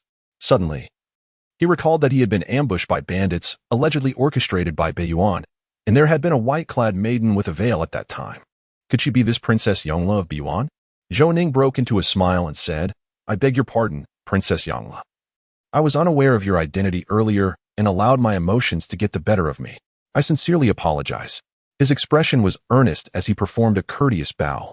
Princess Yongle responded, "It is said that the Great Zhou is a land of propriety. Indeed, you startled me, Ninth Prince." Zhou Ning suddenly inquired, "Princess, have we not met before in the Great Zhou?" Princess Yongle, her large eyes sparkling with curiosity, replied, "Ninth Prince, why do you ask such a question? I have never left the Beiyuan imperial city. How could I have encountered you in the Great Zhou? You must be mistaken." Zhou Ning nodded, smiling. "It is indeed possible that I have mistaken you for someone else." At this moment, National Master Dichio inquired, "Your Highness the Ninth, do you find our terms acceptable?" Zhou Ning, perplexed, responded, "Master, have you perhaps grown too old and a bit muddled? Did I not just inform you that any further transactions must involve an equitable exchange? I cannot acquiesce to your proposed terms." Upon hearing Zhou Ning refer to National Master Dichio as an old fool, the third prince Wuchishu and Princess Yongle immediately took offense. The third prince, filled with indignation, exclaimed, "Zhou Ning, as a prince of the Great Zhou, how dare you insult our national master of the Great Yuan?" Zhou Ning looked at Wuchishu in confusion and asked, "When did I insult the national master?" Wuchishu retorted, "You just said our master is an old fool." Zhou Ning replied, "Are you not in your right mind? I merely suggested that the master, due to his advanced age, might be a bit forgetful. Do you genuinely believe the master is an old fool?" Flushed with anger, Wu Qingshu struggled to articulate a response, pointing at Zhou Ning in silence. Princess Yongle quickly interjected, "Third brother, he spoke thus to defend our master. He did not intend to misrepresent the ninth prince's meaning, so do not misconstrue his words." Zhou Ning nodded and remarked to Wu Qingshu, "Qingshu, you must learn to conduct yourself with greater composure. Otherwise, grave troubles may arise." This admonition only fueled Wu Qishu's ire, causing him to grind his teeth and tremble with rage. If looks could kill, Zhou Ning would have been dismembered on the spot. The national master, maintaining his composure, asked, "Your Highness, how much grain do you believe 3,000 superior war horses could procure?" Zhou Ning proposed, "What if we were to exchange those 3,000 horses for a quarter of the grain? This way, you would have the supplies you need and ample time to gather the horses for a single comprehensive transaction. How does that sound?" National Master Dichio, contemplating internally, found Zhou Ning's suggestion quite appealing. He mused that in their final transaction, it would be interesting to see who would ultimately prevail. Dichio declared, "I am authorized to accept this transaction on behalf of His Majesty. When shall we commence, Your Highness?" Zhou Ning responded, "We can proceed at any time. The grain has already been transported in recent days. It now depends on the will of the Great Yuan." Dichio suggested, "Shall we convene in 3 days along the banks of the Heishui River?" Zhou Ning pondered for a moment. Recalling that Zhang Daoyuan had ordered the destruction of the bridge over the Heishui River, making the transport of a substantial quantity of grain across the river exceedingly difficult, he replied, "Master, without a bridge over the Heishui River, how shall we convey such a large amount of grain?" Dichio acknowledged that indeed poses a challenge. "Perhaps we could construct a makeshift bridge, which we would dismantle immediately after the transaction. What do you think, Your Highness?" Zhou Ning gazed at Dichio with an expression of incredulity and said, "Master, do you truly believe you are the only intelligent one in the world, while we are mere fools at your mercy?" Dichio, taken aback, asked, "Your Highness, what do you mean by that?" Zhou Ning, amused by the absurdity, replied, "What kind of bridge would suffice to facilitate the passage of such a vast quantity of grain? Is a bridge of that nature truly considered makeshift? Are you suggesting the Great Yuan intends to seize this opportunity to invade?" Dichio pondered, "Am I so transparent in my intentions? Are people nowadays truly so difficult to deceive?" With sincerity in his tone, Dichio stated, "Your Highness the Ninth Prince, you have misunderstood me. I truly did not intend that. I merely wish to expedite the transportation of grain to the Great Yuan. Surely you cannot propose using small boats." Zhou Ning clapped his hands and exclaimed, "What a splendid idea. Let us indeed use small boats for transportation." Everyone in the room turned to Zhou Ning. And the people of Beiyuan thought to themselves, "Is the ninth prince of Dezhou truly a fool? Can he not discern the underlying meaning?" Zhao Feihu, suppressing his laughter, wore a look of genuine anguish, while Zhou Xin and others exchanged knowing smiles. The national teacher of Beiyuan, containing his rising ire, remarked, "Your Highness, The Great Yuan has already shown its sincerity. Are you toying with me? Zhou Ning feigned ignorance, replying, is this method not effective? You all seem to be chattering here. What is it that Bei Yuan truly means? Oh, Zhou Ning is indeed insufferable. His expression alone incites a desire among the Bei Yuan people to strike him. Princess Yongla interjected. Your Highness, if you can transport the grain across in a short time using small boats, I shall bestow upon you 500 exceptional war horses. If you cannot achieve this, how about offering some grain to the Great Yuan? Zhou Ning chuckled. Inquire with your national teacher, and then consult your third brother. Have I ever lost a wager? 500 war horses are beneath my notice, so let us refrain from betting. His words led them to believe that Zhou Ning was perhaps intimidated, unable to transport the grain across. The national teacher of Bei Yuan firmly declared, 1,000 superior war horses, if your highness loses. You must agree to construct a bridge across the river. Do you dare to gamble? Zhou Ning laughed heartily. Since both the national teacher and the princess wish to bestow war horses upon me, I shall reluctantly acquiesce. The people of Bei Yuan chuckled, thinking the 9th prince of Dezhou was exceedingly self-assured. Zhou Ning continued, this matter is so easily resolved, and yet you wish to offer me war horses.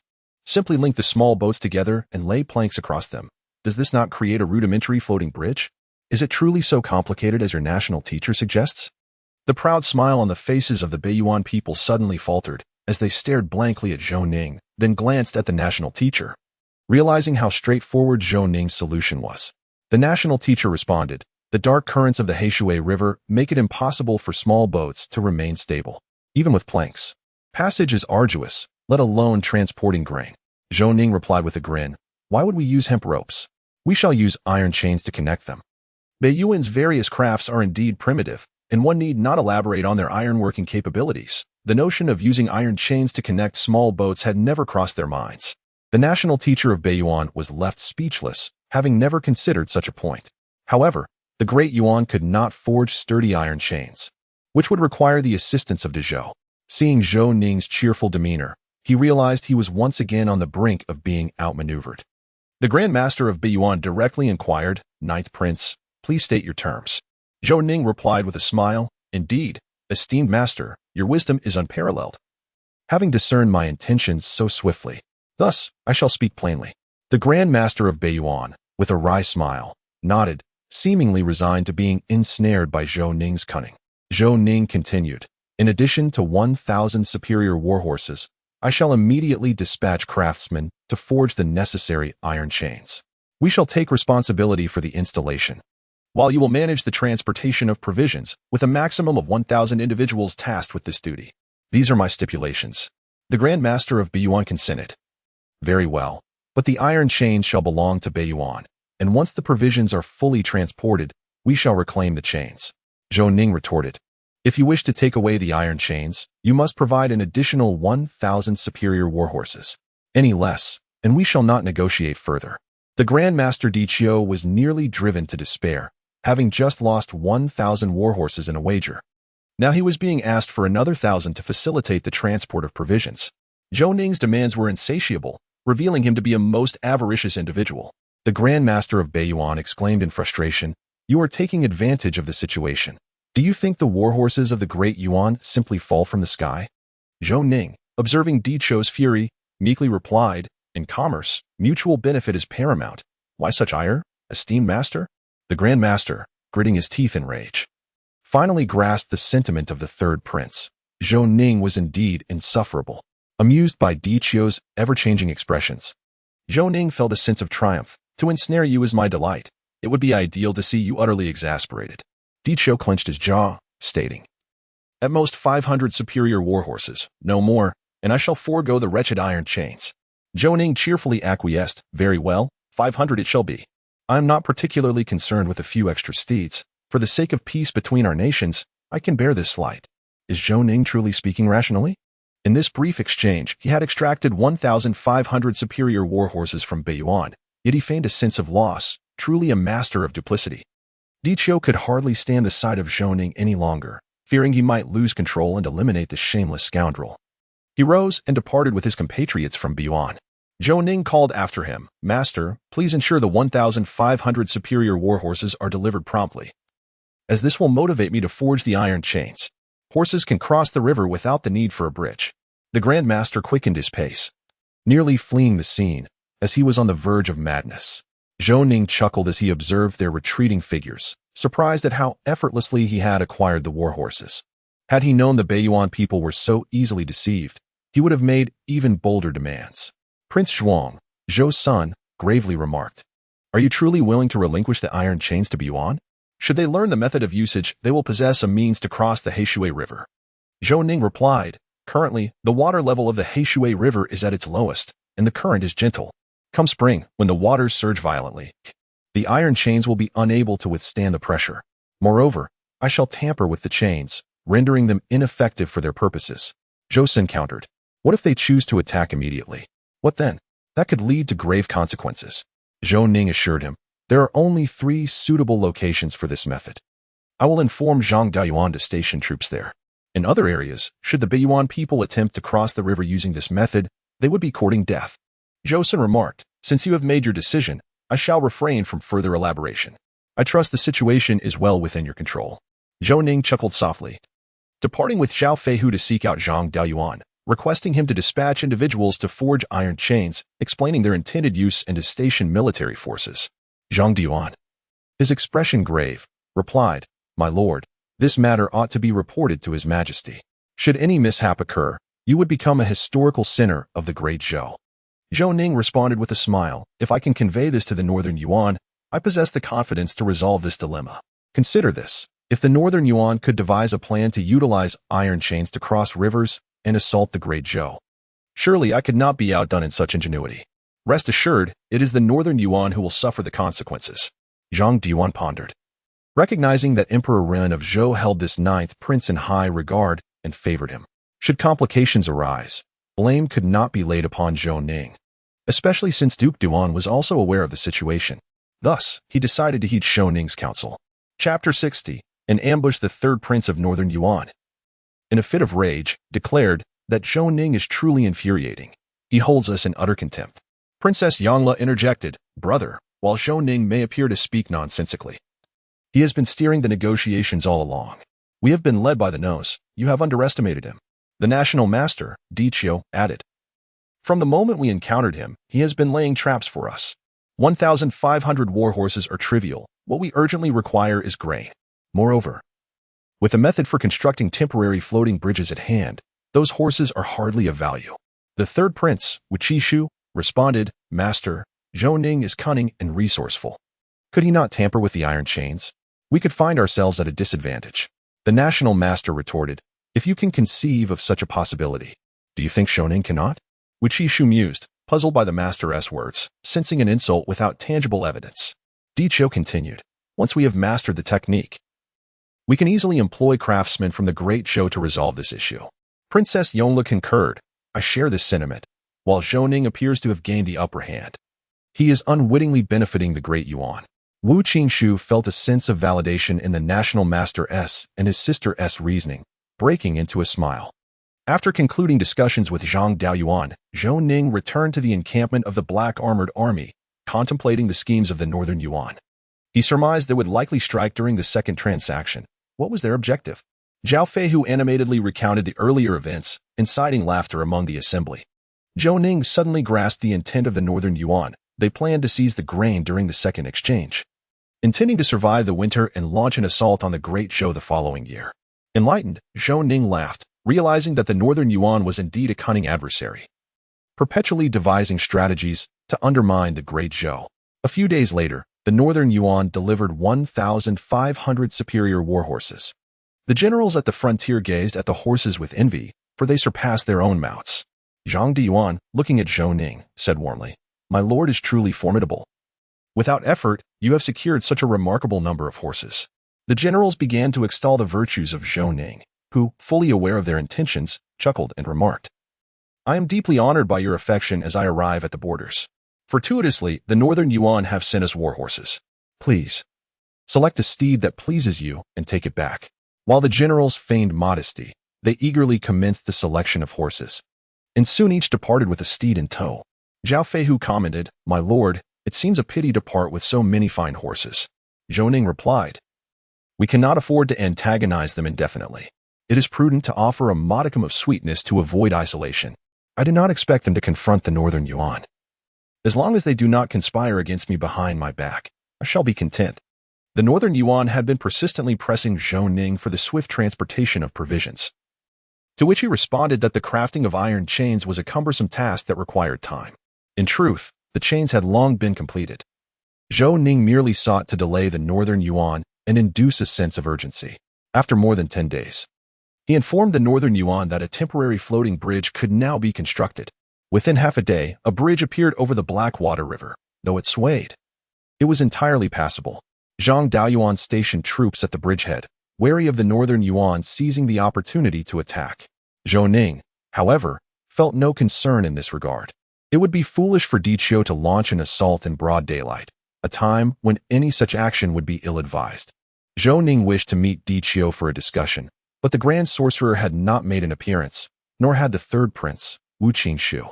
Feeling a sense of ennui, Zhou Ning found joy in provoking them, yet their absence left him dissatisfied.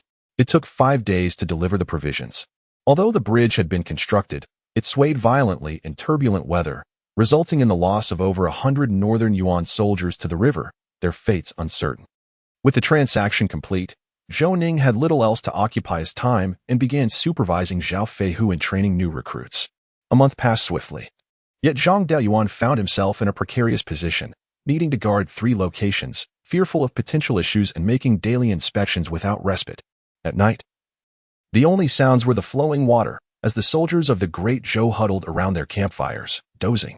Numerous small boats appeared on the inky river, soon returning to the opposite bank where Northern Yuan scouts reported back, stating, Grand Sorcerer, all 3 suitable locations for bridge construction are currently occupied by troops from the Great Zhou.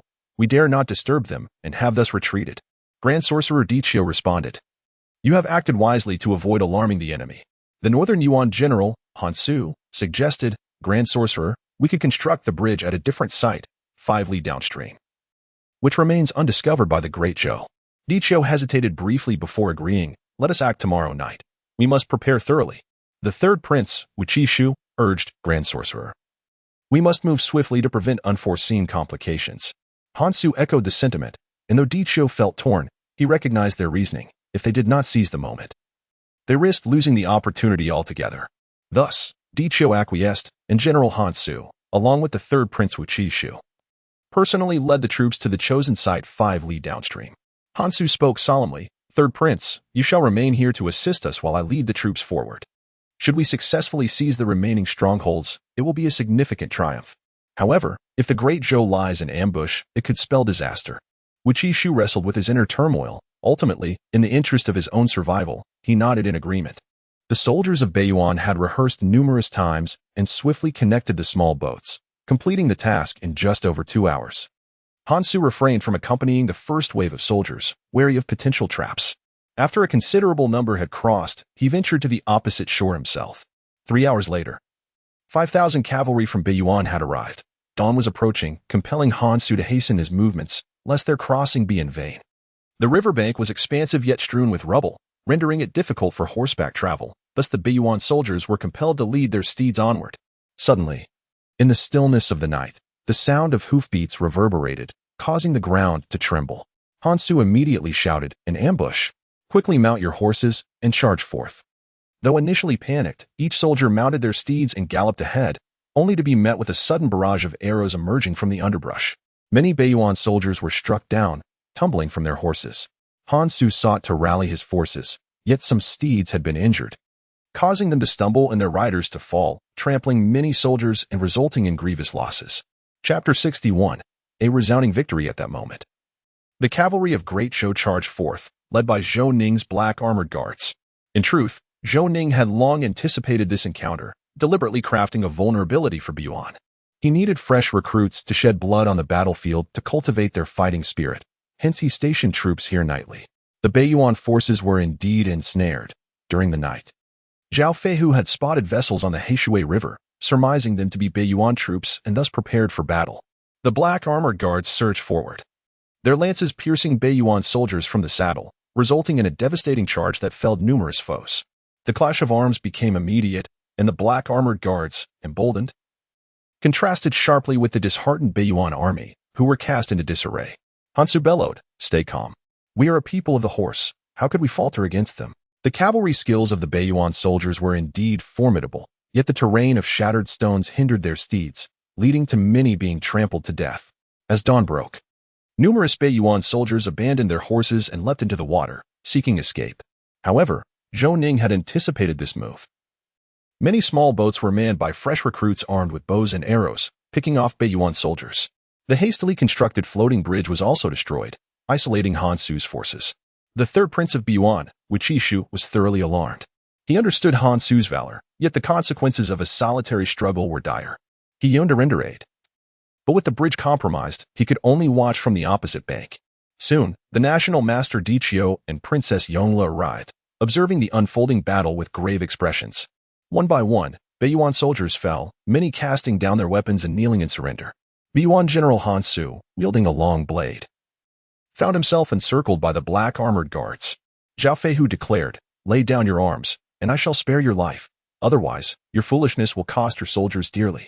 Han Su laughed heartily, proclaiming, "I have achieved great value, having slain numerous dogs of the Great Zhou.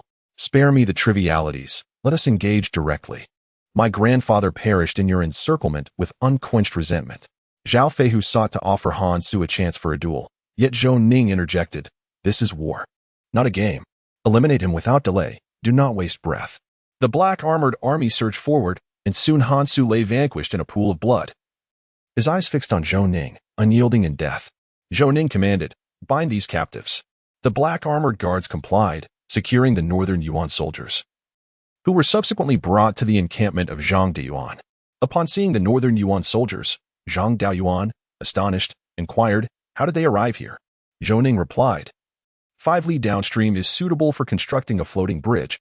I deliberately left a flaw for the northern Yuan, and to my surprise, they took the bait." Zhang Dayuan was astounded. Zhou Ning had not deployed any forces from the northern defense army, relying solely on 5,000 new troops and the tuning guards, yet had triumphed. Rows of northern Yuan soldiers knelt by the riverbank, and at that moment, the national master of northern Yuan appeared on the opposite shore, witnessing the scene unfold. Zhou Ning, elated to see an old friend, shouted, "Thank you, national master, for the horses." The black armored guards echoed, "Thank you, national master, for the horses." The northern defense army joined in, their shouts resounding like thunder. The national master of northern Yuan, overwhelmed with fury, coughed up blood, while Princess Yongla supported him. And the third prince, Wu Qingshu, expressed concern for the national master's condition. The national master instructed his soldiers to convey a message. If Zhou Ning agreed to release the northern Yuan captives, he would exchange them for war horses. Zhou Ning retorted, "The Great Zhou does not accept surrenders. There are no captives here, only the fallen soldiers of northern Yuan." Before Zhou Ning's words could dissipate, Zhao Feihu and the black armored guards unsheathed their long blades, severing the heads of the northern Yuan soldiers. The national master, witnessing this gruesome spectacle, fainted from rage. Zhang Dayuan was taken aback by Zhou Ning's mercilessness, realizing he showed no hesitation in dealing with enemies.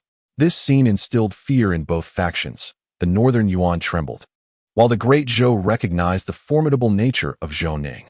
News of Zhou Ning's complete annihilation of 5,000 northern Yuan cavalry spread throughout the 9 cities beyond the pass, marking the greatest victory for the Great Zhou in 5 years. They began to acknowledge the might of the black armored guards and the tuning guards, fearful of Zhou Ning's potential retribution, as he had ruthlessly dispatched thousands of northern Yuan soldiers, surpassing even their own commanders in severity. Soon, reports of the victory reached the imperial capital, great victory beyond the pass, annihilating 5,000 elite soldiers of northern Yuan. This news reverberated throughout the Great Zhou. Though the populace endured hardship, their hatred for northern Yuan ran deep. The messenger, upon reaching the palace gates, fell from his horse, producing a sealed letter to hand to the Jinwu Guard, exclaiming, "Great victory beyond the pass, annihilating 5,000 elite soldiers of northern Yuan. Dispatch this to the palace swiftly." The Jinwu Guard carried the messenger away for rest, ensuring the letter reached the palace. It was the time for the morning court, and Dashi approached the Jinwu Guard leader at the entrance of the Grand Hall. The leader explained the situation, prompting Dashi to rush inside with the report. Upon seeing the flustered Dashi, Emperor Zhou Ren felt displeased, pondering how after so many years by his side, he remained so impetuous. However, when Emperor Zhou Ren read the report, he suddenly erupted into laughter, leaving the civil and military officials below bewildered. Emperor Zhou Ning chuckled and said, "Does she recite it for them? I wish to share this splendid news." "Does she?" Smiling, began, "The ninth prince, Zhou Ning, possesses both wisdom and valor. Having annihilated an ambush and completely vanquished 5,000 elite troops of the northern Yuan, achieving a resounding victory." The entire court of civil and military officials was astounded. It had been many years since such a triumphant report was heard. Crown Prince Zhou Ning repeatedly exclaimed, "How can this be? How can this be?" The second prince, Zhou Li, was equally bewildered. To completely obliterate 5,000 elite troops of the northern Yuan was an extraordinary feat. Emperor Zhou Ning laughed heartily. "My ninth did not disappoint me. In just a few months at the border, he has accomplished such a remarkable victory, enhancing the prestige of our great Zhou." While the ministers remained in shock, Crown Prince Zhou Ning and Second Prince Zhou Li were still in a daze. The first to regain composure was Grand Scholar Kong Yuda, who excitedly declared, "Heaven bless our great Zhou. We have the ninth prince, a rare talent of the ages." Emperor Zhou Ren, in high spirits, encouraged the ministers to echo Kong Yuda's praises for Zhou Ning's brilliance and for the emperor's own sagacity. This was no time for gloom. Award him generously. This battle was masterfully executed, and he must be richly rewarded. Does she please read out the entire account of the campaign? Does she commenced reading and soon completed the account. The Minister of War, Wei Hong, remarked, "Your Majesty, the ninth prince's strategic acumen and military prowess are a blessing for our great Zhou." Minister of Personnel, Wei Wuji, cautioned, "Your Majesty, despite the ninth prince's great victory, he should not execute prisoners. This may provoke the northern Yuan emperor, leading to dire consequences." Wei Hong retorted angrily, "How many valiant sons of great Zhou have the northern Yuan soldiers slain? Shall we release them, thinking the northern Yuan will not attack us?" The ninth prince's actions were commendable. The military officials, emboldened, rallied loudly in support of Minister Wei Hong. Chapter 62. Emperor's thoughts. Only Minister Wei Hong and Kong Yuda genuinely rejoiced. Other officials were either neutral or aligned with the crown prince and second prince, who were reluctant to see Zhou Ning excel so remarkably, fearing the nurturing of a potential threat. They were astonished that Zhou Ning had descended upon the border like a fierce tiger, achieving 2 significant victories within a few months. They were uncertain how Emperor Zhou Ren would reward Zhou Ning and resolved to work together to prevent Zhou Ren from granting Zhou Ning increased power. In a cheerful tone, Emperor Zhou Ren remarked, "Old Ninth, your accomplishments are monumental. How do you suggest we reward him?" This query stumped the officials, as Zhou Ning now possessed military authority, complicating the matter of rewards. Certainly, they could not allow him to expand his forces further. Crown Prince Zhou Ming, with a glint in his eye, proposed, "Father, the black armored guards are valiant and skilled in battle. They deserve a commendable reward." Second Prince Zhou Li grasped the crown princess' intent. By rewarding the black armored guards, they could hinder Emperor Zhou Ren from rewarding Old Ninth. The crown prince's cunning was indeed impressive. Emperor Zhou Ren chuckled. "The black armored guards, being brave and valiant, certainly merit rewards. But I'm inquiring how you propose we reward Old Ninth?" Minister Wei Wuji replied, "Your Majesty, the ninth prince was already rewarded previously. This time, we could honor the black armored guards to inspire them while bestowing upon the ninth prince some gold, silver, jewels, fine silks, and exquisite wines. However, in the context of the border, money held little value. They absolutely could not allow Zhou Ning to gain further power." Emperor Zhou Ren remarked, "Such a significant achievement, and I can only bestow a meager reward of gold and jewels? Would others not mock me for being miserly? Are you intent on making me the subject of ridicule?" Wei Wuji quickly interjected, "Your Majesty, I dare not presume. I merely speak on the matter at hand." In truth, both civil and military officials were vexed, for the question of how to reward Zhou Ning posed a dilemma. He now commanded 5,000 troops. How could he be rewarded without further expanding his forces? It was untenable to allow Zhou Ning to command all military units stationed at the borders. The combined forces of the 3 cities totaled 50,000. Were the northern Yuan to return 6 cities and dispatch troops for their defense, Zhou Ning might need to lead at least 100,000 troops, a scenario fraught with peril, for a prince wielding such power could precipitate calamity. Recently, Prince Duan Wang Zhousin and General Zhang Daoyuan had been pressing Emperor Zhou Ren to dispatch troops to the 9 border cities. The northern Yuan indeed seemed inclined to return 6 cities, necessitating the presence of Zhou's forces. However, the predicament lay in the fact that there were no troops available for mobilization, which troubled Emperor Zhou Ren greatly. Some might argue that with 50,000 troops stationed at the borders, How could the mere 5,000 cavalry of the northern Yuan hope to prevail against Zhou? Yet, the forces were dispersed among the 3 cities, with additional garrisons at key locations. Had the northern Yuan not landed on the rocky shores, the remaining 3 border cities might have already succumbed. Originally, the Northern Defense Army boasted 150,000 troops. Had Tang Long not been betrayed by a spy, the northern Yuan would not be so brazen today. This battle severely weakened Zhou, leaving it in a state of disarray. The death of Tang Long brought solace to some, yet sorrow to many. Observing the silence of his officials, Emperor Zhou Ning exclaimed in frustration, "What troubles you? Is it so difficult to reward the 9th prince? You are usually brimming with ideas in court. Why this silence today?" The gravity of the matter differed from routine affairs, as it involved the interests of many and could lead to significant complications if mishandled. The ministers offered numerous suggestions, yet Emperor Zhou Ning remained dissatisfied, stating, "Both my uncle and Zhang Daoyuan praised the 9th prince's military prowess. Do you think such rewards are adequate?" Crown Prince Zhou Ning interjected, "Father, perhaps we could reward 9th brother materially this time and grant further commendations when he achieves greater feats." Emperor Zhou Ning retorted angrily, as the future emperor of Dazhou, "How can you lack discernment in matters of reward and punishment?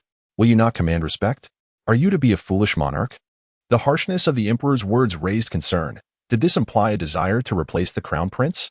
Sensing the precariousness of the situation, Wei Wuji quickly responded, "Your Majesty, the crown prince merely suggests that if the reward this time is overly generous, future commendations may be constrained." Crown Prince Zhou Ning knelt, harboring no resentment towards Emperor Zhou Ning, but directing his frustrations towards Zhou Ning instead.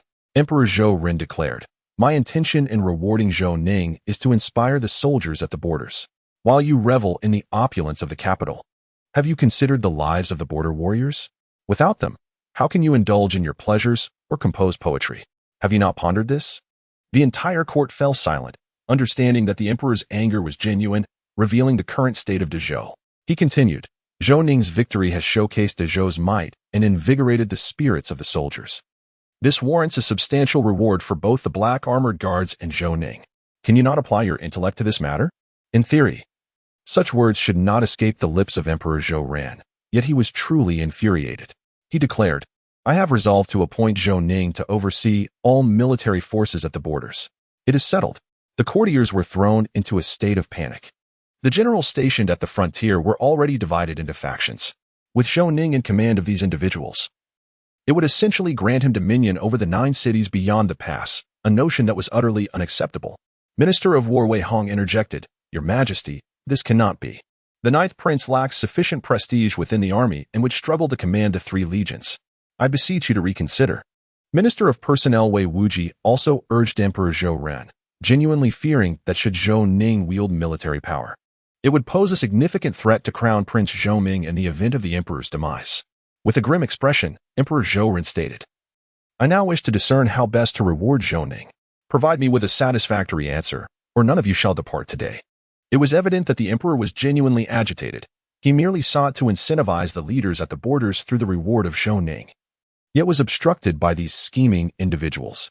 He felt compelled to show them a stern face. The ministers exchanged glances, uncertain how to navigate this predicament.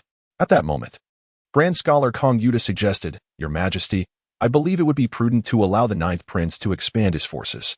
If 5,000 cavalry can prove formidable, would not 10,000 elite black-armored soldiers pose an even greater threat to the northern Yuan? As long as we can deter them from making rash moves, the Great Zhou will gain precious time for growth." Although Emperor Zhou Ning harbored reservations about his son, his lifelong aspiration was the prosperity of the Great Zhou.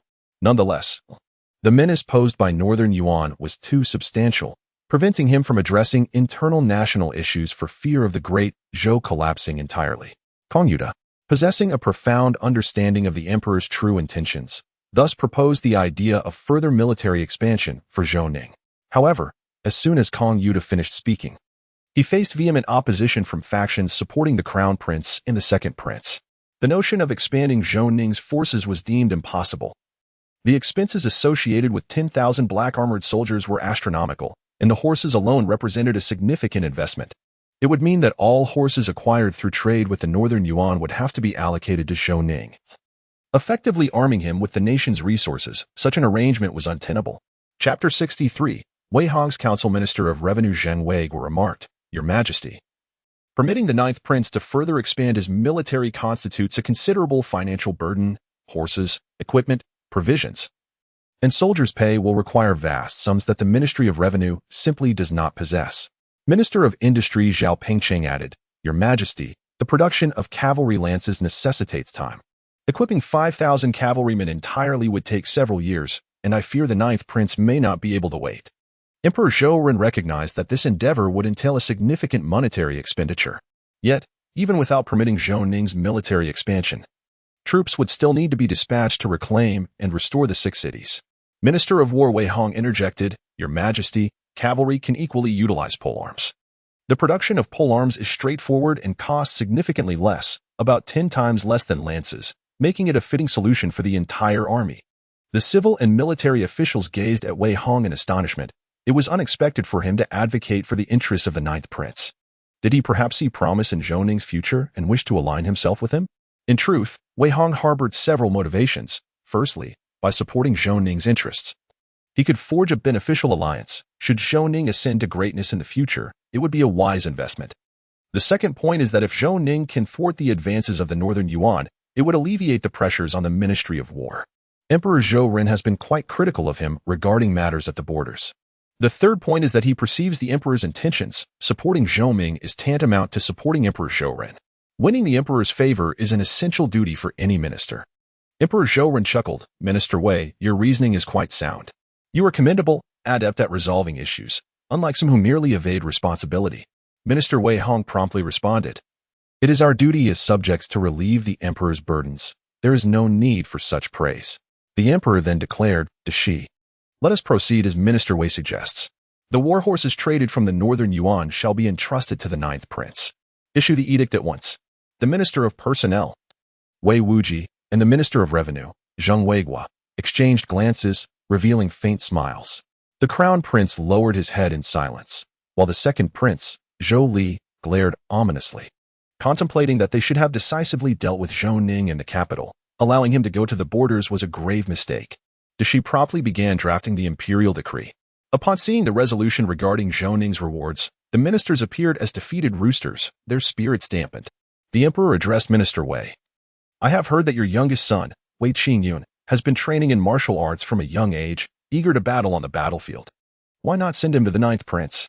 Minister Wei Hong felt a surge of joy. Zhou Ning would surely achieve greatness at the borders. The emperor was allowing his own son to earn merit there. The other ministers looked at Wei Hong with envy, although they opposed the lavish rewards for Zhou Ning. They recognized his potential, and aligning with the ninth prince would undoubtedly lead to prosperity. Wei Hong excitedly replied, Thank you, Your Majesty. I will express my gratitude on behalf of my son. The emperor smiled, Have your son come to the palace shortly. I wish to meet him. Wei Hong's elation grew. Being summoned by the emperor was a tremendous honor. After the court session concluded, everyone made their way out. Minister Wei Wuji approached Minister Wei Hong with a grin, saying, Minister Wei is truly a model for us all, deeply favored by the emperor. Minister Wei Hong responded, Minister Wei, there are matters we should collaborate on. We must learn to read the emperor's moods. One should not only focus on future endeavors. The world is unpredictable, and anything can happen. It is best to remain steadfastly behind the emperor. As Wei Hong departed, Minister Wei Wuji harbored a deep resentment towards him. While Wei Hong had ingratiated himself with Emperor Zhou Ning, he had also caused considerable trouble for the crown prince. Now that Zhou Ning was beginning to reveal his prowess, he posed a threat to all the princes, particularly the crown prince himself. Future efforts would be required to hinder Zhou Ning's ascent. Upon returning home, Wei Hong immediately instructed his youngest son, Wei Qingyun, to visit the palace to see Emperor Zhou Ning. After a long wait, Dashi finally summoned him to the imperial study. Emperor Zhou Ning, observing the flustered Wei Qingyun, broke into a smile and asked, Are you so afraid of me? Wei Qingyun knelt and replied, Your subject is overwhelmed by the majesty of the heavens, hence my trepidation. This flattery was a skill he had inherited from his father. Wei Hong, which greatly amused Emperor Zhou Ning, causing him to laugh heartily. The emperor inquired, Do you know why I wish to see you? Wei Qingyun shook his head. The emperor continued, I am sending you to the borders to serve alongside the ninth prince. Wei Qingyun vowed, Your Majesty, rest assured that I will protect His Highness's safety, even at the cost of my own life. Emperor Zhou Ning chuckled, Excellent, splendid. Should you have any matters to report? You shall direct them to me through Dashi from now on. Dashi nodded at Wei Qingyun, who stared blankly at the emperor, feeling as though he had been designated a mere informant. How could a child of the rivers and lakes be relegated to such a role? He feared to voice his dissent, knowing that incurring the emperor's wrath could lead to dire consequences. After a moment of bewilderment, Wei Qingyun replied, I shall convey all matters concerning His Highness the Ninth to your Majesty. You need not worry. The emperor nodded in satisfaction and added, I will not assign you a specific role. Once you reach the Ninth Prince, you must heed his directives and follow his arrangements. Wei Qingyun expressed his gratitude, albeit in a daze as he returned home. Upon seeing his son in such a state, Wei Hong immediately inquired, Have you angered the emperor? Wei Qingyun replied with a wry smile, Father, do you know what the emperor has commanded me to do? Wei Hong responded, He has tasked you with monitoring the Ninth Prince, has he not? Wei Qingyun was taken aback, astonished at his father's knowledge. Wei Hong, observing his son's shock, laughed heartily. The emperor has once again allowed the Ninth Prince to expand his forces. He commands 10,000 cavalry and 4,000 garrison troops. How could the emperor be at ease? You are merely a pawn in this game. Just report the truth to the emperor, and do not concern yourself with anything else. Do you understand? Remember to report honestly. Wei Qingyun remarked, Father, is this not a sign of distrust towards the Ninth Prince? Are there others monitoring him as well? Wei Hong replied, The emperor trusts the Ninth Prince. What does that have to do with monitoring him? Wei Qingyun remained baffled, questioning the lack of connection. Wei Hong continued, Once you reach the border, all matters will be at the discretion of the Ninth Prince. Even if he assigns you the role of a common soldier, do not protest. Understood? Wei Qingyun retorted, Father, given my skills, how could I be relegated to such a position? Surely, I deserve to be a captain at the very least. Wei Hong asserted, The border is fraught with danger yet ripe with opportunity. The Ninth Prince's status will not diminish your achievements. If you distinguish yourself in battle, you shall rise to prominence. Many in the court desire to send their sons to the Ninth Prince to garner merit. And it is through your father's wise choice that you have been afforded this opportunity. Ultimately, your future depends on your own capabilities. Wei Qingyun's temperament was ill-suited for the political arena, prompting Wei Hong to impart numerous pieces of advice, all distilled into a singular message. Cling to the Ninth Prince's coattails, and wealth and honor shall soon be within reach. Chapter 64. Every family has its own difficult scriptures. Tang Hongying stormed over to confront Zhou Ning, demanding, What do you mean by this? Why was my red-clad guard not included in the battle against Bei Yuan? Do you look down upon us? Zhou Ning explained, Patrolling every night is necessary. I did not anticipate Bei Yuan's incursion. It was merely a stroke of misfortune. Tang Hongying countered, Zhou Ning, do you think me easily deceived? As though I were a mere child to be trifled with? Zhou Ning responded, The incident was sudden. There was no time to inform you about the battle. By the time I arrived, the combat had already concluded. Tang Hongying perceived Zhou Ning's intentions, realizing he had intentionally neglected to inform the red-clad guard of their night training. Zhou Ning then offered, In the future, I shall notify you at the earliest opportunity should any actions arise. Will that suffice? Tang Hongying raised her small fist and declared fiercely, If you deceive me once more, you shall experience the strength of my punch. Zhou Ning replied solemnly, A citizen of Deshou does not deceive another. Is there no trust left between us? With a huff, Tang Hongying turned and departed, leaving Zhou Ning with a helpless smile. In the imperial capital of Biyuan, Emperor Wu Yuan of Biyuan gazed upon his kneeling third son, Prince Wu Qishu, and inquired, How fares the national master? Cautiously, Wu Qishu responded, Father, the national master has been afflicted by a surge of blood and qi. The royal physician assures that there is no grave matter, but he must not be further provoked. Wu Yuan remarked, The national master has sacrificed much for Bei Yuan. This time, he was indeed somewhat careless, having been outmaneuvered by the Ninth Prince of Dezhou. The loss of Hansu and Dezhou is quite significant for us. Wu Qishu immediately interjected, Father, Zhou Ning is cunning and resourceful. Our oversight is to blame. Rest assured, there shall be no next time. Wu Yuan replied, The national master has already conveyed this to you and your sister. You have failed twice, and many ministers have already cast their accusations against you. Were it not for your mother and the national master's reputation, you would face dire consequences for this failure. Should there be a next time, seek your own fortune. Wu Qishu bowed in gratitude, deeply affected by his 2 consecutive failures. His elder brother, Wu Qihua, had subdued the surrounding minority tribes, even bringing the once mighty Xiongnu to their knees, thus ensuring stability for Bei Yuan in its endeavors against Dezhou. Wu Qinghua, as the legitimate eldest son, faced great challenges in being named crown prince due to the death of their mother and her efforts to save Wu Yuan. Nevertheless, he remained the emperor's favorite son, mirroring Wu Yuan in both wisdom and martial prowess. Consequently, Baiyuan still lacked a crown prince. Ministers had repeatedly advocated for the establishment of a crown prince, fearing that should anything happen to Wu Yuan, the princes would vie for the throne, plunging the Yuan into civil war or even fragmentation. A scenario that caused great concern among the officials. Each family harbors its own troubles, and Wu Yuan faced his own dilemmas. Wu Qinghua was indeed the most fitting candidate for crown prince, yet he lacked support within the court. The second prince, Wu Qingqi, had some backing but was known for his erratic temperament and was not favored by Wu Yuan, making him unsuitable for the throne. The third prince, Wu Qishu, appeared most appropriate, being the son of the empress and hailing from a distinguished lineage with considerable support among the courtiers. However, despite the numerous opportunities afforded to him by Wu Yuan and the assistance of the national master, Di Qiu, his consecutive failures had drawn criticism from the ministers. With his head hung low, Wu Qishu departed, seeking the comfort of his mother. Empress Shangguan Yun looked upon her son with deep compassion and counseled him. Do not lose heart in your endeavors. Your father has faced numerous setbacks. Who dares to speak ill of him now?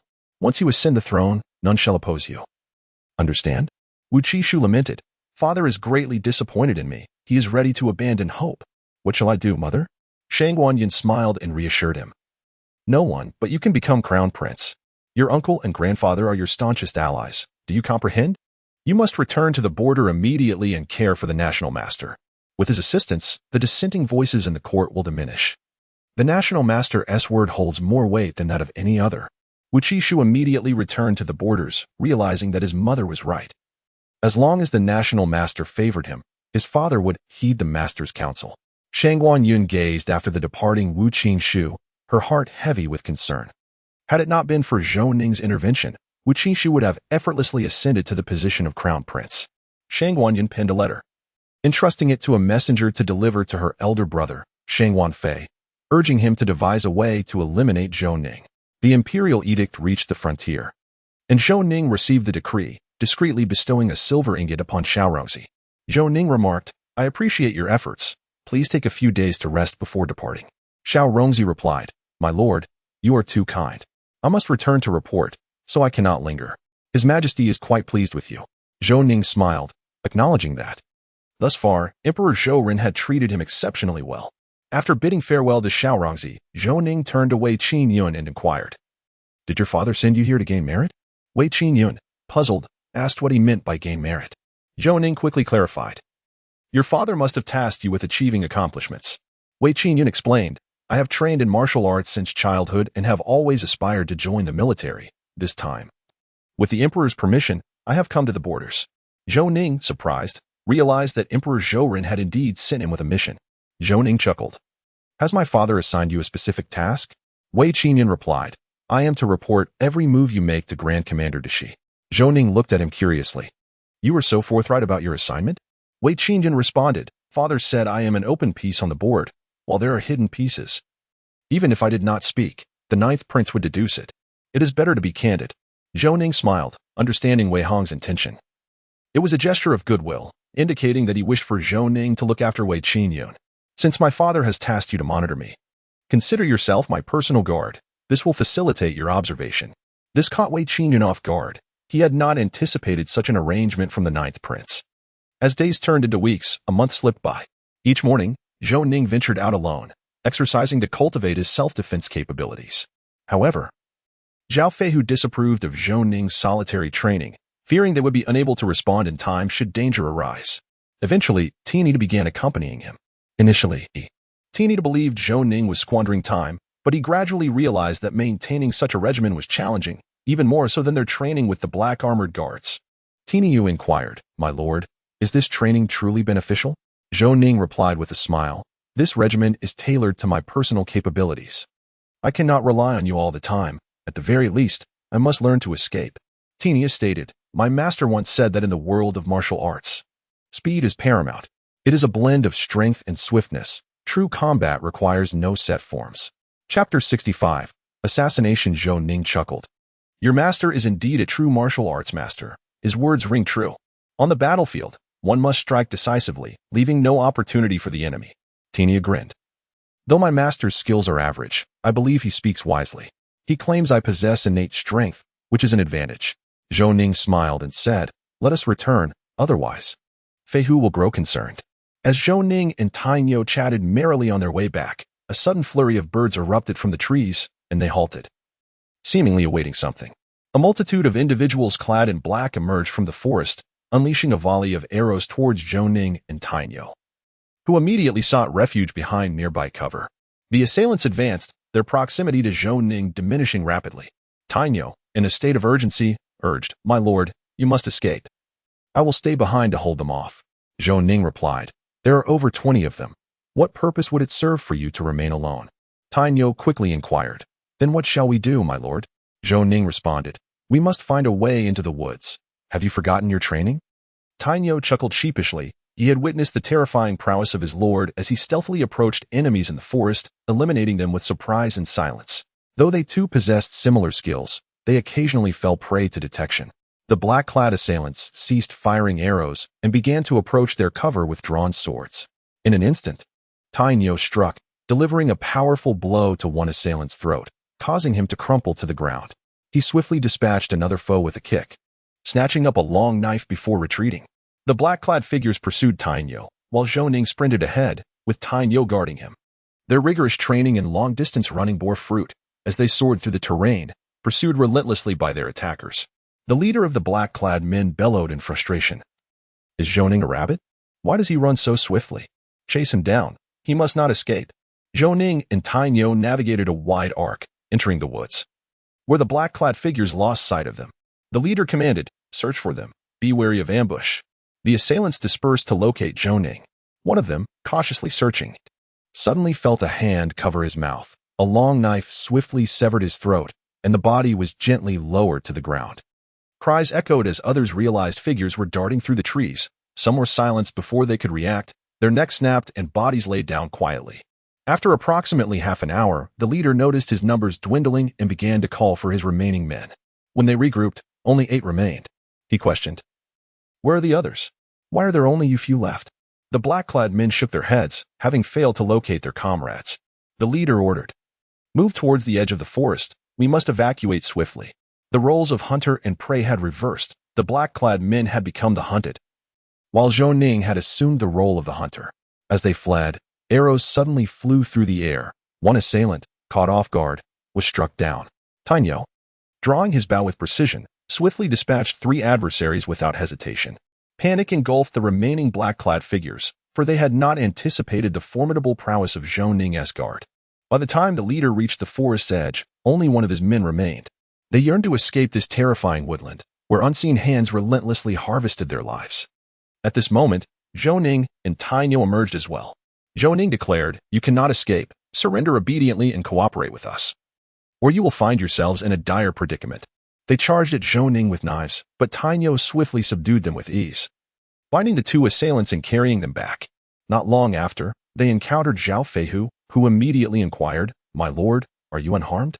Zhou Ning replied with a smile, what could possibly be wrong with me? Tinyo, hand these men over to Feihu for thorough interrogation.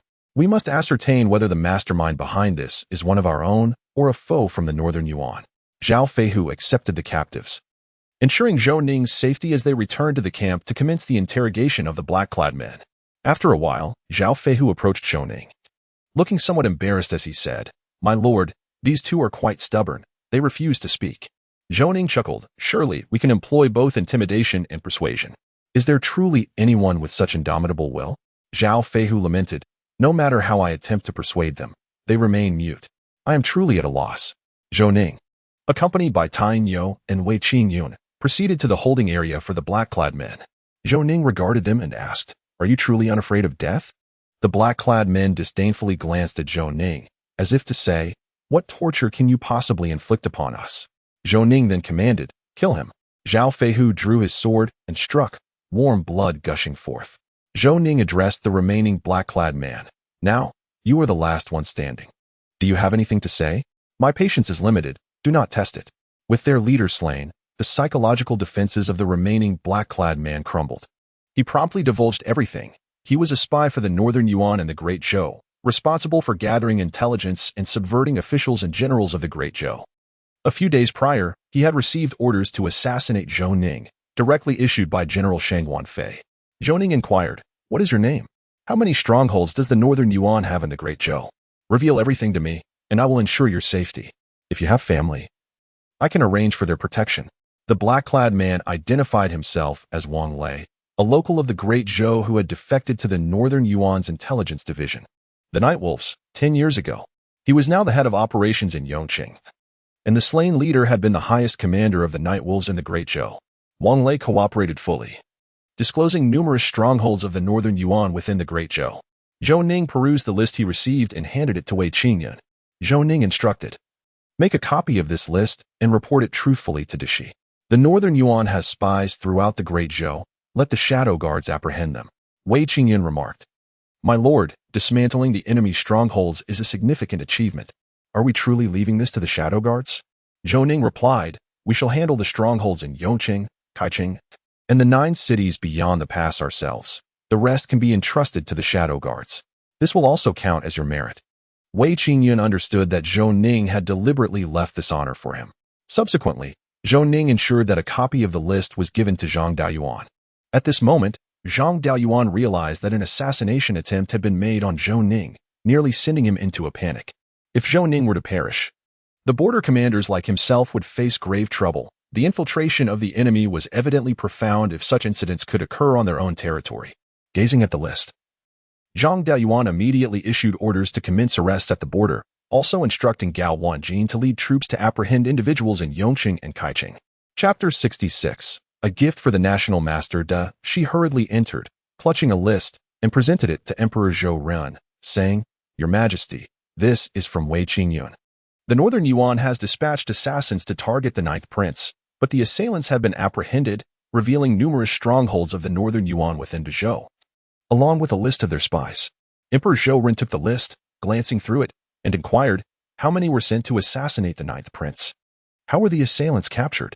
She then produced another report, stating, "Your Majesty, this information comes from the shadow guards. It indicates that the 9th Prince's bodyguard, Tainyo, defended His Highness, using the terrain to neutralize the attackers." Emperor Zhou Ren began to read the report, asking, "Neither of these reports mentions the number of assailants targeting the 9th Prince. What is the reason for this omission?"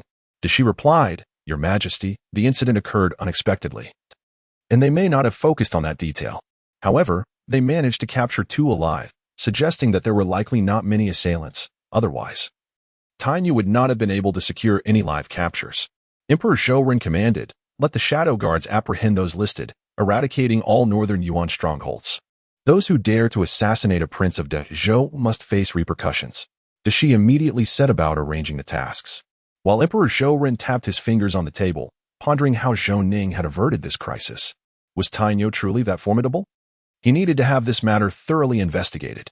In Yongqing and Kaiqing, under the apprehension efforts of Gao Wanjin, not a single Northern Yuan spy escaped. Soon, the captured spies were brought to the military camp. Zhang Daoyuan summoned Zhou Ning to partake in the interrogation of the Northern Yuan spies. Zhou Ning gazed at the prisoners in the dungeon and inquired, "Are there truly so many spies within the Northern Army? It is no small feat for General Zhang to maintain the border." Zhang Daoyuan, hearing Zhou Ning's words, felt insulted. Realizing that having over a dozen spies lurking beneath his nose reflected poorly on his command, he replied with a wry smile, this time, "It is thanks to your highness that so many spies have been uncovered. Otherwise, future confrontations with the Northern Yuan would pose significant difficulties." Zhou Ning chuckled.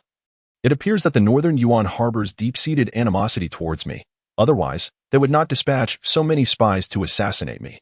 Fortunately, Tainyo proved his worth and kept me safe. Otherwise, I might now be a lifeless corpse." Zhang Daoyuan quickly interjected, "Your Highness, please forgive me." In truth, this matter could not entirely be blamed on Zhang Daoyuan, as some spies had been lurking for nearly 20 years, making detection exceedingly challenging. Zhou Ning instructed, "Conduct thorough interrogations to see if any further intelligence can be gleaned. Once completed, send the heads of these individuals to the opposing side as a gift to the national master. Do not trouble their families. Send them along as well." Zhang Daoyuan nodded and began issuing orders for the interrogation of the Northern Yuan spies. Zhou Ning shook his head and departed, returning to the military camp. Upon entering his quarters, Zhou Ning was met by an irate Tang Hongying.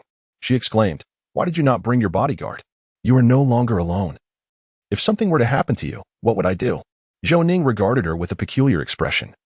And Tang Hongying quickly realized that her previous words had carried an ambiguous undertone.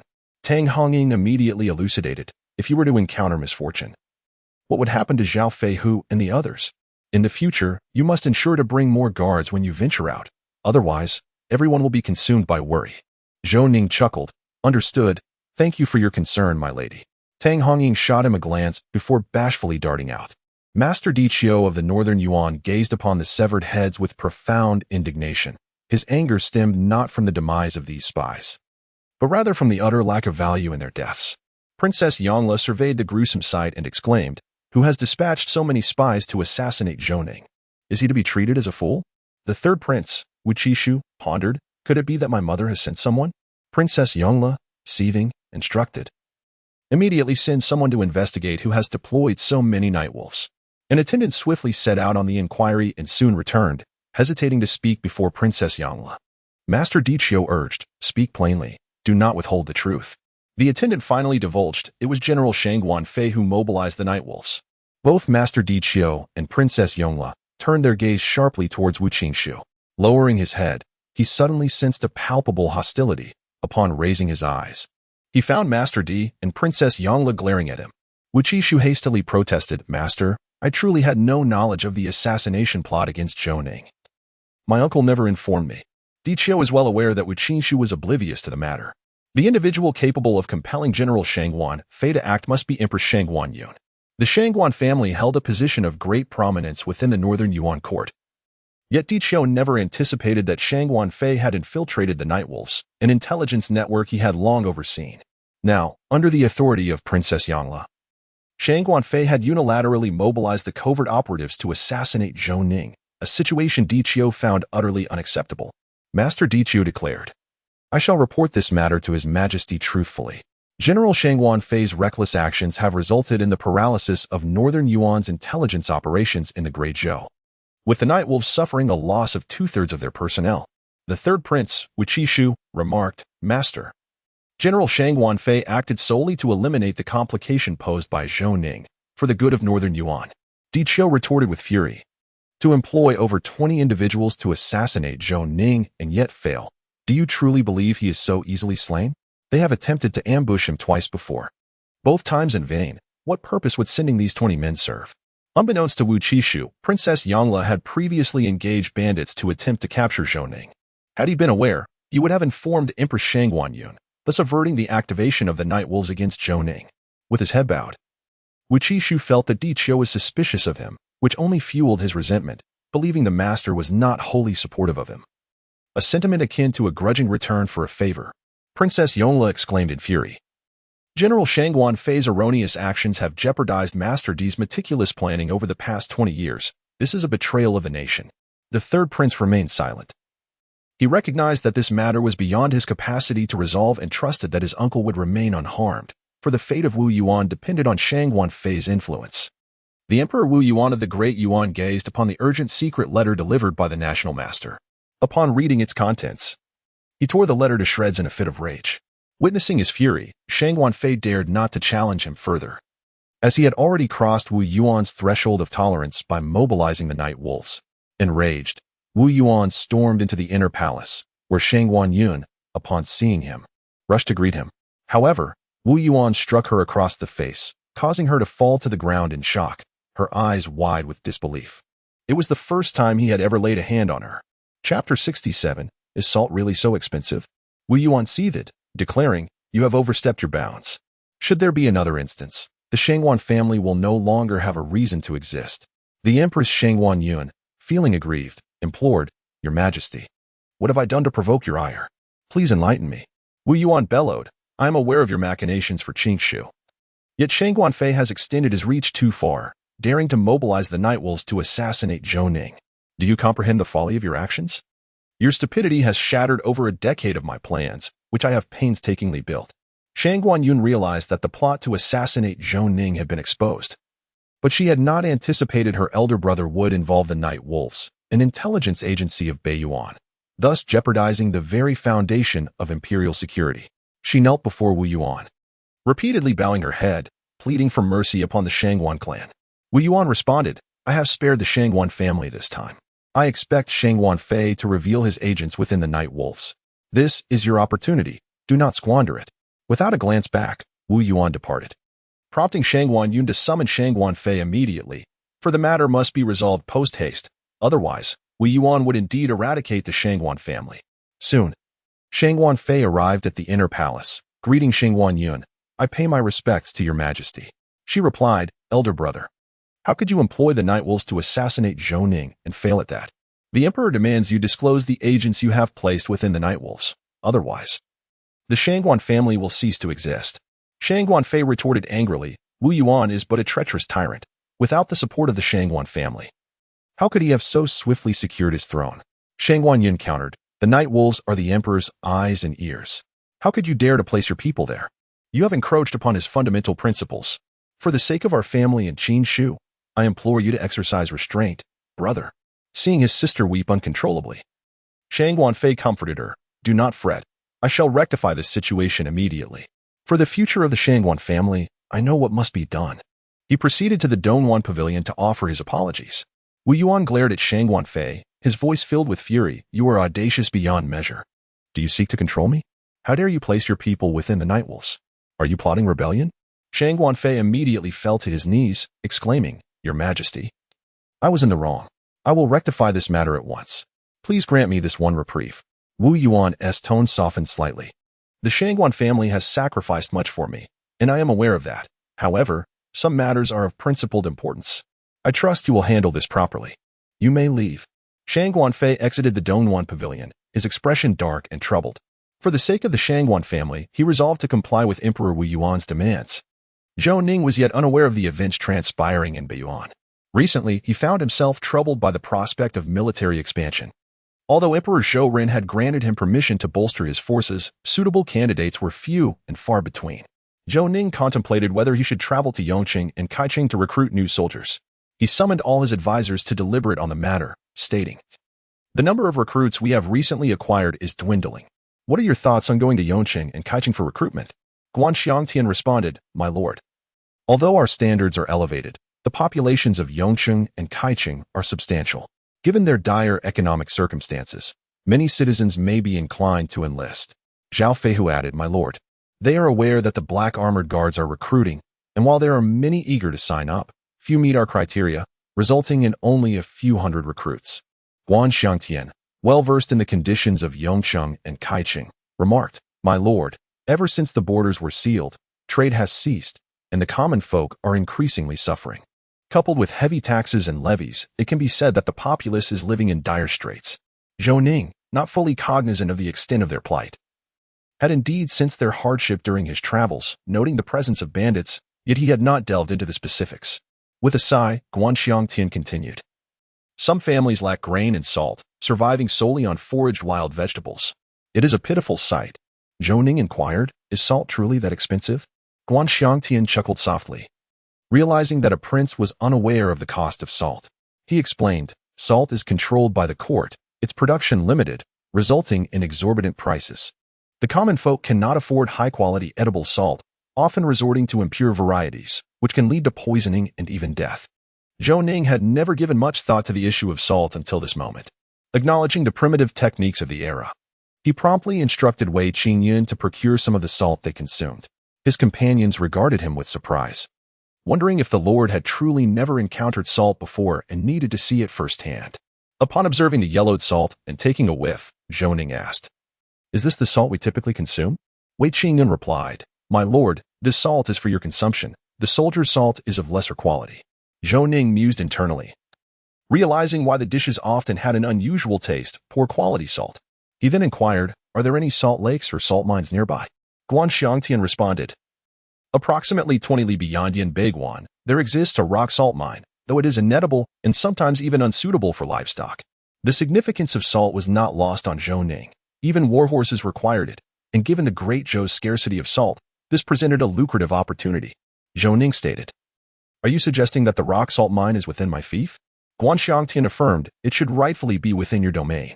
Zhou Ning declared. Let us go and take a look. His companions exchanged puzzled glances, wondering why the Lord would inspect a salt mine that the court had deemed unworthy. As they prepared to visit the rock salt mine, Zhao Feihu, fearing potential dangers, brought along 300 black armored guards for protection. Zhou Ning gazed upon a vast expanse of rock salt mines, where the occasional townsfolk could be seen searching for edible salt, hoping to gather some for their sustenance. However, Zhou Ning was acutely aware of the toxic substances prevalent in these salt deposits, which was precisely why the imperial court had abandoned the area. After surveying the site, he hurried back to the military camp and instructed Zhao Feihu to arrange for the transport of some rock salt. He also sketched numerous designs on paper, requesting Wei Qingyan to summon a carpenter. Zhou Ning inquired, "Can you ascertain whether the items depicted in these blueprints can be constructed?" The carpenter examined the drawings meticulously and, after seeking clarification on certain aspects, replied, "My lord, we can certainly bring these to fruition." Zhou Ning commanded, "Commence the work immediately. The sooner, the better. A reward of 1 tael of silver shall be granted to each of you upon completion." The carpenters were elated, for 1 tael of silver was a substantial sum. Some might question what 1 tael could accomplish, but in the Great Zhou, the primary currency was copper coins, and a family's annual living expenses rarely exceeded a few taels. Silver notes were only usable in the imperial capital, while silver ingots were the domain of wealthy merchants and officials. Ordinary folk never laid eyes on them. How could they not be thrilled? Chapter 68. Without reservations before long, the black armored guards had transported the rock salt back, and Zhou Ning directed them to store it in a larger warehouse. The following day, the carpenters completed their tools. Zhou Ning, accompanied by Iron Bull, entered the warehouse, where Iron Bull busied himself fetching water and firewood, making trip after trip. An unpleasant odor began to permeate the air, leaving the guards puzzled about the activities within. After more than 2 hours, Zhou Ning and Iron Bull emerged, beaming with satisfaction, and summoned Zhao Feihu and the others. Zhou Ning placed a bag on the table and said with a smile, "Please, sample the salt I have produced." The onlookers were astonished. Could it be true that their lord had mastered the art of salt making? Zhao Feihu opened the bag and found the salt to be remarkably white, leaving him momentarily speechless. The others gathered around, equally intrigued. Wei Qingyan queried, "My lord, is this truly salt?" Zhou Ning replied with a grin, "Indeed, it is salt, and its flavor surpasses that of the salt we typically consume." Although Wei Qingyan's household was never short of salt, he had never encountered anything of this purity.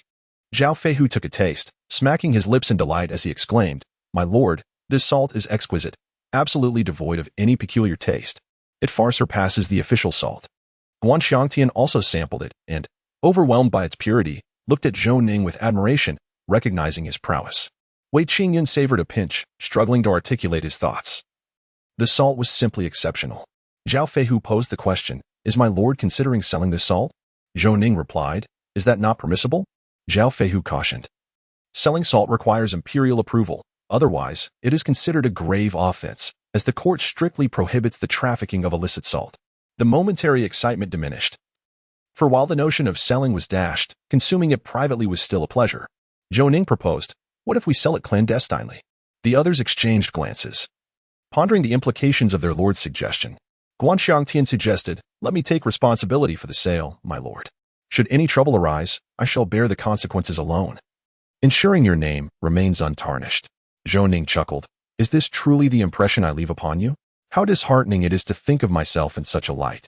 A few individuals exchanged awkward smiles, and Zhou Ning remarked, "I possess the authority to sell salt within my fief. If I choose not to sell it myself, they are welcome to come and purchase it. I have not contravened any edict of the court, so what is there to fear?" Zhao Feihu responded, "My lord, your fief encompasses the 9 cities beyond the pass, 6 of which are under the control of the Northern Yuan. To whom will you sell this salt? To the Northern Yuan? Merchants dare not engage in the illicit trade of private salt. Are you planning to sell it to the court?" Zhou Ning chuckled, "Feihu, you have reminded me. Of course, I intend to sell it to the court. You all may leave now, but please let Qingyun stay." The others were perplexed, wondering why Zhou Ning wished to keep Wei Qingyan behind. Did he intend to enlist the assistance of his father, the Minister of War, Wei Hong? Wei Qingyan himself was equally bewildered and inquired, "My lord, do you have any instructions for me? Do you wish for my father to assist?" Zhou Ning replied, "What can your father do, being the Minister of War?" Wei Qingyan asserted, "My father still holds considerable influence. He maintains a decent rapport with the Minister of Revenue, Zheng Weiguo. There should be no issue. Zhou Ning instructed, write a confidential letter to Dishi, stating that I can produce exceptionally fine salt. Wei Qingyun, taken aback, looked at Zhou Ning with confusion, awaiting further clarification. Zhou Ning continued, you shall convey that the Marquis is currently quite troubled. The salt production is substantial, and he wishes to hand over the salt mines to the court, yet he fears that some may exploit the situation for personal gain, ultimately resulting in salt prices remaining high, thus making it unaffordable for the common folk.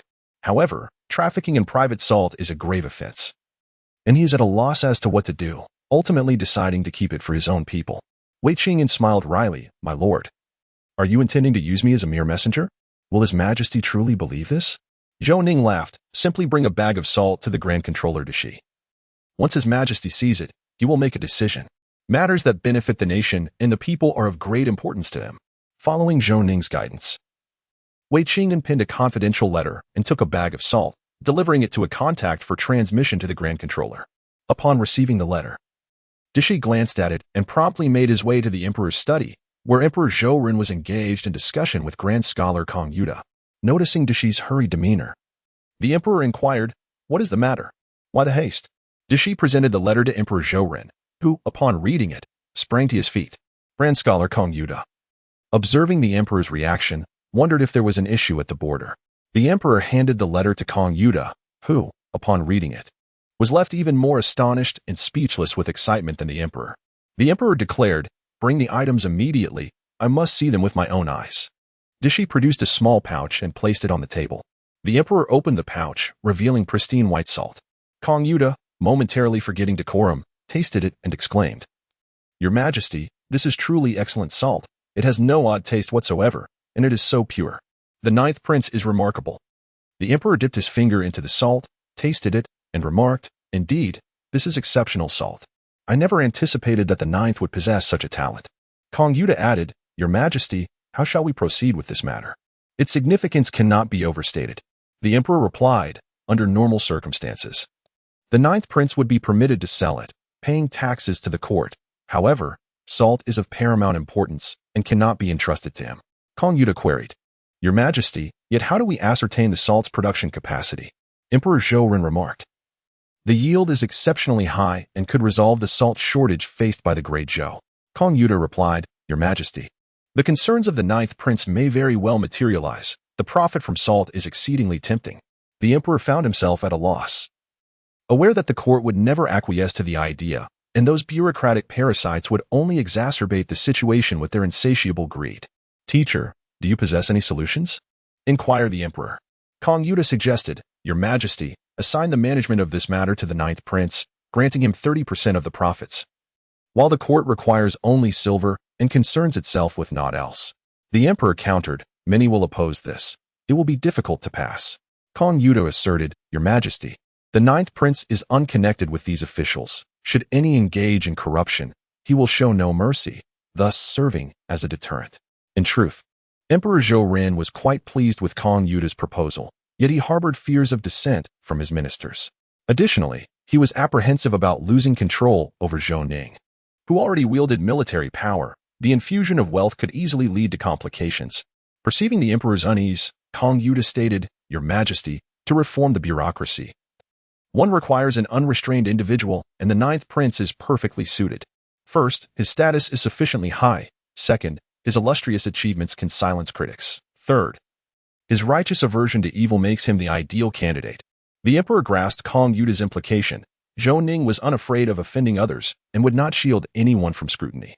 There was, however, a sentiment unvoiced by Kong Yuda, that should any issues arise, given the Emperor's disposition, he could readily abandon Zhou Ning and allow him to bear the blame, thus quelling public ire. Indeed, the Emperor harbored similar thoughts. He required someone to stir the waters of the court.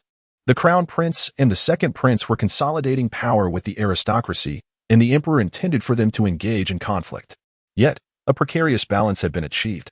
The 3rd Prince, Zhou Yan, remained suppressed at the borders, and it would take time for him to gain prominence. Zhou Ning's emergence offered the Emperor hope. Zhang Daoyuan, stationed at the 9 cities beyond the borders, had consistently suppressed Zhu Jie and Gao Wanjin. On the surface, Gao Wanjin appeared to be aligned with Zhang Daoyuan. Yet he had long been courted by the 2nd Prince, Shou Li, Zhou Ning's exile to the borders was a result of the Crown Prince and Second Princess collaboration. Yet they had not anticipated his remarkable achievements upon arrival. Thus, the emperor was determined to support Zhou Ning, allowing him to quickly establish his own power base. Thus far, the emperor was quite satisfied with Zhou Ning's performance. The emperor aimed to leverage the salt matter to create a rift between Zhou Ning and the ministers as well as the aristocracy, inciting conflict among them.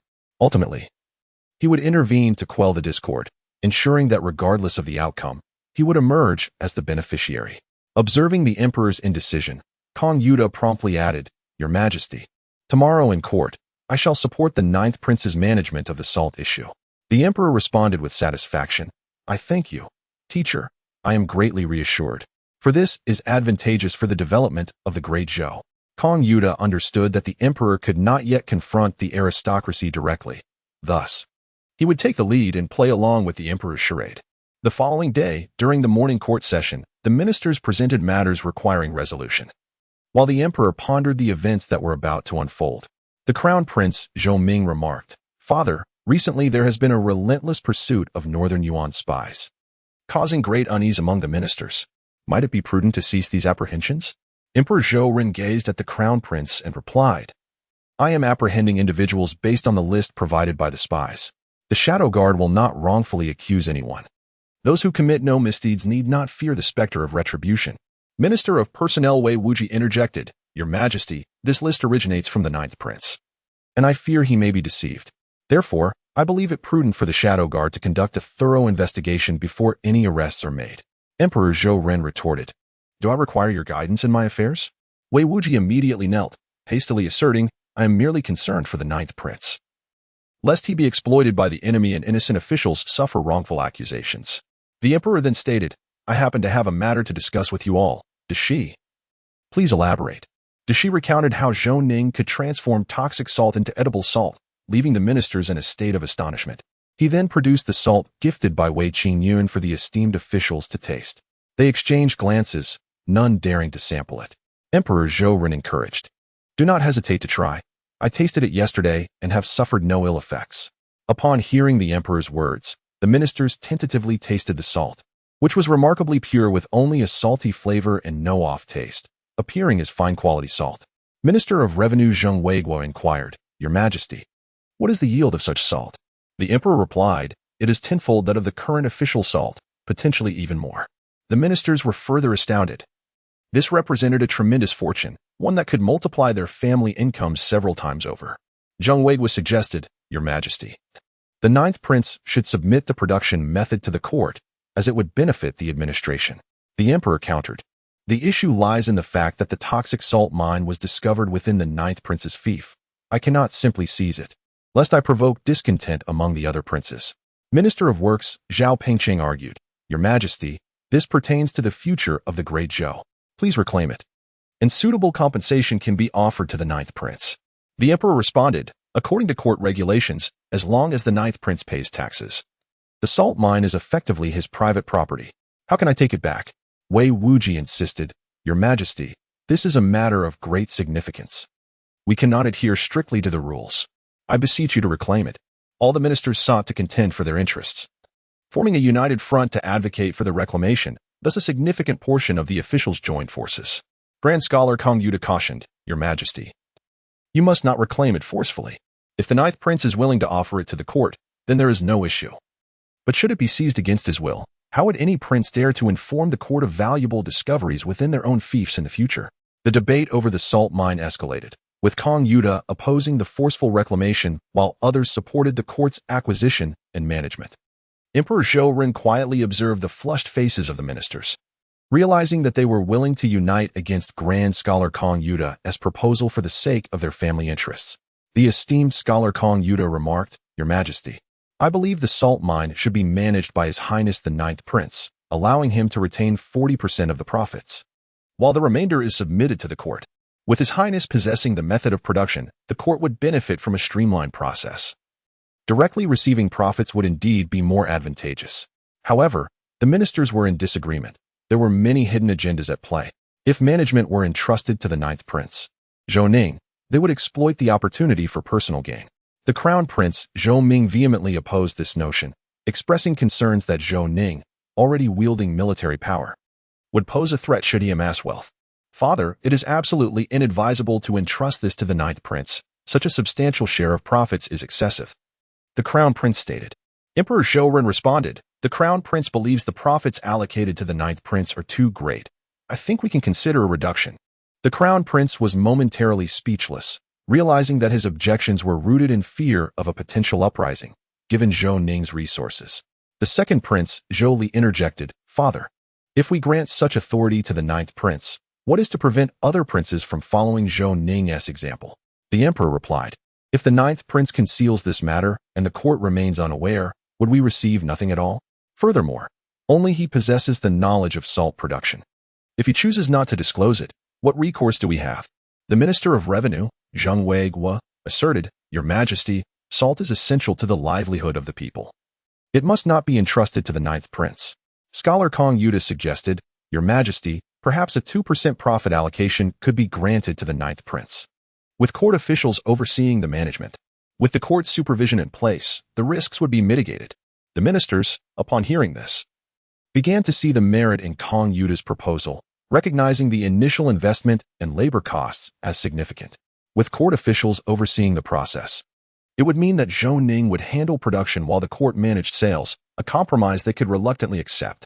Emperor Zhou Ren surveyed the ministers and inquired, What are your thoughts on the scholar's proposal?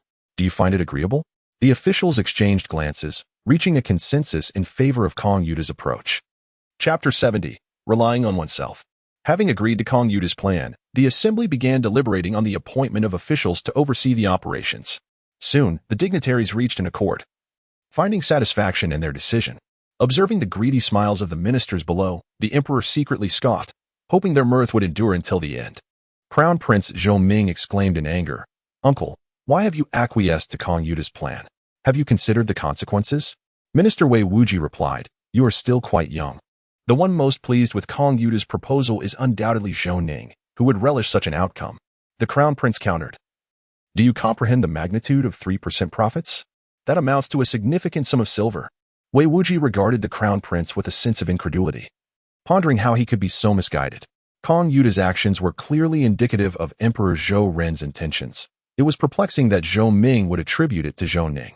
Doubts about his own judgment began to surface. Could Zhou Ming truly ascend to the throne? Wei Wuji patiently elucidated.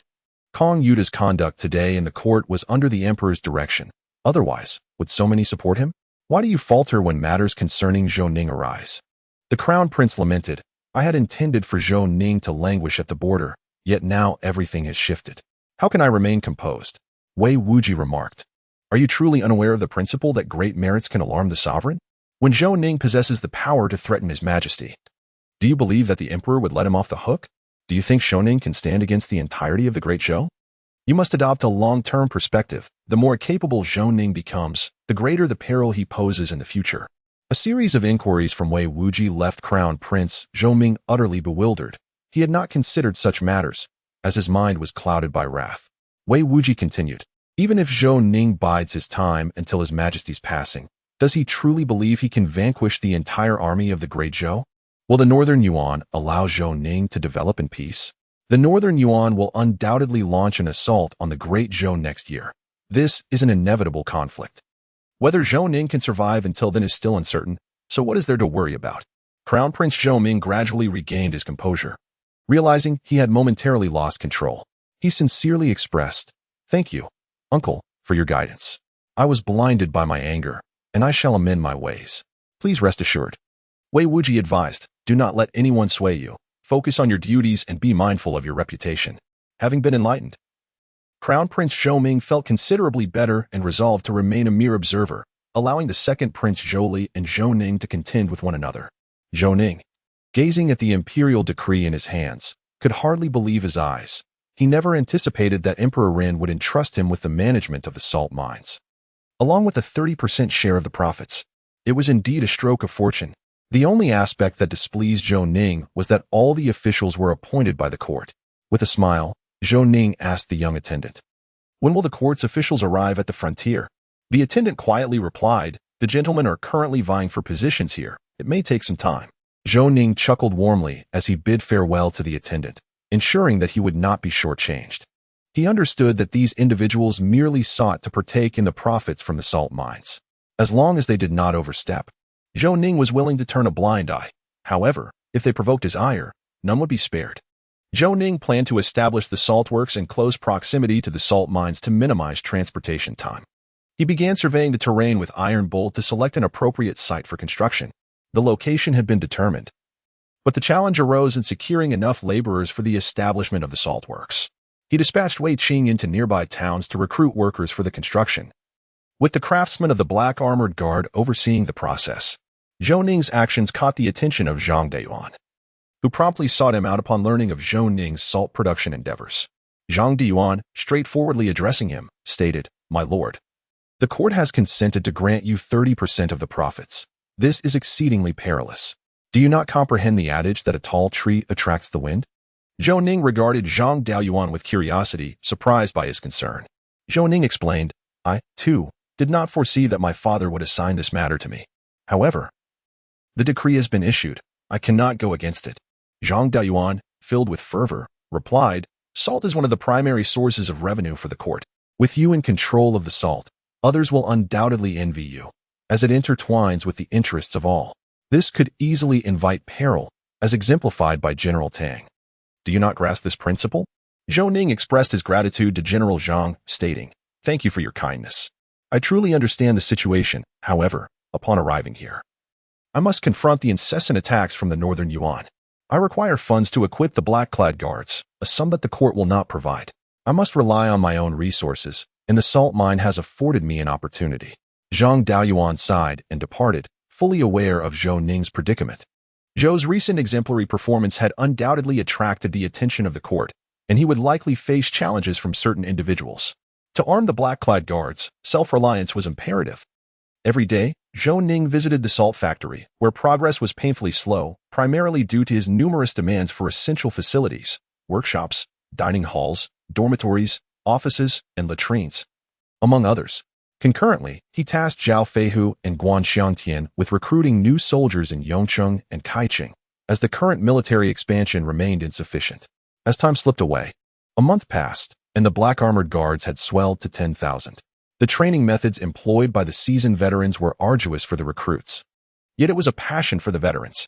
Zhou Ning felt immense satisfaction watching the spirited new soldiers. The salt factory was nearing completion, having employed over 5,000 workers in its construction, and it finally began to take shape. Officials from the court had arrived at the border. Yet Zhou Ning did not meet them, instead directing them to the salt factory site under the pretext of helping them acclimatize. These officials were infuriated, yet dared not voice their displeasure. The national master of the northern Yuan had regained his health, his complexion now vibrant. General Shangguan Fei arrived at this juncture. The national master, Di Qiu, inquired, "What brings you here, General?" Shangguan Fei replied, "With winter approaching in a few months, His Majesty is concerned about food supplies and desires you to expedite trade with the Great Zhou, entrusting me to follow your directives." Di Qiu asked, "How many troops have you brought, General?" Shangguan Fei responded, 10,000 elite soldiers. Di Qiu elaborated, "My intention is to trade in the winter, when the Heishui River will be frozen, hindering grain transportation and facilitating military maneuvers."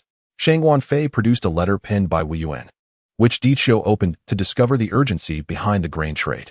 For reasons unknown, smaller nations near the Great Yuan had suddenly united to support the Xiongnu against the Great Yuan, necessitating reinforcements and provisions for the Crown Prince, Wu Qinghua.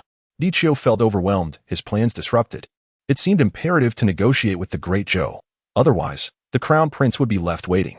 In Chapter 71, Creating Trouble, Shangguan Fei remarked, "Your Majesty has tasked me with observing how the national master decides.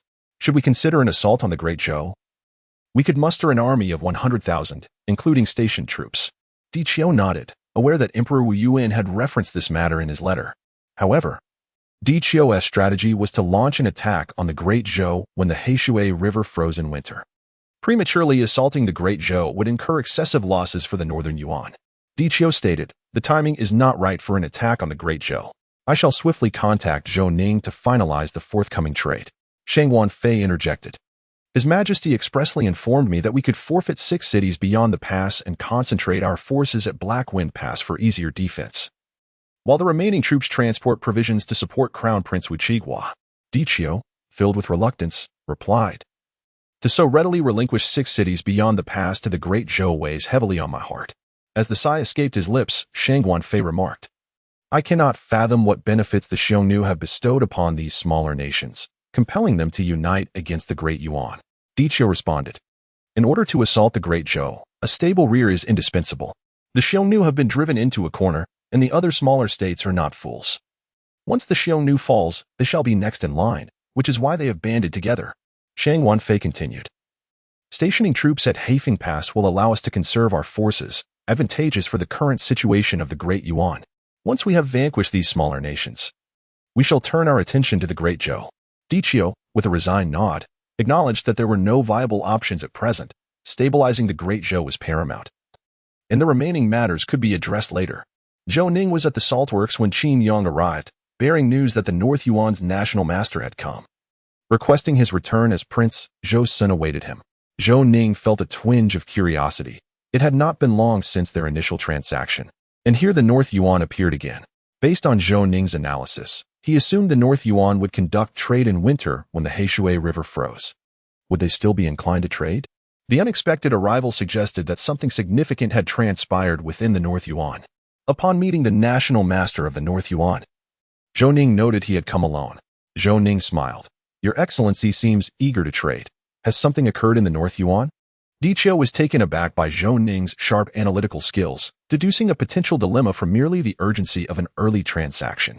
Dichio replied, "Your Majesty, being a benevolent ruler, I fear for the people's hunger, thus hastening the completion of our trade."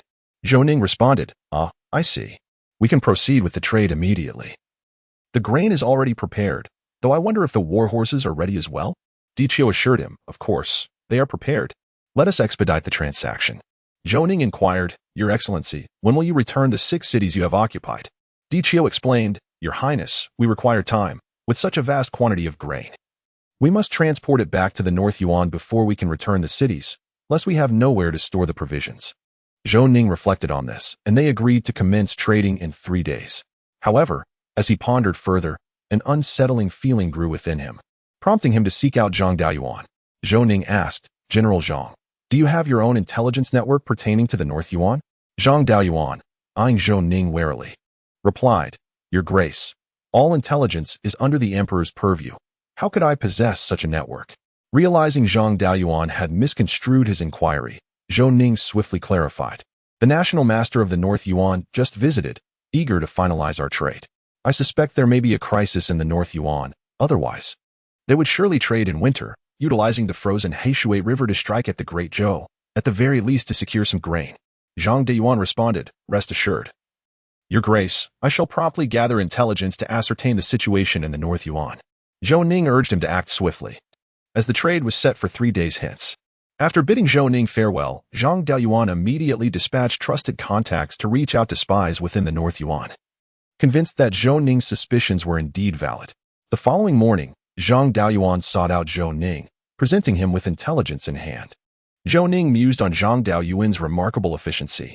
Upon reviewing the information, Zhou Ning's smile broadened. It confirmed his conjecture. The North Yuan had incited widespread ire, and the neighboring smaller nations had united to oppose them. Zhou Ning chuckled, "If we guess incorrectly, Beiyuan urgently requires grain to be transported to the northern battlefront, and they will also divert troops." This is indeed the case. Once the grain transaction is completed, the 6 cities will withdraw their forces to support the Crown Prince Wuchigua in the north. Zhang Daoyuan responded, "That sounds quite favorable. At least we will be secure this winter." Zhou Ning remarked, "Beiyuan will be stationed at Heifeng Pass to prevent our assault." Zhang Daoyuan smiled, realizing that Zhou Ning was unaware of the actual circumstances at Heifeng Pass.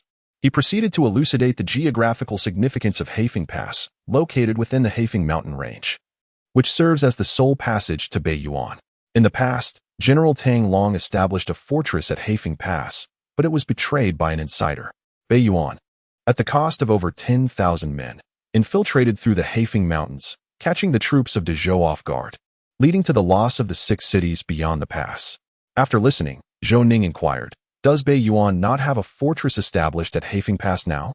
Zhang Daoyuan replied, "The Heifeng fortress has been destroyed and has not been rebuilt over the years. Heifeng Pass is a peculiar location. During winter, the winds there are ferocious, making passage exceedingly difficult. Most notably, the valley within Heifeng Pass accumulates snow, with the highest drifts reaching over a person's height, making it arduous for both men and horses to traverse, hence the name Heifeng Pass. Zhou Ning asked, "Is it the same during summer?"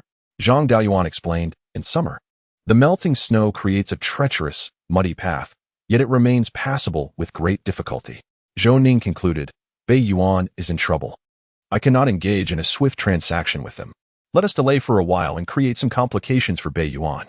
Zhang Daoyuan chuckled, pleased at the prospect of Bei Yuan's predicament. On the eve of the transaction, thick smoke billowed from the cities of Dezhou. The Bei Yuan soldiers stationed across the Heishui River noticed the commotion and swiftly reported it to the state advisor, Di Qiu. Observing the rising smoke, he sensed a foreboding omen. The inferno in Dezhou did not extinguish until nightfall, and the Bei Yuan soldiers watched as their counterparts from Dezhou continuously fetched water from the Heishui River, reveling in their misfortune. On the day of the transaction, Di Qiu discovered that Dezhou had yet to construct a temporary floating bridge, intensifying his unease. Upon arriving at the city of Dezhou, Zhou Ning greeted the Bei Yuan state advisor with an expression of apology, further heightening Di Qiu's apprehension. Zhou Ning awkwardly stated, "Advisor, the transaction today may not proceed as planned." Di Qiu's heart sank as he questioned, "Is His Highness jesting with me?" Zhou Ning replied, "The granary where the grain was stored caught fire yesterday, and all the grain was consumed." Di Qiu exclaimed, "What did you say?" Chapter 72, Hope Zhou Ning, with a tone of regret, said, "Advisor, I am deeply sorry. I have already punished the officer and soldiers responsible for guarding the granary, and I have reported this matter to the court. Grain will arrive here shortly, within a month's time at most." Di Qiu, suppressing his rising fury, retorted, "Your Highness, do you not realize that for this transaction, Bei Yuan has already dispatched war horses to the cities across the river?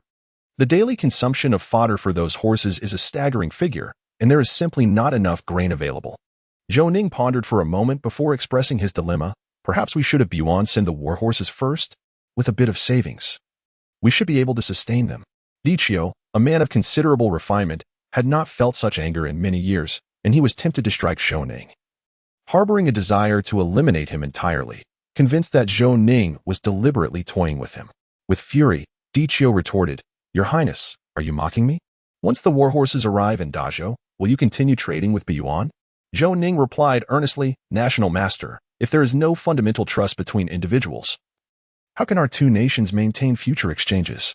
You are judging me with the narrow heart of a petty person, and it seems you underestimate my integrity as a representative of Dazhou. Are you insulting my character?" Di Qiu nearly lost his composure. Zhou Ning's audacity was astounding. Could he still consider himself a gentleman? Did he possess any dignity? Di Qiu was now certain that the grain had not been destroyed. Zhou Ning was deliberately stalling to create trouble for Bei Yuan. Striving to remain calm, Di Qiu stated, "Your Highness of Dazhou, Bei Yuan sincerely wishes to foster goodwill with Dazhou. Yet you are intentionally making things difficult for me. Can you bear the wrath of Bei Yuan?" Zhou Ning responded solemnly, "National Master, are you questioning my intentions? Your thoughts are too dark, presuming the worst in everyone. It appears you are a schemer. You should embrace a more optimistic outlook. Such a perspective would benefit Bei Yuan's development and our bilateral relations." Di Qiu firmly declared, "Your Highness, there is no need for such superfluous dialogue. Simply inform me when the transaction can occur." Zhou Ning hesitated, stating, "Did I not mention that it will take a month to gather the grain? You are being overly impatient." Di Qiu held up 5 fingers, proclaiming, "I shall grant Dazhou 5 days. If the transaction does not take place by then, we shall declare war." Zhou Ning, who had previously worn a jovial expression, suddenly turned somber. "Since you are being unreasonable, seeking to incite war between our nations, I shall be prepared to respond at any moment." Di Qiu was on the verge of furious wrath, feeling that Zhou Ning had shifted the blame entirely onto him. How could a prince of Dazhou be so brazen? Enraged, Di Qiu asserted, "Then there is no need for further negotiation. We shall see what unfolds. And I hope you do not come to regret this." After speaking, Di Qiu turned to leave, prompting Prince Duan, Zhou to step in and mediate. "National Master, please do not be angry. There are matters we can discuss amicably. There is no need for such hostility. Indeed, the granary caught fire, and most of the grain was destroyed. I have reported this to His Majesty, and the grain will be delivered shortly, within a maximum of half a month. What do you think?" Yuan did not wish to engage in conflict with Dazhou, yet Zhou Ning's provocations were infuriating. Since Prince Duan, Zhou Sin, had extended an olive branch. Diqiu, seeking a way out, responded, Prince Duan, your word is highly reliable. I shall trust you. I will wait for half a month, hoping Dazhou will demonstrate sincerity. Prince Duan assured him, rest assured, National Master, with my presence here, the transaction will proceed as scheduled. Diqiu stormed away, his anger palpable. Observing the National Master returning alone in a small boat, the people of Yuan were left bewildered. Had they not intended to trade grain? Why had the National Master returned alone? The third prince, Wu Qingshu, immediately inquired, National Master, why have you returned alone? What of the grain? Diqiu replied, let us discuss this upon our return. The others exchanged glances and followed Diqiu back. Gritting his teeth, Diqiu stated, the thick smoke we witnessed yesterday was from the granary of the Great Zhou, which has caught fire, and the grain has been completely consumed. Shang Wanfei furrowed his brow and remarked, could it be that the Great Zhou is scheming, aware of our current predicament? Diqiu responded uncertainly. It is difficult to ascertain the true situation now. Zhou Ning appears eager to engage in conflict with the Great Yuan. He is a man who does not adhere to conventional tactics and harbors grand ambitions. Shang Wanfei, anxious, implored, National Master, are we to simply endure this, to compromise? Diqiu retorted, certainly not. Prince Duan, Zhou Sin, has promised that a transaction will be conducted in half a month. Shang Wanfei pondered, should we mobilize the troops? If the Great Zhou has no intention of trading by then, we could strike directly. Diqiu shook his head, saying currently, the Great Yuan is not suited for a two-front war.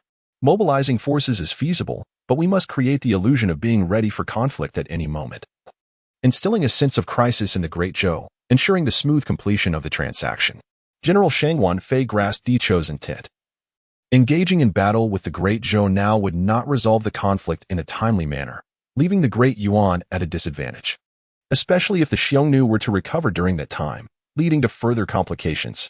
Diqiu and Shang Wanfei jointly submitted a memorial outlining the current circumstances. Emperor Wu Yuan of the Great Yuan understood the significant troubles that mismanagement could bring and promptly issued an edict to assemble troops at the banks of the Heishui River.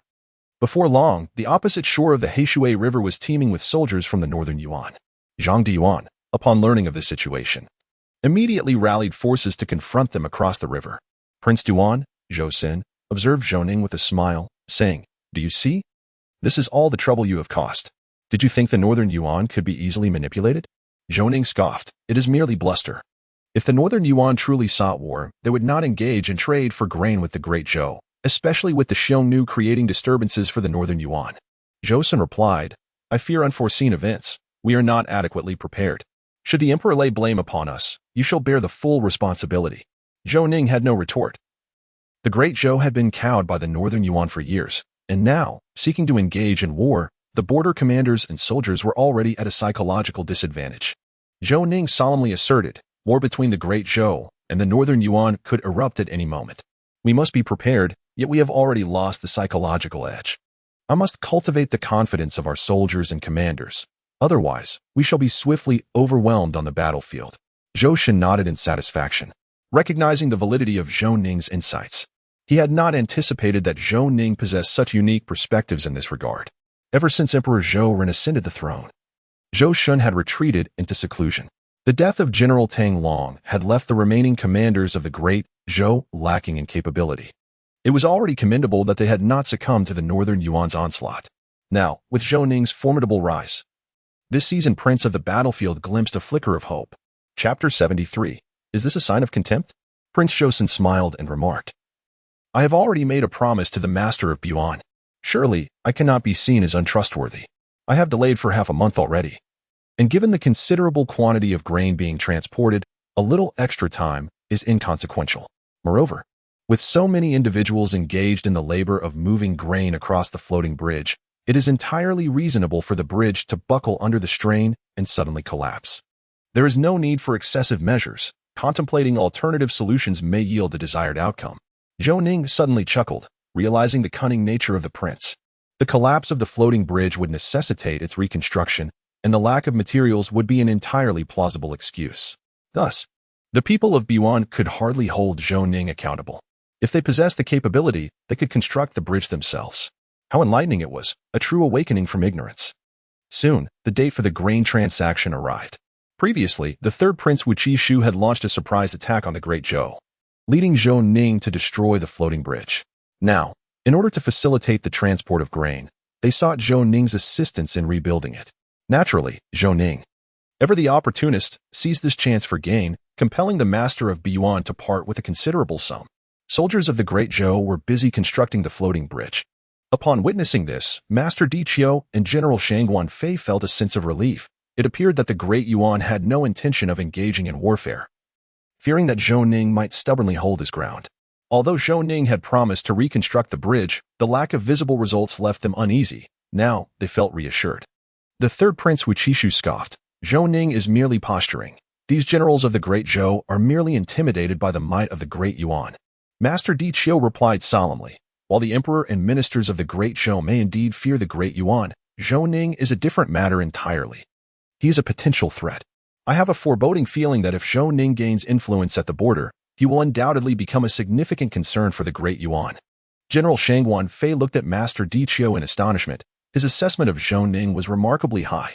Prior to the unification of the Great Yuan, no leader from the various factions had caught Di Qiu's eye, yet he bestowed such commendations upon this emerging talent, which left Shangguan Fei incredulous. Shangguan Fei questioned, Master, do you truly hold this young upstart in such high regard? Di Qiu responded with gravity. Had it not been for Zhou Ning's intervention, Biyuan would not find itself in its current predicament. The previous ambush was a deliberate oversight on Zhou Ning's part. From the very beginning, he has been orchestrating events, luring us step by step into his trap. Hearing this, the third prince Wu Qishu expressed his discontent. It was merely a trifling skill. We were simply careless. Di Qiu regarded Wu Qishu and stated, in military campaigns, a single moment of carelessness can lead to the complete downfall of the entire operation. Since the death of Tang Long, the Great Yuan has not suffered such a significant loss. Han Su ranks among the top 5 generals of the Great Yuan, a battle-hardened warrior with no prior defeats. Yet, he met his demise across the river in a single failure, which not only dealt a blow to the morale of the Great Yuan but also instilled confidence in the soldiers and generals of the Great Zhou to resist the Great Yuan. This battle bears great significance. Wu Qishu and Shangguan Fei felt that Di Qiu was exaggerating. One defeat could hardly be as dire as he portrayed. Shangguan Fei remarked, why has the intelligence system of the Great Yuan failed to thoroughly investigate Zhou Ning? How could such an outstanding prince remain obscure in the Great Zhou? Di Qiu sighed and remarked, this is the terrifying aspect of Zhou Ning. He has endured in silence for over a decade, allowing everyone to overlook his presence. This enduring patience has culminated in his meteoric rise today. I now find myself regretting the decision to send Zhou Ning to the border. We intended to eliminate him here, yet we inadvertently provided him with the opportunity to seize power. Wu Qishu comprehended the meaning behind the national teacher's words. Zhou Ning's current status was a testament to their own actions, for they had nurtured a tiger that could turn against them. Shangguan Fei spoke with a malevolent tone. Otherwise, we could seize an opportunity to eliminate Zhou Ning. If it comes to it, we can declare war. Do we truly fear the inept forces of Dezhou? Di Qiu pointed across the river at the black armored guards, saying, those black armored guards are Zhou Ning's troops. They are merely recruits who have trained for a few months, yet it was these very soldiers who led to our complete defeat last time. Can you fathom that? Shangguan Fei stared in shock at the black armored guards across the river. He was well aware of the combat prowess of the Beiyuan soldiers. Not only had elite Dezhou forces been routed by them, but even mere recruits should not be underestimated. This left the general incredulous. He laughed heartily. I can hardly wait to test my mettle against them. Di Qiu responded with a chuckle. I am confident that an opportunity will soon present itself. Had it not been for Zhou Ning's emergence, His Majesty would never have dispatched the general to this place. Meanwhile, the third prince Wu Qishu felt a pang of discomfort.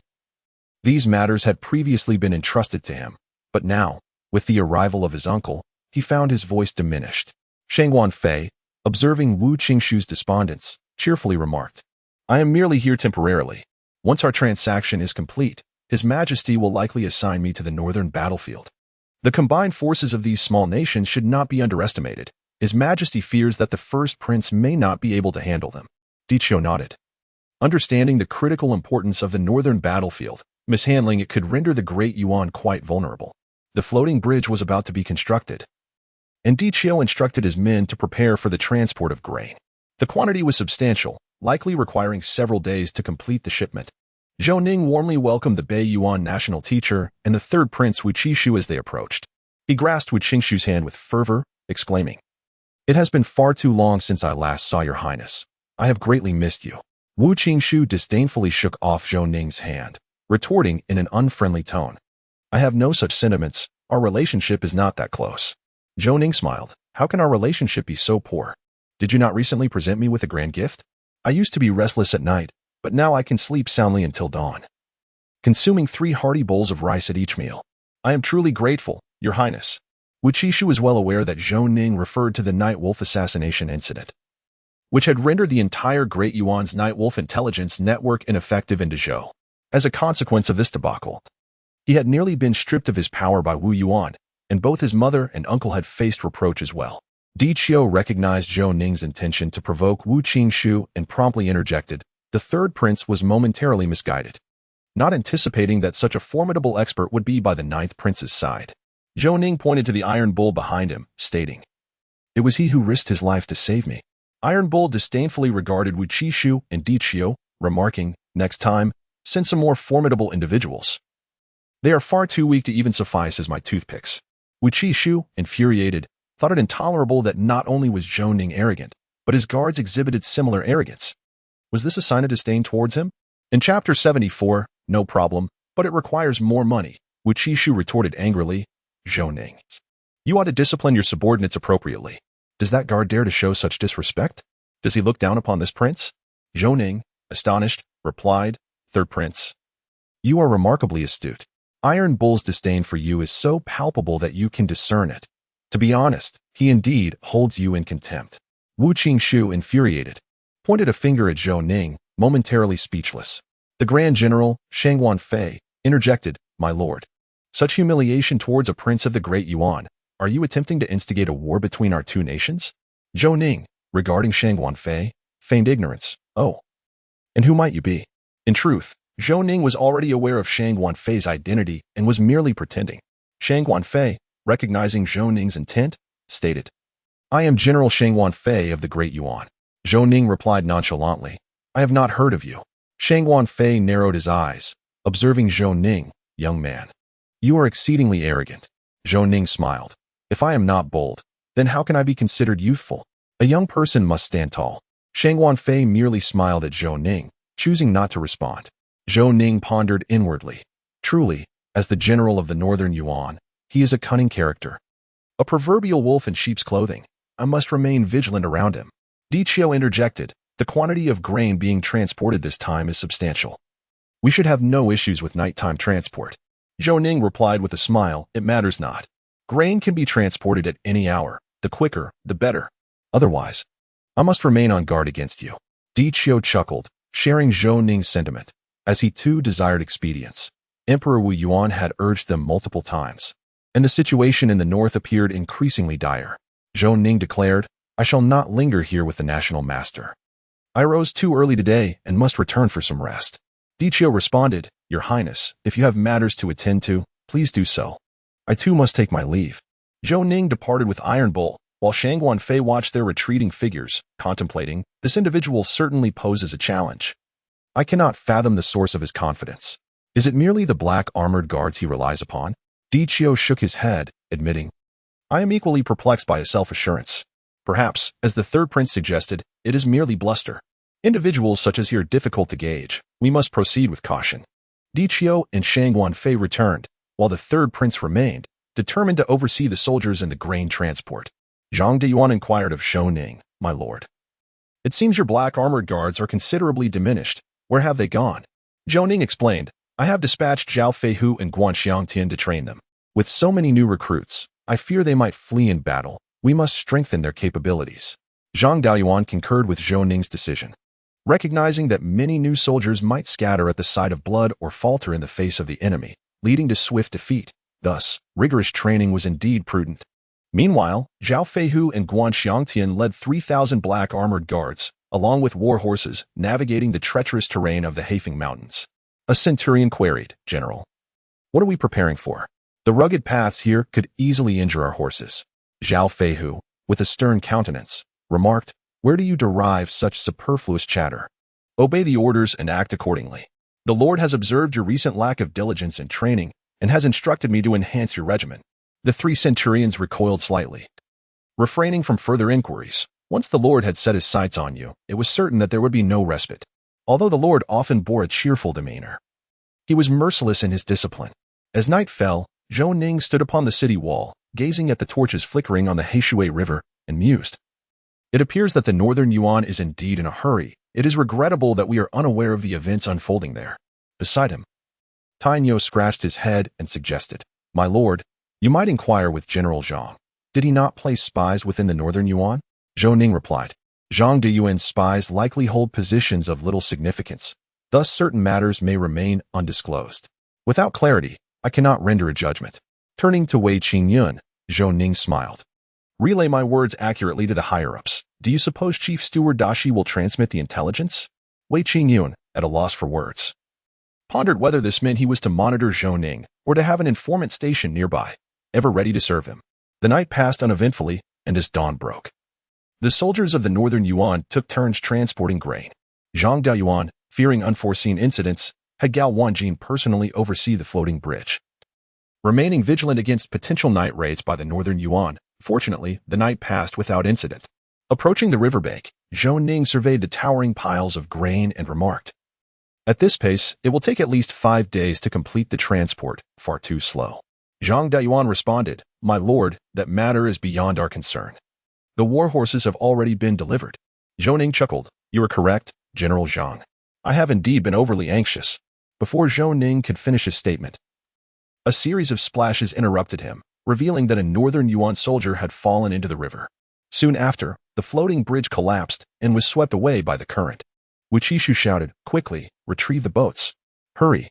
The Heishui River's undercurrents were swift, and the soldier who had plunged into the water was quickly carried away. Upon learning of the situation, Diqiu and Shang Wanfei rushed to the riverbank. Diqiu asserted, "It must be Zhou Ning who tampered with the floating bridge, otherwise it would not have broken." Shang Wanfei declared, "We must confront Zhou Ning at once. I shall see how he explains this." Shortly, Diqiu and Shang Wanfei arrived on the opposite shore, where Zhou Ning greeted them warmly. Shang Wanfei pointed to the water's surface and demanded, "Will the Ninth Prince provide us with an explanation?" Zhou Ning feigned surprise and replied, "What explanation does the Grand General seek?" Shang Wanfei pressed, "The last grain transport did not result in the bridge's collapse. Why has it broken this time?" Zhou Ning laughed heartily. "Are you intentionally trying to vex me, Grand General? The bridge is linked by iron chains. After a full day and night of continuous transport, with so many people on it, it is entirely reasonable for the bridge to give way under such weight. You question me about this? Are you jesting? Surely such simple reasoning eludes you, Grand General?" As Shang Wanfei prepared to retort, Diqiu intervened. It was not prudent to offend Zhou Ning at this juncture, especially since they needed him to reconstruct the bridge. If Zhou Ning withdrew his cooperation, it would delay matters of great importance to the emperor. Diqiu inquired, "Might it be possible for you to reconstruct the floating bridge?" "Ninth Prince?" Zhou Ning replied, "Of course, but it will require additional compensation." Diqiu had anticipated that Zhou Ning would behave in such a manner. His insatiable greed would never allow him to overlook this opportunity. Diqiu nodded in resignation as Zhou Ning presented his terms, and once again, he found himself ensnared by Zhou Ning's machinations. "Since we have consented to the conditions set forth by His Highness the Ninth Prince, let us hasten to construct the floating bridge," Diqiu instructed. Zhou Ning promptly summoned the craftsmen to commence the construction, but they hesitated, stating, "My lord, we are out of iron chains and long nails for reinforcement. We will need to forge them anew."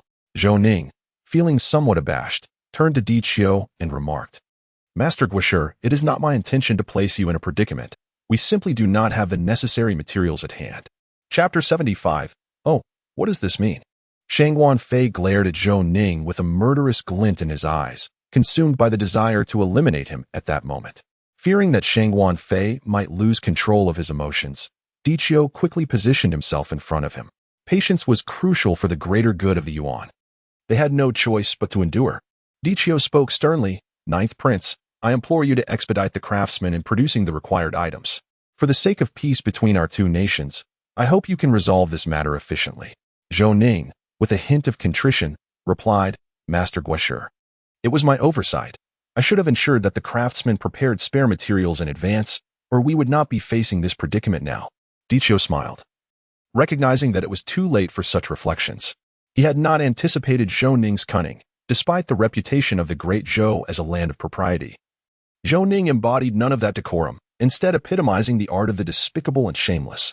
To Shang Guanfei, Zhou Ning presented the image of a brazen, unscrupulous individual, adept only at petty tricks, leaving him perplexed as to why the Guisher continued to tolerate such behavior. Diqiu turned to the craftsman and inquired, "May I ask how long it will take to manufacture these items?" The craftsman glanced at Zhou Ning, their meaning clear. They awaited Zhou Ning's decision on the timeline. Zhou Ning, with a smile, encouraged them, "Speak freely. The Guisher is inquiring, how soon can you complete it?" The craftsman replied, "It will take at least 3 days. And perhaps even longer." Diqiu responded, "Then let us expedite the process." After issuing his command, Diqiu and Shang Guanfei boarded a small boat to return to the opposite shore. Zhou Ning, disgruntled, muttered, "The people of Biyuan possess no sense of courtesy. They leave without so much as a word. Truly, they are miserly." Nearby, Tainyo chuckled at Zhou Ning's remark, finding his demeanor amusing as it vexed the Guisher of Beiyuan. The black-armored guards of Heifeng Mountain were utterly exhausted, panting heavily as the mountainous terrain proved treacherous.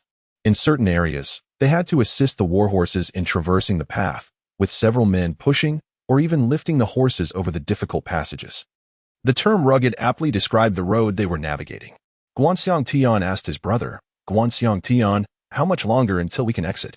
Guanxiang Tian replied, "A few days ago, I did not bring the warhorses, so we could move more swiftly.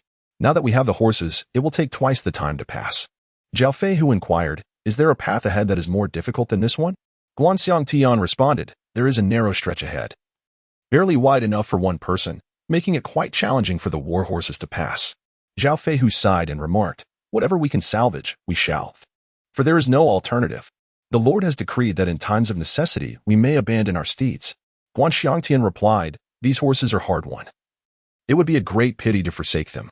Zhao Fei Hu stated, "The Lord's mission takes precedence. We shall decide based on the circumstances."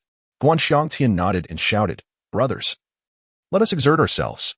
If the Lord says we cannot escape, we must prove otherwise and demonstrate our capabilities." The black-armored guards laughed heartily, supporting and encouraging one another as they traversed the Heifeng mountain range. Zhou Ning was in high spirits today, anticipating a delightful nap. When Zhang Daoyuan's personal guard sought him out, stating that Zhang Daoyuan required his presence in the war room for a matter of great importance. Upon entering the war room, Zhou Ning found all the commanders of the Northern Defense Army gathered, leading him to believe something grave had transpired. He glanced at Zhang Daoyuan, who occupied the head seat. General Zhu Jie, the left vanguard commander, noticing Zhou Ning's arrival, remarked, "My lord, you seem rather at ease. Pray tell, what is the meaning of this?" Zhou Ning pondered silently. Zhang Daoyuan rose and said, "My lord, please take your seat." Without hesitation, Zhou Ning sat down, smiling at the assembled commanders. Zhang Daoyuan was taken aback by Zhou Ning's audacity in occupying his position, but he merely smiled and took a seat beside him. Zhou Ning inquired, "It seems you have gathered here specifically to await my arrival. What is the purpose of this assembly?" Zhang Daoyuan cleared his throat and responded, "My lord, you have been provoking the Grand Master and General Shang Guanfei of the Northern Yuan. Should they lose their composure and engage in battle, how shall we respond?" Zhou Ning replied, "You are the esteemed general of the 9 cities beyond the pass. Why do you seek my counsel on such matters? Surely, you jest."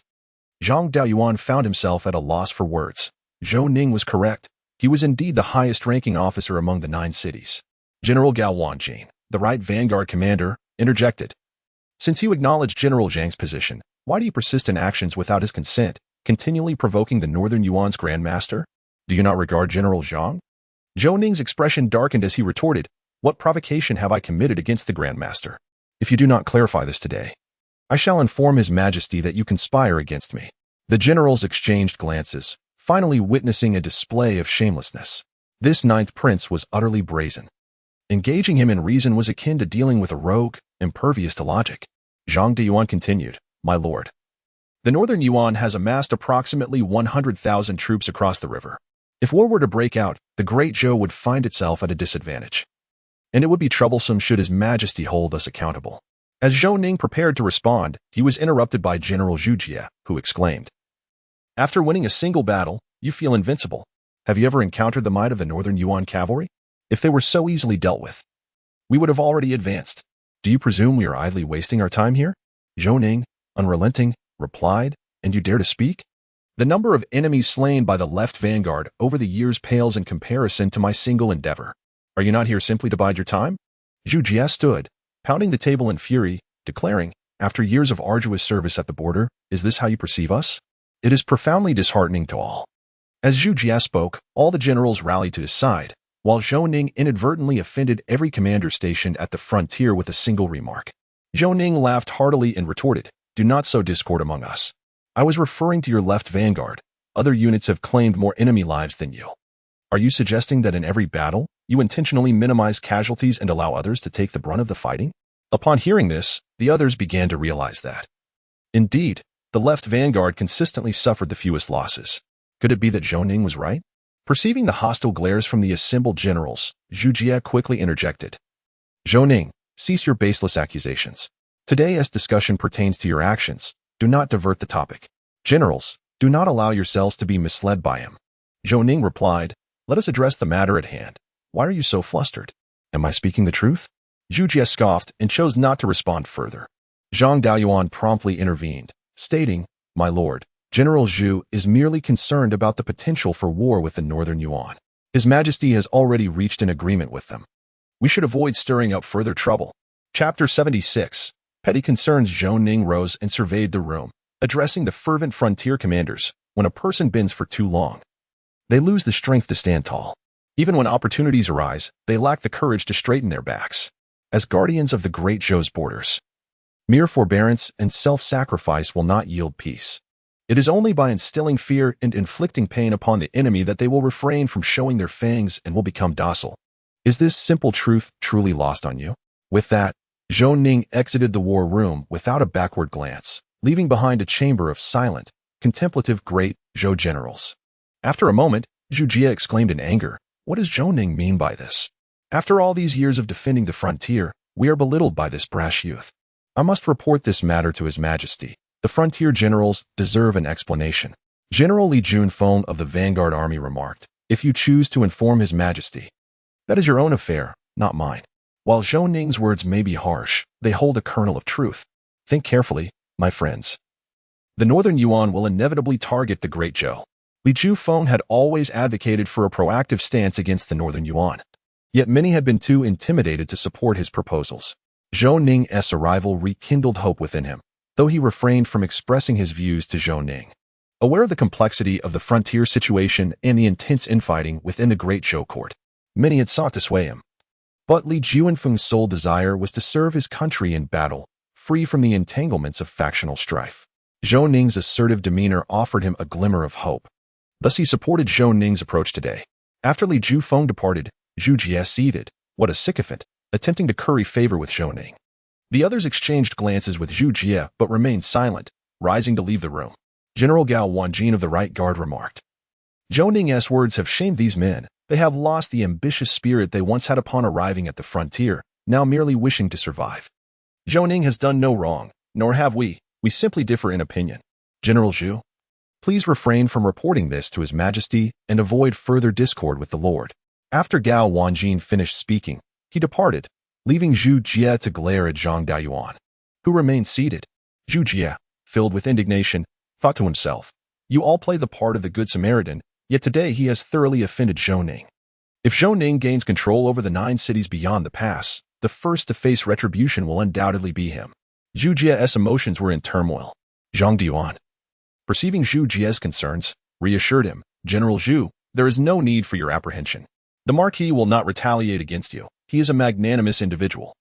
Zhu Jie forced a bitter smile, acknowledging, "It seems I have erred. I never anticipated that not a single person would stand by me." Zhang Daoyuan continued, "We often find ourselves at odds, yet none have reported to His Majesty. This is an affront to the Marquis. General Zhu, while it is wise to seek refuge under a great tree for your career, one must discern priorities.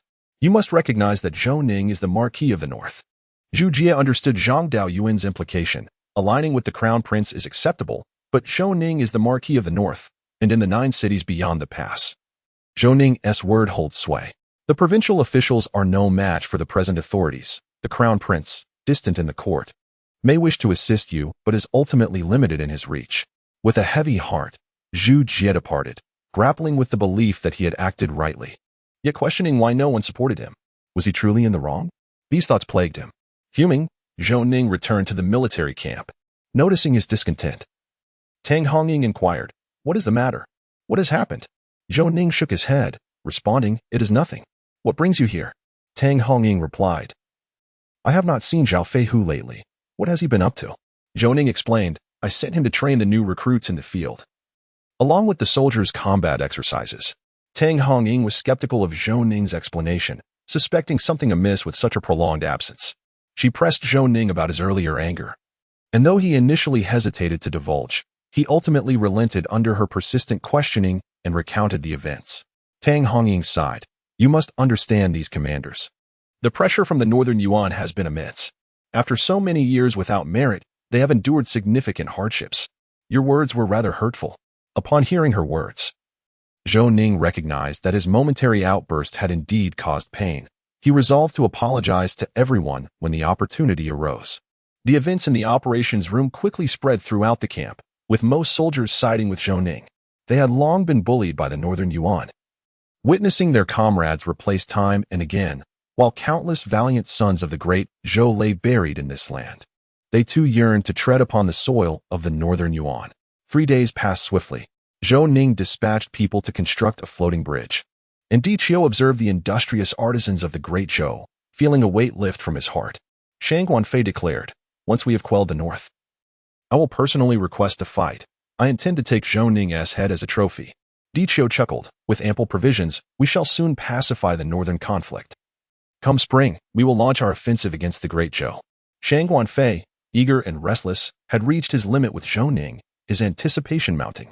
As the floating bridge was completed and northern Yuan soldiers began transporting supplies, Zhou Ning approached Di Qiu, remarking, "I suppose this means I have set foot upon the territory of the Great Zhou." Di Qiu smiled and said, "His Highness the Ninth Prince is a man of his word. Indeed, the construction of the floating bridge has been completed within 3 days. Rest assured, I shall also honor my promise and return these 6 cities promptly." Zhou Ning replied, "How could I doubt the words of the national master? I have merely come to inspect my fief in advance." Shang Guanfei remarked, "Your Highness, do take a good look. Each glance is precious, and I hope you will safeguard your territory well." Zhou Ning chuckled, "Fear not, General. I am quite protective of my possessions. Once something is in my grasp, it is impossible to reclaim it." Shang Guanfei laughed, "I find myself quite the opposite of your Highness. If I desire something, I will seize it without hesitation. The thrill lies in the conquest." Zhou Ning roared with laughter, "Indeed, we are natural adversaries, yet I hold great admiration for your straightforward demeanor, much like my own. Devoid of any deceitful tricks unlike others who constantly scheme." Watching the exchange, Di Qiu nearly burst out in exasperation, thinking it irrelevant to him. It felt as if they were subtly mocking him, and he almost pointed directly at Zhou Ning in anger. With a huff, Di Qiu departed, wishing to avoid any further confrontation with Zhou Ning, fearing it might vex him to death. Observing Di Qiu's angry exit, Shang Guanfei chuckled. The usually composed and strategic national master had indeed met his match in Zhou Ning. Zhou Ning remarked as he watched Di Qiu leave, as the national master of Buyuan, "He lacks grace. No wonder Buyuan conducts its affairs so parsimoniously." Shang Guanfei, wishing to avoid further interaction with Zhou Ning, departed without looking back, apprehensive that he might resort to violence. Chapter 77. Joy turns to sorrow. Zhou Ning surveyed the dilapidated city, realizing that Buyuan held these territories in little regard. Had the Great Zhou dared to take the initiative in military action, these 6 cities might have been reclaimed long ago. However, the court of the Great Zhou, from top to bottom, refrained from provoking Buyuan. To be frank, Zhou Ning felt these 6 cities were of little value, merely extending the territory of the Great Zhou. After 5 days, Buyuan transported grain across the river, prompting Zhou Ning to order the dismantling of the floating bridge while instructing the craftsmen to retain iron chains and nails, for he believed they would soon be of use. Di Qiu, holding a confidential letter from Emperor Wei Yuan, addressed the general, "Your Excellency, His Majesty has instructed you to lead troops northward for support, to guard against a surprise attack from the coalition led by the Chang tribe against the Crown Prince's rear." General Shang Guanfei, puzzled, inquired, "Why has His Majesty summoned me to the north? What of the other generals?" National Master Di Qiu sighed, "We are indeed facing tumultuous times. The Crown Prince is engaged in battle with the Xiongnu, and recently, the eastern barbarians have become aware of Bai Yuan's predicament, amassing troops at the border, eager to strike.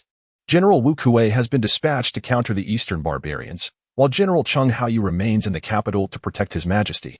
Thus, only you can be sent for support. Shang Guanfei stated, the eastern barbarians are brazen. They first attacked the Great Zhou and returned defeated. And now they dare to set their sights on Biyuan. Are they mad dogs, eager to bite anyone in sight? Dichio smiled and remarked. The eastern barbarians are indeed a vast nation, but they endure a perpetually frigid climate resulting in low agricultural yields. They lack grain, horses, and silver, despite their large population. However, their military resources are plentiful, which drives their ambition to expand their territory.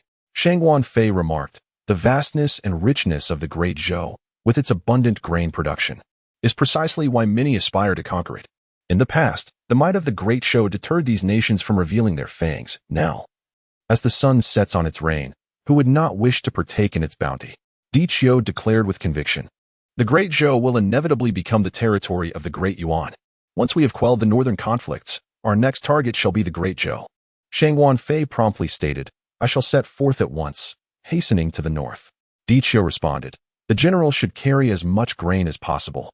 I will swiftly arrange for transport to the northern front. Acting with resolute efficiency, Shang Guanfei departed with his troops that very afternoon. Dichio immediately organized personnel to load the grain, intending to deliver it to the northern battlefield and the capital, with the assurance of sustenance. He believed the morale of the army would stabilize, allowing for a swift conclusion to the war. For safety's sake, Dichio remained behind, entrusting the task of escorting the grain to the third prince, Wu Qishu, who was elated at the opportunity. Should the first prince, Wu Qishu, triumph over the Xiongnu, he too would achieve merit. Wu Qishu escorted the grain out of Heifeng Pass, progressing towards the capital of the northern Yuan. Due to the sheer quantity of provisions, their pace was sluggish, the convoy comprising over 5,000 individuals. After 3 days of travel without incident, Wu Qishu was in high spirits, confident that a commendable performance would alter his father's perception of him, especially with the Grand Master as support. As night fell, he instructed his subordinates to seek a place to rest. A scout returned with the report, General, there are no nearby resting spots, but a small creek lies a couple of hours ahead, suitable for setting up camp. Wu Qishu decided to rest there for the night. Arriving at the creek, the weary troops, having traveled all day without respite, began to kindle fires and prepare their meals. Once their bellies were filled, they nestled together and drifted into slumber. Wu Qishu did not even assign sentries, believing there to be no danger within the territory of the Great Yuan. The night was tranquil, the only sound being the chirping of insects, when suddenly the ground trembled, accompanied by the din of battle cries. Wu Qishu, groggy and disoriented, initially thought he was dreaming. Sensing something amiss, he opened his eyes, nearly succumbing to terror. How could Zhou Ning's black armored guards appear in the heart of the Great Yuan? The northern Yuan soldiers, overly relaxed and unprepared for an enemy ambush, were caught off guard as the black armored guards stealthily approached the grain convoy, launching a surprise attack that claimed the lives of many northern Yuan soldiers in their sleep. Wu Qishu bellowed, enemy attack! Enemy attack! The northern Yuan soldiers, in a state of panic, scrambled for their weapons to confront the black armored guards, but it was too late. The black armored guards descended upon them like grim reapers in the night, mercilessly reaping lives. Wu Qishu was left in a daze. It was all over, everything lost. Just yesterday, he had rejoiced at the prospect of easily earning merit, and now, under siege, the loss of grain would be a grave crime. His joy had turned to despair. The fall from grace had been instantaneous. He had paid dearly for his complacency, and none could have anticipated the appearance of Zhou Ning's black armored guards here. How had they managed to arrive? A centurion approached Wu Qishu and said, Your Highness, we have been defeated.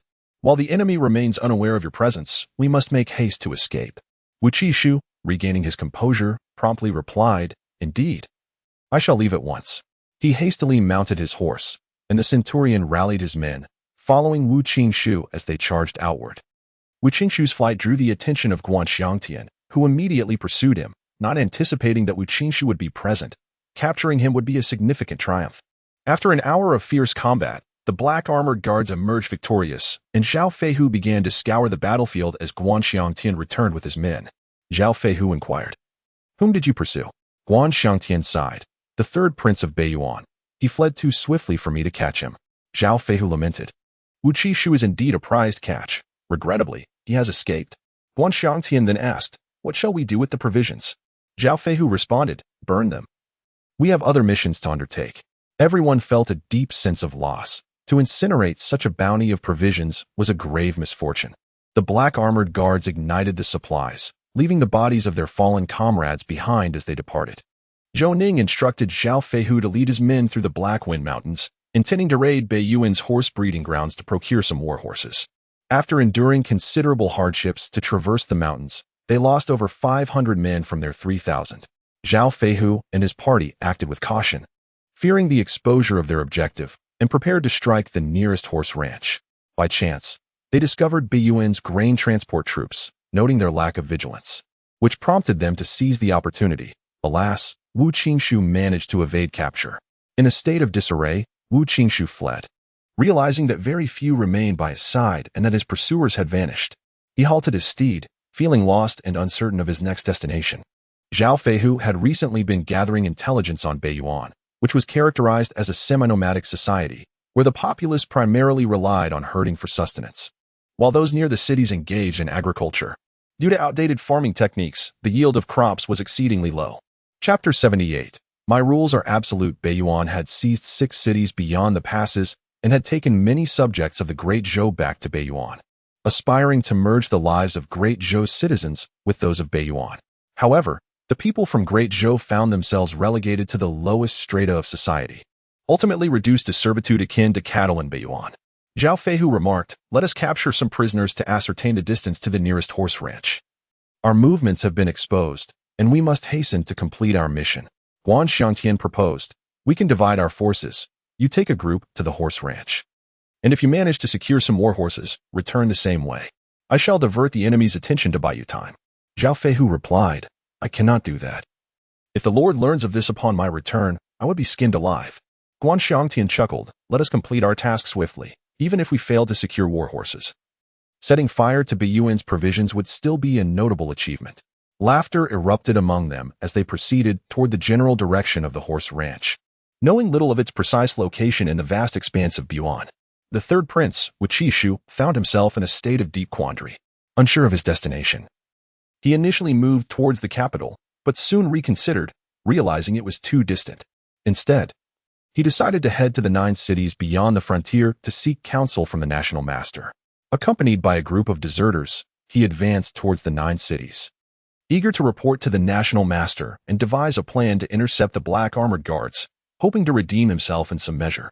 Meanwhile, Zhou Ning, alongside Tai Niu and Wei Qingyun, inspected the salt production facility, where construction was nearing completion. The artisans were busy installing the salt-making equipment while court officials observed, some even directing the craftsmen. Upon Zhou Ning's arrival, the officials respectfully greeted him, but he chose to disregard them. These officials were prominent members of various influential families, representing their clan's prestige. Even the crown prince, Zhou Ming, would treat them with utmost courtesy.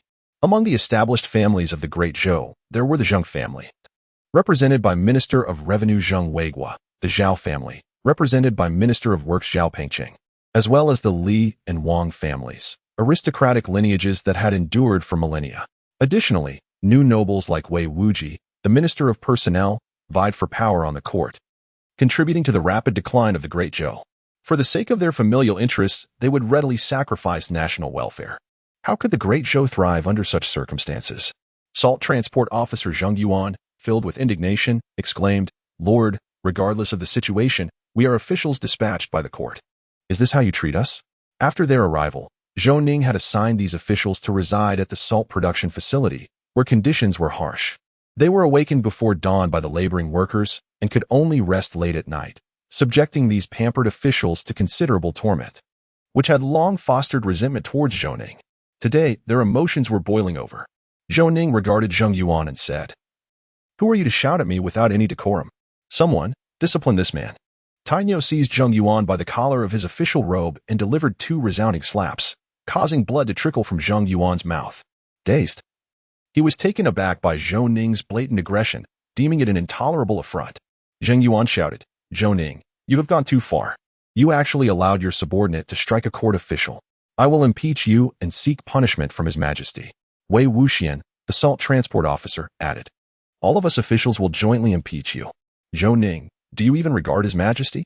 Do you have any respect for the court's regulations? Zhou Ning replied. You prattle too much. Silence him. Wei Qingyun chuckled and stepped forward, delivering 2 sharp slaps to Wei Wuxian, who spun around twice before collapsing to the ground. Clutching his face in stunned silence, Zhou Ning addressed the officials, stating here, my rules are the only rules. I care not for your affiliations. Should you provoke me, beware of the consequences. Work diligently, and I shall reward you. Attempt to deceive me, and think carefully about the repercussions. With that, Zhou Ning departed without a backward glance, leaving the officials in a state of shock and indignation. Zhou Ning's actions were not merely a personal affront, but an insult to the families they represented. They felt compelled to ensure Zhou Ning faced repercussions, to teach him that they were not to be trifled with. United, all the officials penned a letter of impeachment against Zhou Ning, confident that their families would resolve the matter and ensure he received his due punishment. Emperor Zhou Ren gazed at the memorial impeaching Zhou Ning and chuckled, turning to Dashi and inquiring, has Wei Qingyun sent any news? Dashi produced a report and handed it to the emperor. Upon reviewing it, Zhou Ren erupted in laughter, remarking, they have encountered that reckless fool, Old Nine. It seems they are indeed unfortunate. This lad acts solely on impulse, with no regard for the consequences, and these noble families shall suffer for it. Dashi smiled and replied, Your Majesty, tomorrow's morning court will be quite lively. Zhou Ren laughed heartily. This was the outcome he had longed to witness. Zhou Ning, stationed far at the borders, rendered these ministers powerless, and they were bound to face misfortune. In time, the tensions between the two sides would escalate, unfolding precisely as Zhou Ren had envisioned. As anticipated, the morning court the next day commenced with a barrage of criticism directed at Zhou Ning, condemning the officials and denouncing their arrogance at the borders. Disregarding the emperor and the court, Zhou Ren inquired, esteemed ministers, how do you believe I should punish Zhou Ning? Wei Wuji, the minister of personnel, responded, Your Majesty, Old Nine should be compelled to relinquish control of the salt works, so that the court officials are no longer under his management and can be directly governed by the court. Zheng Weiguo, the Minister of Revenue, added, Your Majesty, we should reclaim the profits allocated to Old Nine and restore them to the national treasury to bolster our finances. Zhou Ren nodded and said, It appears that the officials you dispatched have already grasped the methods of salt production. In that case, let us proceed as you suggest. From now on, all matters concerning the salt works shall be entrusted to the Ministry of Revenue. Zheng Weiguo was taken aback, questioning how the ministry could handle the salt works when they had yet to commence production. He protested, Your Majesty, these officials cannot produce salt. Zhou Ren, perplexed, responded, If you cannot produce salt, why do you demand that I reclaim the salt works? Do you wish for me to engage in salt production myself? Or to go back on my word and betray those who serve me? Zheng Weiguo asserted, Your Majesty, we cannot allow Old Nine to act with such contempt for the court's authority. If this continues, everyone will follow suit, and how shall the court maintain order? Where is the majesty of the heavens? Zhou Ren laughed. That land is Old Nine's fiefdom. Though these officials are appointed by the court, they must still heed Old Nine's authority. Are you unaware of this? Must I remind you? These officials have grown accustomed to their unchecked power in the capital. It is fitting that Old Nine establishes some rules for them. Chapter 79. The one who disrupts the balance. The ministers realized that Emperor Zhou Ren had begun to express discontent with the officials sent to the borders. Recently, there had been a notable shift in his demeanor, suggesting dissatisfaction with the court's ministers. This deviation from his usual behavior left the ministers perplexed.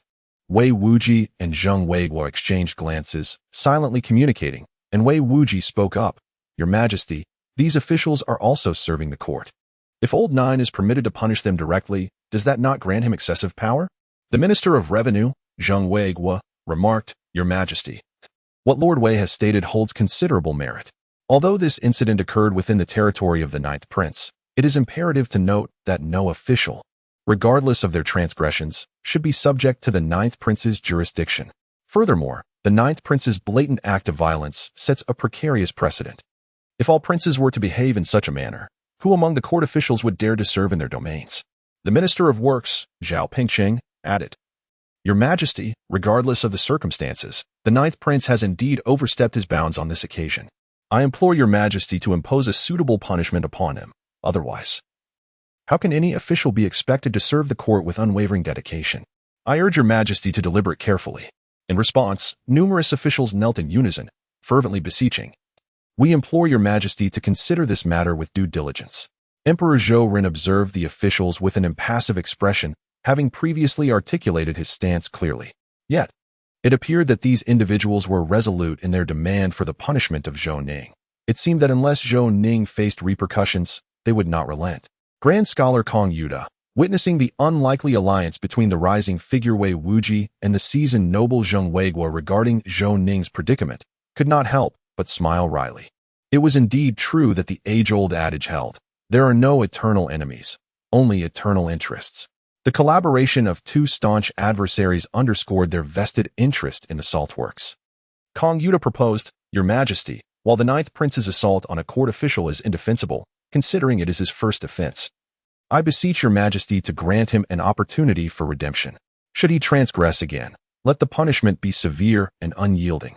Minister of Rights, Zhang Chong, concurred, stating, Your Majesty, the Grand Scholar's suggestion is commendable. To err is human, thus, granting the ninth prince a chance for reform is prudent.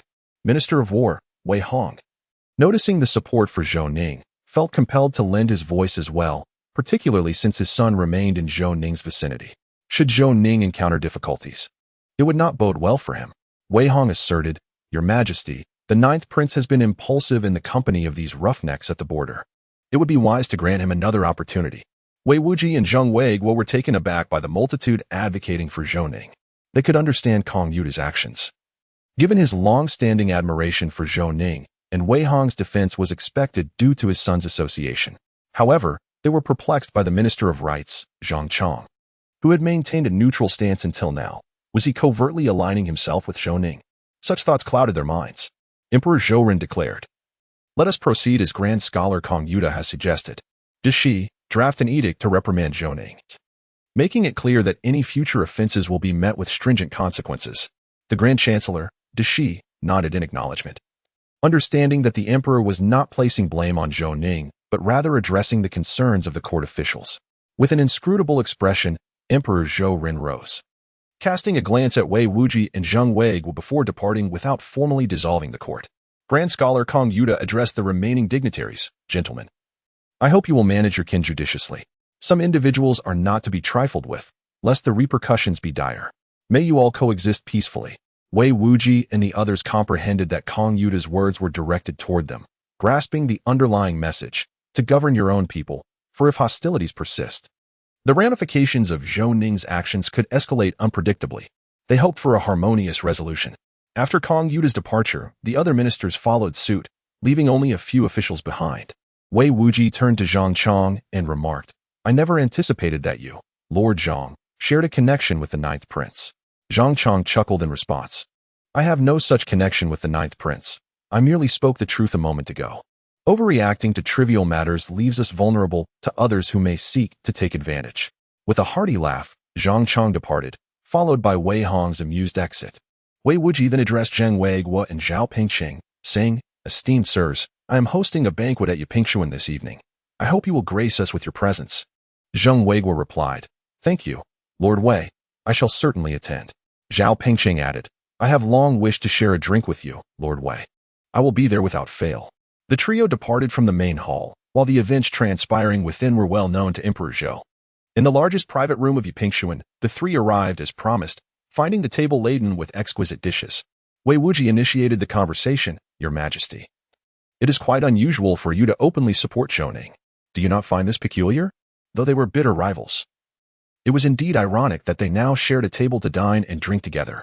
Zheng Weiguo commented, Your Majesty, while there has been no suppression of the aristocracy, this does not bode well. Are you truly inclined to support Zhou Ning against the centuries-old families? Zhao Pingqing interjected, That is implausible. Your Majesty prefers to act with careful consideration. Zhou Ning is stationed far at the borders. Even if you were to support him, what impact could he have in court? Moreover, he lacks a solid foundation in the court. It would be a grave tactical error for Your Majesty to commit such a blunder. You are being overly alarmist. Wei Wuji pondered before responding, Lord Zhao raises a valid point. Even if Your Majesty wished to empower someone to oppose the aristocracy, Zhou Ning would not be the optimal choice. It is likely that Zhou Ning has recently achieved numerous accolades, winning Your Majesty's favor following his remarkable victory. Zheng Weiguo remarked, Zhou Ning has indeed risen to fame in a single battle. Your Majesty wishes for him to continue his efforts in defending the borders. which is why he has been granted such significant authority. However, Zhou Ning poses a threat to our families, and he must face the consequences of his actions. Wei Wuji added, if Zhou Ning can indeed produce salt in large quantities, the stockpile we hold may become unsellable, leading to a considerable loss. Zheng Weiguo responded.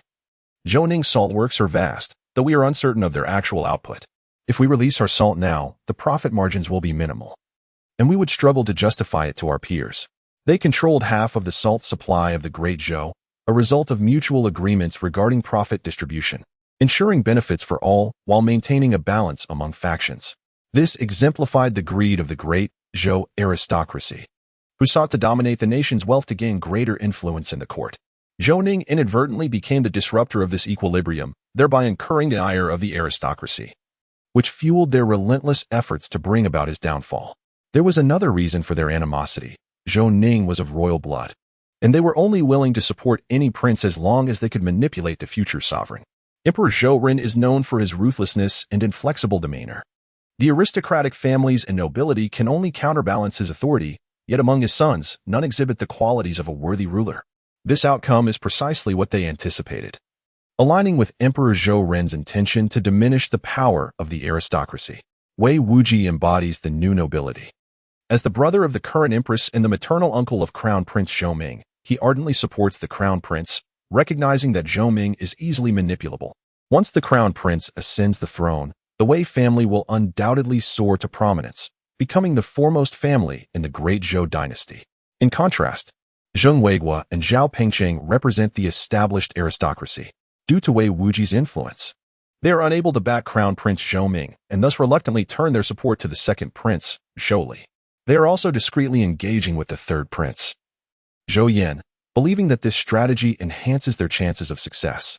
To safeguard their family's interests, they choose to diversify their bets rather than placing all their hopes on a single royal heir.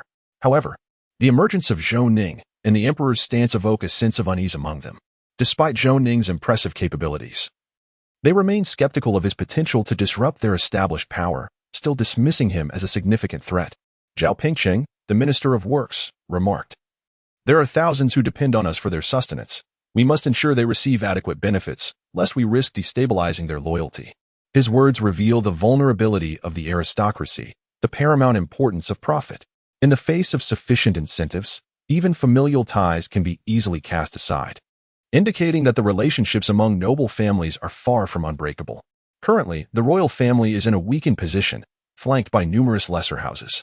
Should the royalty gain an advantage in present appealing terms, these houses would not hesitate to betray their former allies. The three men exchanged resigned glances. The smaller families follow them out of necessity, and should survival become untenable, who would remain loyal? Wei Wuji proposed. Let us inform Wei Wuxian and Zheng Yuan to behave themselves for the time being and learn the method of salt production. When the time comes, we shall possess the leverage to compel Zhou Ning to surrender the salt works, leaving his majesty without a counterargument. Wei Wuji, renowned for his cunning, is perpetually devising schemes to benefit himself at others' expense, crafting increasingly devious plans. Anyone who finds themselves in his sights is destined for misfortune.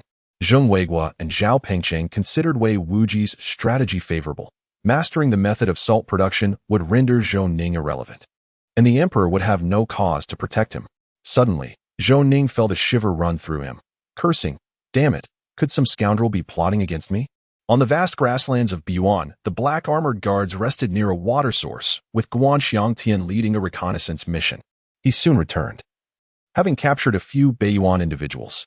Zhao Feihu inquired, "Were you not discovered?"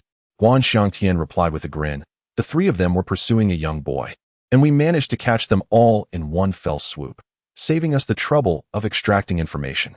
Guan Xiangtian then kicked his brother playfully, admonishing, "Nonsense. General Zhao tasked you with reconnaissance, not with capturing people. What if you attract Beiyuan spies?" Zhao Feihu waved his hand dismissively, saying, "We've already captured them. What purpose does further discussion serve?" Guan Xiangtian cast a sly smile at his elder brother as he brought forth for captives from Beiyuan. The people of Biyuan are known for their fierce spirit. Even women and children are capable of taking to arms, making it a land where every citizen stands as a warrior. Zhao Feihu regarded the four individuals and inquired, "Where is the nearest horse farm? Whoever reveals its location shall be freed." The young boy looked up at Zhao Feihu, excitement radiating from him as he asked, Are you from the Great Zhou? Zhao Feihu chuckled. Is it not apparent? Most soldiers in Beiyuan don leather armor, with only the commanders adorned in iron plates. The boy promptly replied, I know where there is a horse farm nearby. I can lead you there, but you must agree to one condition. Zhao Feihu, intrigued by the youth, responded, State your condition. If it is feasible, I shall acquiesce. The boy, brimming with enthusiasm, declared, I am of Great Zhou lineage, but I was born on the grasslands. My parents were captured by the people of Beiyuan. Can you rescue my brothers? I wish to return with them to Great Zhou. Zhao Feihu, observing the boy's fervor, asked, What is your name, and why are they pursuing you? The boy introduced himself as Wang Yitian, explaining that after the death of his parents, he and his sister relied on each other for survival, both enslaved by the nobility of Beiyuan. Wang Yitian was clever from a young age, secretly learning to read and write. When discovered by his master, instead of punishment, he was permitted to study alongside the master's daughter. Wang Yitian excelled in both literary and martial pursuits, earning the master's favor and becoming the protector of the noble lady. His master treated his sister kindly. And during this time, Wang Yitian believed that his master was unlike other nobles of Beiyuan. However, a subsequent event altered his perception. While the noble lady was out for leisure, she caught the attention of the emperor of Beiyuan's nephew, Wu Qingshan, who sought to forcibly take her back. In an effort to defend her, Wang Yitian injured Wu Qingshan. Although such incidents were not uncommon in Beiyuan, the fact that the victim was the emperor's nephew escalated the situation. The master intervened, leveraging numerous connections to quell the matter. But Wu Qingshan had one demand. Wang Yitian must be handed over for retribution, or he would inform the emperor of Beiyuan. Both the master and the lady assured Wang Yitian that they would safeguard his and his sister's well-being, promising not to surrender him to Wu Qingshan, which deeply moved Wang Yitian. Yet, one day he discovered that his sister had mysteriously vanished. When he finally found her, she was on the brink of death. It turned out that the master had threatened his sister, stating that if she did not accompany Wu Qingshan, Wang Yitian would face execution. To save him, she had no choice but to comply. However, in the eyes of the Beiyuan nobility, there was little distinction between a person of Great Zhou and livestock. After being violated by Wu Qingshan, Wang Yitian's sister was given to his sycophants as a cruel reward, enduring a night of torment that left her gravely weakened. Wang Yitian, having grasped the entirety of the situation, exhibited remarkable composure as he personally laid his sister to rest. He continued to live his life as usual. On a dark and tempestuous night, he took the lives of his master and his daughter, subsequently attempting to assassinate Wu Qingshan. Regrettably, the assassination failed. Yet Wang Yitian severely incapacitated Wu Qingshan, which led to him being pursued relentlessly. Chapter 81. Departing with purpose. Upon hearing the tale, Zhao Feihu and his companions held Wang Yitian's sister in high regard, admiring the selfless sacrifice of a fragile woman who was willing to give everything to protect her brother. Zhao Feihu, puzzled, inquired, Since you have already escaped, what need do we have to rescue anyone? Wang Yitian, filled with shame, replied, My brothers, who have fought alongside me through thick and thin, learned of my actions against our master. Rather than turn me in, they aided my escape. However, Wu Qingshan apprehended them upon learning of this, and I must return to save them. Zhao Feihu and his companions regarded the young man before them with admiration. Recognizing Wang Yitian as one who values gratitude and loyalty, Zhao Feihu then suggested, Eliminate those 3 assailants. Take me to the horse ranch, and once we complete our mission, I shall assist you in rescuing your comrades. What do you say? Without uttering a word, Wang Yitian seized the long knife from Guan Xiangtian's grasp and swiftly dealt with the 3 pursuers. Zhao Feihu presented him with a steed, and Wang Yitian, accompanied by the black armored guards, set off towards the horse ranch. As they traveled, Guan Xiangtian engaged Wang Yitian in conversation, asking, Why is your name Wang Yitian? It's rather peculiar. With a hint of sadness, Wang Yitian responded, My parents once told me that as long as I live a single day, it is a day well earned. Hence, they named me Wang Yitian. Guan Xiangtian, feeling apologetic, said, I'm sorry, I did not mean to pry. Wang Yitian smiled reassuringly and inquired, Are you part of the Northern Town Army? Guan Xiangtian glanced at Zhao Feihu, who remained silent, before answering. We are indeed affiliated with the Northern Town Army. We serve as the black armored guards under the Northern Duke. Have you heard of us?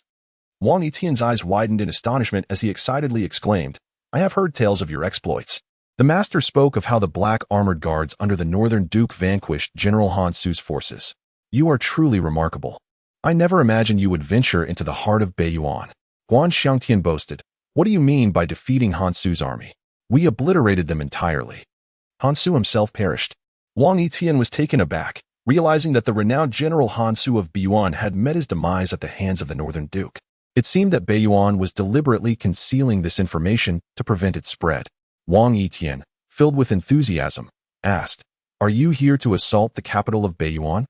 Zhao Feihu chuckled and replied, "With just a few thousand of us, do we have the audacity to confront the capital of Beiyuan? We are but mortals, not deities." Wang Yitian continued, "Given that Beiyuan is preoccupied with its conflict against the Xiongnu and most of its forces have been dispatched, I have heard that the eastern barbarians are once again stirring, with General Wu Kuei dispatched there. The capital is guarded only by a contingent led by General Cheng Haoyu, numbering approximately 30,000 troops." Upon hearing his insights, Zhao Feihu and Guan Xiangtian exchanged glances, pondering the feasibility of a surprise attack on the capital of Beiyuan. Zhao Feihu coolly stated, "Let us first accomplish the task assigned by the Duke. Even if we were to succeed in our assault, none of us could hope to escape Beiyuan alive. We must not delay the Duke's affairs." Wang Yitian merely expressed a thought, after all. The black armored guards number only slightly over 2,000, making it impossible to appear in the capital of the Beiyuan Kingdom unnoticed. Zhao Feihu continued, "Where must we go to rescue the captives?" Wang Yitian promptly replied, "There lies a nearby city known as Racehorse City. We shall head there to save them. The city is guarded by 500 soldiers, whose combat abilities are mediocre, with many having never seen battle." Zhao Feihu nodded and inquired, "How far is it to the horse ranch?" Wang Yitian stated, "At this pace, it will take us another hour. The ranch has approximately 700 to 800 soldiers, and they are quite formidable." Zhao Feihu instructed Guan Xiangtian to scout the situation, asserting that they could not rely solely on Wang Yitian's words. They needed to ascertain the facts to avoid potential pitfalls. Upon Guan Xiangtian's return, Zhao Feihu asked, "What is the situation at the horse ranch?" Guan Xiangtian replied, "I did not dare to approach closely, but my observations align closely with what Wang Yitian described. However, the Beiyuan soldiers exhibit a lackadaisical defense, displaying no vigilance whatsoever." Guan Xiangtian chuckled, "No one from the Great Zhou has ever come to command here. They would never anticipate our appearance, hence their unpreparedness." Zhao Feihu laughed heartily. "Inform our brothers to prepare for battle. We shall strike the Beiyuan dogs by surprise, seize their steeds, and then proceed to Racehorse City to rescue the captives, making haste back to the Great Zhou to prevent prolonged uncertainties." As they closed in on the horse ranch, the black armored guards launched their charge from 10 miles away. When they neared the ranch, the Beiyuan soldiers mistook them for their own, remaining indifferent to the impending threat. By the time they realized the truth, it was too late. The black armored guards overwhelmed them, concluding the skirmish in a mere half-hour. Zhao Feihu commanded the battlefield to be cleared. Noting the loss of several brothers in the fray, he instructed Guan Xiangtian to remember their names, while they could not bring them home. Their families must be well cared for. This time, Zhao Feihu reaped substantial rewards, acquiring over 6,000 high-quality warhorses. For those they could not transport, he ordered their slaughter, allowing the men a hearty meal. Since arriving in Beiyuan, they had subsisted on mere flatbreads, and this was a perfect opportunity to enhance their rations. The black armored guards split into two groups. Guan Xiangtian led 500 men ahead to carry off the seized steeds, while Zhao Feihu accompanied Wang Yitian to rescue the captives, intending to regroup and exit Beiyuan together. As they approached Racehorse City, Zhao Feihu anticipated a grand fortress, only to find it was a mere small town, devoid of a city gate and manned by only a handful of soldiers. The black armored guards surged into Racehorse City like hungry wolves, heading straight for Wu Qingshan's residence. Before the Beiyuan soldiers could comprehend the situation, they had already been slain. Wang Yitian led the charge, kicking open the door to Wu Qingshan's home, and the black armored guards surged inside. Zhao Feihu issued a ruthless command: spare no one, regardless of age or gender. Blood flowed freely in Wu Qingshan's estate. He stood frozen in fear, utterly bewildered, until Wang Yitian kicked him to the ground. Standing over Wu Qingshan's head, he demanded, "Did you ever consider the outcome of today?" Wu Qingshan cried out in despair, "You cannot kill me. My uncle will not spare you. He is the emperor of Beiyuan." Wang Yitian laughed with disdain, his eyes wide with fury. "You need not worry about that. You shall not witness it." With a swift motion, Wang Yitian severed Wu Qingshan's head, which rolled aside. Zhao Feihu and his men proceeded to plunder Wu Qingshan's estate, while Wang Yitian made his way to the prison to rescue others. After a brief 10 minutes, they converged at the main gate and departed, leaving Wu Qingshan's household devoid of life. Only when the citizens and soldiers of the racehorse city saw the black armored guards leave did they dare to emerge and ascertain the situation. They were met with the gruesome sight of Wu Qingshan's mansion, drenched in blood, and none were bold enough to venture inside. Chapter 82. Divergence after a considerable time. Reinforcements arrived. The centurion, upon witnessing the horrific scene, nearly succumbed to nausea. Observing Wu Qingshan's lifeless form, he immediately dispatched a messenger to inform his superiors. For the implications were grave. The deceased was none other than the emperor's nephew, Wu Qingshan. Slain by soldiers of the Great Zhou within the heart of Beyuan, a matter of utmost significance. The black armored guards hastily exited Racehorse City, advancing towards their rendezvous point as darkness enveloped the sky. Fortunately, with Wang Yitian leading the way, they pressed on through the night and finally reunited with Guanxiangtian just before dawn, setting their course for the Heifeng mountain range. The third prince, Wu Qishu, ultimately chose to seek out the national advisor, Di Qiu, fearing retribution from his father upon returning to the capital. Di Qiu, observing Wu Qingshu's disheveled state, felt an unsettling premonition bloom within him. Third prince, what has transpired? He inquired. With tears of anguish, Wu Qishu lamented, Advisor, our grain has been seized. Orchestrated by Zhou Ning. Di Qiu, taken aback, queried, What do you mean? The grain was taken by agents of Zhou Ning? Wu Qishu affirmed, Indeed. It occurred in the heart of Beyuan, led by Zhao Feihu. Only we managed to escape. The others are unaccounted for and may have perished in battle. Di Qiu, in disbelief, exclaimed, How is that possible? How did Zhao Feihu and his men manage to reach there? Wu Qingshu pondered this question, contemplating how the black armored guards had appeared on the vast grasslands of Beyuan. Suddenly, Di Qiu had an epiphany. Zhao Feihu must have traversed the Heifeng mountain range. Yet how had the warhorses crossed? They had previously scaled the mountains on foot, sacrificing the lives of 30,000 Beyuan soldiers to breach the Heifeng fortress. Had Zhou Ning truly gone mad, permitting the black armored guards to cross with their mounts? Di Qiu immediately pressed on. When did the black armored guards attack the grain convoy? Wu Qingshu responded, 2 days ago. Fuming, Di Qiu glared at Wu Qingshu. Why did you not return to the capital? Why did you head back to the border? Do you not realize that by doing so, you squandered the prime opportunity to pursue them? Zhao Feihu may have already returned to Zhou Ning with the black armored guards. How could you fail to grasp such a crucial matter? Wu Qingshu, overwhelmed with fear of his father's wrath, had not considered the eradication of the black armored guards. Di Qiu, frustrated by Wu Qingshu's incompetence, deemed him utterly hopeless. Recognizing the gravity of the situation, Di Qiu quickly organized a team to intercept the black armored guards along the grain convoy's route, hoping for a favorable outcome.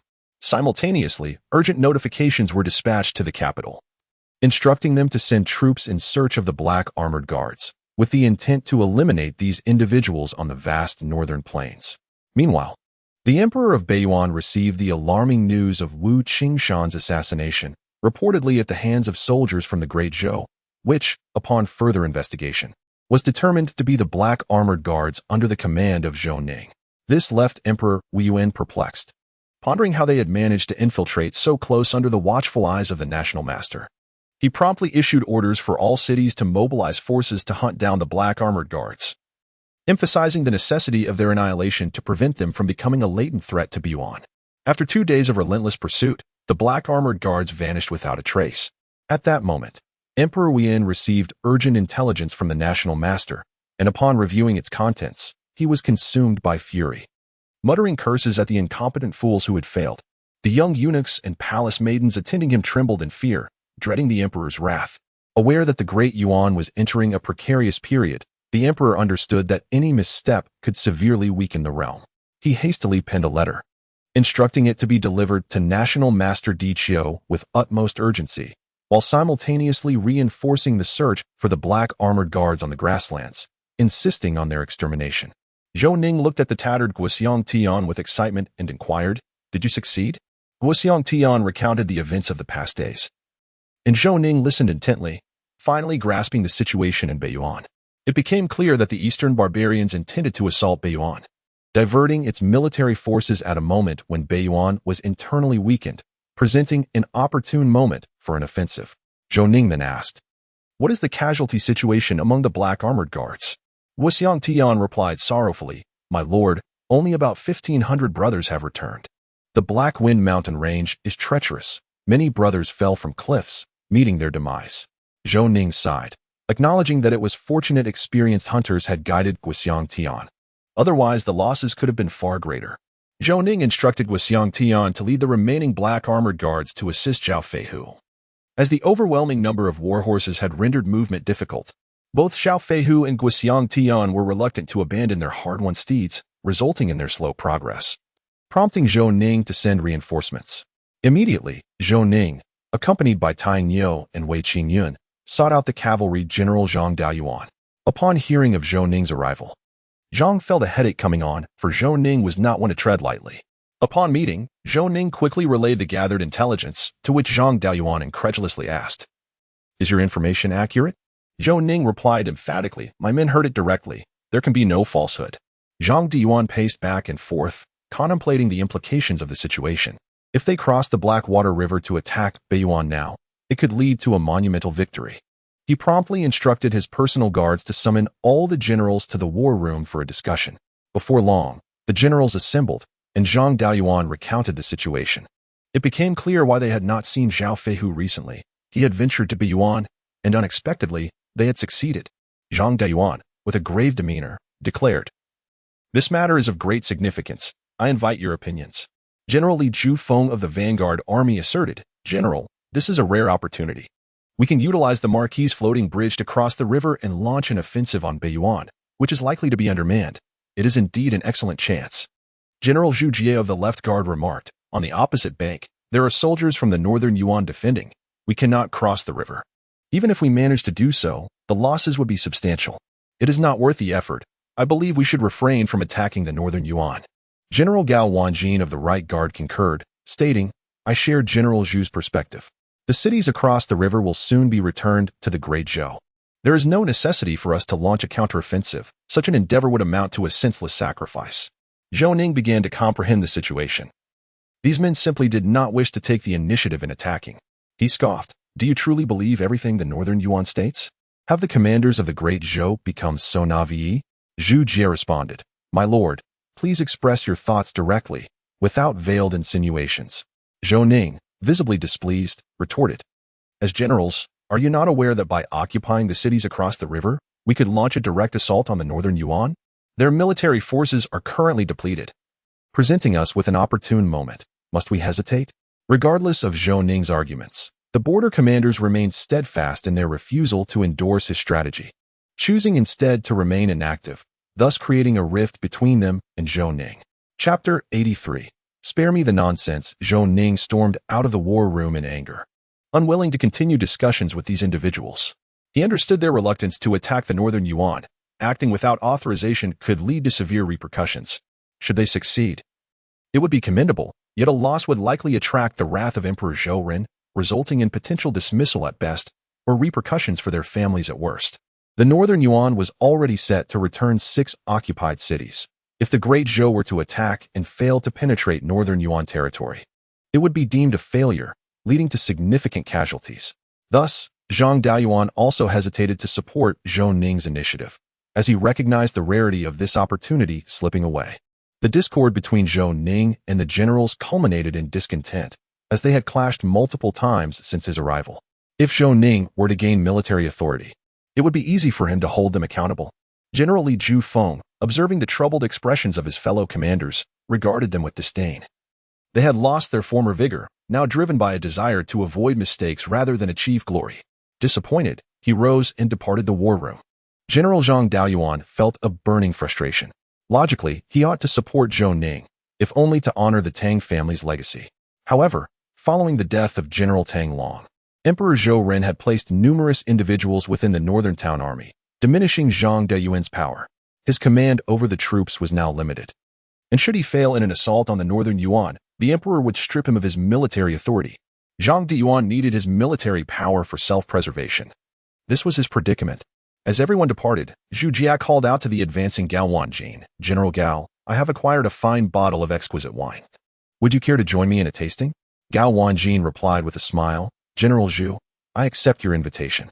Today, let us indulge in revelry together." The two engaged in light-hearted conversation as they made their way to Zhu Jie's residence. Upon arrival, Zhu Jie arranged for a lavish feast, instructing everyone else to leave. leaving only himself and Gao Wanjin in the room. Zhu Jie personally poured a glass of wine for Gao Wanjin, and the two raised their cups and drank heartily. Gao Wanjin remarked on the quality of the wine. Zhu Jie smiled and replied, "This is a fine wine bestowed upon me by His Highness the Crown Prince, and it is only fitting to share it with General Gao." Gao Wanjin chuckled, "Thank you, General Zhu. Since there are no outsiders here, let's speak candidly." Zhu Jie laughed heartily. "You truly understand me, General Gao. Ever since the 9th Prince arrived at the frontier, he has looked down upon his commanders. If one day he gains military power, our lives will be quite difficult." Gao Wanjin raised his glass and drank, saying, "The 9th Prince is young and impetuous, especially after recently defeating the elite forces of the Northern Yuan. A bit of arrogance is only natural. Once he has tempered his edges, he will know what must be done, so there is no need for General Zhu to worry." Zhu Jie spoke earnestly. "Zhou Ning has acquired the rights to the salt production facility at the border, and he has already offended many people. However, His Majesty seems to favor him, and the officials in the court are currently helpless against him. If we were to submit a memorial to impeach him, would that not add fuel to the fire?" Gao Wanjin chuckled. "General Zhu, you are somewhat hasty. Zhou Ning is currently riding high. Even if we were to impeach him now, His Majesty would think we are sidelining the 9th Prince. What we need to do is observe the situation. If we can grasp hold of the 9th Prince's weaknesses, it would be far more advantageous to act then." Zhu Jie paused for a moment, contemplated, and then burst into hearty laughter. "Truly, General Gao is a step ahead. I shall heed your counsel. When the time comes, we will act, and I refuse to believe that the two of us cannot outmaneuver a mere youth." Gao Wanjin smiled and continued to drink with Zhu Jie, and the two began to converse on various topics, having reached a consensus. Zhou Ning left the war room and headed directly to the salt production facility, where the installation of the equipment should be completed by now. After debugging, the facility could commence production. Upon his arrival, he found Zhang Yuan and Wei Wuxian present, inquiring of the craftsman how to operate the equipment. However, the craftsman confessed ignorance, stating that only the 9th Prince knew how to produce salt using the equipment. Zhou Ning scoffed internally, realizing their intent to gain insight into the salt production methods. Evidently, Wei Wuji and Zheng Weiguo had conspired to assist them. Upon seeing Zhou Ning, Zheng Yuan and Wei Wuxian immediately greeted him with exaggerated warmth, displaying a sycophantic demeanor. Zheng Yuan spoke first. "9th Prince, I apologize for my mistakes from a few days ago, and hope you can forgive me." Wei Wuxian echoed Zheng Yuan's sentiments with a similar apology. Zhou Ning smiled and said, "As long as you do not trouble me, we can get along as friends." Zheng Yuan replied with a smile, "Thank you, 9th Prince. You truly have a magnanimous heart, overlooking minor grievances. From now on, we shall heed your guidance. Please do lend us your support." Zhou Ning nodded. "You need only manage your own affairs and refrain from seeking trouble. I can turn a blind eye. But should you dare to stir up trouble, do not blame me for turning against you." Zheng Yuan and Wei Wuxian responded with utmost respect, and Wei Wuxian smiled. "9th Prince, I see that the installation of the salt production facility has been completed. Can we begin production now?" Zhou Ning gazed at the industrious artisans and remarked, "Shortly, we shall calibrate the equipment. If all is well, production can commence tomorrow." Zheng Yuan, with a smile, inquired, "Your Highness, have the workers for the saltworks been located? Or should we arrange for personnel from the Ministry of Works to come and learn the art of salt production?" Zhou Ning furrowed his brow and replied, "Why would we summon individuals from the ministry? Are you attempting to create trouble for me? Do you seek another reprimand?" Zheng Yuan hastily gestured for clarification. "Your Highness, I merely wish for you to oversee all matters concerning the salt works personally. Given your numerous responsibilities, you scarcely have the time. I am merely alleviating your burdens." Zhou Ning adopted a stern demeanor and stated, "Have you forgotten my earlier instruction to manage your own affairs? There is no need for you to concern yourselves with other matters. Henceforth, you are not to enter the salt production workshop. Tomorrow, the black armored guards will be stationed here. Should you trespass into the salt workshop, beware of the consequences." Zheng Yuan and Wei Wuxian were taken aback. They had not anticipated that Zhou Ning would prohibit their entry into the salt workshop, leaving them at a loss as to how they could clandestinely learn the craft and fulfill their family obligations. Wei Wuji promptly interjected, "Your Highness, if we are ignorant of the salt production process, how shall we respond should His Majesty inquire? He will surely hold us accountable." Zhou Ning chuckled softly and responded, "Father has entrusted all matters of the salt works to me. My word is final here. You shall comply with my directives without further debate." Chapter 84. A break. Regardless of their protests, Zhou Ning remained impervious to their pleas. leaving them at an impasse. Observing Zhou Ning's increasingly sullen expression, they dared not press on, recognizing that provoking him might lead to unwarranted punishment. Zhou Ning commenced the calibration of the equipment with the artisans, and after an afternoon of adjustments, it was deemed ready for production. He resolved that operations would officially begin the following day. Zhou Ning tasked Wei Qingyan with recruiting workers, stipulating that they must be relatives of the black armored guards, promising to construct new homes for them near the salt works, while also requiring confidentiality regarding all operations within the facility. This was an unparalleled opportunity, as these common folk had endured a life of hardship. Zhou Ning had bestowed upon them a glimmer of hope. The conditions at the salt works were exceptionally favorable, with 3 meals provided daily and a meat ration every 5 days.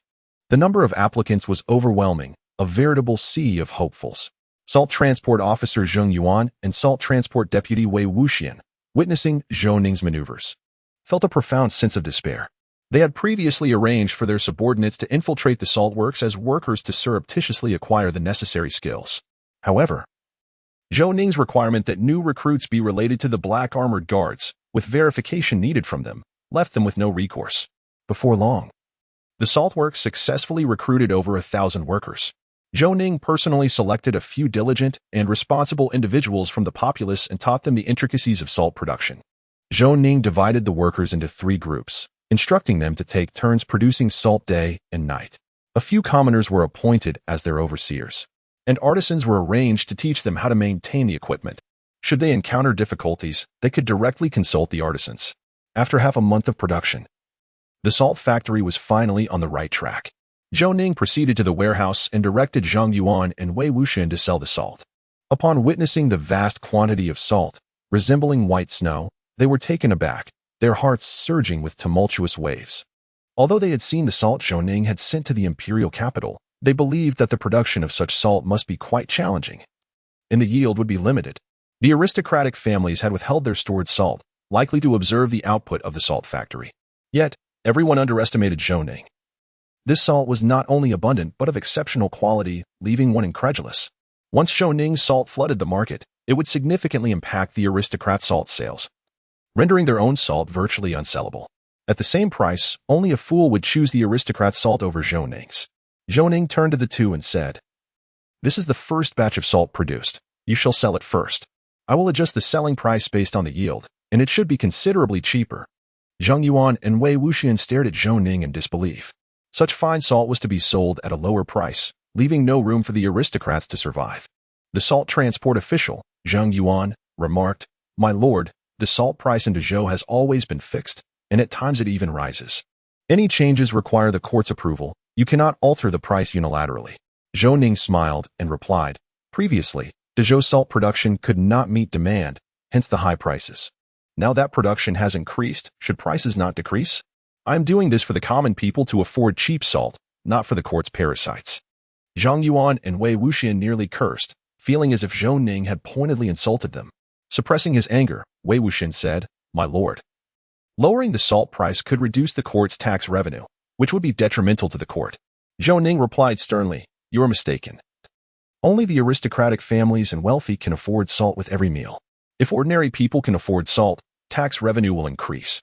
The small portion of tax from the few wealthy individuals does not contribute significantly. It is the vast number of commoners that matter. You need not concern yourselves with this. I will personally seek approval from my father, the emperor, for a decision." Zhang Yuan realized that Zhou Ning had made up his mind. No amount of persuasion would change it. It was best to inform the clan leaders swiftly, urging them to find a solution within the court, or the aristocrats would suffer a devastating loss. Zhou Ning continued, "Arrange for the transport of salt. I will send the black armored guards to accompany you." This time, Zhang Yuan could no longer contain himself. With the black armored guards accompanying them, how could they transport the salt? He said sternly, "My lord, if you send the black armored guards with us, do you not trust us? Do you suspect we would secretly sell the salt?" Zhou Ning chuckled, "Zhang Darren, you think too much.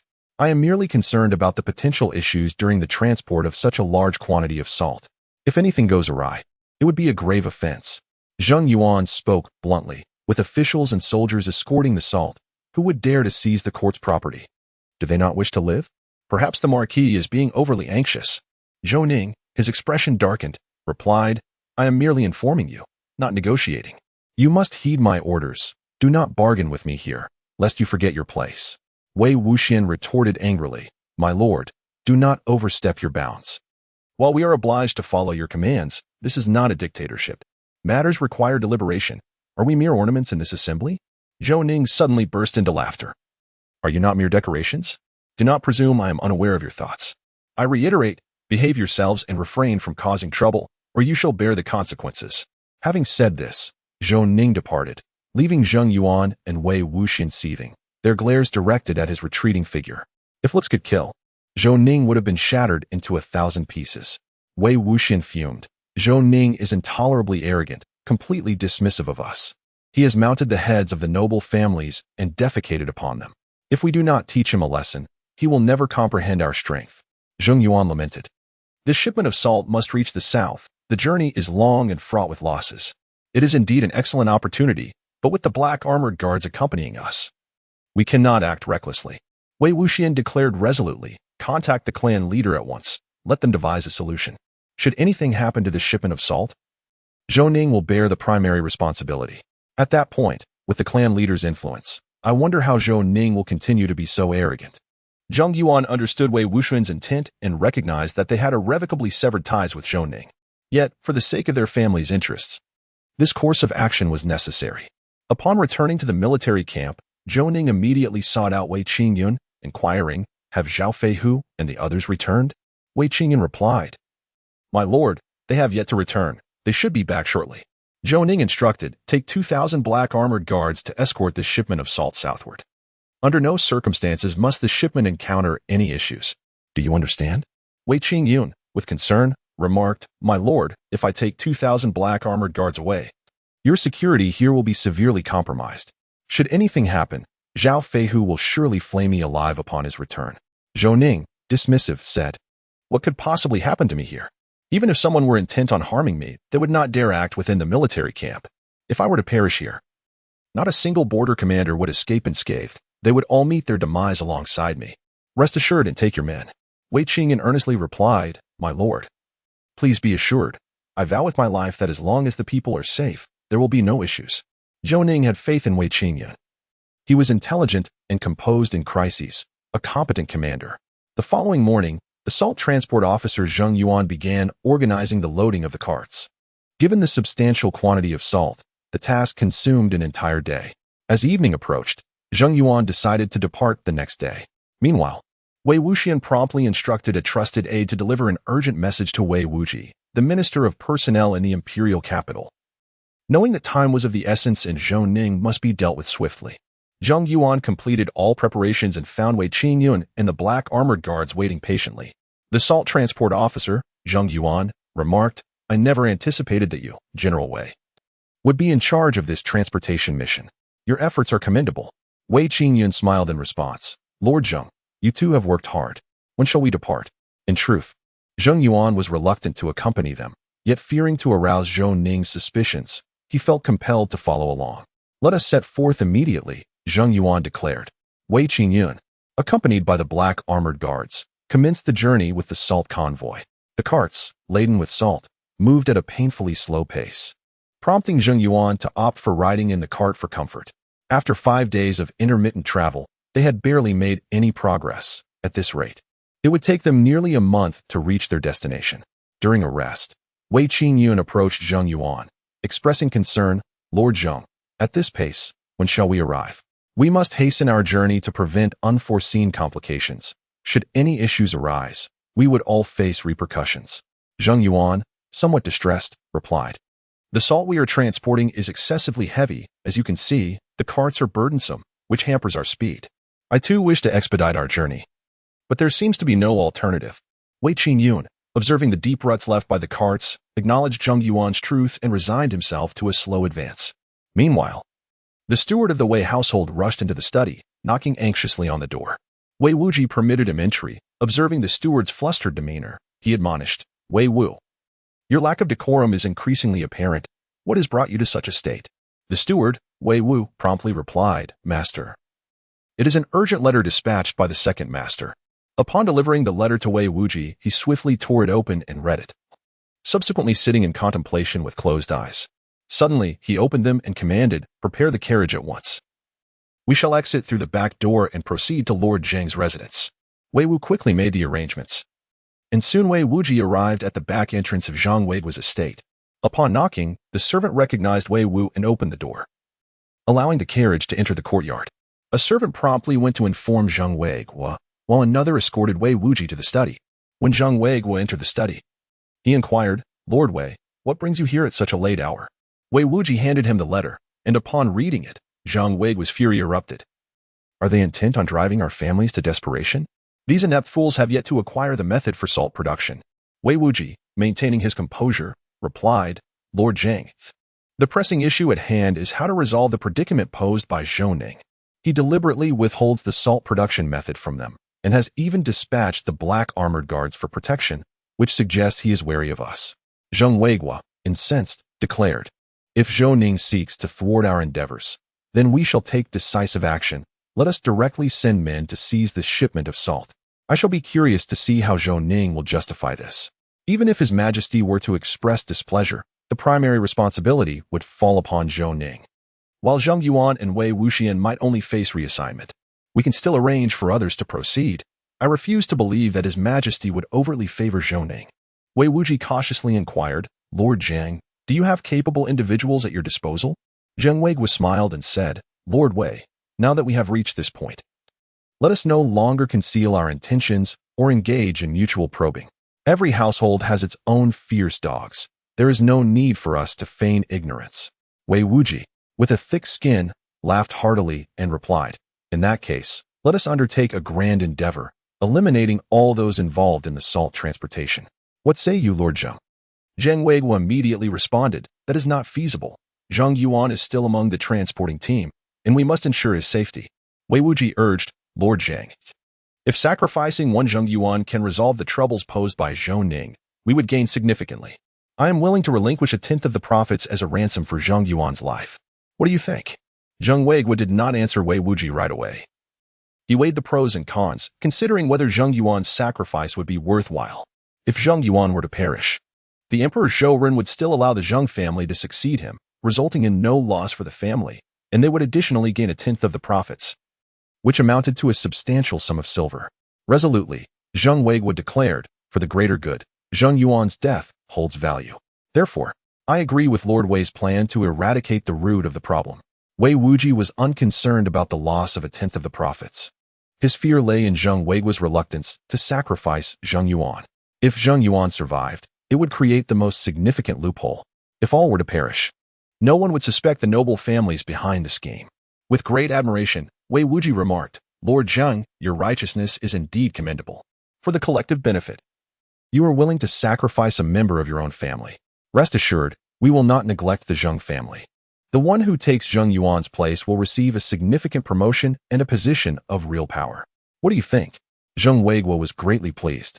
Wei Wuji was astute, and dealing with intelligent individuals was indeed effortless, as he considered all aspects thoroughly. Zhang Weiguo smiled and said, "For our shared benefit, sacrificing one Zhang Yuan is a small price to pay, as long as we can resolve the trouble with Zhou Ning. I wonder how many forces Lord Wei can mobilize." Wei Wuji replied earnestly, "I can muster 2,000 men. That is the limit of the Wei family. Among them, 800 are seasoned veterans, while the rest are figures from the martial world." Zhang Weiguo said, "The Zhao family and I can mobilize 3,000 as well, all experienced hands from the martial community, adept at executing tasks cleanly and efficiently, leaving no traces behind." The two spoke amiably, referring to their men as martial figures, when in truth, they were brigands cultivated by their families, specifically trained for acts of robbery and the elimination of rivals, engaged in affairs best kept from the public eye. Chapter 86. The composed Wei Qingyan. After Zhang Weiguo and Wei Wuji had reached an agreement, they immediately issued orders. This operation could be described as a full-scale mobilization. They were determined to seize the salt, involving Zhou Ning, even if Emperor Zhou Ren were to show leniency. The minimum outcome would be for Zhou Ning to relinquish control over the salt production facility. The stolen salt, once sold, would yield great wealth and secure control over the salt works, an endeavor that promised multifaceted gains. Wei Qingyun, feeling quite helpless, was anxious to act, but Zhang Yuan remained unhurried. There was little he could do, as Zhang Yuan was in charge. To make matters worse, upon entering the southern territories, they were met with continuous heavy rains for several days, rendering the roads a muddy quagmire. The soldiers and the black armored guards responsible for the escort were struggling to push the carts, making progress exceedingly arduous. Wei Qingyun expressed his concerns, saying, "Lord Zheng, we should send someone to notify them, so they can assist us in transporting the salt ahead of time." Zheng Yuan promptly replied, "That is out of the question. What if the quantity of salt does not match and issues arise? I will be held accountable, General Wei. Please do not put me in such a predicament." Wei Qingyun found himself at a loss for words. If they could bring a few carts to alleviate the burden, they would soon reach their destination. However, Zheng Yuan, under the pretext of safeguarding his own position, dismissed Wei Qingyun's suggestion. A foreboding sense nagged at Wei Qingyun. He felt that trouble was imminent. He instructed the black armored guards to cease assisting with the carts, conserving their strength for unforeseen circumstances. The relentless downpour had persisted for 5 days, but today, the skies finally cleared. As darkness fell, the road ahead became treacherously muddy and difficult to traverse. Wei Qingyun dispatched scouts, who reported the presence of a dilapidated temple ahead, offering a potential refuge. Approaching Zheng Yuan's cart, Wei Qingyun proposed, "Lord Zheng, it is dark, and there is a temple ahead where we can rest for the night." Observing the weary officials, Zheng Yuan agreed to Wei Qingyun's suggestion with a smile, saying, "Let us heed General Wei's arrangements." Before long, they arrived at the temple, which was spacious enough to accommodate their group. Once a prominent sanctuary during its heyday, it had fallen into disrepair for reasons unknown. Wei Qingyun ordered the black armored guards to ensure there were no other occupants on the premises. After a thorough inspection revealed the area to be deserted, Wei Qingyun personally assigned guards for the night watch. Inside the main hall, the crackling of firewood echoed as the officials and black armored guards found respite. Noticing that everyone was resting, Wei Qingyun rose and exited the hall. The vigilant black armored guards remained dutiful, showing no signs of negligence. After patrolling the vicinity, Wei Qingyun returned to the hall, intending to catch a brief nap. Suddenly, the sound of arrows slicing through the air pierced the night, followed by the thud of bodies hitting the ground. The sentry shouted, "Enemy attack! Enemy attack! Wake up!" Wei Qingyun sprang to his feet, calling out loudly, "Everyone, awaken! We are under attack!" The black armored guards reacted swiftly, preparing for combat, while the court officials were still dazed, uncertain of the unfolding situation. The enemy's arrows rained down with alarming intensity, forcing the black armored guards to seek cover. Many court officials fell victim to the onslaught, collapsing to the ground. Zheng Yuan hastily sheltered behind Wei Qingyun, exclaiming, "Who are these assailants? Are they here to steal the salt?" Wei Qingyun remained composed, shaking his head. "I do not know who they are, but they possess considerable audacity to target the imperial transport convoy. It seems they came well prepared." Zheng Yuan, filled with suspicion, speculated that these might be agents sent by his family to seize the salt, yet he wondered why he had not been informed in advance. This peculiar circumstance troubled him greatly. At that moment, a black armored guard responsible for the rear guard rushed in, reporting, "General Wei, we are under attack from an unknown force in the rear, heavily outnumbered and well-trained. We have retreated to the courtyard." Wei Qingyun said, "Ludali, you must hold the rear. Otherwise, if they break through, we will be in peril, caught between a pincer attack. We must endure. Their large numbers attacking the imperial transport convoy will surely attract attention. If we can just delay for a while, we still have hope." Lu Dali immediately replied, "General Wei, let me lead the brothers out to charge." Wei Qingyun shook his head, saying, "The war horses cannot exert their advantage in the courtyard. If you rush out, you will become targets. Do not act impulsively. If we can hold our ground and prevent the enemy from breaching our defenses, we will have a chance." Ludali nodded and returned to the rear courtyard to command the black armored guards to continue fighting. Wei Qingyun remained calm and collected as he observed the enemy rushing through the temple gates. He directed the black armored guards to shoot arrows, felling foes who attempted to leap over the walls. Those who revealed themselves were struck down before they could advance, collapsing lifelessly to the ground. Although Zhang Yuan had his suspicions, he was nonetheless overwhelmed with fear at the ferocity of the enemy's assault. What if they mistakenly harmed him? In a state of panic, Zheng Yuan exclaimed, "General Wei, are we to await death here? Should we not find a way to break through?" Wei Qingyun explained, "Lord Zheng, we are in the light while the enemy is in the dark. Their attack is fierce, and their numbers are likely substantial. If we recklessly charge out, we risk total annihilation." At that moment, Zheng Yuan felt a twinge of regret for having accompanied the salt transport. He wished he had remained at the border. where he would have been safer amidst such uncertain peril. The assailants targeting the transport convoy were none other than Wei Wuji and Zheng Weiguo's men. To ensure success, the two had pooled all their resources, assembling a formidable force of 7,000. The leader of the Wei family, Wei San, who was the elder brother of Wei Wu, enjoyed the trust of the Wei clan. Once a notable figure in the martial world, Wei San had gone into hiding after being pursued by enemies. It was Wei Wuji who had rescued his brother, prompting Wei San to adopt a new identity and become a blade in Wei Wuji's arsenal, executing many clandestine operations on his behalf. This time, Wei San personally led the charge to eliminate the black armored guards and seize the shipment of salt. Wei San expressed his dissatisfaction. What is the situation with the Zheng and Wang families? Why haven't we breached the rear entrance yet? Qin Zixiang, Wei San's second-in-command, responded. The combat prowess of the black armored guards is formidable, and their defense of the temple makes our assault challenging. The opposing commander remains composed and has not attempted a breakout. Qin Zixiang, a centurion in the army, had once lashed out at a superior after being denied recognition for his contributions, only to be rescued by Wei Wuji, who enlisted him to train the bandits. Though reluctant, Qin Zixiang felt compelled to repay Wei Wuji's life-saving grace by aiding in their nefarious endeavors. Wei San bellowed, "Brothers, charge in. If we seize this cargo, we will prosper. 10 taels of silver for each of you, and 20 taels for every enemy you slay." The bandits, motivated by Wei San's words, surged toward the temple, viewing the enemies not as foes but as walking treasures. Chapter 87. Admiration. The black armored guards remained unflustered as the enemy charged through the main gate, executing their shots with remarkable precision. Each arrow claimed the life of an adversary, and despite several assaults from the bandits, the black armored guards repelled them, quelling their audacity. In charge of the assault on the temple's rear entrance was the Zheng family, led by the clan scion, Zheng Hui. From a young age, Zheng Hui had a penchant for wielding blades and demonstrated remarkable skill.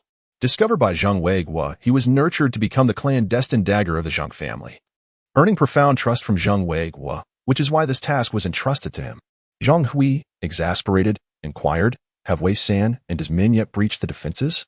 Wang Lei, standing nearby, chuckled. Wei San is arrogant and self-assured, boasting that he could easily dispatch these soldiers and the black armored guards. I just sent someone to check, and they have been repelled by the black armored guards several times, suffering significant casualties. Frowning, Zheng Hui retorted, "We are currently in a partnership. It would be prudent for you to refrain from reveling in their misfortune. Should our plans falter, we will all face dire consequences upon our return. Do you not grasp this fundamental truth? I truly wonder how the Wang family instructs its younger generation." Wang Lei, feeling slighted by Zheng Hui's reprimand, harbored resentment. They were both junior members of their respective families, and Zheng Hui's condescension irked him. Internally, Wang Lei mused, what pretense is this? Is he not merely a pawn of the Zheng family? If trouble arises, will the Zheng family truly safeguard you? With a feigned humility, Wang Lei replied, "You speak wisely. Zheng brother, I was indeed mistaken and shall adhere to your counsel. Let us unite to accomplish our mission."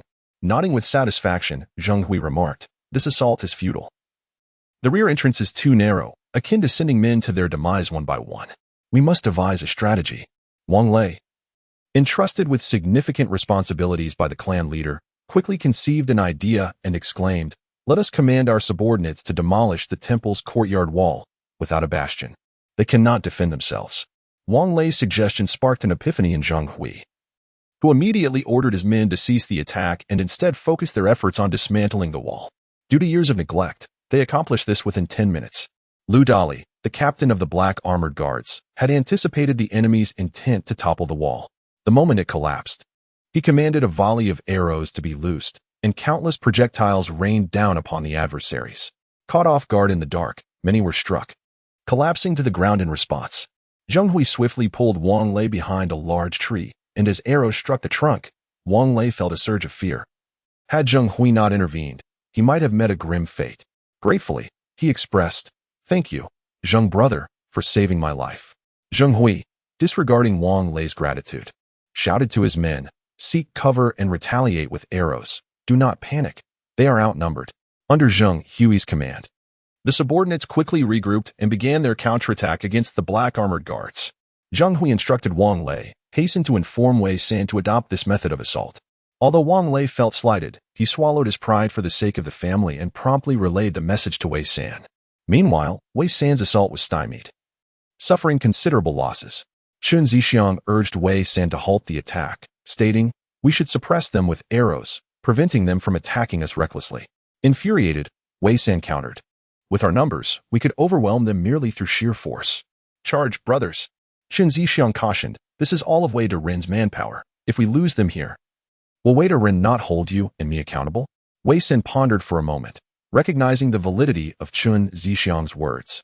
If everyone perished, Wei Wuji would undoubtedly be driven to madness and might even hold them accountable for such a calamity. Just then, Wang Lei rushed over, and Wei San, somewhat irritable, inquired, "What brings you here? Have you managed to breach their defenses?"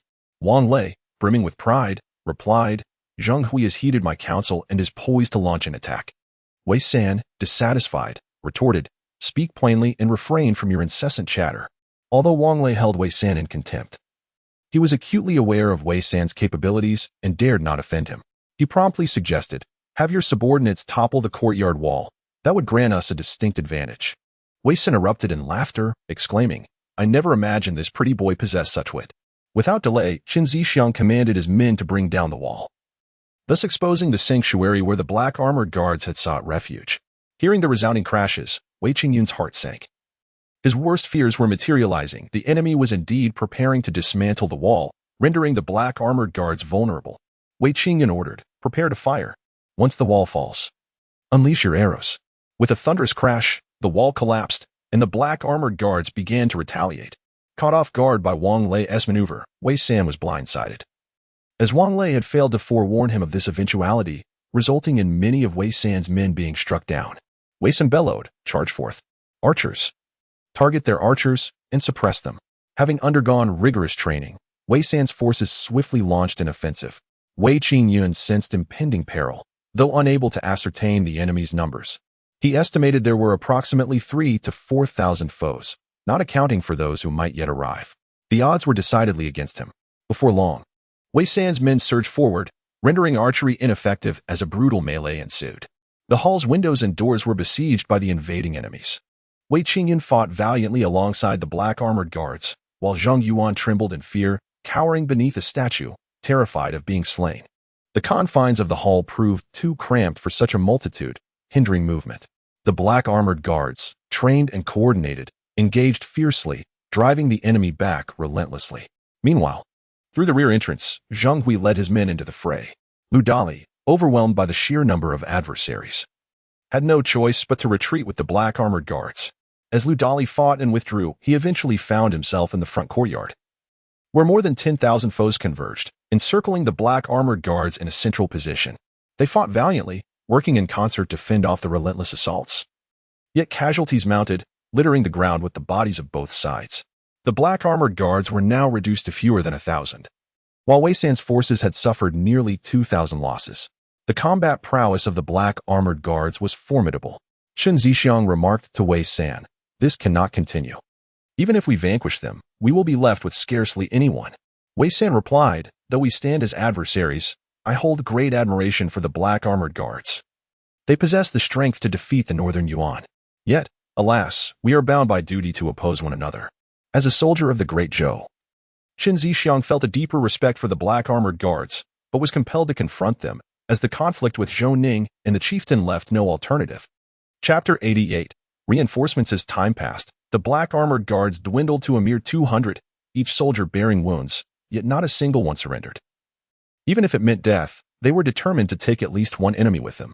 Wei San and his comrades had suffered significant losses, having initially brought nearly 7,000 troops, now reduced to just over 3,000, a testament to the formidable combat prowess of the black armored guards. Chun Zixiang felt a chill in his heart. The black armored guards were terrifying. Their unwavering loyalty was admirable, as not a single one chose to flee or yield. Chun Zixiang spoke, "Lay down your weapons, and I shall spare you. I do not wish to witness your demise here."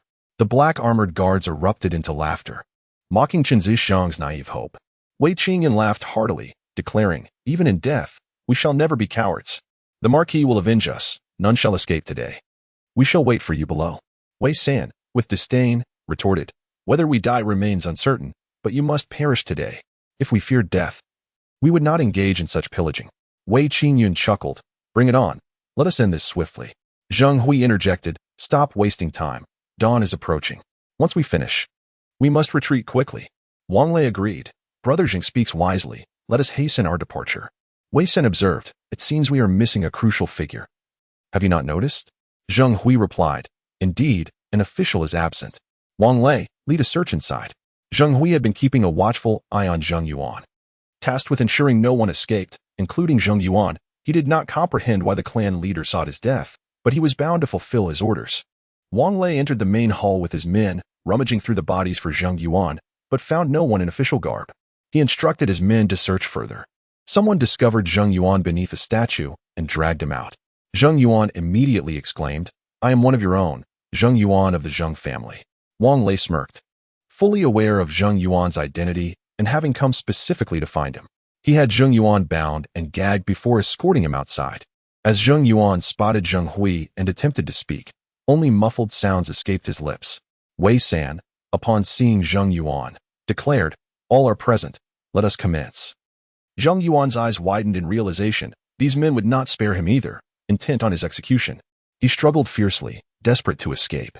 Wang Lei approached Zheng Yuan, whispering, Sir Zheng, cooperate with us, and at the very least, your family will be taken care of. Think carefully. Zheng Yuan ceased his struggles, fixing a piercing gaze upon Wang Lei, as if to convey that should they deceive him, he would haunt them in death. Wei Qingyun remained undaunted, lamenting only that he had not accompanied the Marquis in his campaigns against the Northern Yuan. With a booming laugh, Wei Qingyun rallied his brothers. Today, we shall not leave empty-handed. 1 kill is a break-even, 2 is profit. Come, let us fight. Charging to the forefront, Wei Qingyun was followed closely by Lu Dali. Both men advancing fearlessly, instilling terror in their foes. Wei San seized his blade and charged at Wei Qingyun, engaging in fierce combat. Wei San was astonished by the prowess of this young general, realizing he was evenly matched against the seasoned warrior. Wei San entangled himself with Wei Qingyun, while Zheng Hui rushed towards Lu Dali, preventing them from targeting the soldiers. One by one, the warriors of the Black Armored Guard fell. Wei Qingyun created distance and regrouped with the remaining Black Armored soldiers. Lu Dali, battered and bruised by Zheng Hui, was rescued by Wei Qingyun. Observing the dwindling numbers of his comrades, now reduced to merely 50 or 60 from the original 2,000, he felt an overwhelming sense of guilt towards the Marquis and the brothers of the Black Armored Guard.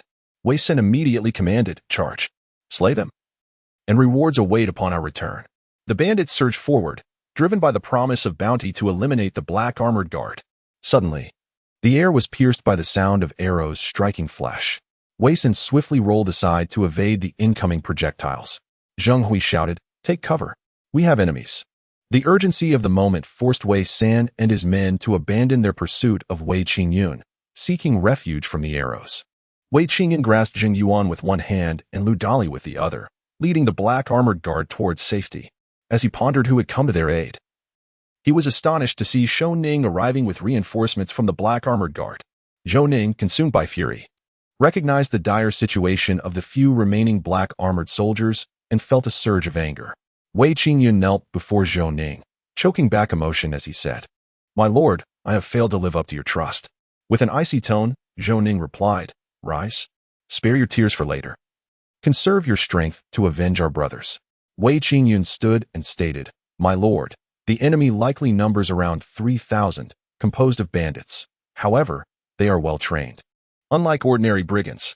Zhou Ning's expression darkened as he retorted, Would common bandits dare to raid a state transport convoy? If there is no one orchestrating these actions from behind, I shall take my own life this instant. Curious, Wei Qingyun inquired, My lord, what brings you here? After Wei Qingyun departed, Zhou Ning contemplated how the aristocracy would respond to his situation.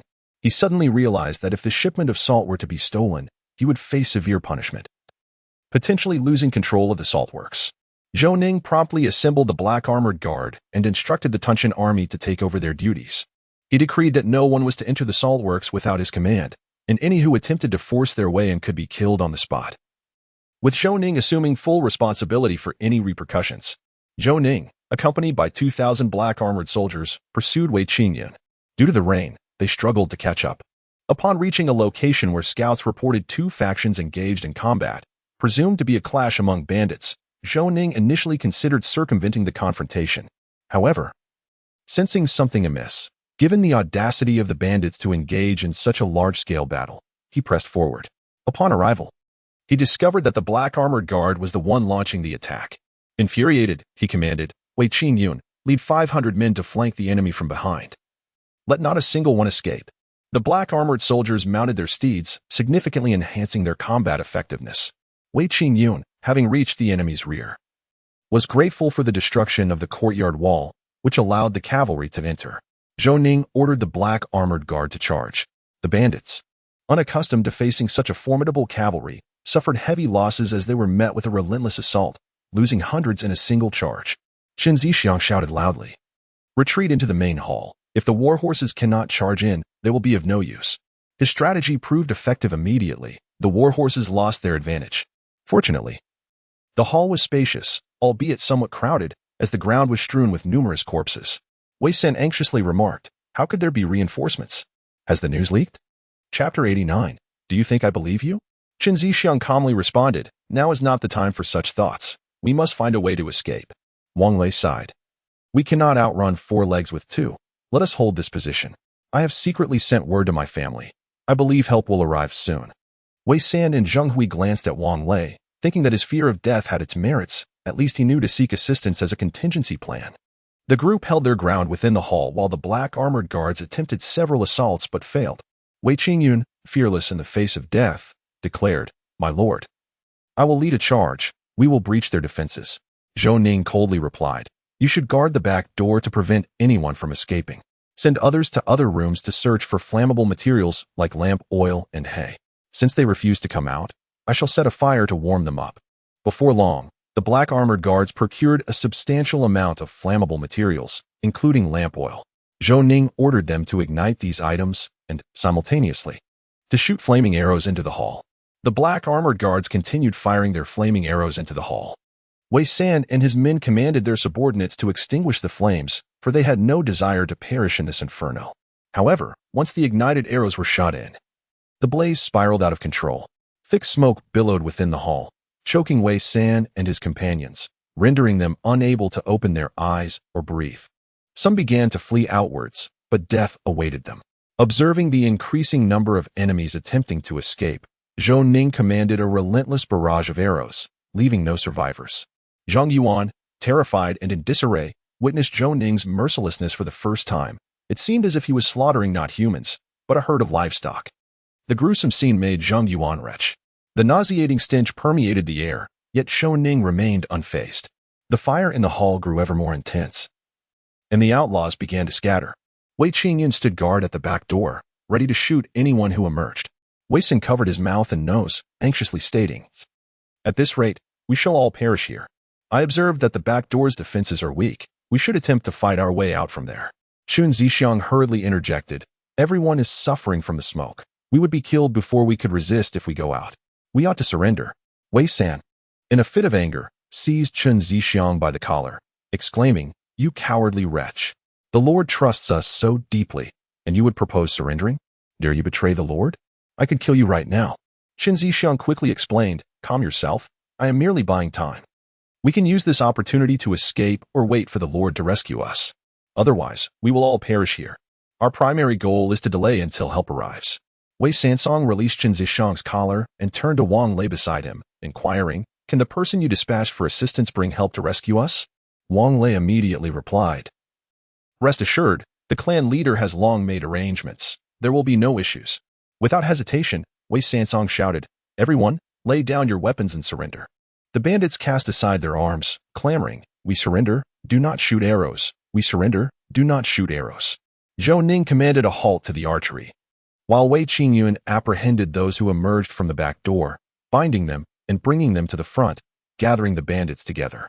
Zhou Ning surveyed the group, stating, "Who among you is the leader? Step forward."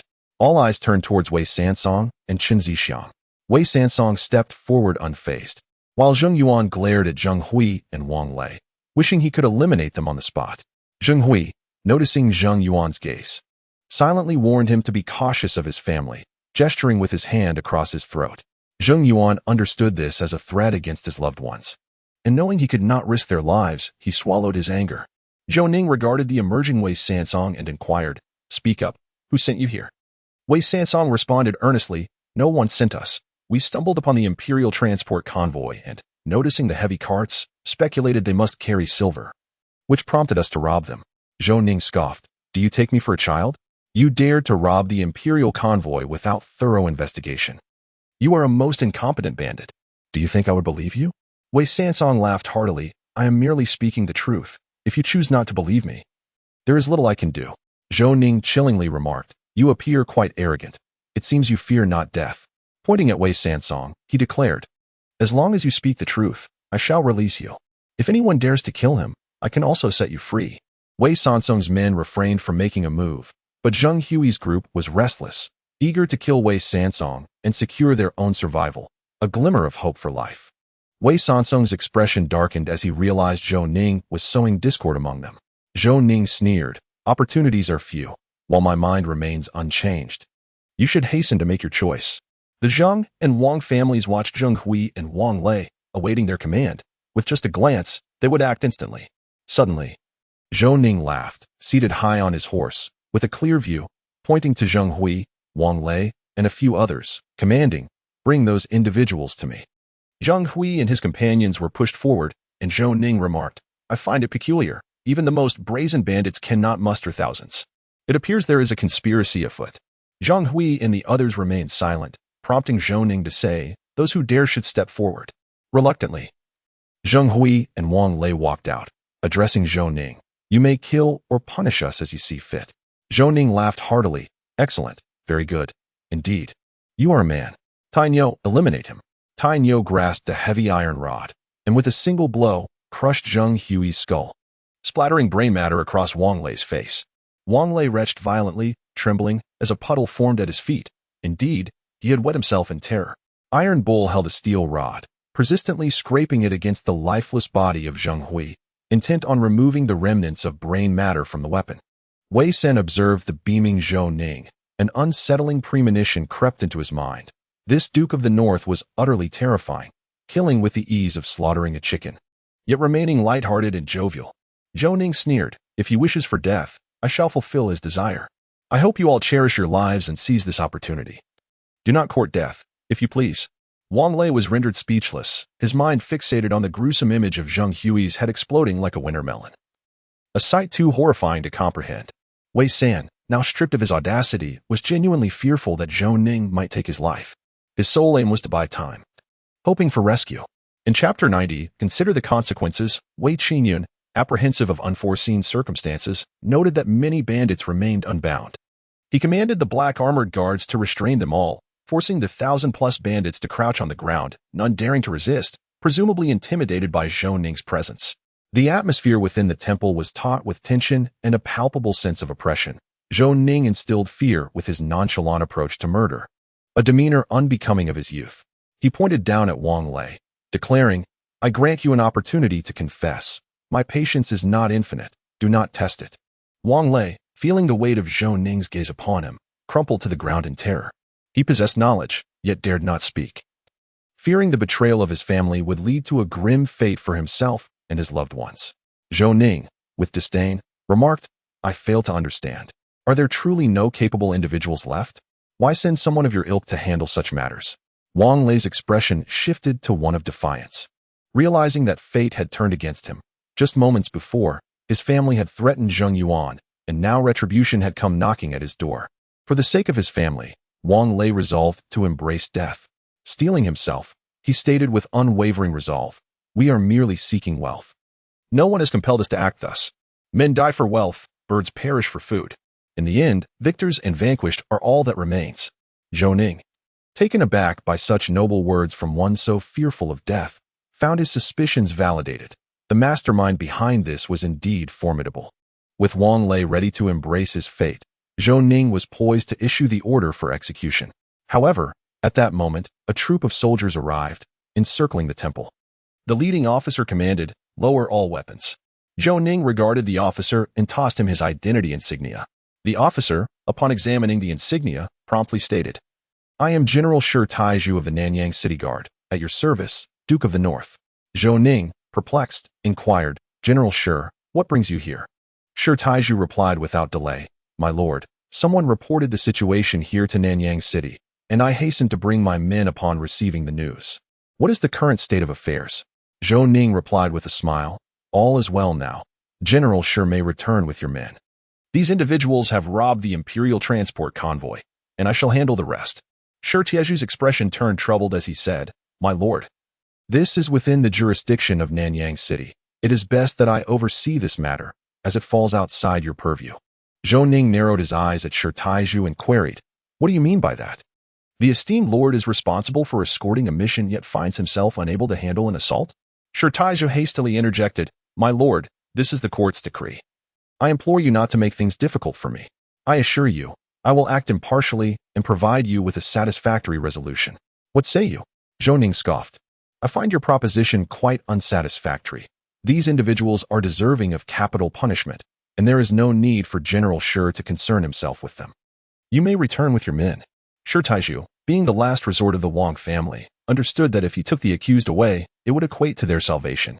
They could later find scapegoats and secretly release Wei San and Wang Lei, ensuring all would be well. However, he did not expect Zhou Ning to disregard him so openly. Shi Tiezhu, with a grave demeanor, asserted, My lord, as the Marquis of the North, you ought to be stationed at the border. Your unauthorized presence with troops here has already breached the law of the court. I have shown you due respect. I hope you will cease while you are ahead. Zhou Ning retorted with derision. Do not invoke the law in this matter. I am tasked with escorting a shipment of salt to Nanyang City, a right bestowed upon me by His Majesty. Anyone daring to plunder the court's salt commits a heinous crime warranting the annihilation of their lineage, a burden that General Shi cannot bear. Shi Tiezhu was well aware that Zhou Ning was escorting salt, but with the backing of the Wei, Zheng, and Wang families. He felt no fear towards Zhou Ning. Resolutely, Shi Tiezhu declared, My lord, I must take these individuals away today. I must handle this matter. Zhou Ning laughed heartily. You have misjudged your audience if you think to flaunt your authority before me. No one shall leave with you today, should you dare to forcefully take them. You would be no different than these bandits. Infuriated, Shi Tiezhu responded, My lord, do not slander me. I am merely executing the law. You are framing me unjustly. Zhou Ning replied, General Shi, if you take your men and leave now, I shall pretend this incident never occurred. Should you persist in this entanglement? Do not blame me for turning against you. Shi Tiezhu was taken aback by Zhou Ning's firmness. Nonetheless, the enticing conditions offered by the three prominent families left him in a quandary, caught between a rock and a hard place. Resolutely, he commanded, Bring these criminals to Nanyang City. Zhou Ning coldly countered, I challenge anyone to attempt that. It seems General Shi has chosen to disregard my warnings. Shi Tiezhu stated, I am acting in accordance with the court's regulations. I beseech you, my lord, do not act with obstinacy. If you continue to obstruct my duties, I shall submit a memorial to His Majesty to impeach you. Zhou Ning suddenly burst into laughter, saying, Very well, it appears I must trouble General Shi further. Upon hearing this, Shi Tiezhu believed Zhou Ning had relented, and Wei San, Wang Lei, and Qin Zixiang breathed a sigh of relief, thinking they were saved.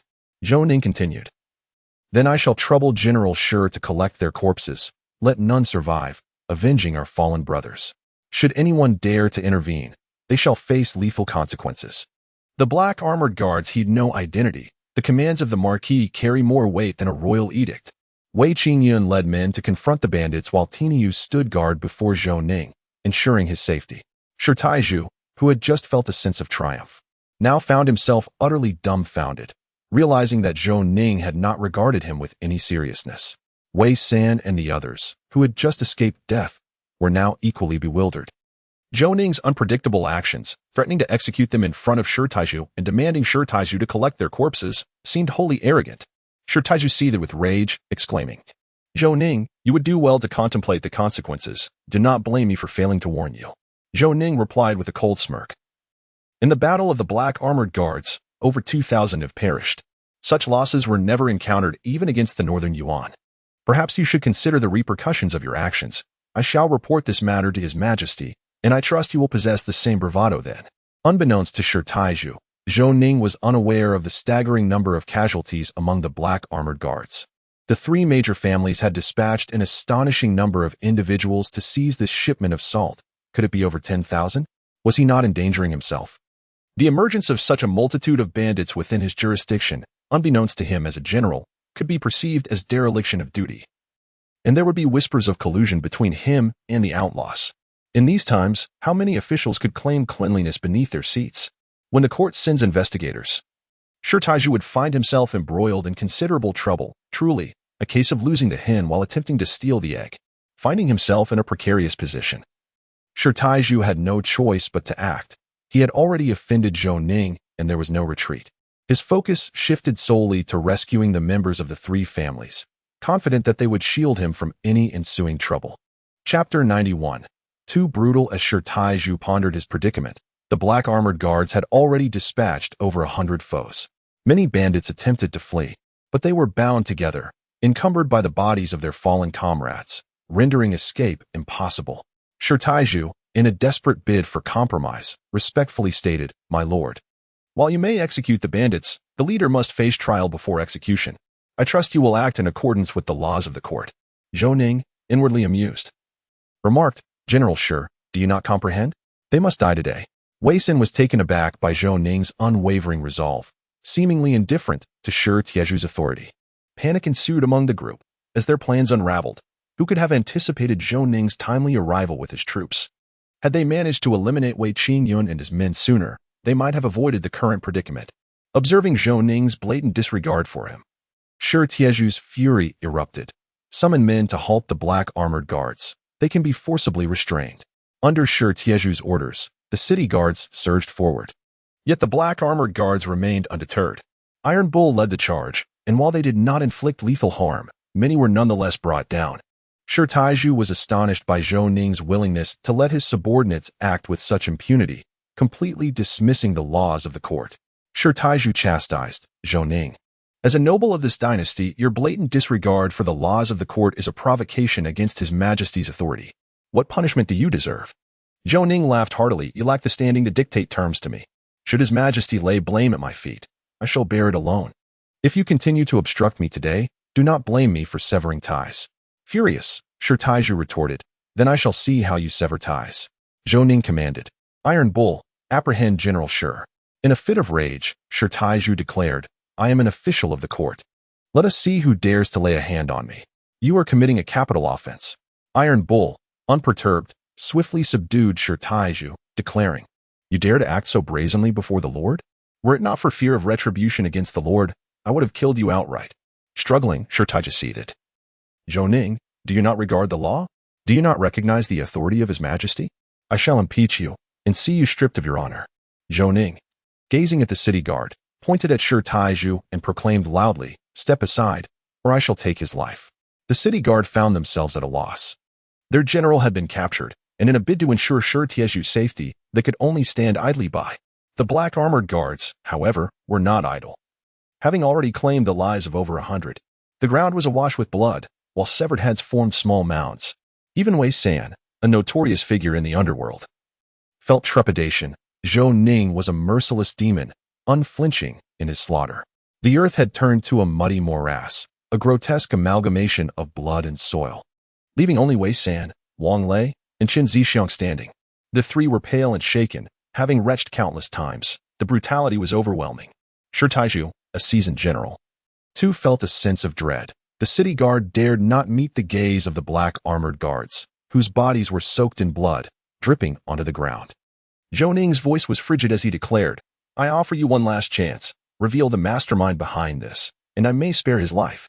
Wei Sin laughed heartily. He could not betray Wei Wuji, for doing so would endanger his family and his brother, Wei Wu. Suddenly, Wei San lunged at Zhou Ning in a desperate attempt to retaliate, but before he could reach him, he was shot down by the black armored guards. Zhou Ning, unfazed, continued, "Do you two wish to meet the same fate?" Wang Lei abruptly surged towards the nearby black armored guards, charging into the tip of their blades. The long sword pierced through his body, and with a smile, he collapsed, finally liberated, having chosen death for the sake of his family. Zhou Ning mused inwardly, regardless of the methods the mastermind employed to control these individuals. Their willingness to die for their convictions had earned Zhou Ning a measure of respect for them. Shi Taiju ceased his struggles, with so many dead. He knew he was no longer relevant. "Let me go. You have already killed everyone. I shall report this to His Majesty and allow him to decide." Zhou Ning waved his hand, and Tiniu released Shi Taiju, returning to Zhou Ning's side. Shi Taiju pointed at the trembling Qin Zixiang on the ground and said, "Leave this man to me. I must return with an account. Zhou Ning glanced at Shi Taizhu and replied, "Stop your incessant prattle. Do you wish to be bound?" Shi Taizhu, though furious, dared not voice his anger, aware that Zhou Ning would indeed bind him if provoked. Zhou Ning fixed a cold gaze upon Qin Zixiang and intoned, "Speak now, or you shall lose your chance." Qin Zixiang wrestled with his thoughts. He did not wish to perish here, with his beloved wife and precious child awaiting his return. Overwhelmed, he finally stammered, "I am willing to speak, but I have one condition." Zhou Ning scoffed, "Even now, you dare to bargain? It seems you have a death wish." Qin Zixiang quickly clarified, "My family is in their hands. If I betray them, my wife and child shall be killed. If you promise to save them and take us to the border, I will divulge what you seek." Zhou Ning smiled and replied, "I assure you, I will safeguard your family's safety." Qin Zixiang despondently remarked, "Let us rob the men transporting this batch of salt." Suddenly, with a swift whoosh, an arrow pierced his heart. In disbelief, Qin Zixiang gazed upon the archer before gradually collapsing. Zhou Ning, taken aback by the unforeseen turn of events, turned to find that the assailant was Shi Taizhu.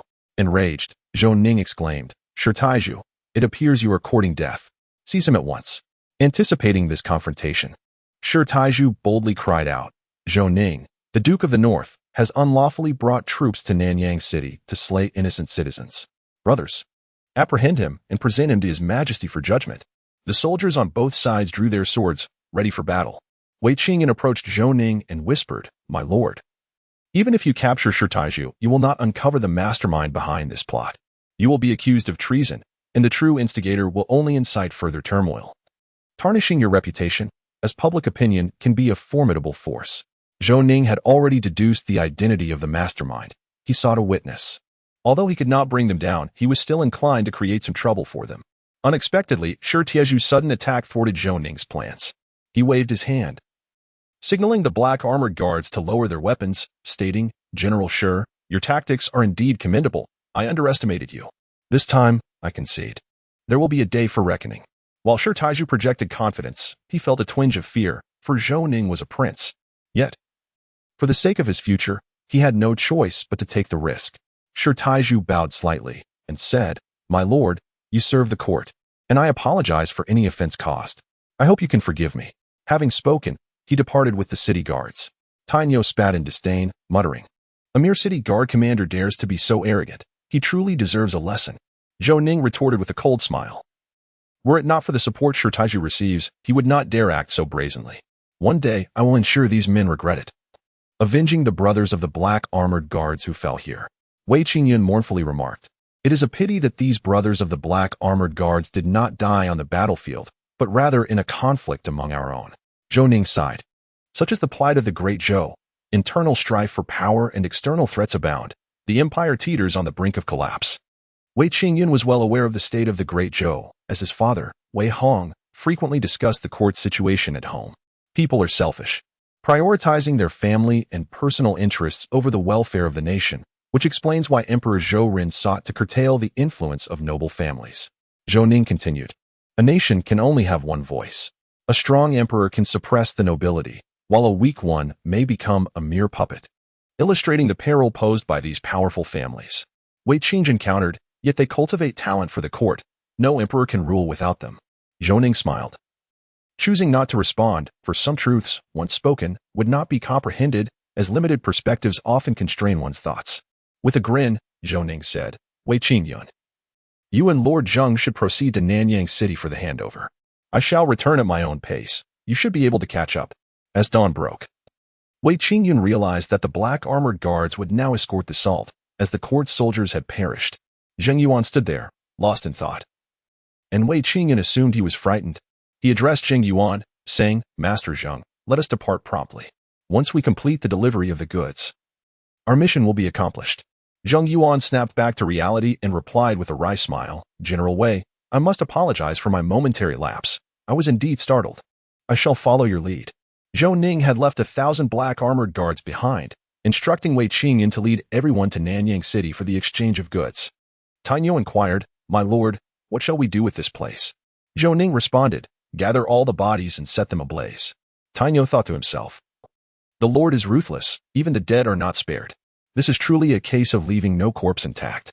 Observing Tainyo's expression, Zhou Ning understood his misinterpretation and clarified, given the number of deceased, neglecting them here could easily lead to an outbreak of plague, hence my order to incinerate the bodies. Tainyo chuckled sheepishly and commanded the black armored guards to collect the corpses. At that moment, a contingent of soldiers arrived, prompting Zhou Ning to ponder if Shitaiju had returned. The newcomers were a centurion from the Nanyang City garrison, dispatched by Shitaiju, aware that with so many dead, action was necessary to prevent a plague that would afflict Nanyang City. Upon hearing this, Zhou Ning smiled, relieved that there were others to handle the matter. He instructed the black armored guards to retrieve the bodies of their fallen comrades and asked Tainyo to bury them, erecting a monument to commemorate their names, ensuring their families would be cared for upon their return.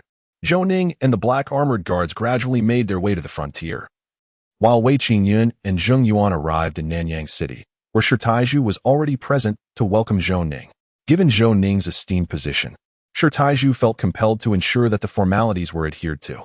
However, upon learning that Zhou Ning had returned to the frontier, Shitaiju felt a sense of relief.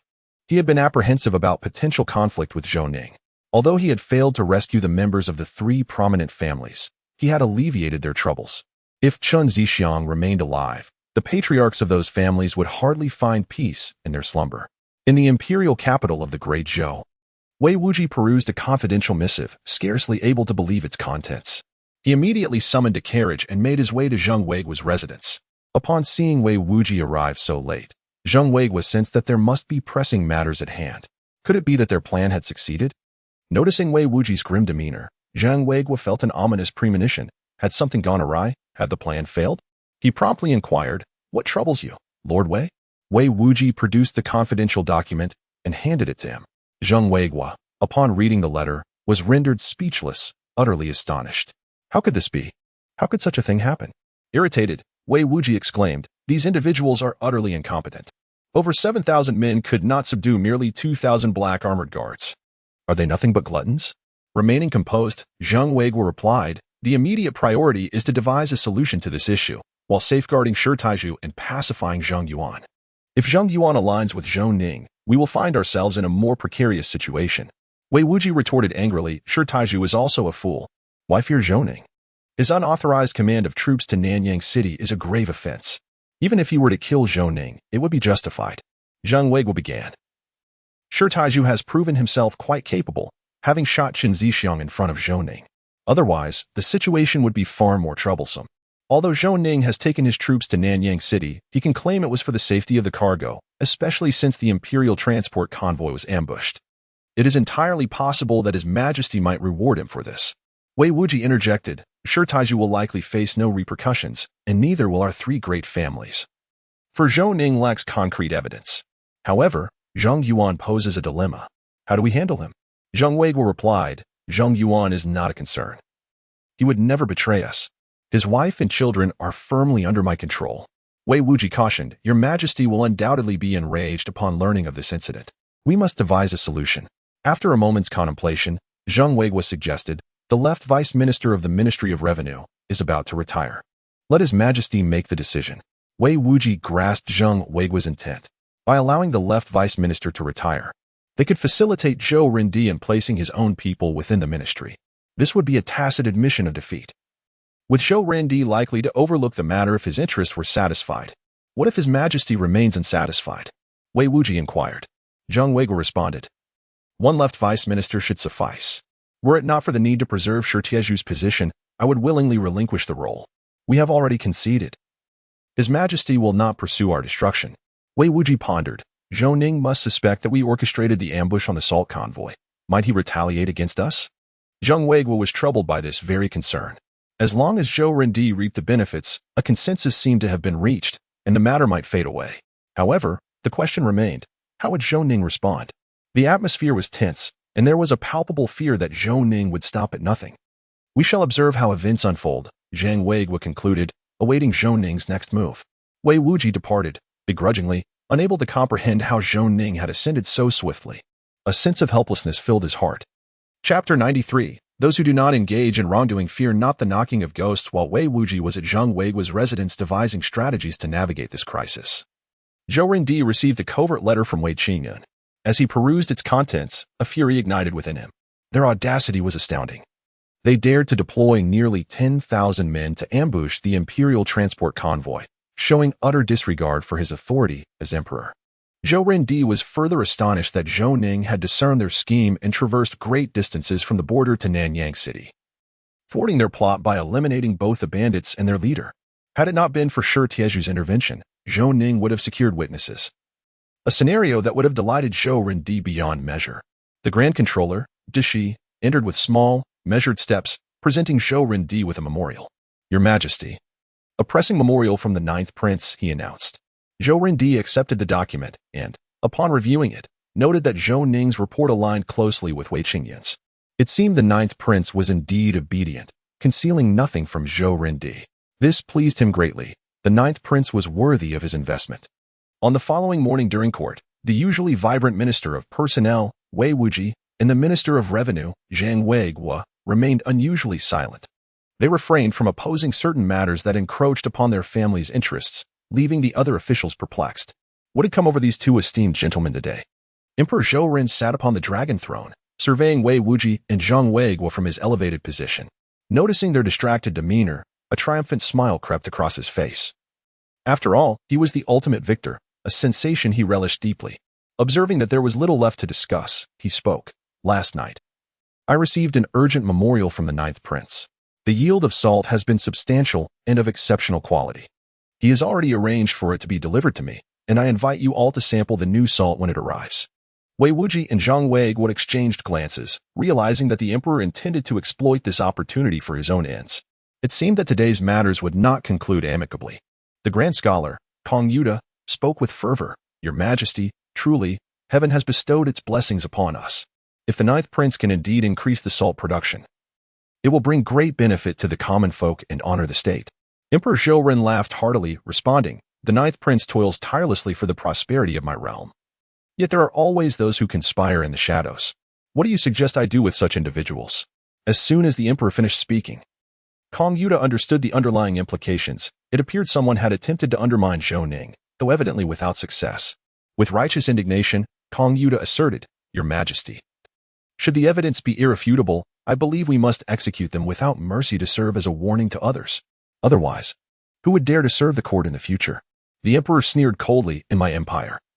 How is it that a band of robbers numbering over 10,000 dares to assault the court's transport convoy? Are you all mere decorations? Such a multitude of armed bandits appearing within 100 miles of Nanyang City.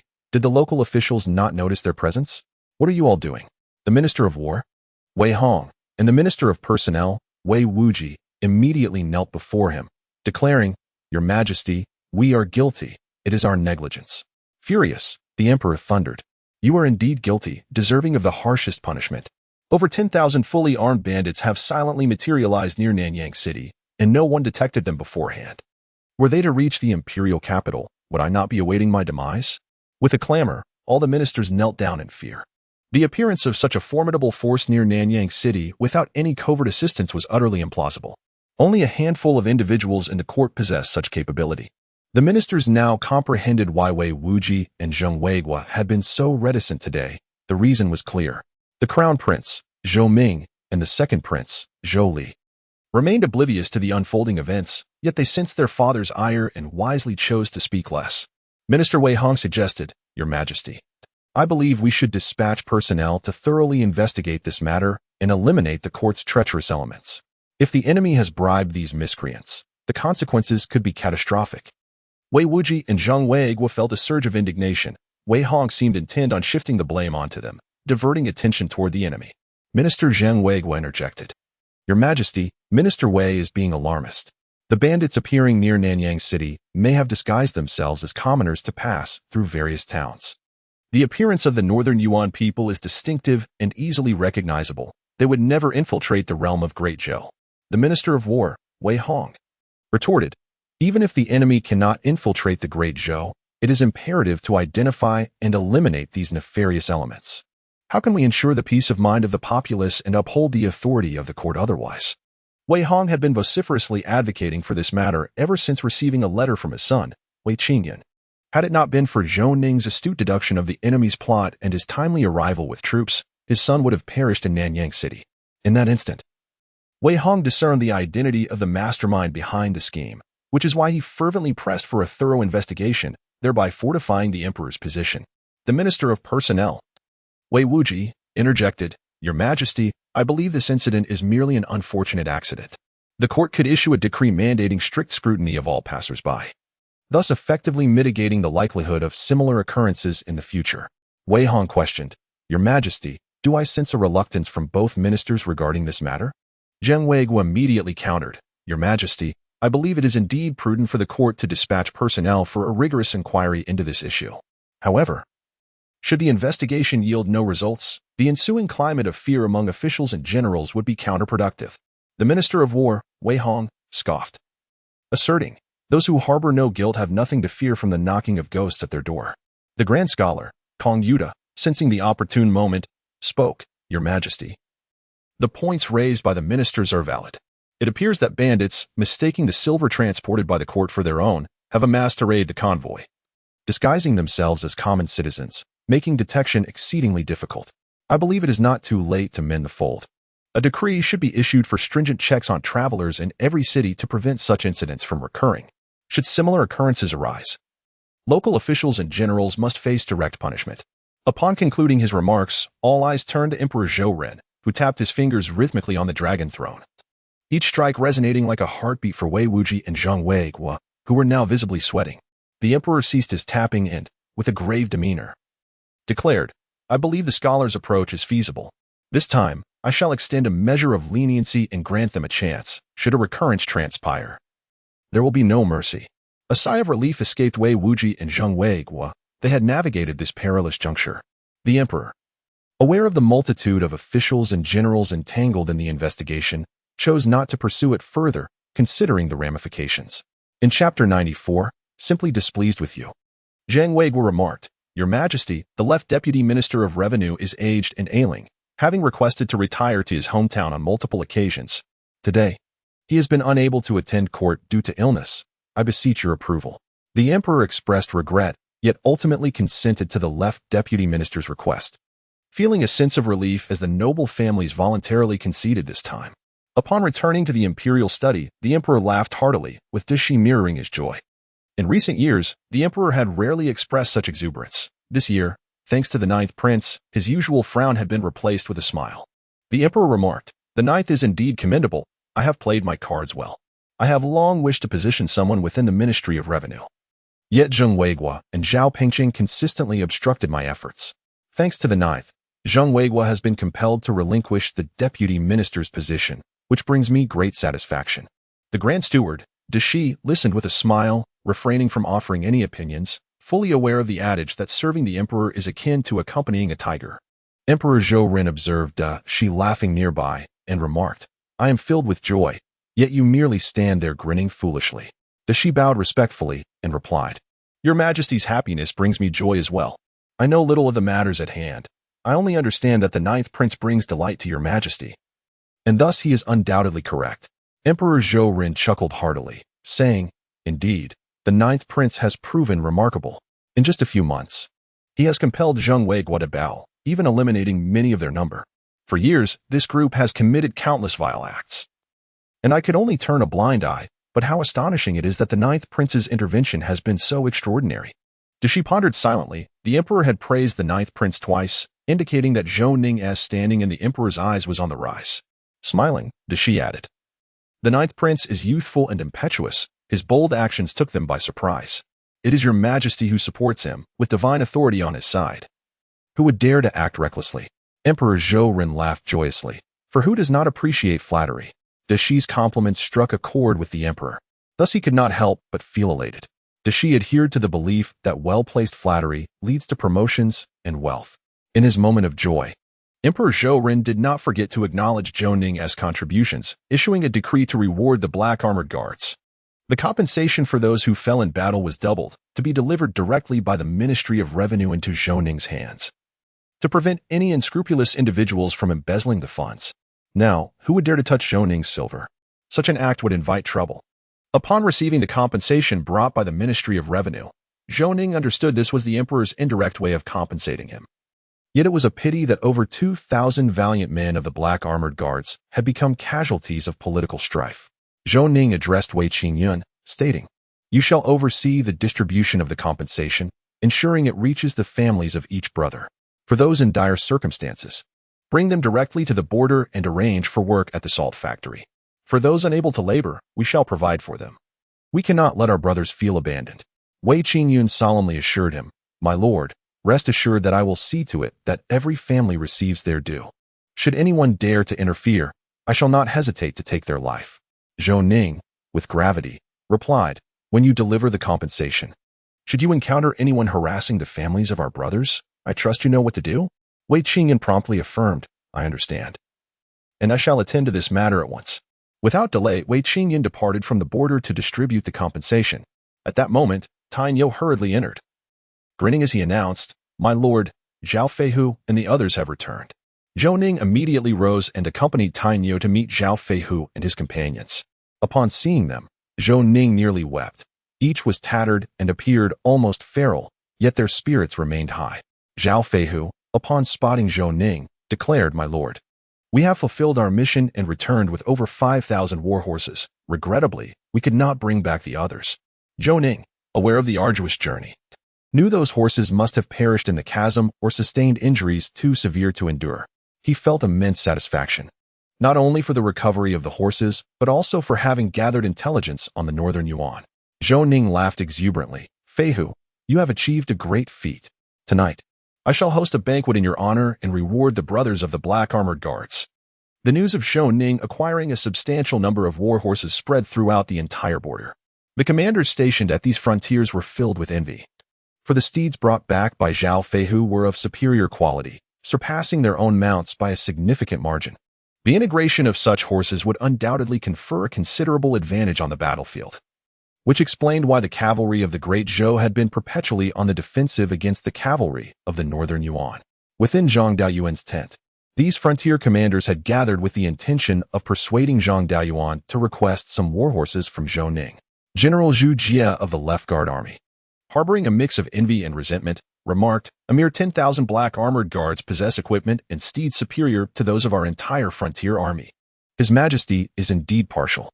General Li Junfeng of the Vanguard Army chuckled, "They seize those horses on their own merit. If you have the capability, why not seize some for yourself? What use is it to merely envy them here?" Zhu Jie retorted with dissatisfaction, "General Li, spare us your sarcasm. If His Majesty were not biased, could Zhou Ning have developed so swiftly and dared to send men into the northern Yuan? He is courting conflict between the two nations, and if trouble arises, it could cost Zhou Ning his head." Li Junfeng laughed heartily. "So, General Zhu, are you suggesting that without the Marquis, our war would simply come to an end? Or do you believe you possess the prowess to conclude this conflict?" Furious, Zhu Jie exclaimed, "Li Junfeng, you know nothing. This is war, not a child's play. A single misstep could lead to the Great Zhou's utter defeat. Zhou Ning has become excessively audacious." Unyielding, Li Junfeng replied, "The Marquis has the audacity to back it up. He has reclaimed 6 cities occupied by the northern Yuan through strategy, executed the renowned northern Yuan General Han Su, and annihilated 10,000 elite troops of the northern Yuan. He has deployed forces deep into their territory, uncovering the true situation while seizing thousands of top-tier steeds. If any of these achievements were attributed to you, I dare say you would be even more boastful than the Marquis." Zhu Jie found himself at a loss for words. Zhou Ning's accomplishments were verifiable, and he could not refute them. Had any individual achieved such great feats, they would have long since been promoted and would wake up smiling from dreams of glory. General Gao Wanjin of the Right Guard Army interjected, "While the Marquis's military exploits are indeed commendable, we cannot be overlooked. It is essential that we are informed prior to any actions, should any unforeseen circumstances arise. We must be ready to provide assistance." Li Junfeng laughed. "Had the Marquis informed you first, would you have allowed the Black Armored Guards to venture into the northern Yuan? Spare us your pretenses." Yao Wanjin retorted angrily, "Li Junfeng, what benefits has Zhou Ning bestowed upon you that you consistently defend him?" Li Junfeng replied, "The Marquis's courage and character command my respect. I simply cannot abide by your hypocrisy." Chapter 95, The Wrath of Zhou Ning after Li Junfeng departed. He chose to ignore these cowardly individuals who had become blinded by power, their thoughts solely consumed with ambitions of promotion and wealth, forsaking their original aspirations for military service. Zhang Daoyuan, watching Li Junfeng leave, felt a sense of shame. Many soldiers of the northern town army shared his sentiments. For Zhou Ning had shown them that victory over the northern Yuan was indeed attainable, igniting a fervor within the ranks of the northern town army. The protagonist, Zhou Ning, remained oblivious to the events unfolding within Zhang Deyuan's camp. He was preoccupied with preparations for the evening banquet, intending to provide a respite for the brothers of the Black Armored Guard, vowing that none would return home sober. Night soon descended, and the camp of the Black Armored Guard was ablaze with light, while the Tunsui troops arrived, now all loyal to Zhou Ning. As Zhou Ning gazed upon these brothers, his emotions overflowed. It was a night destined for wakefulness. He lost track of how much wine he consumed, oblivious to how he would return home. Yet he was filled with joy. His brothers from the Black Armored Guard were jubilant, and the Tunsui troops shared in this merriment. Zhou Ning, thoroughly intoxicated, succumbed to a particularly blissful slumber. Word of Zhou Ning's revelry reached Zhang Deyuan and the other generals. Despite the strict prohibition against drinking within the military camp, Zhou Ning had flouted this rule. Many believed he had landed himself in serious trouble. However, Zhang Deyuan merely stated, "I sanctioned their drinking," leaving others reluctant to voice further concerns. Finally awakening, Zhou Ning strained to recollect the events of the previous night. Feeling the effects of his indulgence, he sought water, only for a cup to be offered to him. Upon closer inspection, he recognized that it was Tinia who had poured the water.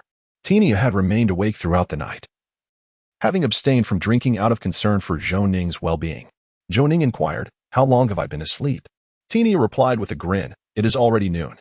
Zhao Feihu has taken the men for training, while Guan Xiangtian has gone to recruit new soldiers. The Black Armored Guard has suffered significant losses and requires swift replenishment." Zhou Ning smiled, appreciating the efficiency of his subordinates, who managed affairs without his intervention.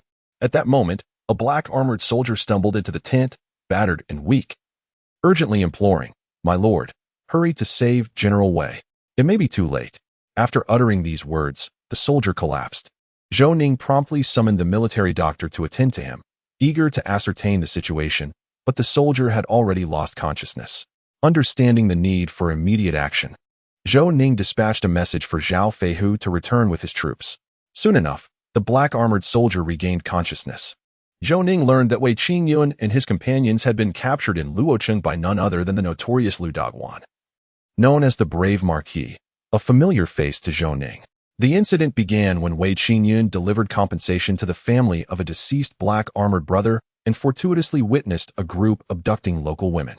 In a bid to intervene, he discovered that the women being seized were the sister and wife of the fallen comrade.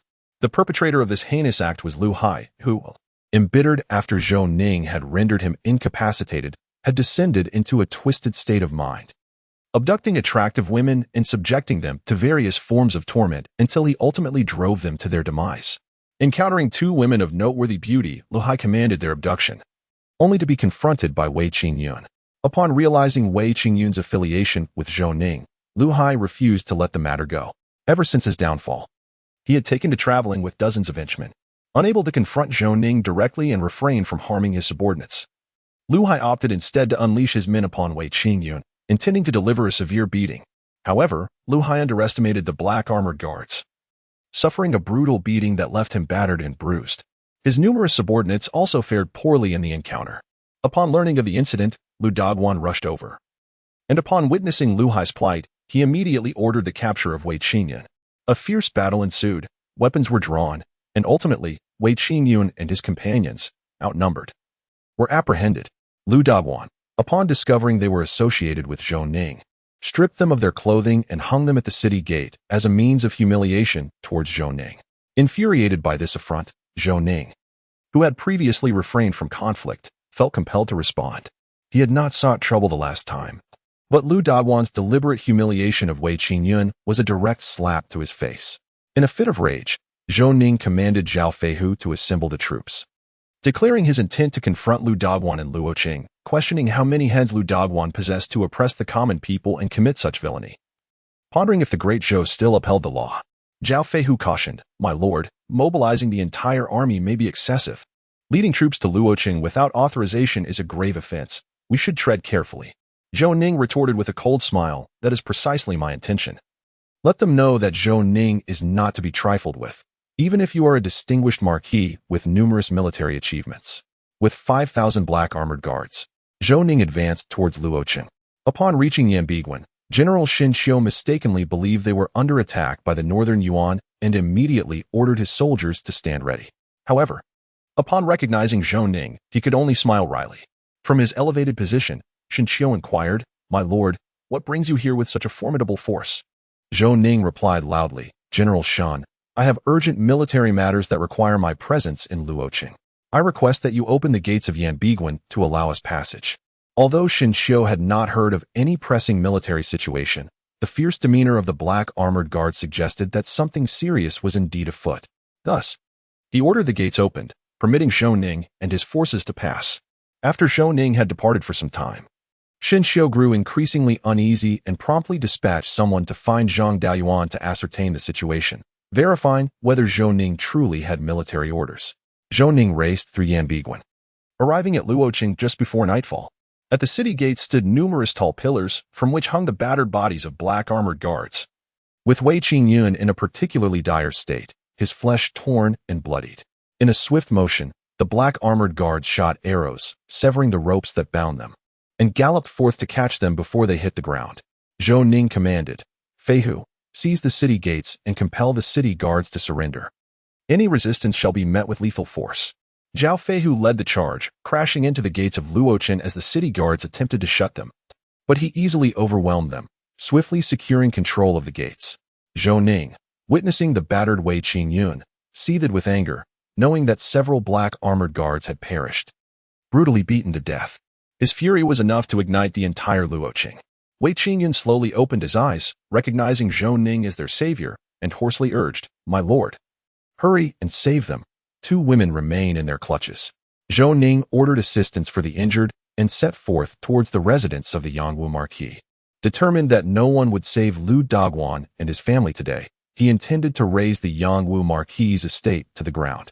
Chapter 96. Do you dare to move against me? Zhou Ning rode furiously through the streets of Luo City, accompanied by the black armored guards, drawing the attention of the populace. They had never seen such a formidable military unit, and the sight of the menacing black armored soldiers instilled fear within them. Some bold citizens, emboldened by curiosity, followed the black armored guards to the residence of the brave Marquis. They were astonished that anyone would dare to provoke Lu Dogwang. As word spread, more and more people gathered to witness the unfolding events. Iron Bull advanced and forcefully smashed open the door of the Lu residence. The steward, furious, shouted, "Who are you? Do you have any idea where you are?" Iron Bull delivered a resounding slap to the steward, sending him spinning in place, leaving the steward dazed. It had been years since anyone had dared to act so brazenly. Iron Bull bellowed, "Get inside and summon Lu Dogwang." The steward scurried away, scrambling to find Lu Dogwang. This was a hostile visit, and he needed to ensure that the Marquis was prepared. Upon seeing the flustered steward, Lu Dogwang expressed his dissatisfaction, saying, "How many times must I tell you not to panic in a crisis? You are bringing shame upon the brave Marquis' residence." With tears in his eyes, the steward lamented, "My lord, a regiment clad in black armor has arrived, and without a word, they broke down our door and even struck me. You must stand up for me." Lu Dogwang was taken aback. He had not anticipated Zhou Ning's swift arrival.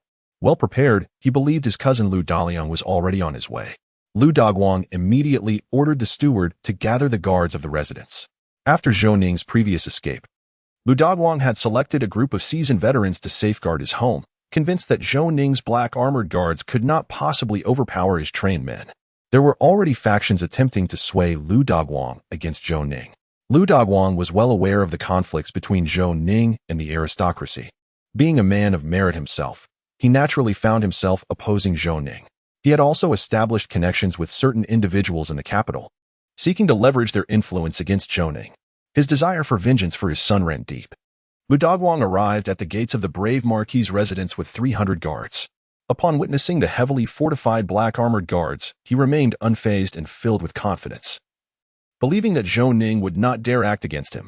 The skirmishes between them were trivial. However, should either side sustain injuries, it would escalate into a serious matter. Looking upon Zhou Ning's grim countenance, Lu Dogwang greeted him with a feigned smile, saying, "Your Highness, the 9th Prince, I am remiss in not welcoming you properly. Please forgive my shortcomings." Zhou Ning offered no courtesy in return, coldly retorting, "Lu Dogwang, who gave you the audacity to lay hands on my men? You allow your son Lu Hai to bully and oppress others without remorse. and you even dare to privately mobilize the city guards. Do you have no respect for the law? Do you have no regard for His Majesty? Lu Dogwang, unwilling to concede, defended himself with a hint of grievance, Your Highness. You are framing me unjustly. While I may have offended you, it is unseemly to treat a loyal servant of the Great Zhou in such a manner. It will only dishearten those of us who have served the realm. Zhou Ning laughed heartily, addressing Lu Dogwang. You need not speak of righteousness and morality. I, the Lord, have never concerned myself with the consequences of my actions. If I were to ponder the future, I would not have graced this place today. Quickly summon your son, Lu Hai, to face me. Should any harm befall the 2 women captured, the Yungu Marquis shall leave no stone unturned in its retribution. Lu Dogwang's eyes gleamed with murderous intent. Zhou Ning's audacity was unparalleled. Not even the current crown prince, Zhou Ming, would dare to speak to him in such a manner. Filled with indignation, Lu Dogwang retorted, Ninth Prince, have you awoken from slumber today to engage in such nonsense with me? Dare you lay a hand upon me, and see if you can escape from Luo City? My son's abduction of a few women is of no consequence. It is their fortune. The onlookers murmured in disbelief, some bolder souls whispering insults directed at Lu Dogwang for his shamelessness. At that moment, Lu Hai emerged from the back courtyard, a sinister smile playing upon his lips upon seeing Zhou Ning. Zhou Ning's voice thundered, Lu Hai, where are the 2 women you captured? Release them at once. Lu Hai laughed maniacally, his face twisted with glee. In a chilling tone, he replied, They are exceedingly joyful and have lost all sense of reality. There is no need for the 9th Prince to worry. Zhou Ning's voice turned icy, Lu Hai, I sincerely hope you have not harmed them, or else the Yungu Marquis will face dire consequences. Lu Hai laughed recklessly, commanding, Bring the 2 girls out for the 9th Prince to see how thoroughly they are enjoying themselves. Soon, the 2 women were brought forth, and upon witnessing them, Zhou Ning's fury ignited. They were utterly unclothed, bearing the marks of lashes, bites, and burns. Most infuriating of all was the fact that they lay on the brink of death, their eyes dazed and their faces flushed, a clear sign of having been drugged. Lu Hai, with a malevolent grin, taunted, 9th Prince, are you pleased? They are quite enjoying their predicament, reluctant to leave this place. My comrades will ensure their satisfaction. The sycophants behind Lu Hai erupted in raucous laughter, spewing vile language, revealing the torment and humiliation the 2 women had endured. Zhou Ning's voice was frigid as he commanded, Eliminate him. In an instant, Tai Niu sprang into action, charging at Lu Hai. Lu Dogwang, having anticipated this, bellowed, Protect the young master. The guards of the Lu residence descended upon Tai Niu, but Zhou Ning, witnessing the unfolding chaos, seethed, Lu Dogwang, since you seek death, do not blame me for the outcome. Black armored guards, obey my command and subdue them. Those who dare resist will be dealt with mercilessly. The black armored guards surged forward. Although the Lu guards possessed some skill, they were outnumbered. In no time, the black armored guards subdued them, leaving nearly 100 slain. While the remaining guards knelt in surrender, Lu Dogwang and Lu Hai were bound tightly. Lu Dogwang struggled fiercely against his restraints, seething, Zhou Ning, I am the Yungu Marquis, bestowed upon me by His Majesty. You dare treat me thus? You shall pay for this. Dare to lay a finger on me. Zhou Ning chuckled coldly. Dare I not touch you? Are you jesting? With a glare full of malice, Lu Dogwang replied, Zhou Ning, we shall see. I do not believe you will dare to act against me. As chaos erupted outside the Lu residence, it became apparent that Lu Daliang had arrived with the city guards, clashing with the black armored guards. However, both parties exhibited restraint and refrained from engaging in a full-blown conflict. General Lu Daliang of the city guards entered the residence of the Marquis of Yangwu, his expression dark and unfriendly, and addressed the 9th Prince. Your Highness, you appear to have become rather arrogant, allowing the black armored guards to take charge of the city defenses. Are you plotting a rebellion? Zhou Ning responded with a cold laugh. Lu Dogwang has captured my men and hung them at the city gates. Who granted him such audacity? I suspect Lu Dogwang is a spy for the Northern Yuan, which is why I have taken measures to secure the city defenses. Once my inquiries are complete, my men will withdraw. Suddenly, Lu Daliang's previously sullen visage transformed, replaced by a facade of obsequiousness as he hurriedly offered his apologies. Oh dear. This is indeed a monumental misunderstanding. Please, Your Highness, do not take offense. I am here to express my contrition. Observing this, Zhou Ning threw back his head in a boisterous laugh that reverberated throughout the courtyard. His eyes widened as he glared at Lu Daliang, bellowing, What a misunderstanding. Lu Hai is but a mere commoner, yet he wreaks havoc in Luoqing, acting tyrannically. What is worse? He dares to lay hands on the families of the valiant black armored guards who sacrificed for the nation, a truly despicable act. Today, I shall act on behalf of justice, to rid the people of this villain. Upon hearing this, Lu Dagwan trembled with rage, veins bulging on his forehead as he furiously pointed at Zhou Ning, exclaiming, "You insolent wretch, Zhou Ning, do not be so reckless. If you dare to lay a finger on my son, I shall fight you to the bitter end, destroying us both." Yet, Zhou Ning remained unfazed by Lu Dagwan's threats. Instead, he erupted into a boisterous laugh, his mirth seemingly capable of piercing the heavens. With a scoff, he retorted, "Ah, the fish shall indeed perish, but the net shall not be torn." With that, Zhou Ning, a smile gracing his lips, strode purposefully towards Lu Hai, each step exuding confidence and determination, as if victory were already assured. Upon reaching Lu Hai, Zhou Ning halted, gazing down at him with cold disdain. "Lu Hai, may you aspire to be a good person in your next life." As soon as Zhou Ning's words echoed in the air, he swiftly drew the gleaming blade from his waist. In an instant, a dazzling light streaked across the sky, followed by the sharp sound of the blade slicing through the air. With a swift and decisive motion, he struck cleanly, leaving no room for hesitation. Poor Lu Hai barely had time to react before his head rolled from his shoulders, akin to a ripe melon tumbling to the ground. His wide eyes remained fixed ahead, as if in disbelief of the events unfolding before him. His mouth opened slightly, seemingly wishing to utter something, yet no sound escaped his lips. Thus, Lu Hai departed this world, laden with resentment and bitterness. Lu Dagwan stood frozen in horror, witnessing the gruesome sight of his son, Lu Hai, severed and sprawled on the ground, blood splattering in all directions. He stood there as if his soul had been extracted, dazed and frozen in place. His eyes vacant and devoid of life, his mouth slightly agape, yet unable to utter a single sound. As time ticked away, it was only after an indeterminate period that Lu Dagwan emerged from his profound shock and sorrow. His lips trembled, and tears streamed uncontrollably down his cheeks. In a hoarse and mournful voice, he declared, "Zhou Ning, I shall fight you to the death. Even if today marks my demise, I will avenge my son." Meanwhile, Lu Daliang, who had been standing by, finally regained his composure after witnessing the horrific death of his nephew. When he confirmed that Zhou Ning had indeed struck down his nephew Lu Hai, an uncontrollable fury surged within him. His eyes widened in rage, and he bellowed at the top of his lungs, "The northern town marquis, Zhou Ning, harbors nefarious intentions and plots rebellion, while framing our Lu family. Brothers, join me in vanquishing these vile brigands." The bustling streets were thronged with onlookers, their eyes fixated on the heart-stirring scene unfolding before them. Suddenly, with a flash of cold steel, Lu Hai's head rolled to the ground, blood splattering everywhere. An eruption of thunderous applause and cheers erupted from the crowd, who clapped in approval, praising Zhou Ning for ridding the populace of a menace.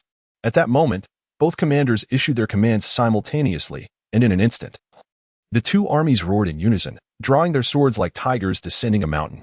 The sharp blades glimmered ominously, and a fierce battle was on the verge of ignition.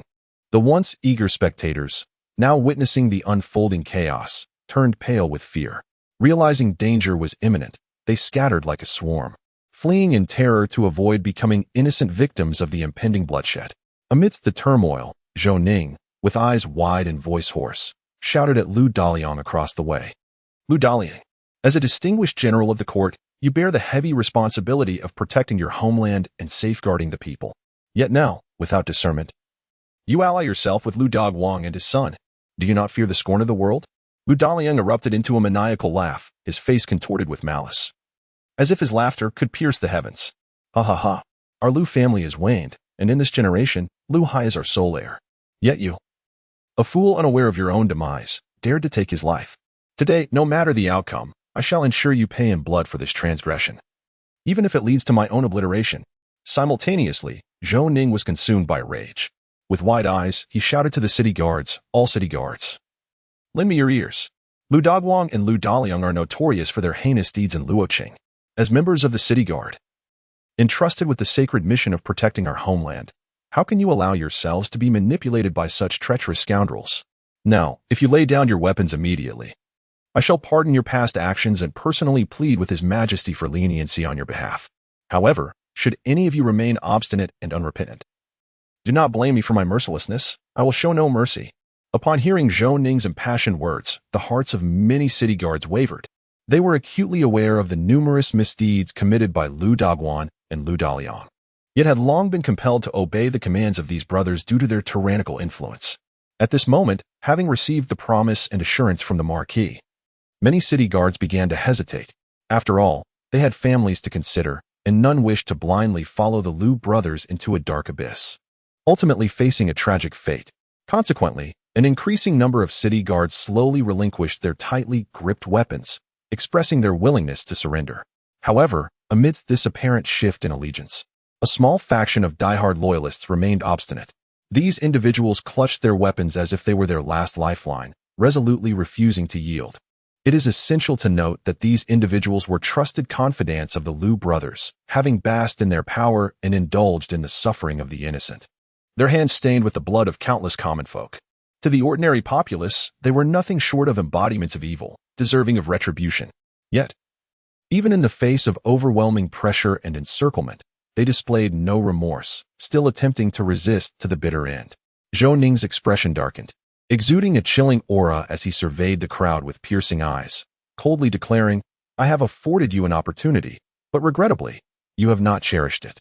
Thus, do not blame this Marquis for his lack of compassion. Guards, seize these obstinate fools at once." With Zhou Ning's command, a battalion of black-armored warriors, formidable and imposing, surged into the enemy ranks like a pack of descending tigers. Their weapons gleamed with a deadly light, each strike infused with the fury of a thunderstorm, instilling fear in all who beheld it. The battlefield erupted with the clamor of battle, a tempest of blood and carnage enveloping the scene. However, for the well-trained black-armored warriors, this was merely a straightforward hunt. They coordinated seamlessly, advancing and retreating with purpose, swiftly reaping the lives of their adversaries with overwhelming force.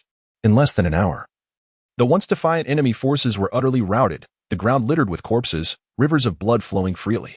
Those few who managed to survive were already terrified, abandoning their armor and fleeing in disarray.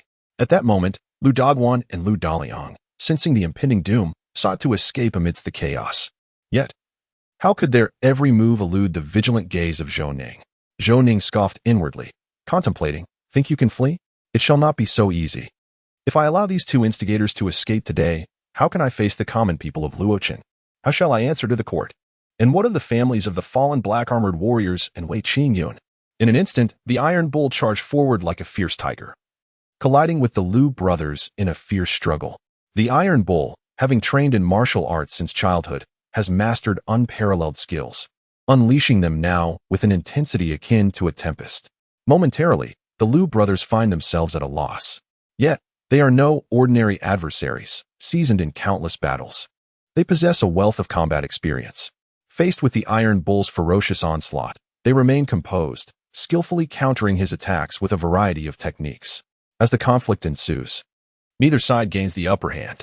Suddenly, the Lu brothers realize that their subordinates have all been subdued, powerless on the ground.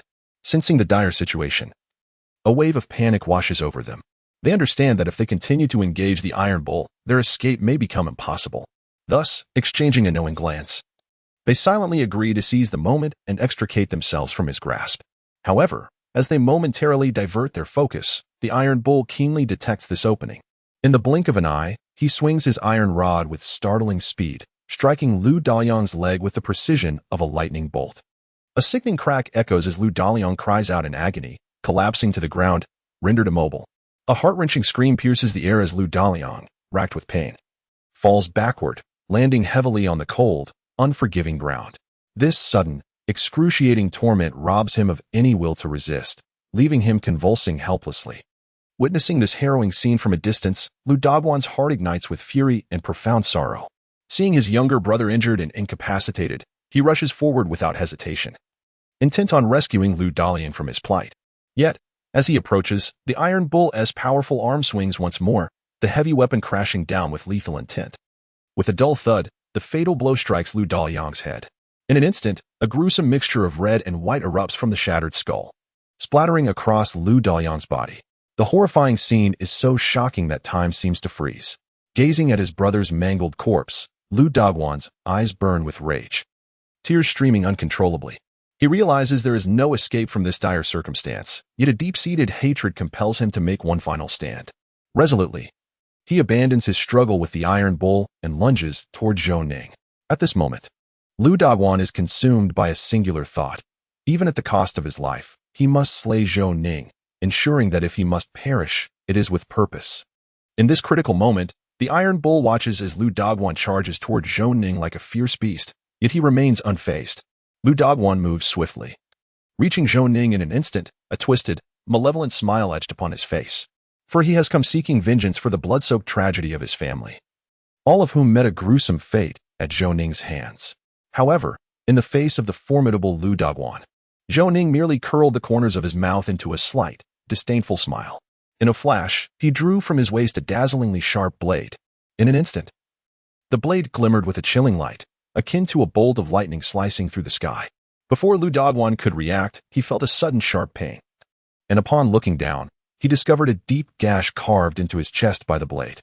Blood gushed forth like a raging torrent, instantly staining his garments crimson. Confronted with Zhou Ning's relentless assault, Lu Dogwan could only desperately dodge left and right, clumsily evading the onslaught of the razor-sharp blade that descended like a tempest. He found no opportunity to counterattack, completely relegated to a position of passive defense. Meanwhile, Zhou Ning fought like a god of war, growing increasingly fierce. His strikes delivered with a speed that rivaled lightning flashing across the night sky, leaving onlookers breathless. As time passed, the wounds on Lu Dogwan's body multiplied, blood continuously streaming from his injuries, dyeing the ground beneath him. Yet Zhou Ning's heart held no pity. Instead, he became even more ferocious, offering Lu Dogwan no respite whatsoever. Finally, during a fleeting moment of negligence, Zhou Ning astutely seized upon the brief opening, his blade striking down with a flash of cold light.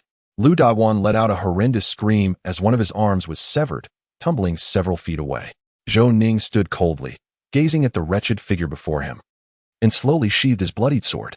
His expression was as somber as the depths of water, his gaze as frigid as ancient ice, instilling a sense of dread. He spoke with an icy calmness. "I will not allow you to perish so easily. A villain such as yourself deserves to be judged by the people of Luoqing. They will decide your fate, offering solace to the souls of those you have wronged." Upon hearing these words, despair flickered in Lu Dogwan's eyes. He was acutely aware that his heinous crimes were unforgivable, and should he fall into the hands of the populace, escape from death would be impossible. Resolutely, he attempted to bite his tongue to end his life. However, just as he was about to act, a burly giant named Tiniu suddenly charged forward, firmly pinning him in place. Tiniu's powerful hands gripped Lu Dogwan's shoulders and arms like iron pincers, rendering him utterly immobile. Swiftly, Tiniu produced ropes and deftly bound Lu Dogwan like a dumpling, before heftily tossing him to the ground. At this moment, Lu Dogwan had completely lost the strength to resist. Lying there like a dying dog, gasping for breath, awaiting the impending judgment of the people. Just then, Zhang Fan, the city guard of Luoqing, hurriedly arrived at the scene. As he caught sight of Lu Dogwan sprawled on the ground in a state of utter disarray, a profound sense of dread gripped his heart. Over the years, he had not been remiss in assisting Lu Dogwan with his nefarious deeds. Zhou Ning's icy, piercing gaze fixed upon Zhang Fan, and he coldly remarked, "As the esteemed guardian of Luoqing, are you truly oblivious to the myriad of misdeeds committed by the Lu brothers? In my humble opinion, you are no better than a pack of wolves, complicit in their schemes." Instantly, a sycophantic smile spread across Zhang Fan's face as he hastily explained, "My lord, please temper your wrath. Lu Dogwan is a valiant marquis personally appointed by His Majesty. Even if I possessed boundless audacity, I would not dare to restrain him. Furthermore, Lu Dalian commands the city's garrison and wields substantial military power. This only amplifies the Lu family's arrogance. Presently, every official in Luoqing is beholden to the Lu brothers. A mere utterance from them carries more weight than 100 earnest entreaties from me. I find myself utterly powerless, and thus, I have chosen to prioritize my own safety." Hearing this, Zhou Ning could not help but let out a derisive laugh, scoffing, "This cannot serve as an excuse for your collusion with them. Should you find the courage to expose the numerous crimes committed by the Lu brothers, I shall surely speak favorably on your behalf before His Majesty, beseeching leniency. Zhang Fan, ponder this carefully and provide me with a satisfactory response." Zhang Fan was known for his cunning intellect, his mind racing faster than a whirlwind. Moreover, he held not just any evidence, but irrefutable proof capable of sealing the Lu brothers' doom. At that moment, Zhou Ning had unwittingly bestowed upon him a magnificent opportunity, which Zhang Fan was determined not to squander. Consequently, he readily surrendered the incriminating evidence against the Lu brothers. When Zhou Ning laid eyes upon the evidence Zhang Fan had provided, He could not suppress a sharp intake of breath. Each document was densely packed with accounts, any one of which could easily warrant the Liu brothers' execution 100-fold. Even more astonishing was the fact that this evidence implicated nearly half of the officials in Luocheng. It was evident to any discerning observer that the corruption within the city's administration had reached a grotesque nadir. Confronted with such a shocking reality, Zhou Ning's countenance darkened. His eyes ablaze with fury. He abruptly gestured with authority, commanding, "Issue my orders. Immediately deploy the black armored guards and apprehend all implicated officials without exception." At his command, squads of imposing black armored guards surged forth like arrows released from a bow, racing towards their designated targets. In an instant, the atmosphere of Luocheng was enveloped in tension and chaos. Within the city, numerous officials were engrossed in their respective duties when suddenly, a cadre of stern-faced guards clad in black armor stormed into the government offices and residences like a tempest. Before the officials could comprehend the unfolding events, they found themselves ruthlessly bound and taken away by the black armored guards. As they journeyed forth, the officials were consumed by terror and an extraordinary rage. Vociferously denouncing Zhou Ning, they condemned him for his audacity, claiming he had utterly disregarded the laws of the Great Zhou, daring to unilaterally order the capture of court officials. Such actions were a blatant affront to imperial authority, a flagrant provocation. Yet, in the face of their wrath, Zhou Ning remained unperturbed, his countenance as inscrutable as a placid lake, betraying not a hint of emotional turmoil. Once he had securely detained these officials, he summoned the injured Wei Qingyun and methodically presented to him the incriminating evidence he had gathered. As the emperor's trusted eyes and ears, Wei Qingyun was well aware of the intrigues within the court. He meticulously perused the evidence, and it dawned upon him the profound implications of Zhou Ning's actions. Without uttering a word, he promptly transcribed the evidence and hastened to the capital, personally delivering it to the hands of the Grand Steward, Dashi. Simultaneously, Zhou Ning did not pause for even a moment. He seized his brush and, with graceful strokes, composed an urgent memorial, meticulously detailing the events leading to this incident and the transgressions of the implicated officials. He then dispatched a trusted confidant at breakneck speed to deliver this memorial to the capital, presenting it before Emperor Zhou. Aware of the gravity of the situation, Zhou Ning understood the necessity of decisive action to cut through the chaos with swiftness, ensuring all matters were resolved expeditiously. Any delay could breed unforeseen complications.